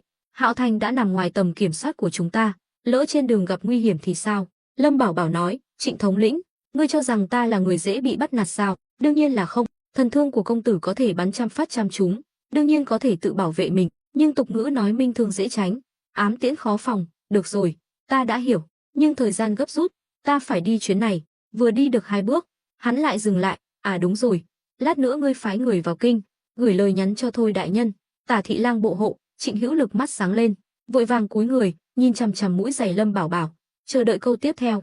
Lâm Bảo Bảo nói, báo cho Thôi đại nhân biết kế hoạch đã thay đổi, lương thực đã được ta vận chuyển đến Hạo Thành, còn tình hình cụ thể thì cứ nói rõ cho ông ấy. Trịnh Hữu Lực gật đầu, vâng, vậy thuộc hạ xin cáo lui. Nói rồi định rời đi. Lâm Bảo Bảo lấy từ trong ngực ra lệnh bài của bộ hộ, mỉm cười, cầm theo lệnh bài này, nếu không có nó, người của ngươi sẽ không gặp được Thôi đại nhân đâu. Trịnh Hữu Lực cười ngại ngùng, nhận lấy lệnh bài. Lâm Bảo Bảo đi đến trước cửa thư phòng, đẩy cửa bước vào, lại thấy Hùng gia đang uống rượu một mình. Trên bàn chỉ có một bình rượu và một chén rượu, mùi rượu thoang thoảng khắp phòng. Tục ngữ nói uống rượu giải sầu, sầu càng sầu. Hùng gia hà tất phải đau buồn như vậy, đợi sau này ngươi thăng quan phát tài, hoàn toàn có thể tục huyền, biết đâu còn sinh thêm được quý tử. Trong lòng Hùng gia oán hận Lâm Bảo Bảo, nhưng hắn không dám biểu lộ ra ngoài, chỉ cười khổ, nói dễ vậy sao? Ta năm nay đã ngoài 50, dù có cưới vợ cũng không sinh con được nữa. Họ Hùng nhà ta đến đây coi như tuyệt hậu rồi. Lâm Bảo Bảo, ngươi thật độc ác. Lâm Bảo Bảo cảm nhận được sự oán hận của hắn, bèn nói, ai nói không sinh con được, chỉ cần Hùng gia tin tưởng ta đảm bảo sẽ giúp ngươi nối dõi tông đường vào mùa thu này. Hùng gia sững sờ, nhưng nghĩ đến những điều kỳ diệu mà Lâm Bảo Bảo đã làm trong một năm qua, trong mắt lão lại lóe lên tia hy vọng. Ngươi nói thật chứ? Đương nhiên, tuy ta thừa nhận trước đây đã lừa ngươi, nhưng lần này là thật, ta nói được làm được. Câu nói nam nhi túng quẫn vẫn có lòng ngắm hoa tuy là câu nói đùa, nhưng cũng có cơ sở, điều kiện tiên quyết là phải có sức khỏe tốt. Lâm Bảo Bảo đã có được đạo văn thư, hắn có thể về làm một số loại thuốc bổ, bồi bổ sức khỏe cho Hùng gia. Với tuổi ngũ tuần của Hùng gia, hy vọng vẫn còn rất lớn. Vậy ta sẽ tin ngươi lần này. Lâm Bảo Bảo, nếu ngươi dám đùa giỡn ta, dù ta không phải đối thủ của ngươi, ta cũng sẽ liều mạng với ngươi. Đứng ở góc độ của Hùng gia, hắn đã bị Lâm Bảo Bảo từng bước dồn vào đường cùng, hắn có thể duy trì trạng thái hiện tại cũng chỉ vì bản thân tham sống sợ chết. Lâm Bảo Bảo mỉm cười, không vấn đề, vậy Hùng gia cứ tin ta lần cuối này. Nói rồi, hắn ném bình rượu và chén rượu trên bàn ra ngoài cửa sổ. Này, ngươi làm gì vậy? Con ta chết rồi, uống chút rượu cũng không được sao? Ngươi còn muốn nối dõi tông đường không? Vậy từ hôm nay không được đụng vào rượu nữa. Chuẩn bị đi, chúng ta xuất phát ngay bây giờ. Hùng gia ngẩn người, đi đâu?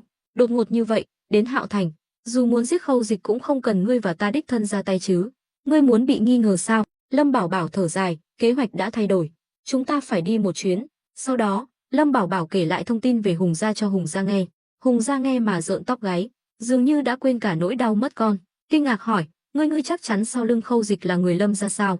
89/10 là vậy. Vậy chúng ta còn đi làm gì? Ngươi dù có điên cũng không thể giết cả Hùng gia chứ? Đương nhiên không phải, nếu muốn giết hắn, ta đã không cần phải đích thân đi, ta và ngươi tự mình đến đó. Đương nhiên là để nói chuyện với hắn. Hừ, đem chuyện mờ ám này ra nói chuyện với người Lâm gia. Lâm công tử, ngươi có bị điên không? Nếu muốn chết thì đừng có lôi ta theo. Hùng gia hoàn toàn không đồng ý với hành động lần này của Lâm Bảo Bảo. Lâm Bảo Bảo vỗ mạnh bàn, hơi nghiêng người về phía trước. Đủ rồi, ngươi nghe ta nói hết đã. Tiếng vỗ bàn làm Hùng gia giật mình, nhìn thấy ánh mắt sắc bén của Lâm Bảo Bảo. Hùng gia cuối cùng cũng nhận ra, bây giờ hắn là cá, Lâm Bảo Bảo là dao, hắn chỉ có quyền phục tùng, chứ không có quyền quyết định. Nỗi đau khổ lại dâng lên trong lòng. Lâm Bảo Bảo chẳng buồn dỗ dành hắn, tiếp tục nói, cuộc gặp mặt lần này rất cần thiết, cũng là để thăm dò, cho ta hiểu rõ ý đồ của người Lâm gia. Nhưng nếu ngươi và ta không đi, Hùng gia ỷ vào thân phận người Lâm gia, chắc chắn sẽ coi thường Mã Kế và Vương Truyền Trung.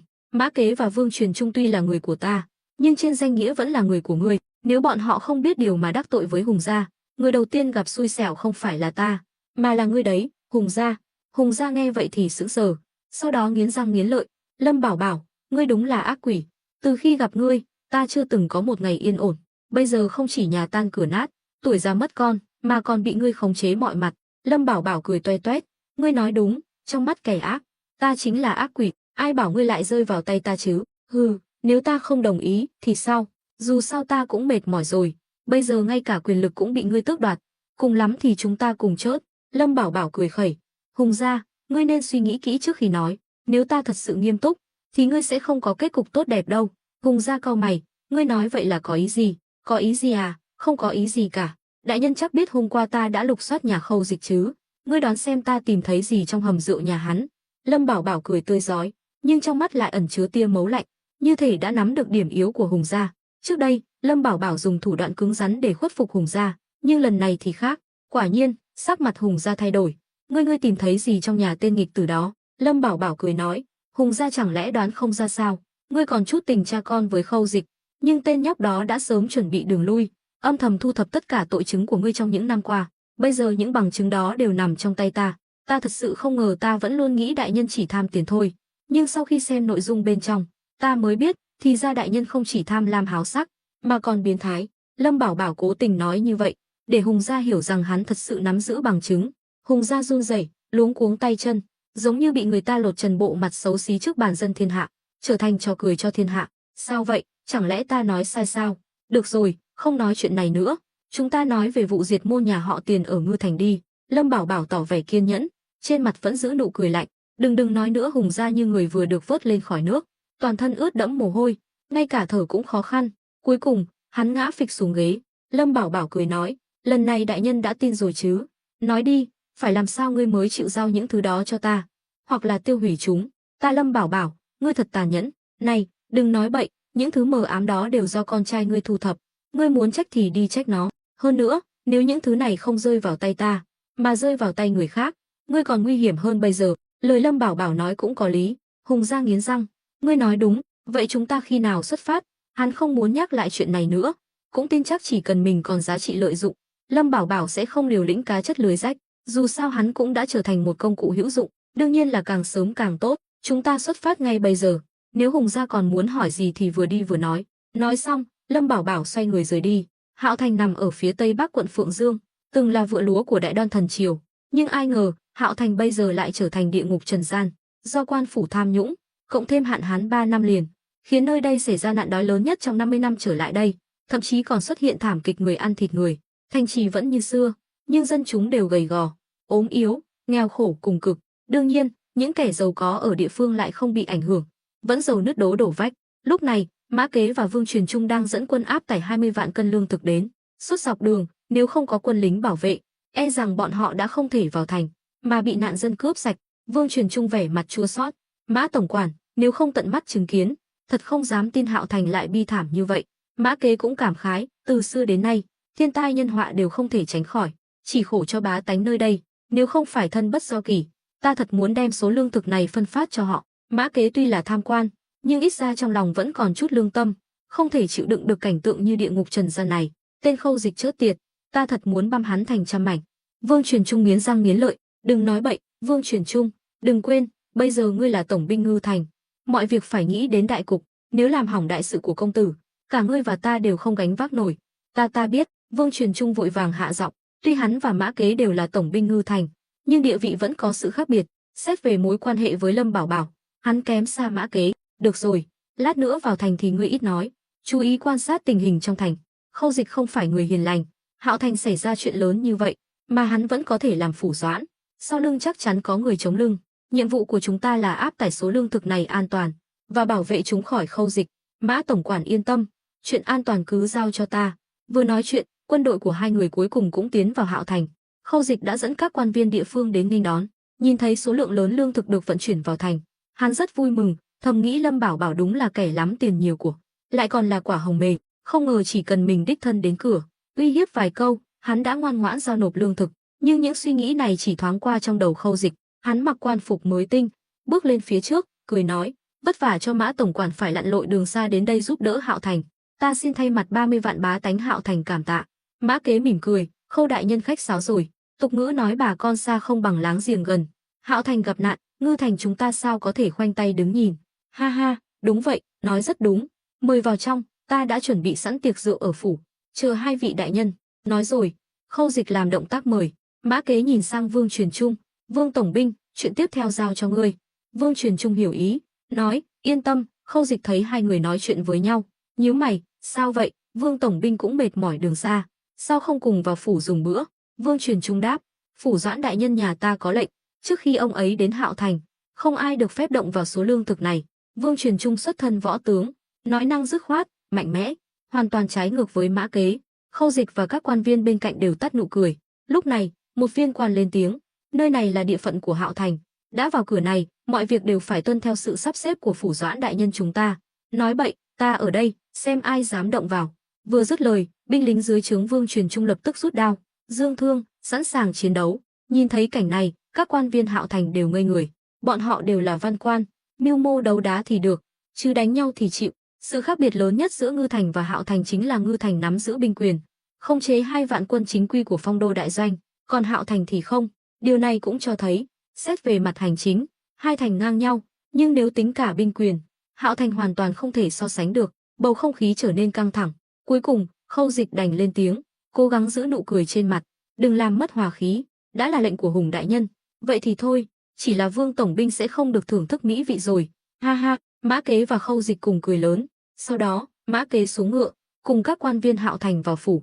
Khâu Dịch cũng không sắp xếp chỗ nghỉ ngơi cho Vương Truyền Trung, hắn chỉ có thể cho quân lính nghỉ ngơi tại chỗ, canh gác nghiêm ngặt, không cho ai đến gần xe lương thực. Mã Kế theo Khâu Dịch vào chính sảnh, thấy giữa phòng đặt một bàn tròn lớn, bày la liệt đủ món sơn hào hải vị. Nhìn cảnh tượng này, Mã Kế cười nói: "Khâu đại nhân, bên ngoài đồn đại Hạo Thành đang đói kém, xảy ra thảm cảnh người ăn thịt người, xem ra là tin đồn nhảm rồi." Ồ, Mã tổng quản nói vậy là sao? Người ta nói dân là gốc nước, ngay cả Khâu đại nhân cũng được ăn uống thịnh soạn như vậy, chắc hẳn bá tánh Hạo Thành còn được ăn ngon hơn chứ.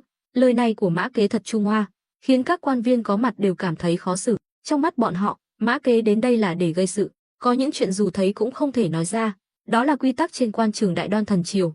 Khâu Dịch gật đầu cười, xem ra Mã tổng quản đã hiểu lầm rồi.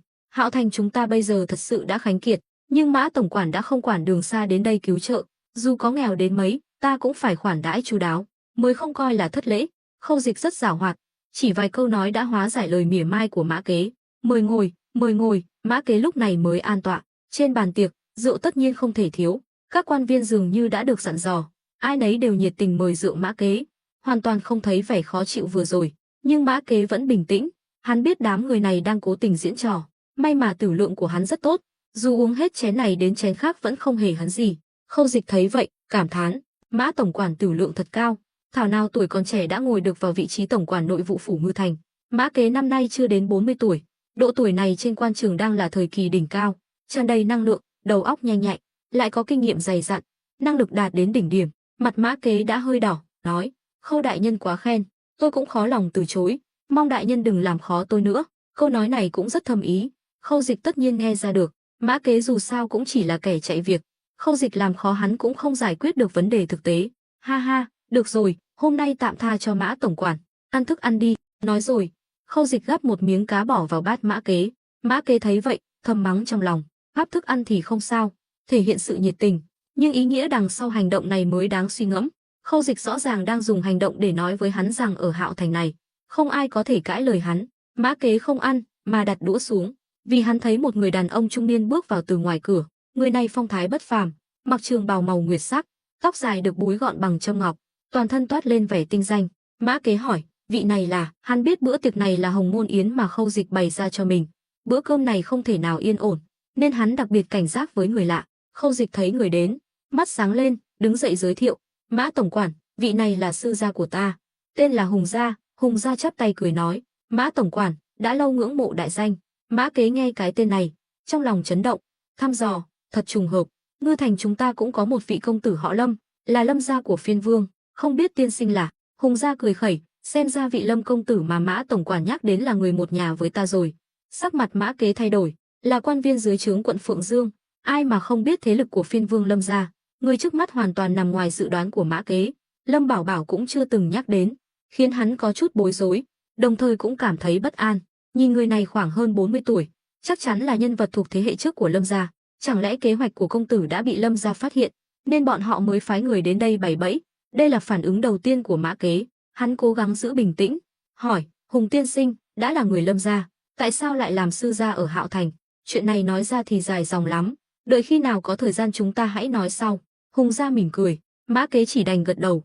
Khâu Dịch thầm cười lạnh, Mã Kế trước giờ luôn tỏ ra bình tĩnh, nhưng khi biết thân phận sư gia của mình lại luống cuống. Hắn vừa rồi đã thấy rõ điều này, hắn liền nháy mắt với Hùng gia. Hùng sư gia, mau ngồi xuống uống với Mã tổng quản một chén. Hùng gia giả vờ khó từ chối, cuối cùng cũng ngồi xuống, chủ động rót rượu. Mã tổng quản, chén rượu này kính ngài, cảm ơn ngài đã đích thân đến Hạo Thành chúng ta vận chuyển lương thực, giải quyết vấn đề cấp bách. Chỉ một câu nói đã lái câu chuyện sang vấn đề lương thực. Các quan viên xung quanh đều im lặng, nhìn chằm chằm Mã Kế với vẻ mặt không mấy thiện cảm.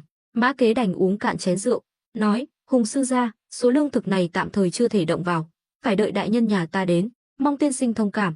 Ấy, Hùng đại nhân đã đồng ý cứu trợ, chắc chắn là người thương dân, chi bằng cứ phân phát số lương thực này xuống đi, cũng để nhanh chóng giải quyết tình hình nguy cấp. Phân phát lương thực sớm một ngày, sẽ có vô số bá tánh thoát khỏi cảnh đói khổ, đó là công đức vô lượng. Không biết Mã tổng quản thấy sao? Mã Kế nghiến răng, nói đến nước này, hắn cũng không thể giả vờ được nữa. Không được, thuộc hạ chỉ là làm theo phận sự, mong Khâu đại nhân đừng làm khó thuộc hạ. Hơn nữa, muộn nhất là ngày mai, đại nhân nhà ta sẽ đích thân đến, đợi thêm một đêm cũng không sao. Hừ, Hùng gia đột nhiên nổi giận, đập bàn quát, Mã Kế, ngươi chỉ là một tên tổng quản nội vụ phủ Ngư Thành nho nhỏ, mà dám cãi lời mệnh lệnh của phủ Doãn đại nhân nhà ta. Trên đời này, lòng dân là trên hết, hôm nay dù hoàng thượng có ở đây, ta cũng phải lên tiếng vì dân. Đúng vậy, Hùng sư gia nói đúng, các ngươi là người ngoài, làm sao hiểu được nỗi khổ của bá tánh Hạo Thành chúng ta. Phân phát số lương thực này sớm, bá tánh Hạo Thành tối nay sẽ được ăn no. Các quan viên xung quanh thi nhau phụ họa, như thể Mã Kế không đồng ý chính là tội ác tày trời. Còn Khâu Dịch thì từ đầu đến cuối không nói một lời, chỉ mỉm cười nhìn Mã Kế.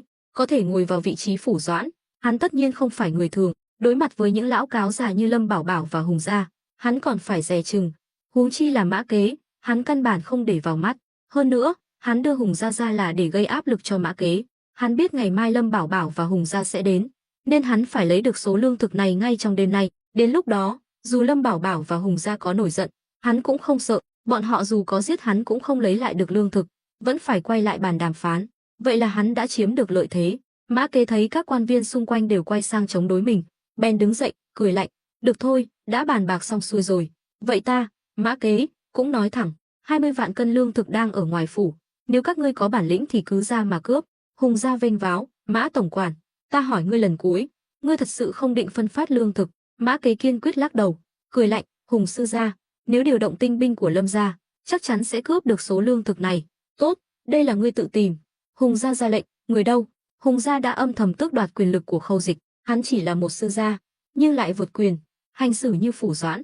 Một đám tinh binh mang đao lập tức ùa vào từ ngoài cửa, chỉ cần nhìn trang phục cũng biết bọn họ không phải thị vệ bình thường.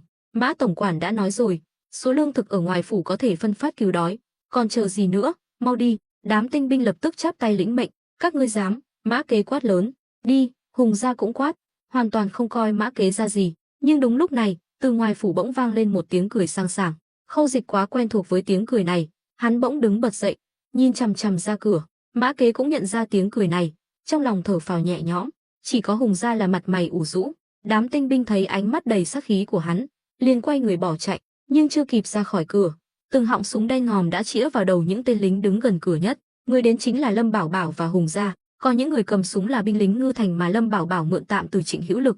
Sau khi được Trịnh Hữu Lực huấn luyện đơn giản, bọn họ đều có thể sử dụng súng trúc, tuy độ thuần thục và độ chính xác vẫn chưa đủ, nhưng trong trường hợp hôm nay lại vô cùng thích hợp. Lâm Bảo Bảo và Hùng gia bước vào, cười nói, náo nhiệt thật đấy. Mã tổng quản, chúng ta đến không muộn chứ?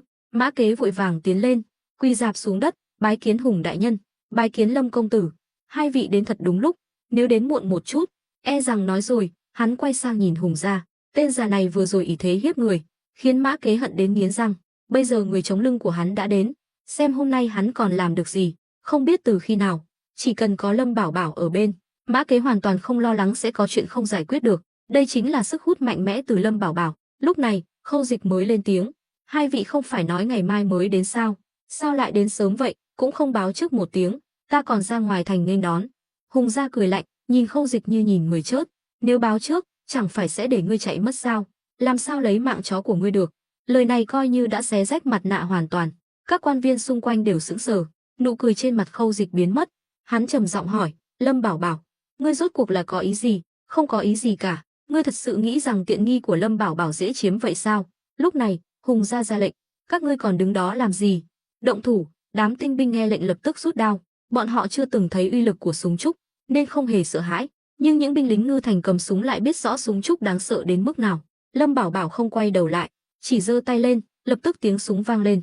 Những tên lính tinh nhuệ đứng phía trước bị bắn nát đầu tại chỗ, máu me bắn tung tóe khiến các quan viên xung quanh sợ hãi.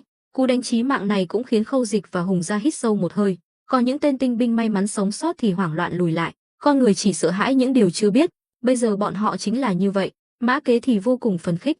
Vừa rồi hắn một mình đối mặt với đám sói lang hổ báo này, thật nguy hiểm.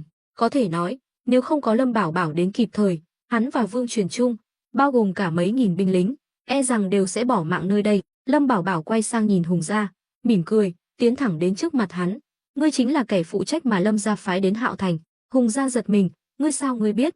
Vừa nói ra, hắn liền hối hận, vội vàng bịt miệng lại, nhưng nhìn thấy vẻ mặt đắc ý của Lâm Bảo Bảo, hắn lại tức giận nghiến răng. Lâm Bảo Bảo, ngươi thật to gan, biết rõ thân phận của ta mà còn dám ra tay, còn không mau quỳ xuống. Hùng gia rất bất an, nhất là khi vừa chứng kiến thuộc hạ của mình bị giết dễ dàng, càng khiến hắn cảm thấy khó đối phó. Vì vậy, hắn mới mượn danh nghĩa Lâm gia để ép Lâm Bảo Bảo cúi đầu. Nhưng Lâm Bảo Bảo nào có chịu nghe lời, hắn móc tai một cách khó chịu, tiến lại gần, giơ tay tát Hùng gia một cái trời giáng, khiến hắn xoay tại chỗ một vòng rồi ngã rúi xuống đất. Trước khi đến, Lâm Bảo Bảo lo lắng Hùng gia đã báo cáo tình hình của mình cho Lâm gia, nhưng sau khi gặp hắn, Lâm Bảo Bảo mới hiểu nỗi lo của mình là thừa. Đúng như Lâm Bảo Bảo dự đoán, Hùng gia vì muốn kiếm tiền, căn bản đã không báo cáo cho Lâm gia. Không khó để tưởng tượng, nạn đói lớn ở Hạo Thành lần này chắc chắn là do hắn gây ra, còn Khâu Dịch chỉ là kẻ thế thân xui xẻo. Ngươi dám đánh ta? Hùng gia ngồi trên đất, một tay ôm mặt, một tay chỉ vào Lâm Bảo Bảo, ánh mắt lộ rõ sự phức tạp, vừa tức giận vừa sợ hãi, nhưng nhiều hơn cả là sự khó tin. Trong mắt hắn, trong mắt Lâm Kim Bưu, hành động này của Lâm Bảo Bảo chẳng khác nào tự tìm đường chết. Hắn ta có thể sống yên ổn ở Hạo Thành là nhờ vào thân phận người phụ trách của Lâm gia ở khu vực Tây Bắc. Ngay cả Khâm Sai Thôi Minh Sung khi gặp hắn cũng phải khách sáo, đánh ngươi là vì muốn tốt cho ngươi, đương nhiên, nếu ngươi muốn chết, ta cũng có thể thành toàn cho ngươi. Lâm Bảo Bảo không thể giết hắn, Lâm Kim Bưu là con cá lớn, sẽ đóng vai trò rất quan trọng trong việc đối phó với Lâm gia sau này. Lúc này, Điền Tĩnh Vũ lên tiếng, Lâm Bảo Bảo, ngươi dám ngang nhiên giết người trước mặt ta và các quan viên Hạo Thành, tội đáng muôn chết, còn không mau ngoan ngoãn chịu bắt. Ta nể tình ngươi đã cung cấp lương thực, giúp Hạo Thành vượt qua nạn đói, nên có thể tha cho ngươi. Lâm Bảo Bảo cười khẩy, không thèm để ý đến kẻ sắp chết này. Khâu Quang Nhật bước tới, nói, Lâm Bảo Bảo là người của ta, ngươi đừng hòng vu khống, nếu ngươi không quá đáng thì cũng sẽ không đến mức này. Điền Tĩnh Vũ, ngươi tốt nhất nên cẩn thận lời nói của mình. Lâm Bảo Bảo nhìn Khâu Quang Nhật, nói, Khâu đại nhân, hà tất phải nói nhảm với kẻ sắp chết. Khâu Quang Nhật nhìn thấy vẻ mặt của Lâm Bảo Bảo, lập tức hiểu ý, quát, người đâu, bắt tên cẩu quan này lại. Mấy tên lính cầm súng lập tức tiến lên. Điền Tĩnh Vũ quát, các ngươi muốn làm gì? Ta là phủ doãn Hạo Thành, nếu các ngươi dám động vào ta, tất cả đều phải chết. Mấy tên lính sững người, bọn họ chỉ là binh lính cấp thấp, không hiểu ý của cấp trên, liền nhìn Khâu Quang Nhật. Khâu Quang Nhật trừng mắt, nhìn ta làm gì, còn không mau động thủ. Đám binh lính liền xông lên, đè Điền Tĩnh Vũ xuống đất. Các quan viên Hạo Thành đều sững sờ, bọn họ không ngờ Khâu Quang Nhật lại dám ra tay, hơn nữa còn là với phủ doãn ngang hàng với hắn. Điền Tĩnh Vũ bị ép quỳ xuống đất, mắng, Khâu Quang Nhật, ngươi dám động vào ta, ngươi cũng đừng hòng sống yên ổn. Sau đó, hắn nhìn Lâm Kim Bưu, Lâm sư gia, ông nói gì đi chứ? Lâm Kim Bưu cũng nhận ra Khâu Quang Nhật hoàn toàn bị Lâm Bảo Bảo khống chế. Hắn nhìn Lâm Bảo Bảo, nói, Lâm Bảo Bảo, ngươi quả nhiên có gan, nhưng nếu ngươi dám giết Điền đại nhân trước mặt bao nhiêu người như vậy, thì ngươi và Khâu Quang Nhật cũng đừng hòng sống yên ổn. Ta đảm bảo sẽ báo cáo mọi chuyện hôm nay lên Lâm gia, ngươi hãy suy nghĩ cho kỹ. Đến nước này, Lâm Kim Bưu cũng hiểu rằng đánh nhau thì không phải đối thủ, nên chỉ dám dùng lời nói uy hiếp, hy vọng Lâm Bảo Bảo sẽ sợ hãi. Lâm Bảo Bảo mỉm cười, vậy thì nể mặt Lâm tiên sinh, tạm thời tha cho hắn một mạng. Khâu Quang Nhật lập tức quát, đưa tên cẩu quan này xuống, canh chừng cẩn thận. Binh lính liền áp giải Điền Tĩnh Vũ sang phòng bên cạnh. Lâm Bảo Bảo nhìn các quan viên Hạo Thành đang sợ hãi, nói, đưa bọn họ xuống, canh chừng cẩn thận. Đám quan viên không còn vẻ ngông cuồng như lúc trước, không dám nói nửa lời, bị binh lính đưa đi. Bàn tiệc lớn chỉ còn lại Lâm Bảo Bảo, Khâu Quang Nhật, Mã Kế, Vương Truyền Trung và Lâm Kim Bưu. Lâm Bảo Bảo tạo ra tình huống này là để nói chuyện riêng với Lâm Kim Bưu. Hắn sai người dọn bàn tiệc, căn phòng trở nên sáng sủa hơn. Lâm Bảo Bảo làm động tác mời, Lâm tiên sinh, mời ngồi. Lâm Kim Bưu lúc này cũng tái mặt, trong lòng sợ hãi, nhưng hắn hiểu rõ lúc này không thể tỏ ra yếu đuối, nếu không thì sẽ muộn mất. Hắn cố gắng kìm nén nỗi sợ, ngồi xuống. Lâm Bảo Bảo, ngươi rốt cuộc có ý gì? Đã vận chuyển 20 vạn cân lương thực đến đây, chắc chắn là muốn giúp Hạo Thành khắc phục thiên tai, đây là cơ hội để lấy tiếng tốt. Lâm Bảo Bảo cười lạnh, Lâm tiên sinh hình như đã hiểu lầm rồi. Thứ nhất, ta căn bản không có ý định giúp Hạo Thành cứu trợ thiên tai, nơi này dù có chết hết người cũng không liên quan đến ta, không phải ta gây ra. Thứ hai, ta cũng không cần tiếng thơm, ngươi không cần phải vu khống, ta vận chuyển lương thực đến Hạo Thành là vì vị trí địa lý đặc biệt của nơi này, rất thuận tiện cho việc vận chuyển ra ngoài. Chỉ vậy thôi, còn một việc nữa là muốn nói chuyện với ngươi. Nói rồi, Lâm Bảo Bảo tự rót trà, vì trà quá nóng, hắn phải vừa thổi vừa uống. Lâm Kim Bưu nhìn hắn chằm chằm, trong lòng thấp thỏm, những lời này của Lâm Bảo Bảo rất thâm thúy, hắn càng hiểu biết nhiều thì càng nghe ra nhiều ẩn ý. Chẳng lẽ ngươi định buôn lậu số lương thực này? Lâm Bảo Bảo nhấp một ngụm trà, nói, quả nhiên là người phụ trách của Lâm gia ở khu vực Tây Bắc, thật thông minh, đúng vậy, nên Hạo Thành này, ta nhất định phải nắm trong tay. Nghe vậy, Lâm Kim Bưu giật mình, vội vàng lùi lại, hỏi, vậy ngươi tìm ta có chuyện gì? Ta và ngươi không quen biết, Chính vì không quen biết nên mới cần nói chuyện, trừ khi Lâm tiên sinh muốn chớt, thì chúng ta không cần nói nhảm nữa. Bây giờ ta có thể tiễn ngươi lên đường ngay lập tức. Nói xong, Lâm Bảo Bảo đặt khẩu súng trúc lên bàn, họng súng đen ngòm chĩa thẳng vào Lâm Kim Bưu. Lâm Kim Bưu vừa rồi đã chứng kiến uy lực của súng trúc, sợ đến mức đứng bật dậy. Lâm Bảo Bảo, ngươi dù sao cũng là con cháu Lâm gia, nếu tính ra ngươi phải gọi ta một tiếng thúc, chẳng lẽ ngươi muốn sát hại người thân sao? Lâm Bảo Bảo đặt chén trà xuống bàn, nói, thứ nhất, từ khi ta rời khỏi Lâm gia 1 năm trước, ta đã không còn là người Lâm gia nữa, quy tắc của Lâm gia không áp dụng cho ta. Thứ hai, không phải ta muốn giết ngươi, mà là ngươi cản đường ta kiếm tiền, nếu ngươi ngoan ngoãn hợp tác thì không sao, nếu ngươi dám chống đối ta đảm bảo ngươi sẽ không sống nổi qua đêm nay. Được rồi, ngươi nói đi, ngươi muốn ta làm gì? Lâm Kim Bưu biết mình không thể đắc tội với Lâm Bảo Bảo, ít nhất là ở thời điểm hiện tại. Lâm Bảo Bảo nói, cũng không có gì, ta chỉ muốn Lâm tiên sinh quy thuận ta, làm việc cho ta mà thôi. Cái gì? Làm việc cho ngươi? Ngươi là cái thá gì? Ngươi còn muốn chống lại Lâm gia sao? Lâm Kim Bưu không ngốc, hắn đã nhận ra dã tâm của Lâm Bảo Bảo. Khâu Quang Nhật vẫn ngồi im lặng uống trà, hắn đã biết suy nghĩ của Lâm Bảo Bảo từ lâu, chỉ là không chắc Lâm Bảo Bảo có thể thu phục được Lâm Kim Bưu hay không. Nếu có thể, thì ý nghĩa sẽ rất lớn. Lâm Kim Bưu là người phụ trách của Lâm gia ở khu vực Tây Bắc quận Phượng Dương, hắn nắm trong tay 1/3 địa bàn của quận Phượng Dương. Nếu hắn quy thuận Lâm Bảo Bảo, thì sau này không chỉ có đường vận chuyển lương thực, mà còn như cài cắm một gián điệp vào Lâm gia. Chỉ cần có Lâm Kim Bưu, Lâm Bảo Bảo có thể dễ dàng nắm được tất cả bí mật của Lâm gia. Từ khi nghe được tin tức này từ Lâm Hiên, Lâm Bảo Bảo đã rất phấn khích, nếu không hắn đã không vội vàng đến Hạo Thành ngay trong đêm. Lâm Bảo Bảo mỉm cười, ánh mắt hắn như mặt nước phẳng lặng, không chút gợn sóng, nhưng chính ánh mắt như vậy lại càng khiến người ta khó đoán. Lâm Kim Bưu thầm cảm thán, hắn không ngờ Lâm gia lại xuất hiện một nhân vật như vậy. Thực ra, việc Lâm Bảo Bảo và Lâm Hiên bị điều đến Ngưu Bối thôn và Đào Nguyên trấn năm ngoái, hắn đã biết từ lâu, cũng đã điều tra lý lịch của hai người, nhưng không phát hiện ra điều gì đặc biệt. Nhưng lần này, hắn thật sự bị sốc. Lâm Bảo Bảo cười nói, ta là ai thì bây giờ chưa thể nói cho ngươi biết, ta cũng không có cách nào chứng minh cho ngươi thấy, nhưng nếu ngươi từ chối, ta sẽ không do dự mà lấy mạng ngươi. Nói rồi, Lâm Bảo Bảo nhanh như chớp cầm lấy khẩu súng trúc trên bàn, chĩa thẳng vào trán Lâm Kim Bưu. Lâm Kim Bưu như ngửi thấy mùi thuốc súng nồng nặc, khiến hắn thở hổn hển, sợ rằng giây tiếp theo đầu mình sẽ nở hoa. Ta đồng ý, đừng giết ta. Lâm Kim Bưu không chịu nổi áp lực tâm lý quá lớn, đành phải thỏa hiệp, nhưng trong lòng hắn nghĩ, chỉ cần vượt qua được kiếp nạn này, hắn sẽ lập tức quay về Lâm gia, báo cáo mọi chuyện. Hắn biết mình không thể đối phó với Lâm Bảo Bảo, chỉ có thể nhờ đến Lâm gia, nhưng chơi trò tâm cơ này với Lâm Bảo Bảo, hắn chắc chắn sẽ không có kết quả tốt đẹp.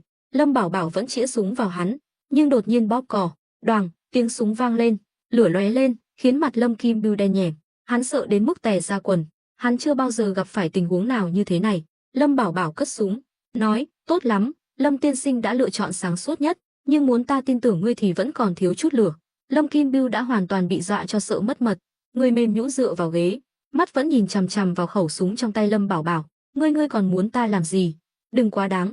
Lâm Bảo Bảo cười lạnh, đừng sợ, ta sẽ không hại ngươi, càng không nỡ để ngươi chết như vậy. Nói rồi, hắn nháy mắt với Khâu Quang Nhật. Khâu Quang Nhật hiểu ý, đứng dậy đi ra cửa. Lâm Bảo Bảo khẽ gật đầu với Mã Kế đang đứng ngoài cửa sổ giấy. Mã Kế vội vàng sai người áp giải Khâu Quang Nhật vào.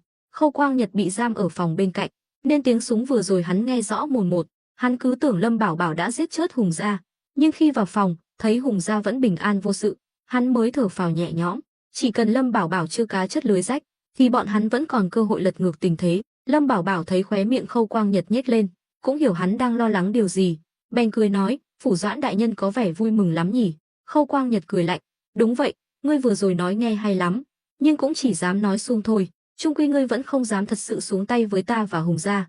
Lâm Bảo Bảo đứng dậy khỏi ghế, vừa đi quanh Khâu Quang Nhật vừa nói, đúng vậy, đại nhân nói quá chuẩn, ta quả thật không dám xuống tay. Hừ, vậy ngươi còn không mau thả ta và Hùng gia ra, chúng ta ngồi xuống nói chuyện tử tế, mọi chuyện sẽ tốt đẹp hơn. Ta biết ngươi muốn kiếm tiền, chúng ta cũng vậy, nhưng chỉ cần ta còn là Phủ Doãn Ngư Thành này, ngươi đừng hòng qua mặt ta. Khâu Quang Nhật hoàn toàn không nhận ra nguy hiểm đang rình rập, Hùng gia chỉ biết lắc đầu ngao ngán, loại người này thật đáng thương, đến chết cũng không hiểu vì sao. Còn Hùng gia thì im lặng, hắn vẫn chưa hiểu Lâm Bảo Bảo đang bày trò gì. Đến nước này, Lâm Bảo Bảo đã nắm chắc phần thắng, chẳng có lý do gì lại thả bọn hắn. Nếu đổi lại là hắn cũng sẽ không làm vậy. Nhưng trong lòng hắn vẫn dấy lên một dự cảm chẳng lành, hiểu rằng Lâm Bảo Bảo sẽ không dễ dàng buông tha mình. Quả nhiên, Lâm Bảo Bảo mỉm cười, quay sang nhìn Hùng gia. Hùng gia, nếu muốn ta tin tưởng, việc đầu tiên ngươi phải làm là giết hắn. Nghe vậy, Hùng gia không hề ngạc nhiên, giao thiệp với Lâm Bảo Bảo đã lâu, hắn biết rõ thủ đoạn của Lâm Bảo Bảo không phải dạng vừa, còn Khâu Quang Nhật thì sững sờ, như thể nghe nhầm, trừng mắt nhìn Lâm Bảo Bảo. Ngươi nói gì? Ngươi muốn Hùng gia giết ta? Lâm Bảo Bảo không thèm để ý đến hắn, chỉ nhìn Hùng gia với vẻ mặt nửa cười nửa không. Hùng gia tràn ngập phẫn nộ, hắn cuối cùng cũng hiểu Lâm Bảo Bảo muốn khống chế mình như thế nào. Nếu hắn thật sự giết Khâu Quang Nhật, hắn sẽ trở thành kẻ giết người. Dù sao Khâu Quang Nhật cũng là phủ doãn ngư thành, quan võ phẩm mấy cũng được ghi chép rõ ràng. Một khi bị Lâm Bảo Bảo nắm thóp, cả đời này hắn cũng không thoát khỏi sự khống chế. Hùng gia lắc đầu, không thể nào. Lâm Bảo Bảo, xem ra ta đã đánh giá thấp ngươi rồi, không ngờ ngươi lại hèn hạ như vậy. Lâm Bảo Bảo không hề tức giận. Ồ, không ngờ ngươi còn khá nghĩa khí đấy. Nói rồi, hắn lại chĩa súng vào đầu Hùng gia. Ta hỏi lại lần nữa, đồng ý hay không? Ta không thể làm vậy. Giết quan triều đình, tương lai của ta coi như xong rồi. Đúng vậy, Lâm huynh, chúng ta có gì từ từ thương lượng. Ngươi không phải muốn vận chuyển lương thực sao? Tha cho ta một mạng, từ nay về sau, ngư thành này đều nghe theo lệnh của ngươi. Thế nào, trước nguy cơ sinh tử? Khâu Quang Nhật cũng vội vàng cầu xin, nhưng Lâm Bảo Bảo đã sớm có tính toán. Khâu Quang Nhật hôm nay chắc chắn phải chết.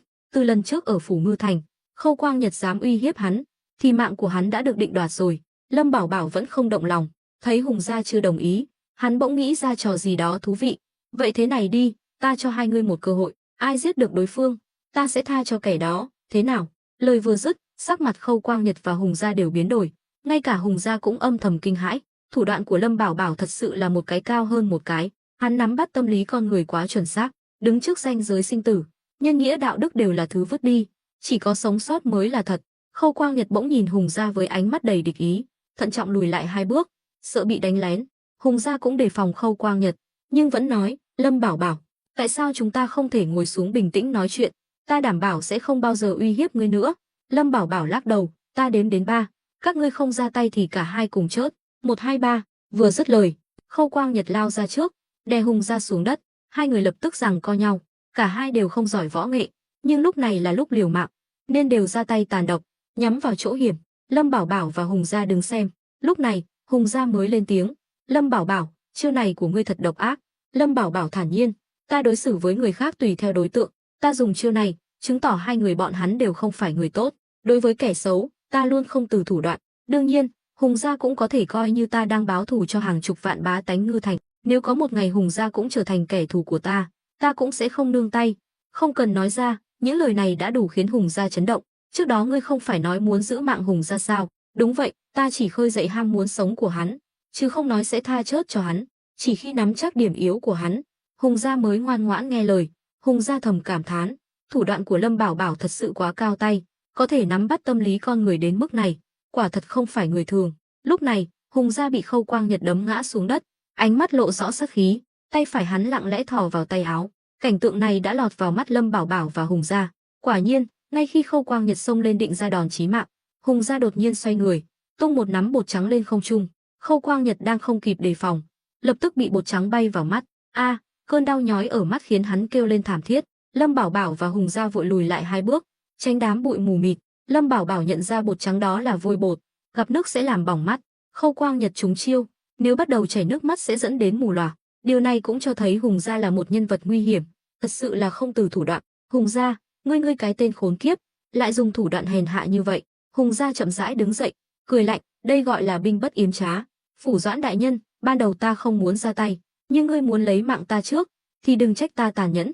Một con dao găm xuất hiện trong tay áo hắn tiến lên hai bước, đâm liên tiếp 10 mấy nhát vào bụng Khâu Quang Nhật, nhát nào cũng chí mạng. Hùng gia chứng kiến cảnh tượng ấy cũng cảm thấy lạnh sống lưng. Quả nhiên người Lâm gia đều là kẻ điên, ra tay tàn độc như vậy, rõ ràng là muốn lấy mạng người ta. Chẳng mấy chốc, Khâu Quang Nhật tắt thở, dù hai tay vẫn nắm chặt lấy cổ áo Hùng gia, nhưng hắn đã không còn phản ứng gì nữa, chết hẳn rồi. Hùng gia lạnh lùng đẩy thi thể Khâu Quang Nhật sang một bên, rồi nặng nề ngã xuống đất. Hắn quay sang nhìn Lâm Bảo Bảo, giờ ngươi hài lòng rồi chứ? Lâm Bảo Bảo mỉm cười vỗ tay, bước tới nói, Hùng gia quả nhiên thân thủ bất phàm, màn tung bột vôi giết người này thật khiến ta bội phục.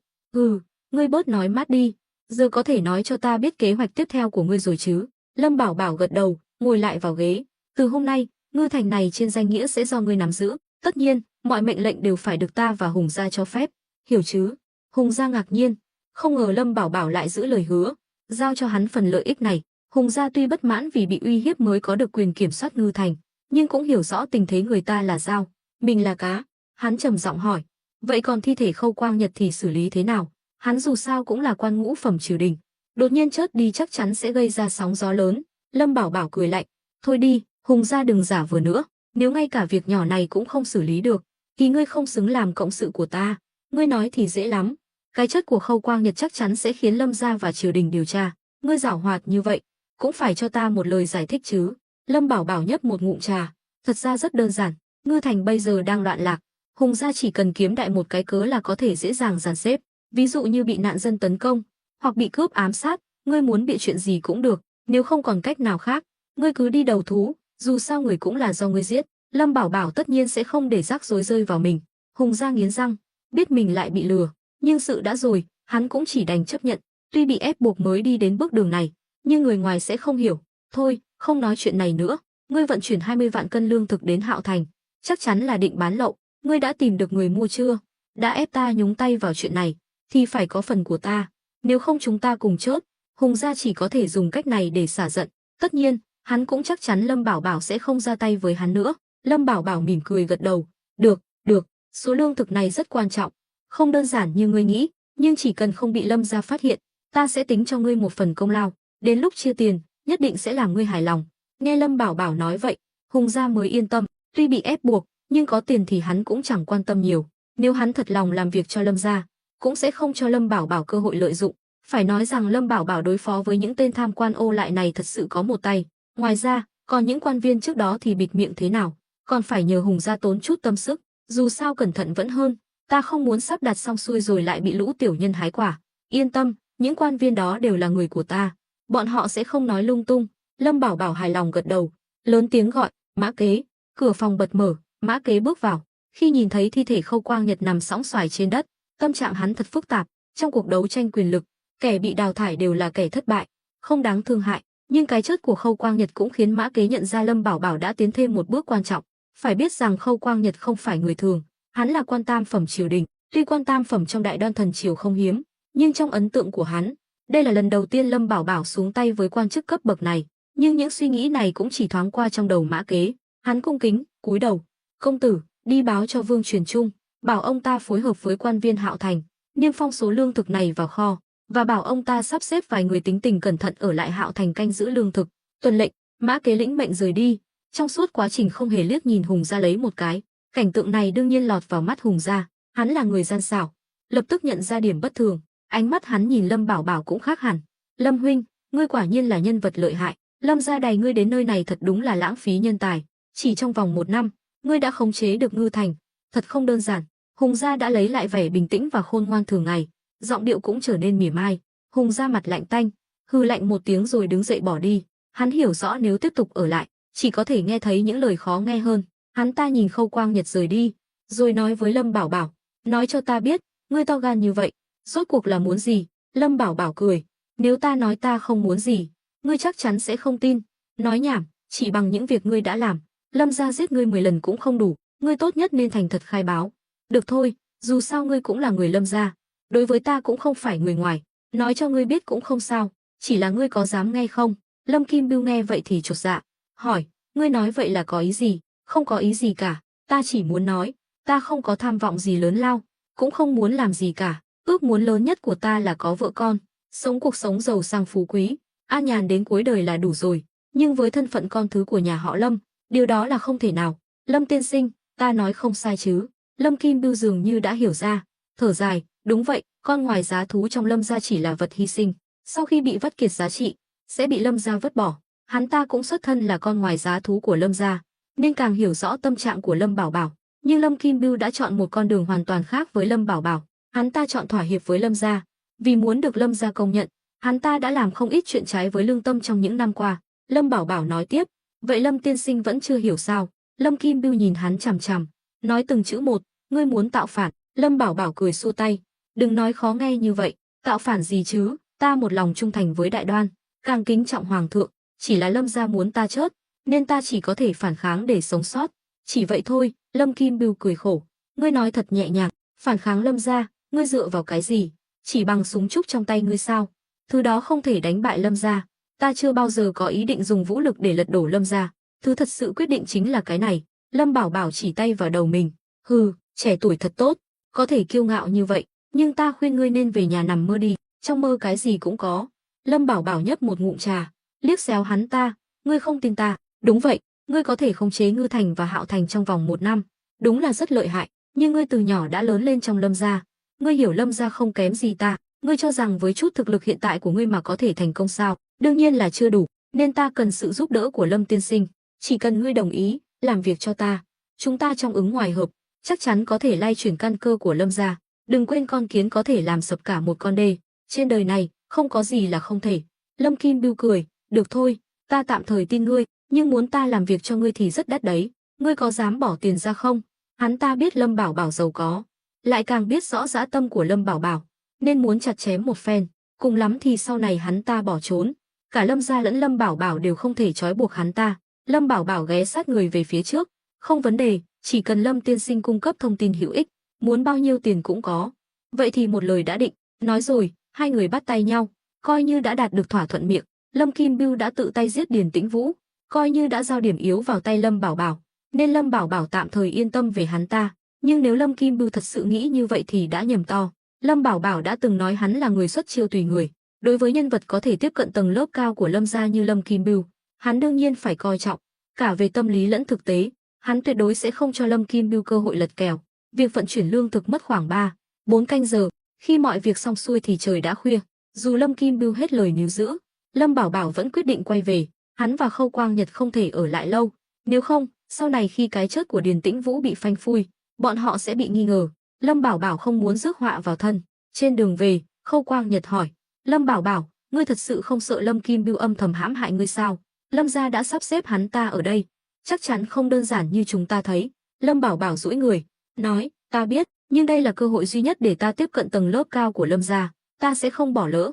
Hơn nữa, cuộc sống vốn dĩ là một canh bạc, nếu cứ sợ sệt thì bao giờ mới đạt được mục đích.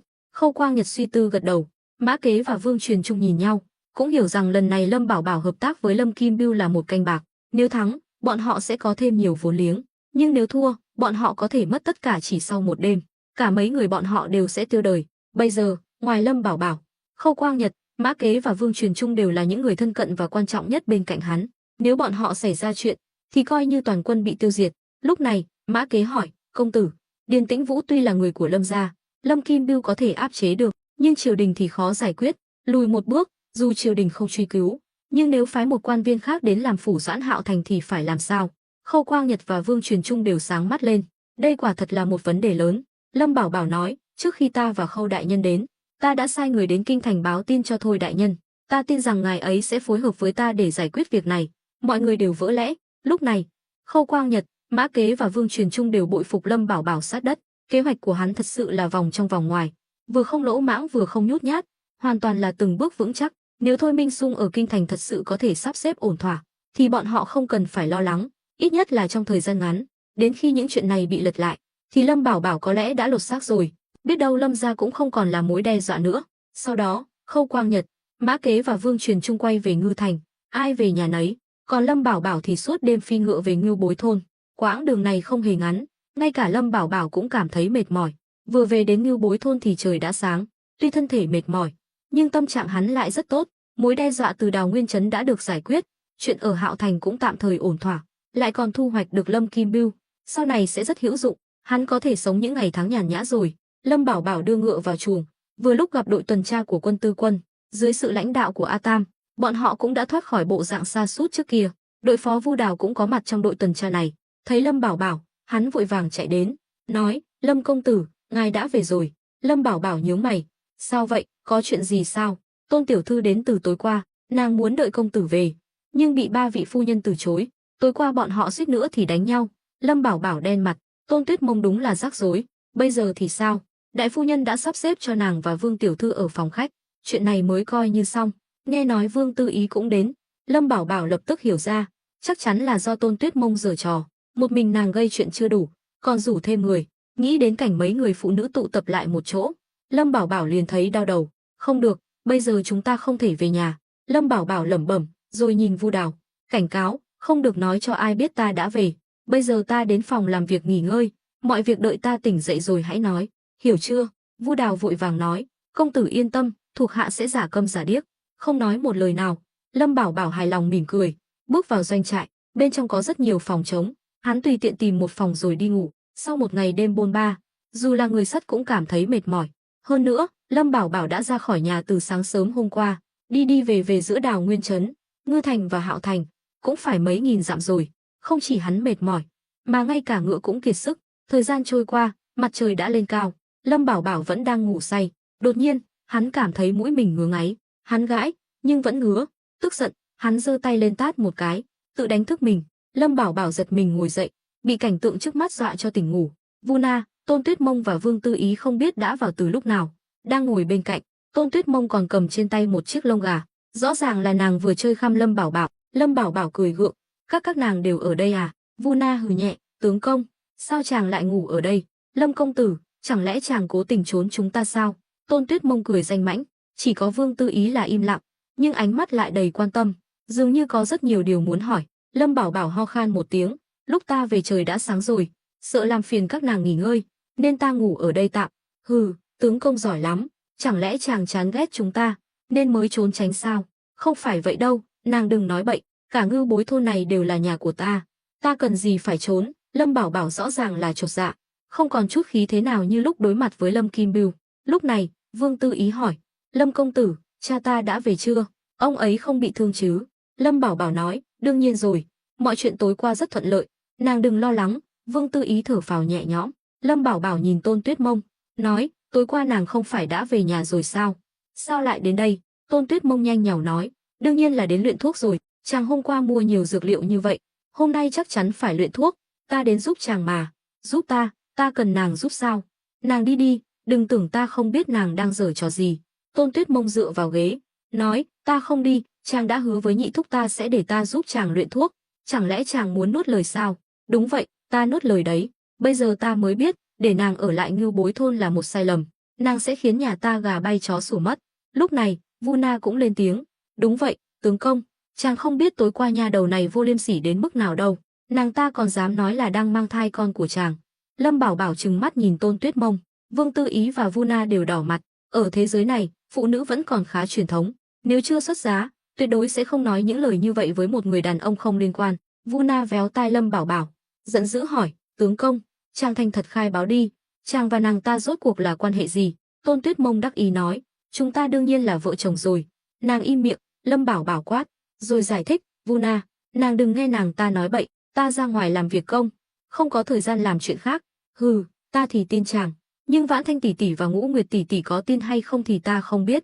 Lâm Bảo Bảo nhíu mày, hai nàng ấy cũng giận sao? Chàng nghĩ sao? Chàng suốt ngày không về nhà, ai mà chẳng nghi ngờ, lại thêm nàng ta nói vậy, còn trách chúng ta hiểu lầm chàng sao? Lâm Bảo Bảo hoàn toàn cạn lời, hắn đẩy Vu Na và Vương Tư Ý ra ngoài, hai người ra ngoài trước đi, ta muốn nói chuyện riêng với nàng ta. Vu Na bây giờ cũng không dám nói gì thêm, nếu gạo đã nấu thành cơm thì dù là nàng, hay ngay cả Lâm Thiển Nguyệt, đại phu nhân, cũng phải thừa nhận địa vị của Tôn Tuyết Mông, dù sao nàng ta cũng đang mang thai con của Lâm Bảo Bảo. Nể mặt Phật, nể mặt chuột, hai người bị đẩy ra ngoài. Lâm Bảo Bảo lập tức đóng cửa lại, từng bước tiến về phía Tôn Tuyết Mông, hỏi, Tôn Tuyết Mông, rốt cuộc nàng muốn gì? Phải khiến nhà ta gà bay chó sủa thì nàng mới vui sao? Lâm Bảo Bảo phát hiện, người phụ nữ này chính là rắc rối lớn nhất. Tôn Tuyết Mông cười, đương nhiên là không phải, chàng đừng nghĩ ta xấu xa như vậy, ta chỉ muốn gả cho chàng thôi, chẳng lẽ ta không xinh đẹp sao? Xét về nhan sắc và vóc dáng, ta không thua kém ba vị phu nhân của chàng. Xét về năng lực, nói không khách khí, trừ võ công không bằng Vu Na, thì dù đại phu nhân và nhị phu nhân cộng lại cũng không bằng ta. Lâm Bảo Bảo nhìn nàng chằm chằm, đột nhiên cười, nâng cằm nàng lên, được thôi, đã nàng nói vậy thì ta không khách khí nữa. Tôn Tuyết Mông vội vàng kéo áo lại, lùi về phía sau, chàng muốn làm gì? Làm gì sao? Không phải nàng nói đang mang thai con ta sao? Vậy ta sẽ cố gắng biến tin đồn thành sự thật. Nói rồi, Lâm Bảo Bảo định ôm lấy nàng, Tôn Tuyết Mông vội vàng đứng dậy, mừng rỡ hỏi, thật sao? Chàng đồng ý cưới ta? Ai nói cưới nàng? Theo như lời bịa đặt của nàng, chúng ta căn bản chưa thành thân, vậy thì ta phải khiến nàng mang thai trước đã. Thấy nàng định chạy, Lâm Bảo Bảo ép nàng vào tường, hơi thở nam tính phả vào mặt Tôn Tuyết Mông. Tôn Tuyết Mông hét lên, tuy nha đầu này mạnh miệng, cái gì cũng dám nói, nhưng cũng chỉ là nói cho vui mà thôi, thật sự thì nàng vẫn chưa sẵn sàng. Thấy Tôn Tuyết Mông hoảng sợ sắp khóc, Lâm Bảo Bảo đắc ý, mỉm cười. Nhưng đúng lúc này, Vu Na và Vương Tư Ý nghe thấy tiếng hét, liền xông vào, vừa lúc thấy Lâm Bảo Bảo đang bức tường Tôn Tuyết Mông, không khí lập tức trở nên ngượng ngùng. Lâm Bảo Bảo sững sờ, Vu Na và Vương Tư Ý đều há hốc mồm. Những lời Tôn Tuyết Mông nói trước đó, bọn họ chỉ coi là nói đùa, nhưng lần này tận mắt chứng kiến tư thế của Lâm Bảo Bảo, có muốn chối cũng không ai tin. Vu Na tức giận bước tới, tát Lâm Bảo Bảo một cái. Đồ tồi, chàng còn chối sao? Lâm Bảo Bảo lúc này đúng là ngậm bồ hòn làm ngọt, mặt mày méo xệch, nói: Vu Na, không phải như nàng nghĩ đâu, ta chỉ đang đùa thôi. Đùa sao? Được, ta cũng đùa với chàng một chút. Nói rồi, nàng lại định ra tay. Đúng lúc Lâm Bảo Bảo đang kêu khổ trong lòng thì Tôn Tuyết Mông lại đứng chắn trước mặt hắn, ra vẻ một người vợ hiền thục, nước mắt lưng tròng. Vu Na tỷ tỷ, đừng trách Lâm công tử, là muội tự nguyện. Câu nói này tuy là bênh vực Lâm Bảo Bảo, nhưng cũng khiến Vu Na và Vương Tư Ý có ấn tượng tốt về nàng. Nhưng Lâm Bảo Bảo thì mất hết mặt mũi. Tôn Tuyết Mông, nàng chơi đủ chưa? Lâm Bảo Bảo tức giận, hắn oai phong lẫm liệt ở bên ngoài, không ngờ về nhà lại bị oan uổng như vậy, thật là nhảy xuống sông Hoàng Hà cũng không rửa sạch được. Hắn tự trách mình rảnh rỗi sinh nông nổi, vừa rồi lại đi bức tường nha đầu này làm gì? Vu Na chỉ tay vào Tôn Tuyết Mông, Tôn tiểu thư, nàng nghe thấy chưa? Tên này không đáng để nàng bảo vệ đâu, tránh ra, ta phải thay trời hành đạo, dạy dỗ tên khốn nạn này. Vu Na là người dân tộc thiểu số, tính tình thẳng thắn, những gì tận mắt chứng kiến thì nhất định sẽ tin là thật. Lâm Bảo Bảo có phần sợ người phụ nữ này, tiếng ồn ào càng lúc càng lớn, không chỉ binh lính trong doanh trại mà cả dân làng gần đó cũng xì xào bàn tán. Tuy bọn họ không biết rõ sự tình, nhưng cũng đoán được là Tôn Tuyết Mông chưa chồng mà chửa. Còn Lâm Bảo Bảo thì không muốn thừa nhận, uy lực của tin đồn nằm ở sự lan truyền, bởi vì càng truyền thì càng sai lệch. Không lâu sau, Lâm Thiển Nguyệt và Vãn Thanh cũng nghe tin chạy đến. Vừa vào cửa, bọn họ đã thấy Vương Tư Ý đang giữ Vu Na lại, còn Tôn Tuyết Mông thì ngồi trên ghế, khóc lóc thảm thiết. Lâm Bảo Bảo thì đứng như trời trồng, trông như kẻ bị oan uổng nhất trên đời. Hắn thầm than mình thật xui xẻo, cưới một người vợ bạo lực, lại còn dây dưa với một người phụ nữ diễn xuất quá đạt. Lúc này, Lâm Thiển Nguyệt hỏi: Vu Na, muội bình tĩnh lại, rốt cuộc đã xảy ra chuyện gì? Các người buông ta ra, ta phải cắn đứt lưỡi của để không còn bịa đặt nữa. Vu Na đã từng nói, nếu Lâm Bảo Bảo dám phụ bạc nàng sẽ không nương tay. Thấy Vu Na mất kiểm soát, Vương Tư Ý đành phải kể lại sự việc. Lâm Thiển Nguyệt và Vãn Thanh đều kinh ngạc. Những lời Tôn Tuyết Mông nói trước đó, tuy khiến bọn họ tức giận, nhưng trong lòng cũng không tin. Nhưng vừa rồi Lâm Bảo Bảo lại có ý đồ với Tôn Tuyết Mông, lại còn bị Vu Na và Vương Tư Ý bắt gặp tại trận. Chuyện này nghiêm trọng rồi. Mặt Lâm Bảo Bảo sưng vù một bên, hắn bất lực nói: Thiển Nguyệt, Vãn Thanh, ta biết bây giờ ta nói gì hai nàng cũng không tin, nhưng ta thề, ta và đàn bà xảo quyệt này hoàn toàn trong sạch. Hắn tung hoành ngang dọc ở bên ngoài, không ngờ về nhà lại phải chịu uất ức như vậy, thật là quá nhục nhã. Hắn chỉ muốn đuổi Tôn Tuyết Mông đi ngay lập tức. Lâm Thiển Nguyệt dù sao cũng là đại phu nhân, tuy trong lòng cũng rất tức giận, nhưng cuộc sống vẫn phải tiếp tục, không thể vì chuyện này mà đánh nhau, càng không thể mất kiểm soát như Vu Na. Nàng nói: Vãn Thanh, muội đưa Vu Na về phòng nghỉ ngơi, để muội ấy bình tĩnh lại. Vãn Thanh cũng hiểu chuyện này có thể lớn có thể nhỏ, nhưng theo nàng, với địa vị hiện tại của Lâm Bảo Bảo, có 3 vợ 4 nàng hầu cũng là chuyện bình thường. Ít nhất là trong thời gian nàng làm việc ở Quốc sự viện, nàng thấy các đồng nghiệp đều có vợ cả và thiếp, nên dù chuyện này có thật, nàng cũng có thể chấp nhận được. Sau đó, Vãn Thanh và Vương Tư Ý dìu Vu Na ra ngoài, trong phòng chỉ còn lại Lâm Bảo Bảo, Lâm Thiển Nguyệt và Tôn Tuyết Mông. Lâm Bảo Bảo nói: Thiển Nguyệt, người khác không tin ta thì thôi, chẳng lẽ nàng cũng không tin ta sao? Ta đuổi đàn bà này đi ngay bây giờ được không?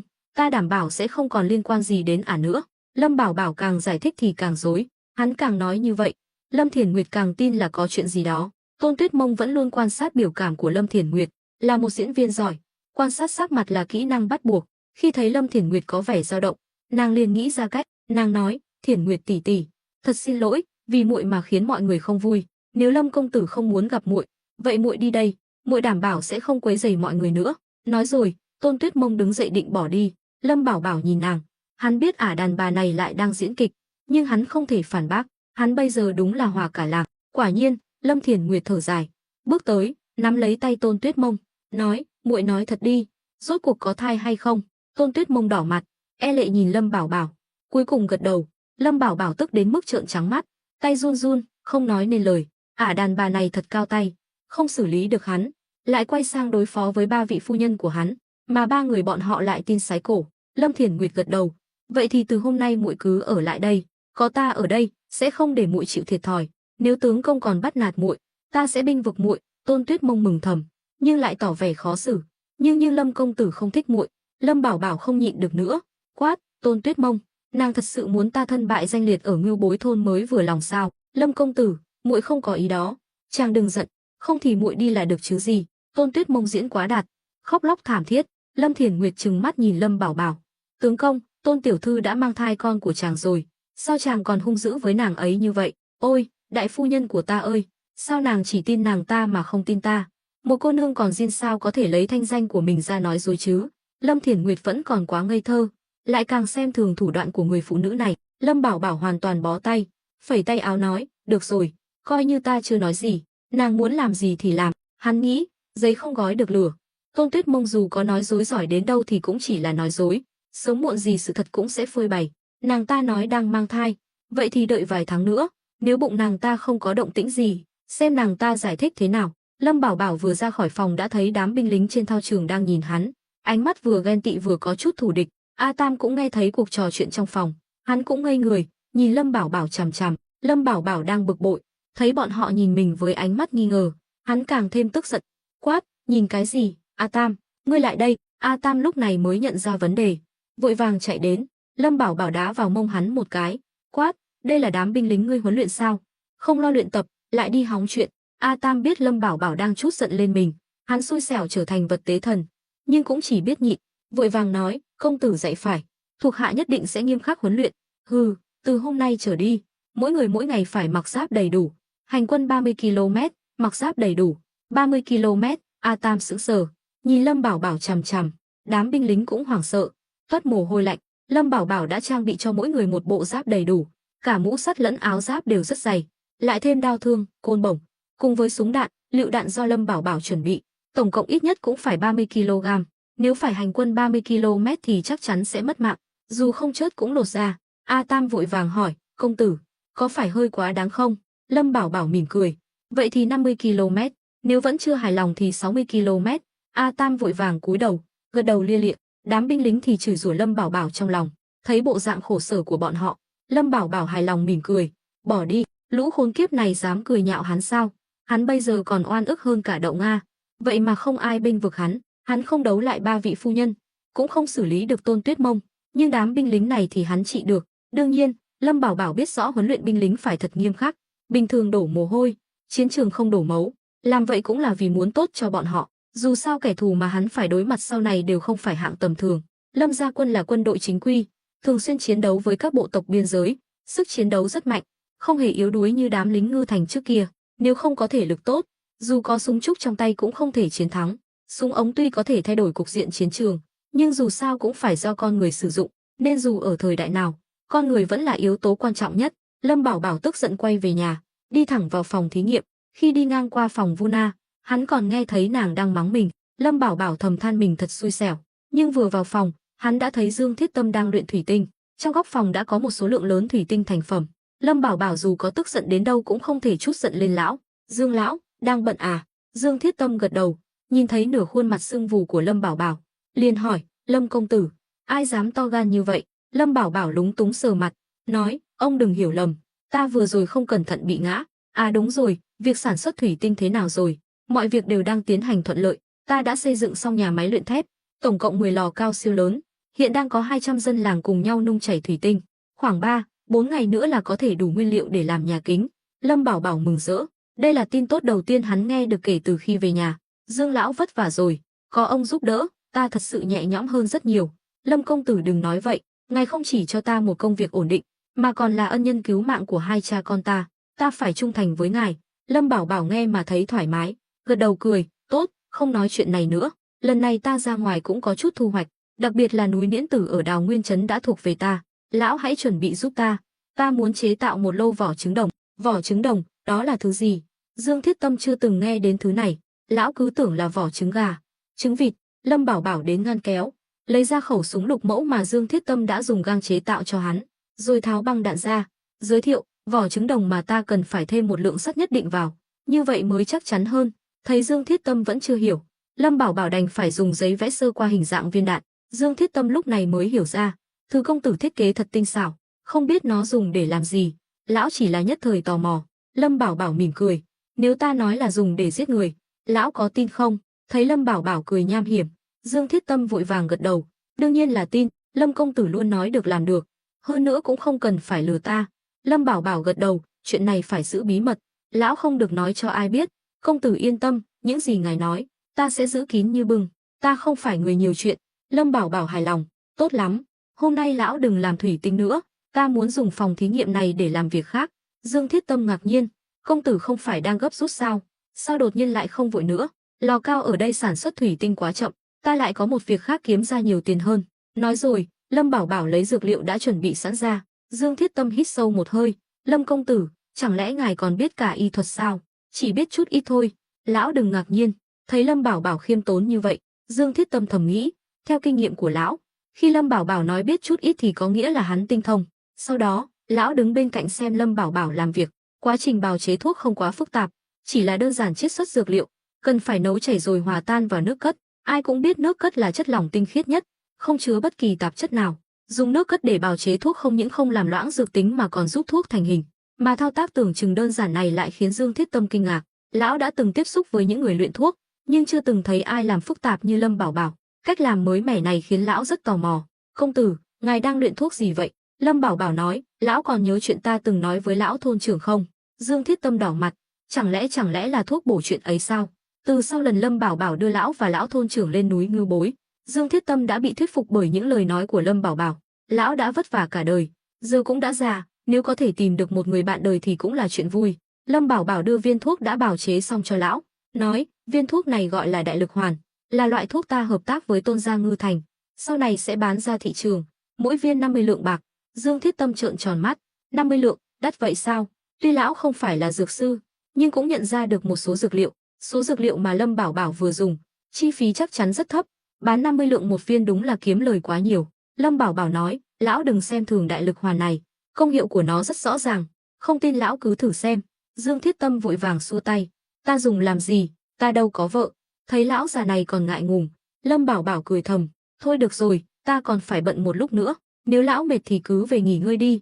Nghe vậy, Dương Thiết Tâm liền xoay người rời đi, nhưng viên thuốc trị giá 50 lượng bạc kia vẫn bị lão mang theo. Lâm Bảo Bảo thấy vậy cũng không vạch trần, đều là đàn ông, hắn hiểu rõ. Khoảng 2 canh giờ sau, Lâm Bảo Bảo đã luyện xong 200 viên Đại Lực Hoàn, thực ra cũng không tốn sức lắm. Đối với hắn, luyện một viên hay 100 viên cũng như nhau, chỉ cần điều chỉnh liều lượng dược liệu là được. Lúc này đã đến giờ cơm tối, Lâm Bảo Bảo đã nhịn đói cả ngày lẫn đêm, bụng đói cồn cào, hắn đứng ngoài cửa nhìn vào, thấy Tôn Tuyết Mông đã hòa nhập với 3 vị phu nhân của mình. Không biết nàng ta dùng cách gì mà khiến 3 người bọn họ thân thiết với nhau như chị em ruột. Điều này khiến Lâm Bảo Bảo cũng phải khâm phục. 3 vị phu nhân của hắn tính cách khác nhau, đặc biệt là Vuna rất nóng tính, vậy mà Tôn Tuyết Mông có thể dụ dỗ được nàng, đủ thấy nàng ta có bản lĩnh.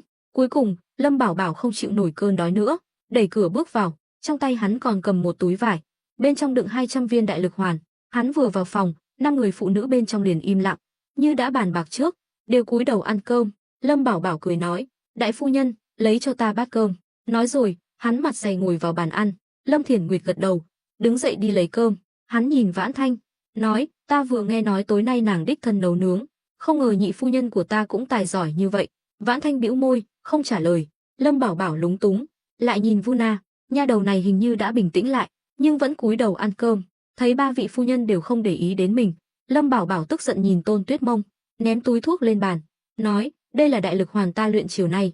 Nàng đưa số thuốc này cho nhị thúc nàng. Tuy Lâm Bảo Bảo có chút ghét ả đàn bà này, nhưng hợp tác với Tôn gia vẫn phải tiếp tục. Tôn Tuyết Mông đáp lại, định đưa tay ra nhận, nhưng bị Vuna giữ lại. Tướng công, vừa rồi Thiển Nguyệt tỷ tỷ và Vãn Thanh tỷ tỷ đã nói rồi, từ hôm nay Tuyết Mông muội muội sẽ ở lại đây, chàng muốn đưa thuốc thì tự đi đi. Lâm Bảo Bảo tức giận, hít sâu một hơi, trừng mắt nhìn Tôn Tuyết Mông. Tôn Tuyết Mông tỏ vẻ oan ức, nhưng khi quay đầu lại, vừa lúc ở góc khuất mà chỉ có Lâm Bảo Bảo nhìn thấy, nàng ta lại nở nụ cười đắc ý với hắn. Lúc này, Tôn Tuyết Mông nói, Vuna tỷ tỷ, không sao đâu, bây giờ thai nhi còn nhỏ, muội ra ngoài cũng không nguy hiểm gì, để Lâm công tử đi cùng muội, tiện thể muội cũng nói chuyện với chàng. Tôn Tuyết Mông tỏ ra rất hiểu chuyện và ngoan ngoãn. Lâm Thiển Nguyệt vừa lúc nghe thấy, liền đưa bát cơm cho Lâm Bảo Bảo, nói, tướng công, Tuyết Mông đã mang thai con của chàng rồi, chàng đừng làm khó nàng ấy nữa. Ta, Vãn Thanh và Vuna đã bàn bạc rồi, nếu không được thì lát nữa chàng đưa thuốc cho Tôn gia, tiện thể nói chuyện với nhị thúc của Tuyết Mông, cưới nàng ấy về luôn đi. Lâm Bảo Bảo cũng bình tĩnh lại, hắn hiểu bây giờ mình nói gì cũng không ai tin, nên cũng không muốn đôi co nữa, được các nàng thông cảm. Ta rất vui, vậy ta nghe theo đại phu nhân, lát nữa gặp Tôn nhị gia, ta sẽ bàn chuyện này. Sau đó, Lâm Bảo Bảo không nhìn bọn họ nữa, mà cúi đầu ăn cơm. 3 vị phu nhân đều nhìn hắn, không hiểu sao hắn lại đột nhiên thừa nhận, nhưng người vui nhất vẫn là Tôn Tuyết Mông. Nếu Lâm Bảo Bảo thật sự đến cầu hôn nàng với Nhị Thúc, thì sau này nàng không cần phải giả vờ nữa, chỉ cần tìm cơ hội gạo nấu thành cơm với Lâm Bảo Bảo, mọi chuyện sẽ đâu vào đấy. 5 phút sau, Lâm Bảo Bảo ăn xong, đặt bát đũa xuống, nắm lấy bàn tay mềm mại của Tôn Tuyết Mông, nói: "Tuyết Mông, chúng ta đi thôi." Nói rồi, hắn đứng dậy bỏ đi. Tôn Tuyết Mông bị hắn nắm tay, cũng đi theo. Hành động này của Lâm Bảo Bảo khiến ba vị phu nhân nhíu mày. Bọn họ hiểu rằng người đàn ông vốn thuộc về ba người bọn họ, giờ đã có thêm một người nữa. Lâm Bảo Bảo và Tôn Tuyết Mông nhanh chóng ra khỏi làng. Lâm Bảo Bảo hất tay một cái, Tôn Tuyết Mông loạng choạng suýt ngã vào cọc gỗ bên cạnh chuồng ngựa. Ái chà, Lâm công tử, chàng làm gì vậy? Dù chàng không thích ta, cũng không nên ghét bỏ con của mình chứ. Tôn Tuyết Mông nũng nịu. Lâm Bảo Bảo ghé sát vào nàng, nói nhỏ: "Tôn tiểu thư, đừng giả vờ nữa, ở đây chỉ có hai chúng ta, không có người ngoài." Tôn Tuyết Mông lúc này mới trở lại bộ dạng ban đầu, cười hì hì: "Lâm công tử, ta diễn tốt chứ, không những không gây rối cho chàng, mà còn làm thân với ba vị tỷ tỷ nữa." Lâm Bảo Bảo nhìn nàng với ánh mắt khó đoán. "Đúng vậy, quan hệ của các nàng thì tốt rồi, còn ta với ba vị phu nhân sắp thành kẻ thù rồi." Tôn Tuyết Mông cười: "Không sao, Lâm công tử bây giờ đến cầu hôn ta với Nhị Thúc, ta sẽ là tứ phu nhân của chàng. Đến lúc đó, bọn họ không cần chàng nữa, ta sẽ yêu thương chàng." Lâm Bảo Bảo méo mặt, cuối cùng cũng hiểu được tâm địa độc ác của ả đàn bà này. Ba vị phu nhân ngốc nghếch của hắn lại bị nàng ta lừa gạt. Nếu ba người bọn họ trở mặt với hắn, người được lợi cuối cùng chính là Tôn Tuyết Mông. Lâm Bảo Bảo đã ngậm bồ hòn làm ngọt nhiều lần, cũng đã học hôn. Hắn ghé sát mặt vào nàng. "Đã vậy thì lát nữa ta sẽ cầu hôn nàng với Nhị Thúc, nhưng trên đường đi cũng rảnh rỗi, chúng ta làm chút gì đó đi." Lâm Bảo Bảo cười nham hiểm. Hắn chỉ là muốn trả đũa chứ không phải không biết làm, đặc biệt là với Tôn Tuyết Mông, hắn hận đến ngứa răng. Nói rồi, hắn định hôn lên mặt nàng. Đương nhiên, Lâm Bảo Bảo chỉ là dọa nàng thôi, nhưng lần này, Tôn Tuyết Mông lại không né tránh, mà còn chủ động tiến tới. Hai người chạm môi nhau. Lâm Bảo Bảo cảm nhận được hương thơm ngọt ngào của thiếu nữ. Lâm Bảo Bảo sững sờ, nhìn nàng chằm chằm, rồi lùi lại 2 bước. Nàng sao nàng không né? Nói làm gì? Dù sao ta cũng là người của chàng rồi, chàng muốn ta lúc nào cũng được. Tôn Tuyết Mông vuốt tóc, nghiêm túc nói. Lâm Bảo Bảo cười khổ, giơ ngón tay cái lên, cao tay. Nàng thật sự tâm cơ sâu sắc, ngay cả ta cũng bị nàng lừa, nhưng ta sẽ không để nàng toại nguyện đâu. Không phải nàng lừa ba vị phu nhân của ta là đang mang thai sao? Ta sẽ không động vào nàng, xem vài tháng nữa nàng giải thích thế nào. Nói xong, Lâm Bảo Bảo lên ngựa phóng đi. Tôn Tuyết Mông không hề lo lắng hay tức giận, mà còn mỉm cười. Nàng dường như đã nắm được tính cách của Lâm Bảo Bảo, nàng cũng lên ngựa đuổi theo. Trên đường đi, Lâm Bảo Bảo không muốn nói chuyện với nàng, nhưng Tôn Tuyết Mông lại liên tục hỏi: "Lâm công tử, đại lực hoàn luyện nhanh vậy sao? Chàng có qua loa đại khái không? Ta còn chưa kiểm tra dược tính mà." Lâm Bảo Bảo cười: "Hay là chúng ta thử xem?" "Được đó, được đó." Tôn Tuyết Mông cười quyến rũ. Lâm Bảo Bảo bĩu môi, nàng nằm mơ đi, không phải nàng còn có em trai sao? Cho hắn thử thuốc là biết ngay công hiệu. Ta đâu có tận mắt thấy chàng luyện thuốc theo như yêu cầu trên phương thuốc, như vậy là không đúng quy tắc. Vậy thì sao? Chúng ta quay về, ta luyện thuốc trước mặt nàng. Cũng không cần, sau này chúng ta thành thân, đều là người một nhà, của chàng là của ta vẫn là của ta. Thấy Tôn Tuyết Mông vênh váo tự đắc, Lâm Bảo Bảo tức giận nghiến răng, hắn sống cả đời người, không ngờ lại bị chim sẻ mù mắt, nói ra thật mất mặt. Mà chưa đốt thuyền này của Tôn Tuyết Mông quả thật rất lợi hại, người ta nói hy sinh đời con gái, đổi lấy ngôi vị hoàng hậu, nàng ta vì muốn đến gần hắn mà không tiếc thanh danh và chính tiết. Đây không phải là điều người phụ nữ bình thường có thể làm được. Nếu đứng trên lập trường khách quan, Lâm Bảo Bảo cũng phải khâm phục sự thông minh của nàng. Không lâu sau, hai người vào đến Ngư Thành. Sau vụ chính biến lần trước, Ngư Thành dạo này rất yên bình, mọi người đi ngủ sớm, cửa thành cũng đóng sớm. Nhưng Lâm Bảo Bảo bây giờ có địa vị đặc biệt ở Ngư Thành, lính canh cửa cũng nhận lệnh của Trịnh Hữu Lực, nên bọn họ đi thẳng một mạch vào thành. Đến Tôn gia, Tôn Tuyết Mông lập tức xuống ngựa, gõ cửa. Nàng tâm trạng rất tốt, muốn nhanh chóng báo tin vui cho Nhị Thúc. Là con cháu Tôn gia, nàng luôn nghĩ cho lợi ích của gia tộc. Nếu có thể gả cho Lâm Bảo Bảo, thì lợi ích của Tôn gia sẽ được tối đa hóa. Đặc biệt là trong thời gian gần đây, nàng đã tận mắt chứng kiến thủ đoạn cao siêu của Lâm Bảo Bảo. Với đà này, thành tựu của Lâm Bảo Bảo trong tương lai chắc chắn không thể đo lường được. Đương nhiên, Tôn Tuyết Mông tuy là vì năng lực của Lâm Bảo Bảo mà nảy sinh tình cảm, nhưng trong lòng nàng cũng thật sự yêu hắn. Dù sao thì cô gái nào chẳng mơ mộng, cô gái nào chẳng muốn người đàn ông của mình là anh hùng cái thế. Giống như câu nói mà Lâm Bảo Bảo thường nói, cuộc sống là một canh bạc. Đối với Tôn Tuyết Mông, nàng đã đặt cược tương lai của mình và cả Tôn gia lên Lâm Bảo Bảo, nhưng những lời này nàng không thể nói ra. Nàng không muốn Lâm Bảo Bảo nghĩ rằng nàng là người hám danh hám lợi. Lão quản gia Tôn gia mở cửa, thấy đại tiểu thư và Lâm Bảo Bảo đến, liền mừng rỡ. "Đại tiểu thư, Lâm công tử, sao hai người giờ này mới về?" Tôn Tuyết Mông cười nói: "Phúc bá, mau đi báo với Nhị Thúc và Hồng Đào, nói ta có chuyện quan trọng muốn thông báo." Lâm Bảo Bảo đi phía sau, thầm lắc đầu, nha đầu này hình như còn sốt ruột hơn cả hắn, nhưng mọi chuyện không phải do nàng ta quyết định, chỉ cần hắn không thừa nhận, nàng ta nói gì cũng vô ích. Hai người nhanh chóng đến phòng khách, Tôn Tuyết Mông nói, Lâm công tử, đừng quên lời chàng nói trên đường đi, phải cầu hôn ta với nhị thúc đấy. Hừ, chàng nghĩ rằng với chút mưu mẹo đó mà ta sẽ đồng ý sao? Lâm Bảo Bảo bĩu môi, chàng định nuốt lời sao? Được, chàng đừng hối hận, lát nữa ta sẽ nói với nhị thúc rằng chàng đã cưỡng bức ta.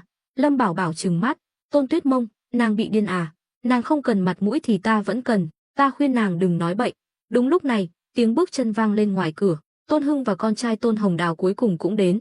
Bọn họ nhận được tin của quản gia, biết có tin vui nên đều tươi cười, đặc biệt là Tôn Hưng, hắn đã từng khai sáng cho cháu gái mình, nên vừa vào cửa, ánh mắt hắn nhìn hai người đã đầy ẩn ý. Lâm Bảo Bảo vội vàng đứng dậy, Tôn nhị gia, giờ này còn làm phiền ông, thật ngại quá, ha ha, Lâm công tử khách sáo rồi. Đúng vậy, tỷ phu, chúng ta sắp là người một nhà rồi, không cần khách khí như vậy. Tôn gia cũng không ngốc, vụ chính biến ở Ngư Thành lần trước đã lan truyền khắp nơi, khiến từ quan to đến dân thường ở Ngư Thành đều biết đến sự lợi hại của Lâm Bảo Bảo. Mà theo tin tức mà Tôn gia vừa nhận được, hôm qua Lâm Bảo Bảo và Phủ Doãn đã chiếm được cả Hạo Thành. Tuy Tôn Hưng đã biết trước kế hoạch này, nhưng tốc độ hành động nhanh chóng như vậy cũng khiến hắn ngày càng yêu thích Lâm Bảo Bảo. Dường như hắn đã nhìn thấy ngày Tôn gia quật khởi. Tôn Tuyết Mông đứng bên cạnh, mặt đỏ bừng, e thẹn. Lâm Bảo Bảo nhìn hai cha con bọn họ, nói, Tôn nhị gia, hình như ông hiểu lầm rồi. Ta và Tôn tiểu thư thật sự không có chuyện gì. Phản ứng đầu tiên của Lâm Bảo Bảo là giải thích, nhưng hắn đâu biết, Tôn gia đã nhắm đến hắn từ lâu rồi. Ngay cả thái độ của Tôn Tuyết Mông đối với hắn cũng là do lão già Tôn Hưng này bày mưu. Lâm công tử không cần giải thích, ta hiểu mà. Tuy Hồng Đào hơi lỗ mãng, nhưng lời nói cũng có phần đúng. Tuyết Mông lại thích cậu như vậy, ta thấy hôn sự này rất tốt. Lâm Bảo Bảo vội vàng làm động tác dừng lại, hắn cuối cùng cũng hiểu vì sao Tôn Tuyết Mông lại thoát ẩn thoát hiện như vậy. Hóa ra là có cao nhân chỉ điểm, hắn đã bị lừa mà không hề hay biết. Hắn lùi lại hai bước, nhìn mấy người Tôn gia, nói, Tôn nhị gia, hóa ra cả nhà ông đều đang tính kế ta. Nhưng tục ngữ nói ép dầu ép mỡ, ai nỡ ép duyên, ta thấy chúng ta vẫn nên làm đối tác thì hơn. Chuyện khác thì thôi vậy, rõ ràng là người Tôn gia đều rất xảo quyệt. Hắn đã bị lừa mà không hề hay biết, không phải hắn sợ Tôn gia, mà là hắn không thích bị người khác tính kế. Lúc này, Tôn Hồng Đào biến sắc, túm lấy cổ áo Lâm Bảo Bảo, quát, Lâm Bảo Bảo, ngươi đã chiếm tiện nghi của tỷ tỷ ta, giờ lại muốn ăn ốc bỏ vào sao? Câu nói này thật quá đáng. Lâm Bảo Bảo tức giận, tên nhóc này, đừng nói bậy, ta và tỷ tỷ ngươi trong sạch. Tôn Hồng Đào quay sang nhìn Tôn Tuyết Mông, hai chị em từ nhỏ đã lớn lên cùng nhau, không cần nói cũng hiểu ý nhau chỉ bằng ánh mắt. Tôn Tuyết Mông lập tức hiểu ý, giả vờ đau khổ, nói, tiểu đệ, đừng làm khó Lâm công tử, nếu chàng ấy không cần ta thì thôi vậy, dù sao ta cũng là người bạc mệnh, cùng lắm thì chớt là xong. Không được, hôm nay ta nhất định phải đòi lại công bằng cho chị gái. Lâm Bảo Bảo, ta biết bây giờ ngươi đang rất quyền lực ở Ngư Thành và Hạo Thành, nhưng nhà họ Tôn ta không sợ ngươi, trừ khi ngươi cưới chị ta, nếu không chúng ta sẽ đến tìm quan phủ nói chuyện phải trái. Ta sẽ cho toàn thành biết tên Lâm công tử trong miệng họ là một tên đạo đức giả. Lâm Bảo Bảo chớt lặng, hắn không biết Tôn Hồng Đào là thật hay giả, nhất thời không biết trả lời thế nào. Lúc này, Tôn Hưng lên tiếng, Hồng Đào, buông ra, không được vô lễ với Lâm công tử. Cha, con bảo huynh ta buông ra. Tôn Hưng nghiêm nghị nói. Tôn Hồng Đào đành buông tay, nhưng vẫn nhỏ giọng uy hiếp Lâm Bảo Bảo, ta sẽ không tha cho ngươi đâu. Lâm Bảo Bảo không để ý đến hắn, mà nhìn Tôn Hưng, rồi nhìn Tôn Tuyết Mông, kẻ chủ mưu của mọi chuyện, cười khổ, tiểu cô nương, nàng còn định diễn đến bao giờ? Ở nhà ta gây rối chưa đủ, còn muốn ta mất mặt ở Ngư Thành sao?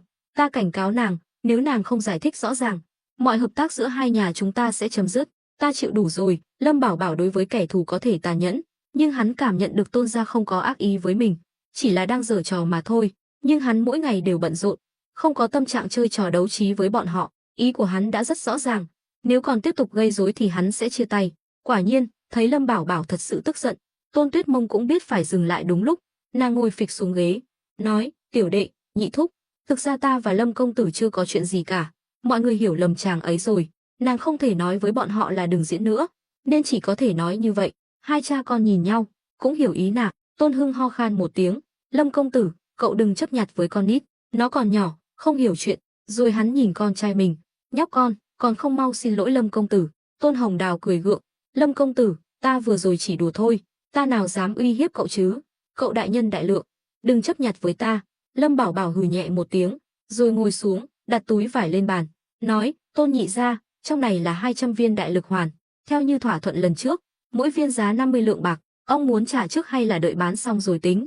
Lần này hắn đến đây chủ yếu là để bàn chuyện chính sự, đương nhiên cũng là để dằn mặt ba vị phu nhân ở nhà. Bọn họ không hiểu chuyện gì đã ép hắn cưới người khác. Lâm Bảo Bảo cảm thấy ba vị phu nhân của mình quá thiếu tự tin, lại thêm Tôn Tuyết Mông xảo quyệt, bị lừa cũng là điều dễ hiểu, mà Lâm Bảo Bảo vẫn còn hợp tác với Tôn gia, không thể trở mặt ngay được. Tôn Tuyết Mông chính là nắm được điểm này mới dám vô pháp vô thiên như vậy. Nàng ta chắc chắn rằng Lâm Bảo Bảo sẽ không vạch trần nàng trước mặt mọi người, nếu không, quan hệ giữa hắn và ba vị phu nhân rạn nứt, thì việc làm ăn của hai nhà cũng không thể tiếp tục. Có thể nói, để đạt được mục đích của mình, nha đầu này đã không từ thủ đoạn nào. Lâm Bảo Bảo cũng phải khâm phục nàng ta. Tôn Hưng mở túi vải ra, nhìn những viên thuốc màu nâu bên trong, mắt sáng lên. Xét về hình thức bên ngoài, lão đã làm nghề y nhiều năm, đây là lần đầu tiên lão thấy viên thuốc nào có màu sắc đẹp như vậy. Đưa lên mũi ngửi, một mùi thơm ngào ngạt tỏa ra. Tuy trong lòng rất hài lòng, lại càng tin tưởng vào trình độ bào chế thuốc của Lâm Bảo Bảo, nhưng lão vẫn quay sang hỏi Tôn Tuyết Mông, "Tuyết Mông, con có tận mắt thấy Lâm công tử luyện thuốc không? Theo quy định trong y đạo văn thư, nếu là lần đầu tiên luyện thuốc, phải làm trước mặt người của Bách Thảo Đường, coi như là bài kiểm tra cuối cùng. Dù sao thì thuốc cũng là để cho người ta uống, không thể qua loa được. Nếu xảy ra vấn đề gì, Tôn gia chúng ta gánh không nổi." Lâm Bảo Bảo nhíu mày. Sau khi nhận được y đạo văn thư từ Tôn Tuyết Mông, hắn đã không động đến cuốn sách đó nữa, càng không biết quy định trên đó. Nếu Tôn Tuyết Mông giở trò trong chuyện này, thì thương vụ này e là phải hoãn lại. Tuy Lâm Bảo Bảo bây giờ không thiếu tiền, nhưng vạn sự khởi đầu nan, chỉ khi nào mở được đường, thì con đường phía trước mới thuận lợi. Nhưng ngoài dự đoán, Tôn Tuyết Mông lại gật đầu. Đúng vậy, kỹ thuật luyện thuốc của Lâm công tử rất cao siêu, nhị thúc cứ yên tâm. Thực ra, nàng căn bản không thấy Lâm Bảo Bảo luyện thuốc như thế nào. Lâm Bảo Bảo mỉm cười, quay sang nhìn nàng, thấy nàng đang nhìn mình với ánh mắt trìu mến. Người ta nói yêu ai yêu cả đường đi lối về. Tuy Tôn Tuyết Mông trước giờ luôn đấu đá với Lâm Bảo Bảo, nhưng vào thời khắc quan trọng, nàng vẫn đứng về phía hắn. Tôn Hưng gật đầu, lấy một viên thuốc ra, đưa lên mũi ngửi, định nuốt thử, nhưng dường như lại nghĩ đến điều gì, nhìn Lâm Bảo Bảo và Tôn Tuyết Mông với ánh mắt kỳ lạ, dường như nhận ra điều gì bất thường, liền quay sang con trai mình, "Nhóc con, lại đây thử thuốc." Tôn Hồng Đào trợn tròn mắt, "Cha, thuốc men không phải chuyện đùa, lỡ thuốc có độc thì sao? Cha không sợ con trai cha có mệnh hệ gì, sau này không ai chăm sóc cha sao?" "Nhóc con, ngươi nói cái gì?" Tôn Hưng tức giận, "Con nói tại sao lại bắt con thử thuốc? Con là con trai cha, chứ không phải người thử thuốc. Ở thế giới này, có những người chuyên làm nghề thử thuốc, sẽ đích thân thử các loại thuốc mới, tuy có chút nguy hiểm, nhưng mỗi lần thử thuốc đều được trả một khoản tiền hậu hĩnh, nên cũng là một nghề khá béo bở." "Hừ, lần trước ngươi không phải đã lén ăn 2 lần rồi sao? Ngươi còn sợ chết à?" Tôn Hưng không chút do dự vạch trần con trai mình. Tôn Hồng Đào ngượng ngùng, "Đó là chuyện khác, thôi, đừng nói nhảm nữa, nuốt đi." Nói rồi, Tôn Hưng nhét viên đại lực hoàn vào miệng con trai. Lâm Bảo Bảo thấy vậy cũng mỉm cười. Bề ngoài, Tôn gia có vẻ không tin tưởng hắn, nhưng cũng chỉ là làm theo thủ tục. Tôn Hưng dám cho con trai mình uống thuốc, cũng gián tiếp thể hiện sự tin tưởng đối với hắn. Điều này khiến Lâm Bảo Bảo rất hài lòng. Quả nhiên, Tôn Hồng Đào vừa uống thuốc được một lúc thì mặt đỏ bừng, hai tay ôm lấy hạ thân, lúng túng lùi lại 2 bước. "Cha, tỷ tỷ, con không chịu nổi nữa, con phải đi trước đây." Nói rồi, hắn vùng ra khỏi tay cha mình, chạy biến ra ngoài. Tôn Tuyết Mông cười thầm, rồi nhìn Lâm Bảo Bảo với ánh mắt đầy ẩn ý. Lâm Bảo Bảo cảm thấy ánh mắt nóng bỏng của nàng có chút không tự nhiên, nhưng vẫn giả vờ như không thấy gì, nói, "Tôn nhị gia, lô thuốc này không có vấn đề gì chứ?" Tôn Hưng hài lòng gật đầu, cất túi thuốc đi, nói, "Tuyết Mông, đi tìm quản gia, bảo ông ấy mang bạc đến đây." Lâm Bảo Bảo mừng thầm, xem ra nhà họ Tôn định trả tiền trước, nhưng như vậy, sau này dù hắn có bào chế ra loại thuốc nào thì cũng coi như bị Bách Thảo Đường độc quyền mua hết, dù bán giá cao trên thị trường cũng không liên quan gì đến hắn nữa. Điều này khiến hắn hơi tiếc, Bách Thảo Đường không thể làm ăn thua lỗ, để kiếm lời, chắc chắn bọn họ sẽ bán với giá cao hơn 50 lượng. Lâm Bảo Bảo thầm nghĩ, sau này phải tìm cơ hội thương lượng lại với nhà họ Tôn, cố gắng giành lấy phần lợi nhuận nhiều hơn. Hắn có thể không quan tâm đến số tiền trước mắt, nhưng hợp tác là lâu dài. Thời gian trôi qua, số tiền đó sẽ là một con số khổng lồ. "Vâng, con đi ngay." Tôn Tuyết Mông hiểu nhị thúc cố tình đuổi mình đi, nàng ra ngoài, còn đóng cửa lại. Trong phòng khách rộng lớn chỉ còn lại Lâm Bảo Bảo và Tôn Hưng. Tôn Hưng ngồi xuống ghế, đối diện với Lâm Bảo Bảo, nói, "Lâm công tử, nghe nói tối qua cậu và Phủ Doãn đại nhân đã đến Hạo Thành, lại còn thuận lợi." Lâm Bảo Bảo nói, "Tôn nhị gia cũng phái người vận chuyển lương thực, hà tất phải hỏi ta?" Trong đoàn người do Mã Kế và Vương Truyền Trung dẫn đầu, có một đội nhỏ đến từ Tôn gia. Tôn gia dù sao cũng là gia tộc buôn bán dược liệu, không thể có quá nhiều thị vệ. Hơn nữa, dù có đủ thực lực, Tôn gia cũng không dám thể hiện quá nhiều trước mặt Lâm Bảo Bảo và Phủ Doãn. Họ hiểu rõ đạo lý giấu tài, thực lực của Tôn gia cũng vậy, nếu lộ ra quá nhiều, sẽ khiến Lâm Bảo Bảo và Phủ Doãn đề phòng, thì sẽ lợi bất cập hại. Tôn Hưng cười gượng, "Ta cũng biết một chút, nhưng không rõ chi tiết. Lâm công tử có thể kể cho ta nghe không? Lâm Bảo Bảo gật đầu, kể lại đại khái những chuyện xảy ra đêm qua. Đương nhiên, hắn không nói đến thân phận của Lâm Kim Bưu. Lâm Kim Bưu là quân cờ rất quan trọng trong tay Lâm Bảo Bảo, tuyệt đối không thể để lộ. Dù là với đồng minh như Tôn gia cũng không được, dù sao thì lòng người khó đoán, nếu chưa nắm chắc, Lâm Bảo Bảo sẽ không dễ dàng tiết lộ. Tôn Hưng lúc này mới hiểu ra, cảm thán, Lâm công tử, kế sách của anh thật cao minh, chỉ dựa vào số lương thực này, lại thêm lòng tham của Điền Tĩnh Vũ, mà có thể dễ dàng chiếm được Hạo Thành. Vậy sau này sẽ phân chia như thế nào? Tôn Hưng đương nhiên là đang nhòm ngó Hạo Thành. Hạo Thành bây giờ đang loạn lạc, khắp nơi đều là người dân bị nạn, những người không có đủ ăn chắc chắn sẽ bị bệnh, ít nhất là sức khỏe sẽ suy giảm. Lúc này, nếu Tôn gia có thể chen chân vào Hạo Thành, thì coi như có được một thị trường tiềm năng khổng lồ. Nếu có thể độc chiếm thị trường này, thì thực lực của Tôn gia sẽ tăng gấp đôi. Chuyện tốt như vậy, hắn đương nhiên sẽ không bỏ qua. Lâm Bảo Bảo hiểu rõ, nói: Tôn nhị gia, tôi hiểu ý của ông, nhưng muốn chia phần, trước tiên phải bỏ công sức ra. Thử nghĩ xem, nếu người dân gặp nạn ở Hạo Thành không có cái ăn, dù có bị bệnh cũng không có tiền mua thuốc.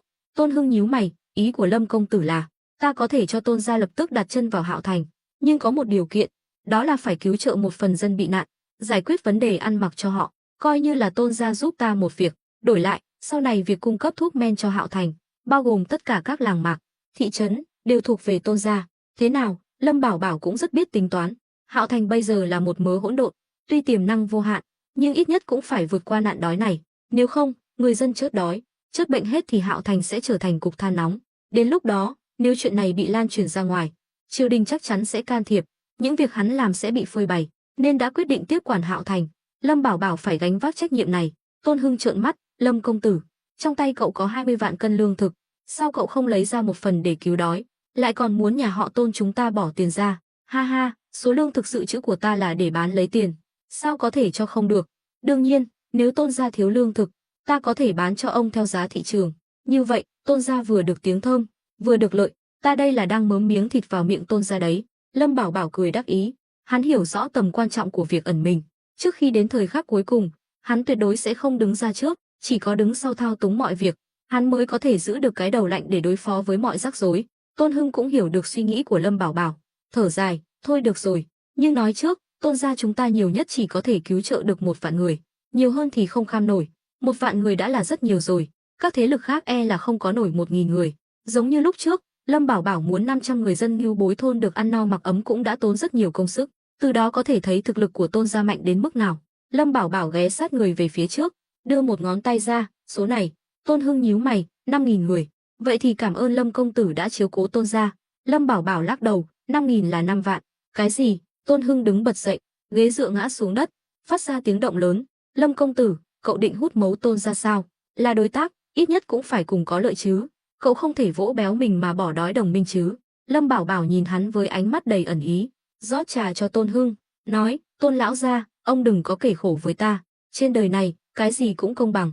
Thay vì nói Tôn gia bây giờ phải bỏ ra bao nhiêu, thì nên nói sau này Tôn gia sẽ thu hoạch được bao nhiêu. Ta đã gánh vác toàn bộ rủi ro.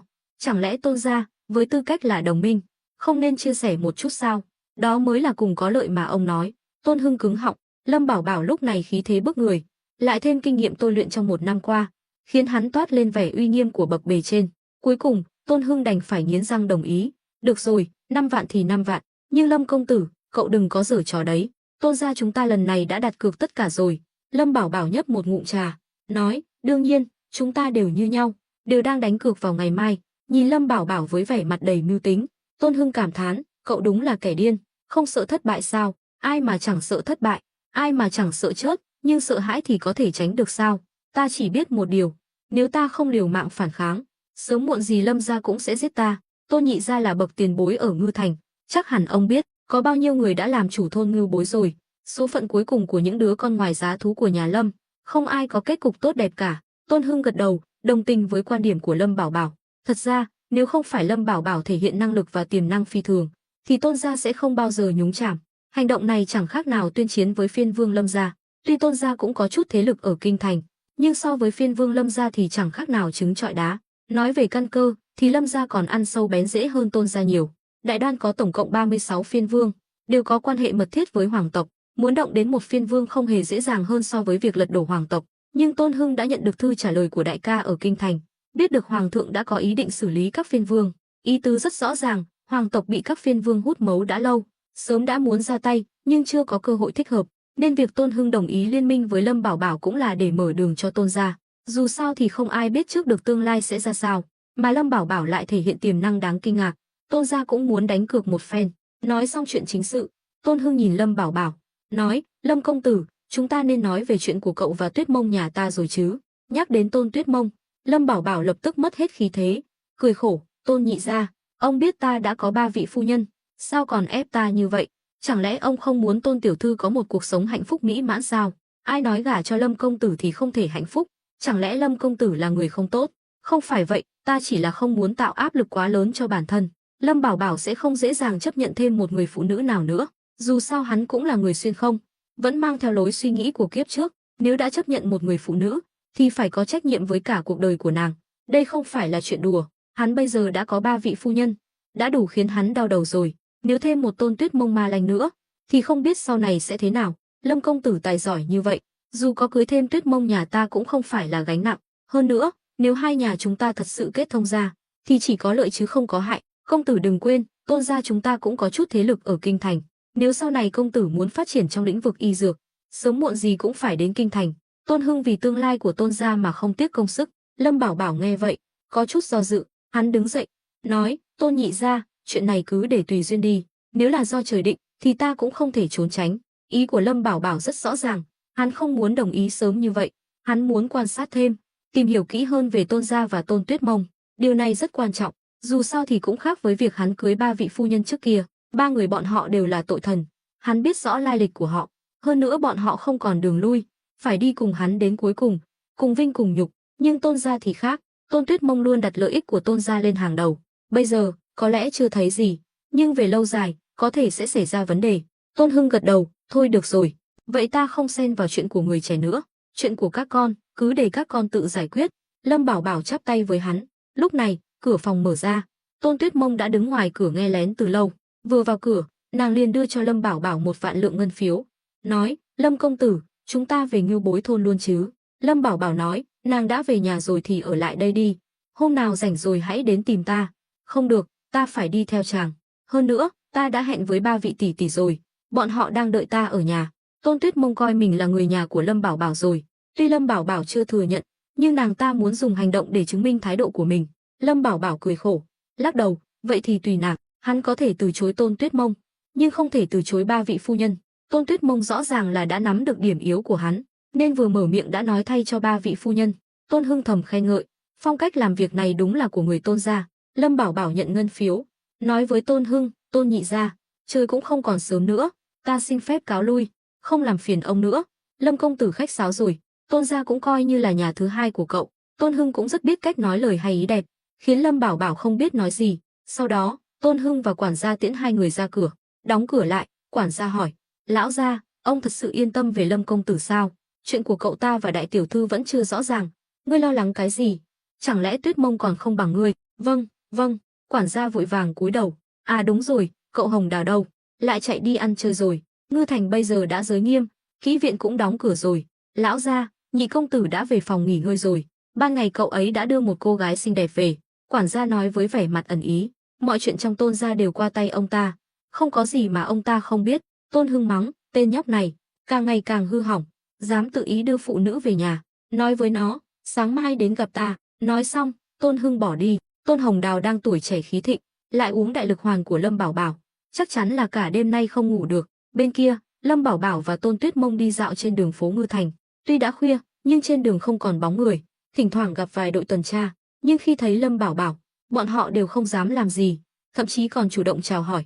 Đây đều là do Trịnh Hữu Lực dặn dò. Ngư Thành bây giờ đã trở thành nhà thứ hai của Lâm Bảo Bảo, nhưng hắn vẫn phải đặt trọng tâm vào Ngưu Bối thôn, bởi vì núi Ngưu Bối mới là chìa khóa để hắn mở rộng lãnh thổ sau này. Mà suy nghĩ của Tôn Tuyết Mông lúc này cũng đã thay đổi. Ngư Thành trước kia tuy là nhà của nàng, nhưng nàng không có cảm giác thân thuộc, chỉ khi nào bước vào cửa Tôn gia, nàng mới cảm thấy tự do tự tại. Nhưng đi bên cạnh Lâm Bảo Bảo, tuy là ban đêm, nhưng nàng lại cảm thấy rất an toàn khi đi trên đường phố Ngư Thành, bởi vì nàng biết, Ngư Thành bây giờ là do Lâm Bảo Bảo nắm giữ. Lúc này, Tôn Tuyết Mông nhìn hướng bọn họ đang đi, tò mò hỏi, Lâm công tử, chúng ta không phải về Ngưu Bối thôn sao? Lâm Bảo Bảo lắc đầu, đã đến đây rồi, vội gì chứ, ta còn phải đến phủ nội vụ một chuyến. Mã Kế đã nhận được tin báo từ trước, cùng Vương Truyền Trung đứng đợi ở cửa. Hóa ra, từ khi Vương Truyền Trung lên làm binh mã tổng quản Ngư Thành, hắn vẫn luôn muốn gặp Lâm Bảo Bảo, nhưng thân phận của hắn rất khó xử. Tuy được Lâm Bảo Bảo đề bạt, nhưng vì quan hệ chưa thân thiết, hắn không dám tự ý đến tìm, nên đành phải nhờ Mã Kế giúp đỡ. Ban đầu, hai người đang uống rượu, bàn chuyện này thì nhận được tin nhắn của Trịnh Hữu Lực. Khi biết Lâm Bảo Bảo đến Ngư Thành vào đêm khuya, hai người liền ra ngoài nghênh đón. Mã Kế biết chắc Lâm Bảo Bảo sẽ đến gặp hắn, bởi vì chuyện vận chuyển lương thực hôm qua vẫn chưa hoàn toàn giải quyết xong, còn rất nhiều vấn đề cần xử lý. Cả hai đều hiểu, Lâm Bảo Bảo lần này lấy danh nghĩa đưa lương thực đến, nhưng vô hình chung đã thâu tóm Hạo Thành, đã tiếp quản Hạo Thành thì phải có trách nhiệm với người dân ở đó. Chuyện này liên quan đến rất nhiều vấn đề. Mã Kế là tổng quản phủ nội vụ, tuy quyền lực lớn hơn, quản lý nhiều việc hơn, nhưng rắc rối cũng theo đó mà đến. Lúc này, Vương Truyền Trung nhìn con đường tối om, hỏi: Mã tổng quản, Lâm công tử thật sự sẽ đến sao? Cậu ấy không đến phủ nha luôn sao? Mã Kế lắc đầu cười: Yên tâm đi, ta đã đi theo thiếu gia Lâm nửa năm rồi, cậu ấy nhất định sẽ đến. Sau khi Điền Tĩnh Vũ chết, Lâm Kim Bưu bị thu phục hoàn toàn, Hạo Thành bây giờ là một mớ hỗn độn, nếu không nhanh chóng giải quyết vấn đề của người dân bị nạn, thì sẽ xảy ra chuyện lớn hơn. Vương Truyền Trung suy tư gật đầu, hắn xuất thân là võ tướng, chỉ huy đánh trận thì được, chứ những vấn đề phức tạp liên quan đến hậu cần và dân sinh thì hắn không hiểu.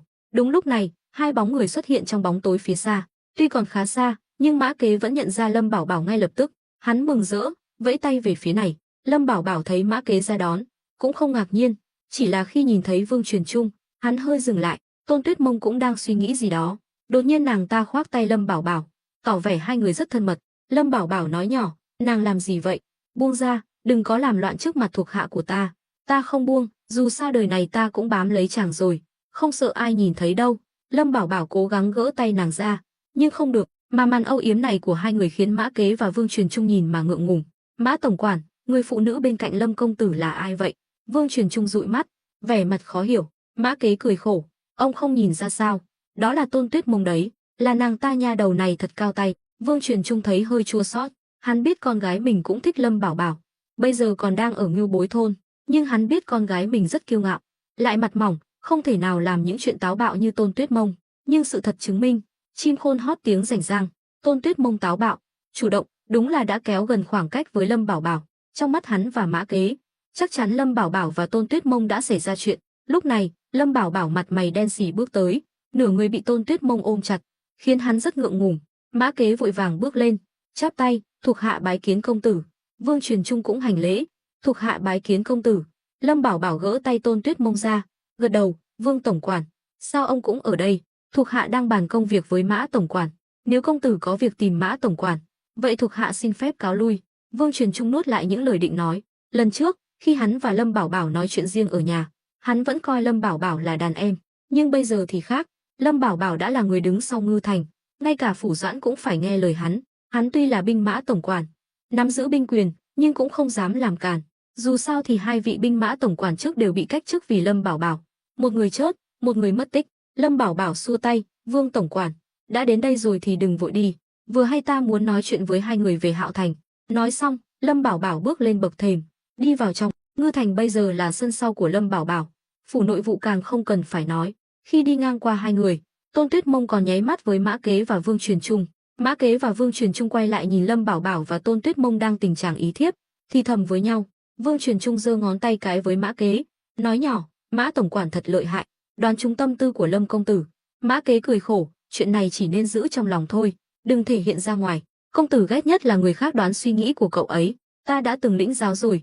Vương Truyền Trung gật đầu, rồi cả hai đi vào trong. Lâm Bảo Bảo nói: Tôn Tuyết Mông, nàng làm loạn đủ chưa? Chưa. Tôn Tuyết Mông mở to mắt, nhìn hắn trìu mến. Lâm Bảo Bảo cạn lời: Tuy mỹ nhân trong ngực khiến hắn rất sướng, nhưng đùa giỡn cũng phải đúng lúc, đúng chỗ. Lâm Bảo Bảo không thích trộn lẫn chuyện riêng tư với công việc. Hắn nói nhỏ: Đừng quậy nữa, lát nữa ta phải bàn chuyện chính sự. Nàng ngoan ngoãn một chút. Ta biết rồi, không cần chàng nhắc. Hai người bước vào phòng khách, Tôn Tuyết Mông cũng buông tay, ngoan ngoãn ngồi xuống ghế. Người Lâm Bảo Bảo toàn mùi nước hoa của nàng.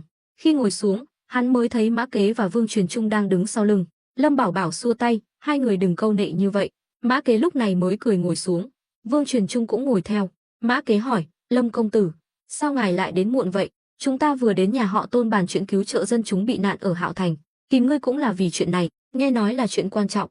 Mã Kế lập tức nghiêm túc: Công tử cứ bảo. Sau chuyện hôm qua, Hắn hoàn toàn tin tưởng Lâm Bảo Bảo. Vương Truyền Trung cũng gật đầu. Hắn tuy ít nói, không giỏi ăn nói, nhưng cũng rất trung thành với Lâm Bảo Bảo. Dù sao thì hắn có thể ngồi lên vị trí binh mã tổng quản Ngư Thành cũng là nhờ Lâm Bảo Bảo. Lâm Bảo Bảo gật đầu, chuyện là thế này. Hạo Thành bây giờ đã nằm trong tay chúng ta, đã nhận trách nhiệm thì phải làm tròn bổn phận.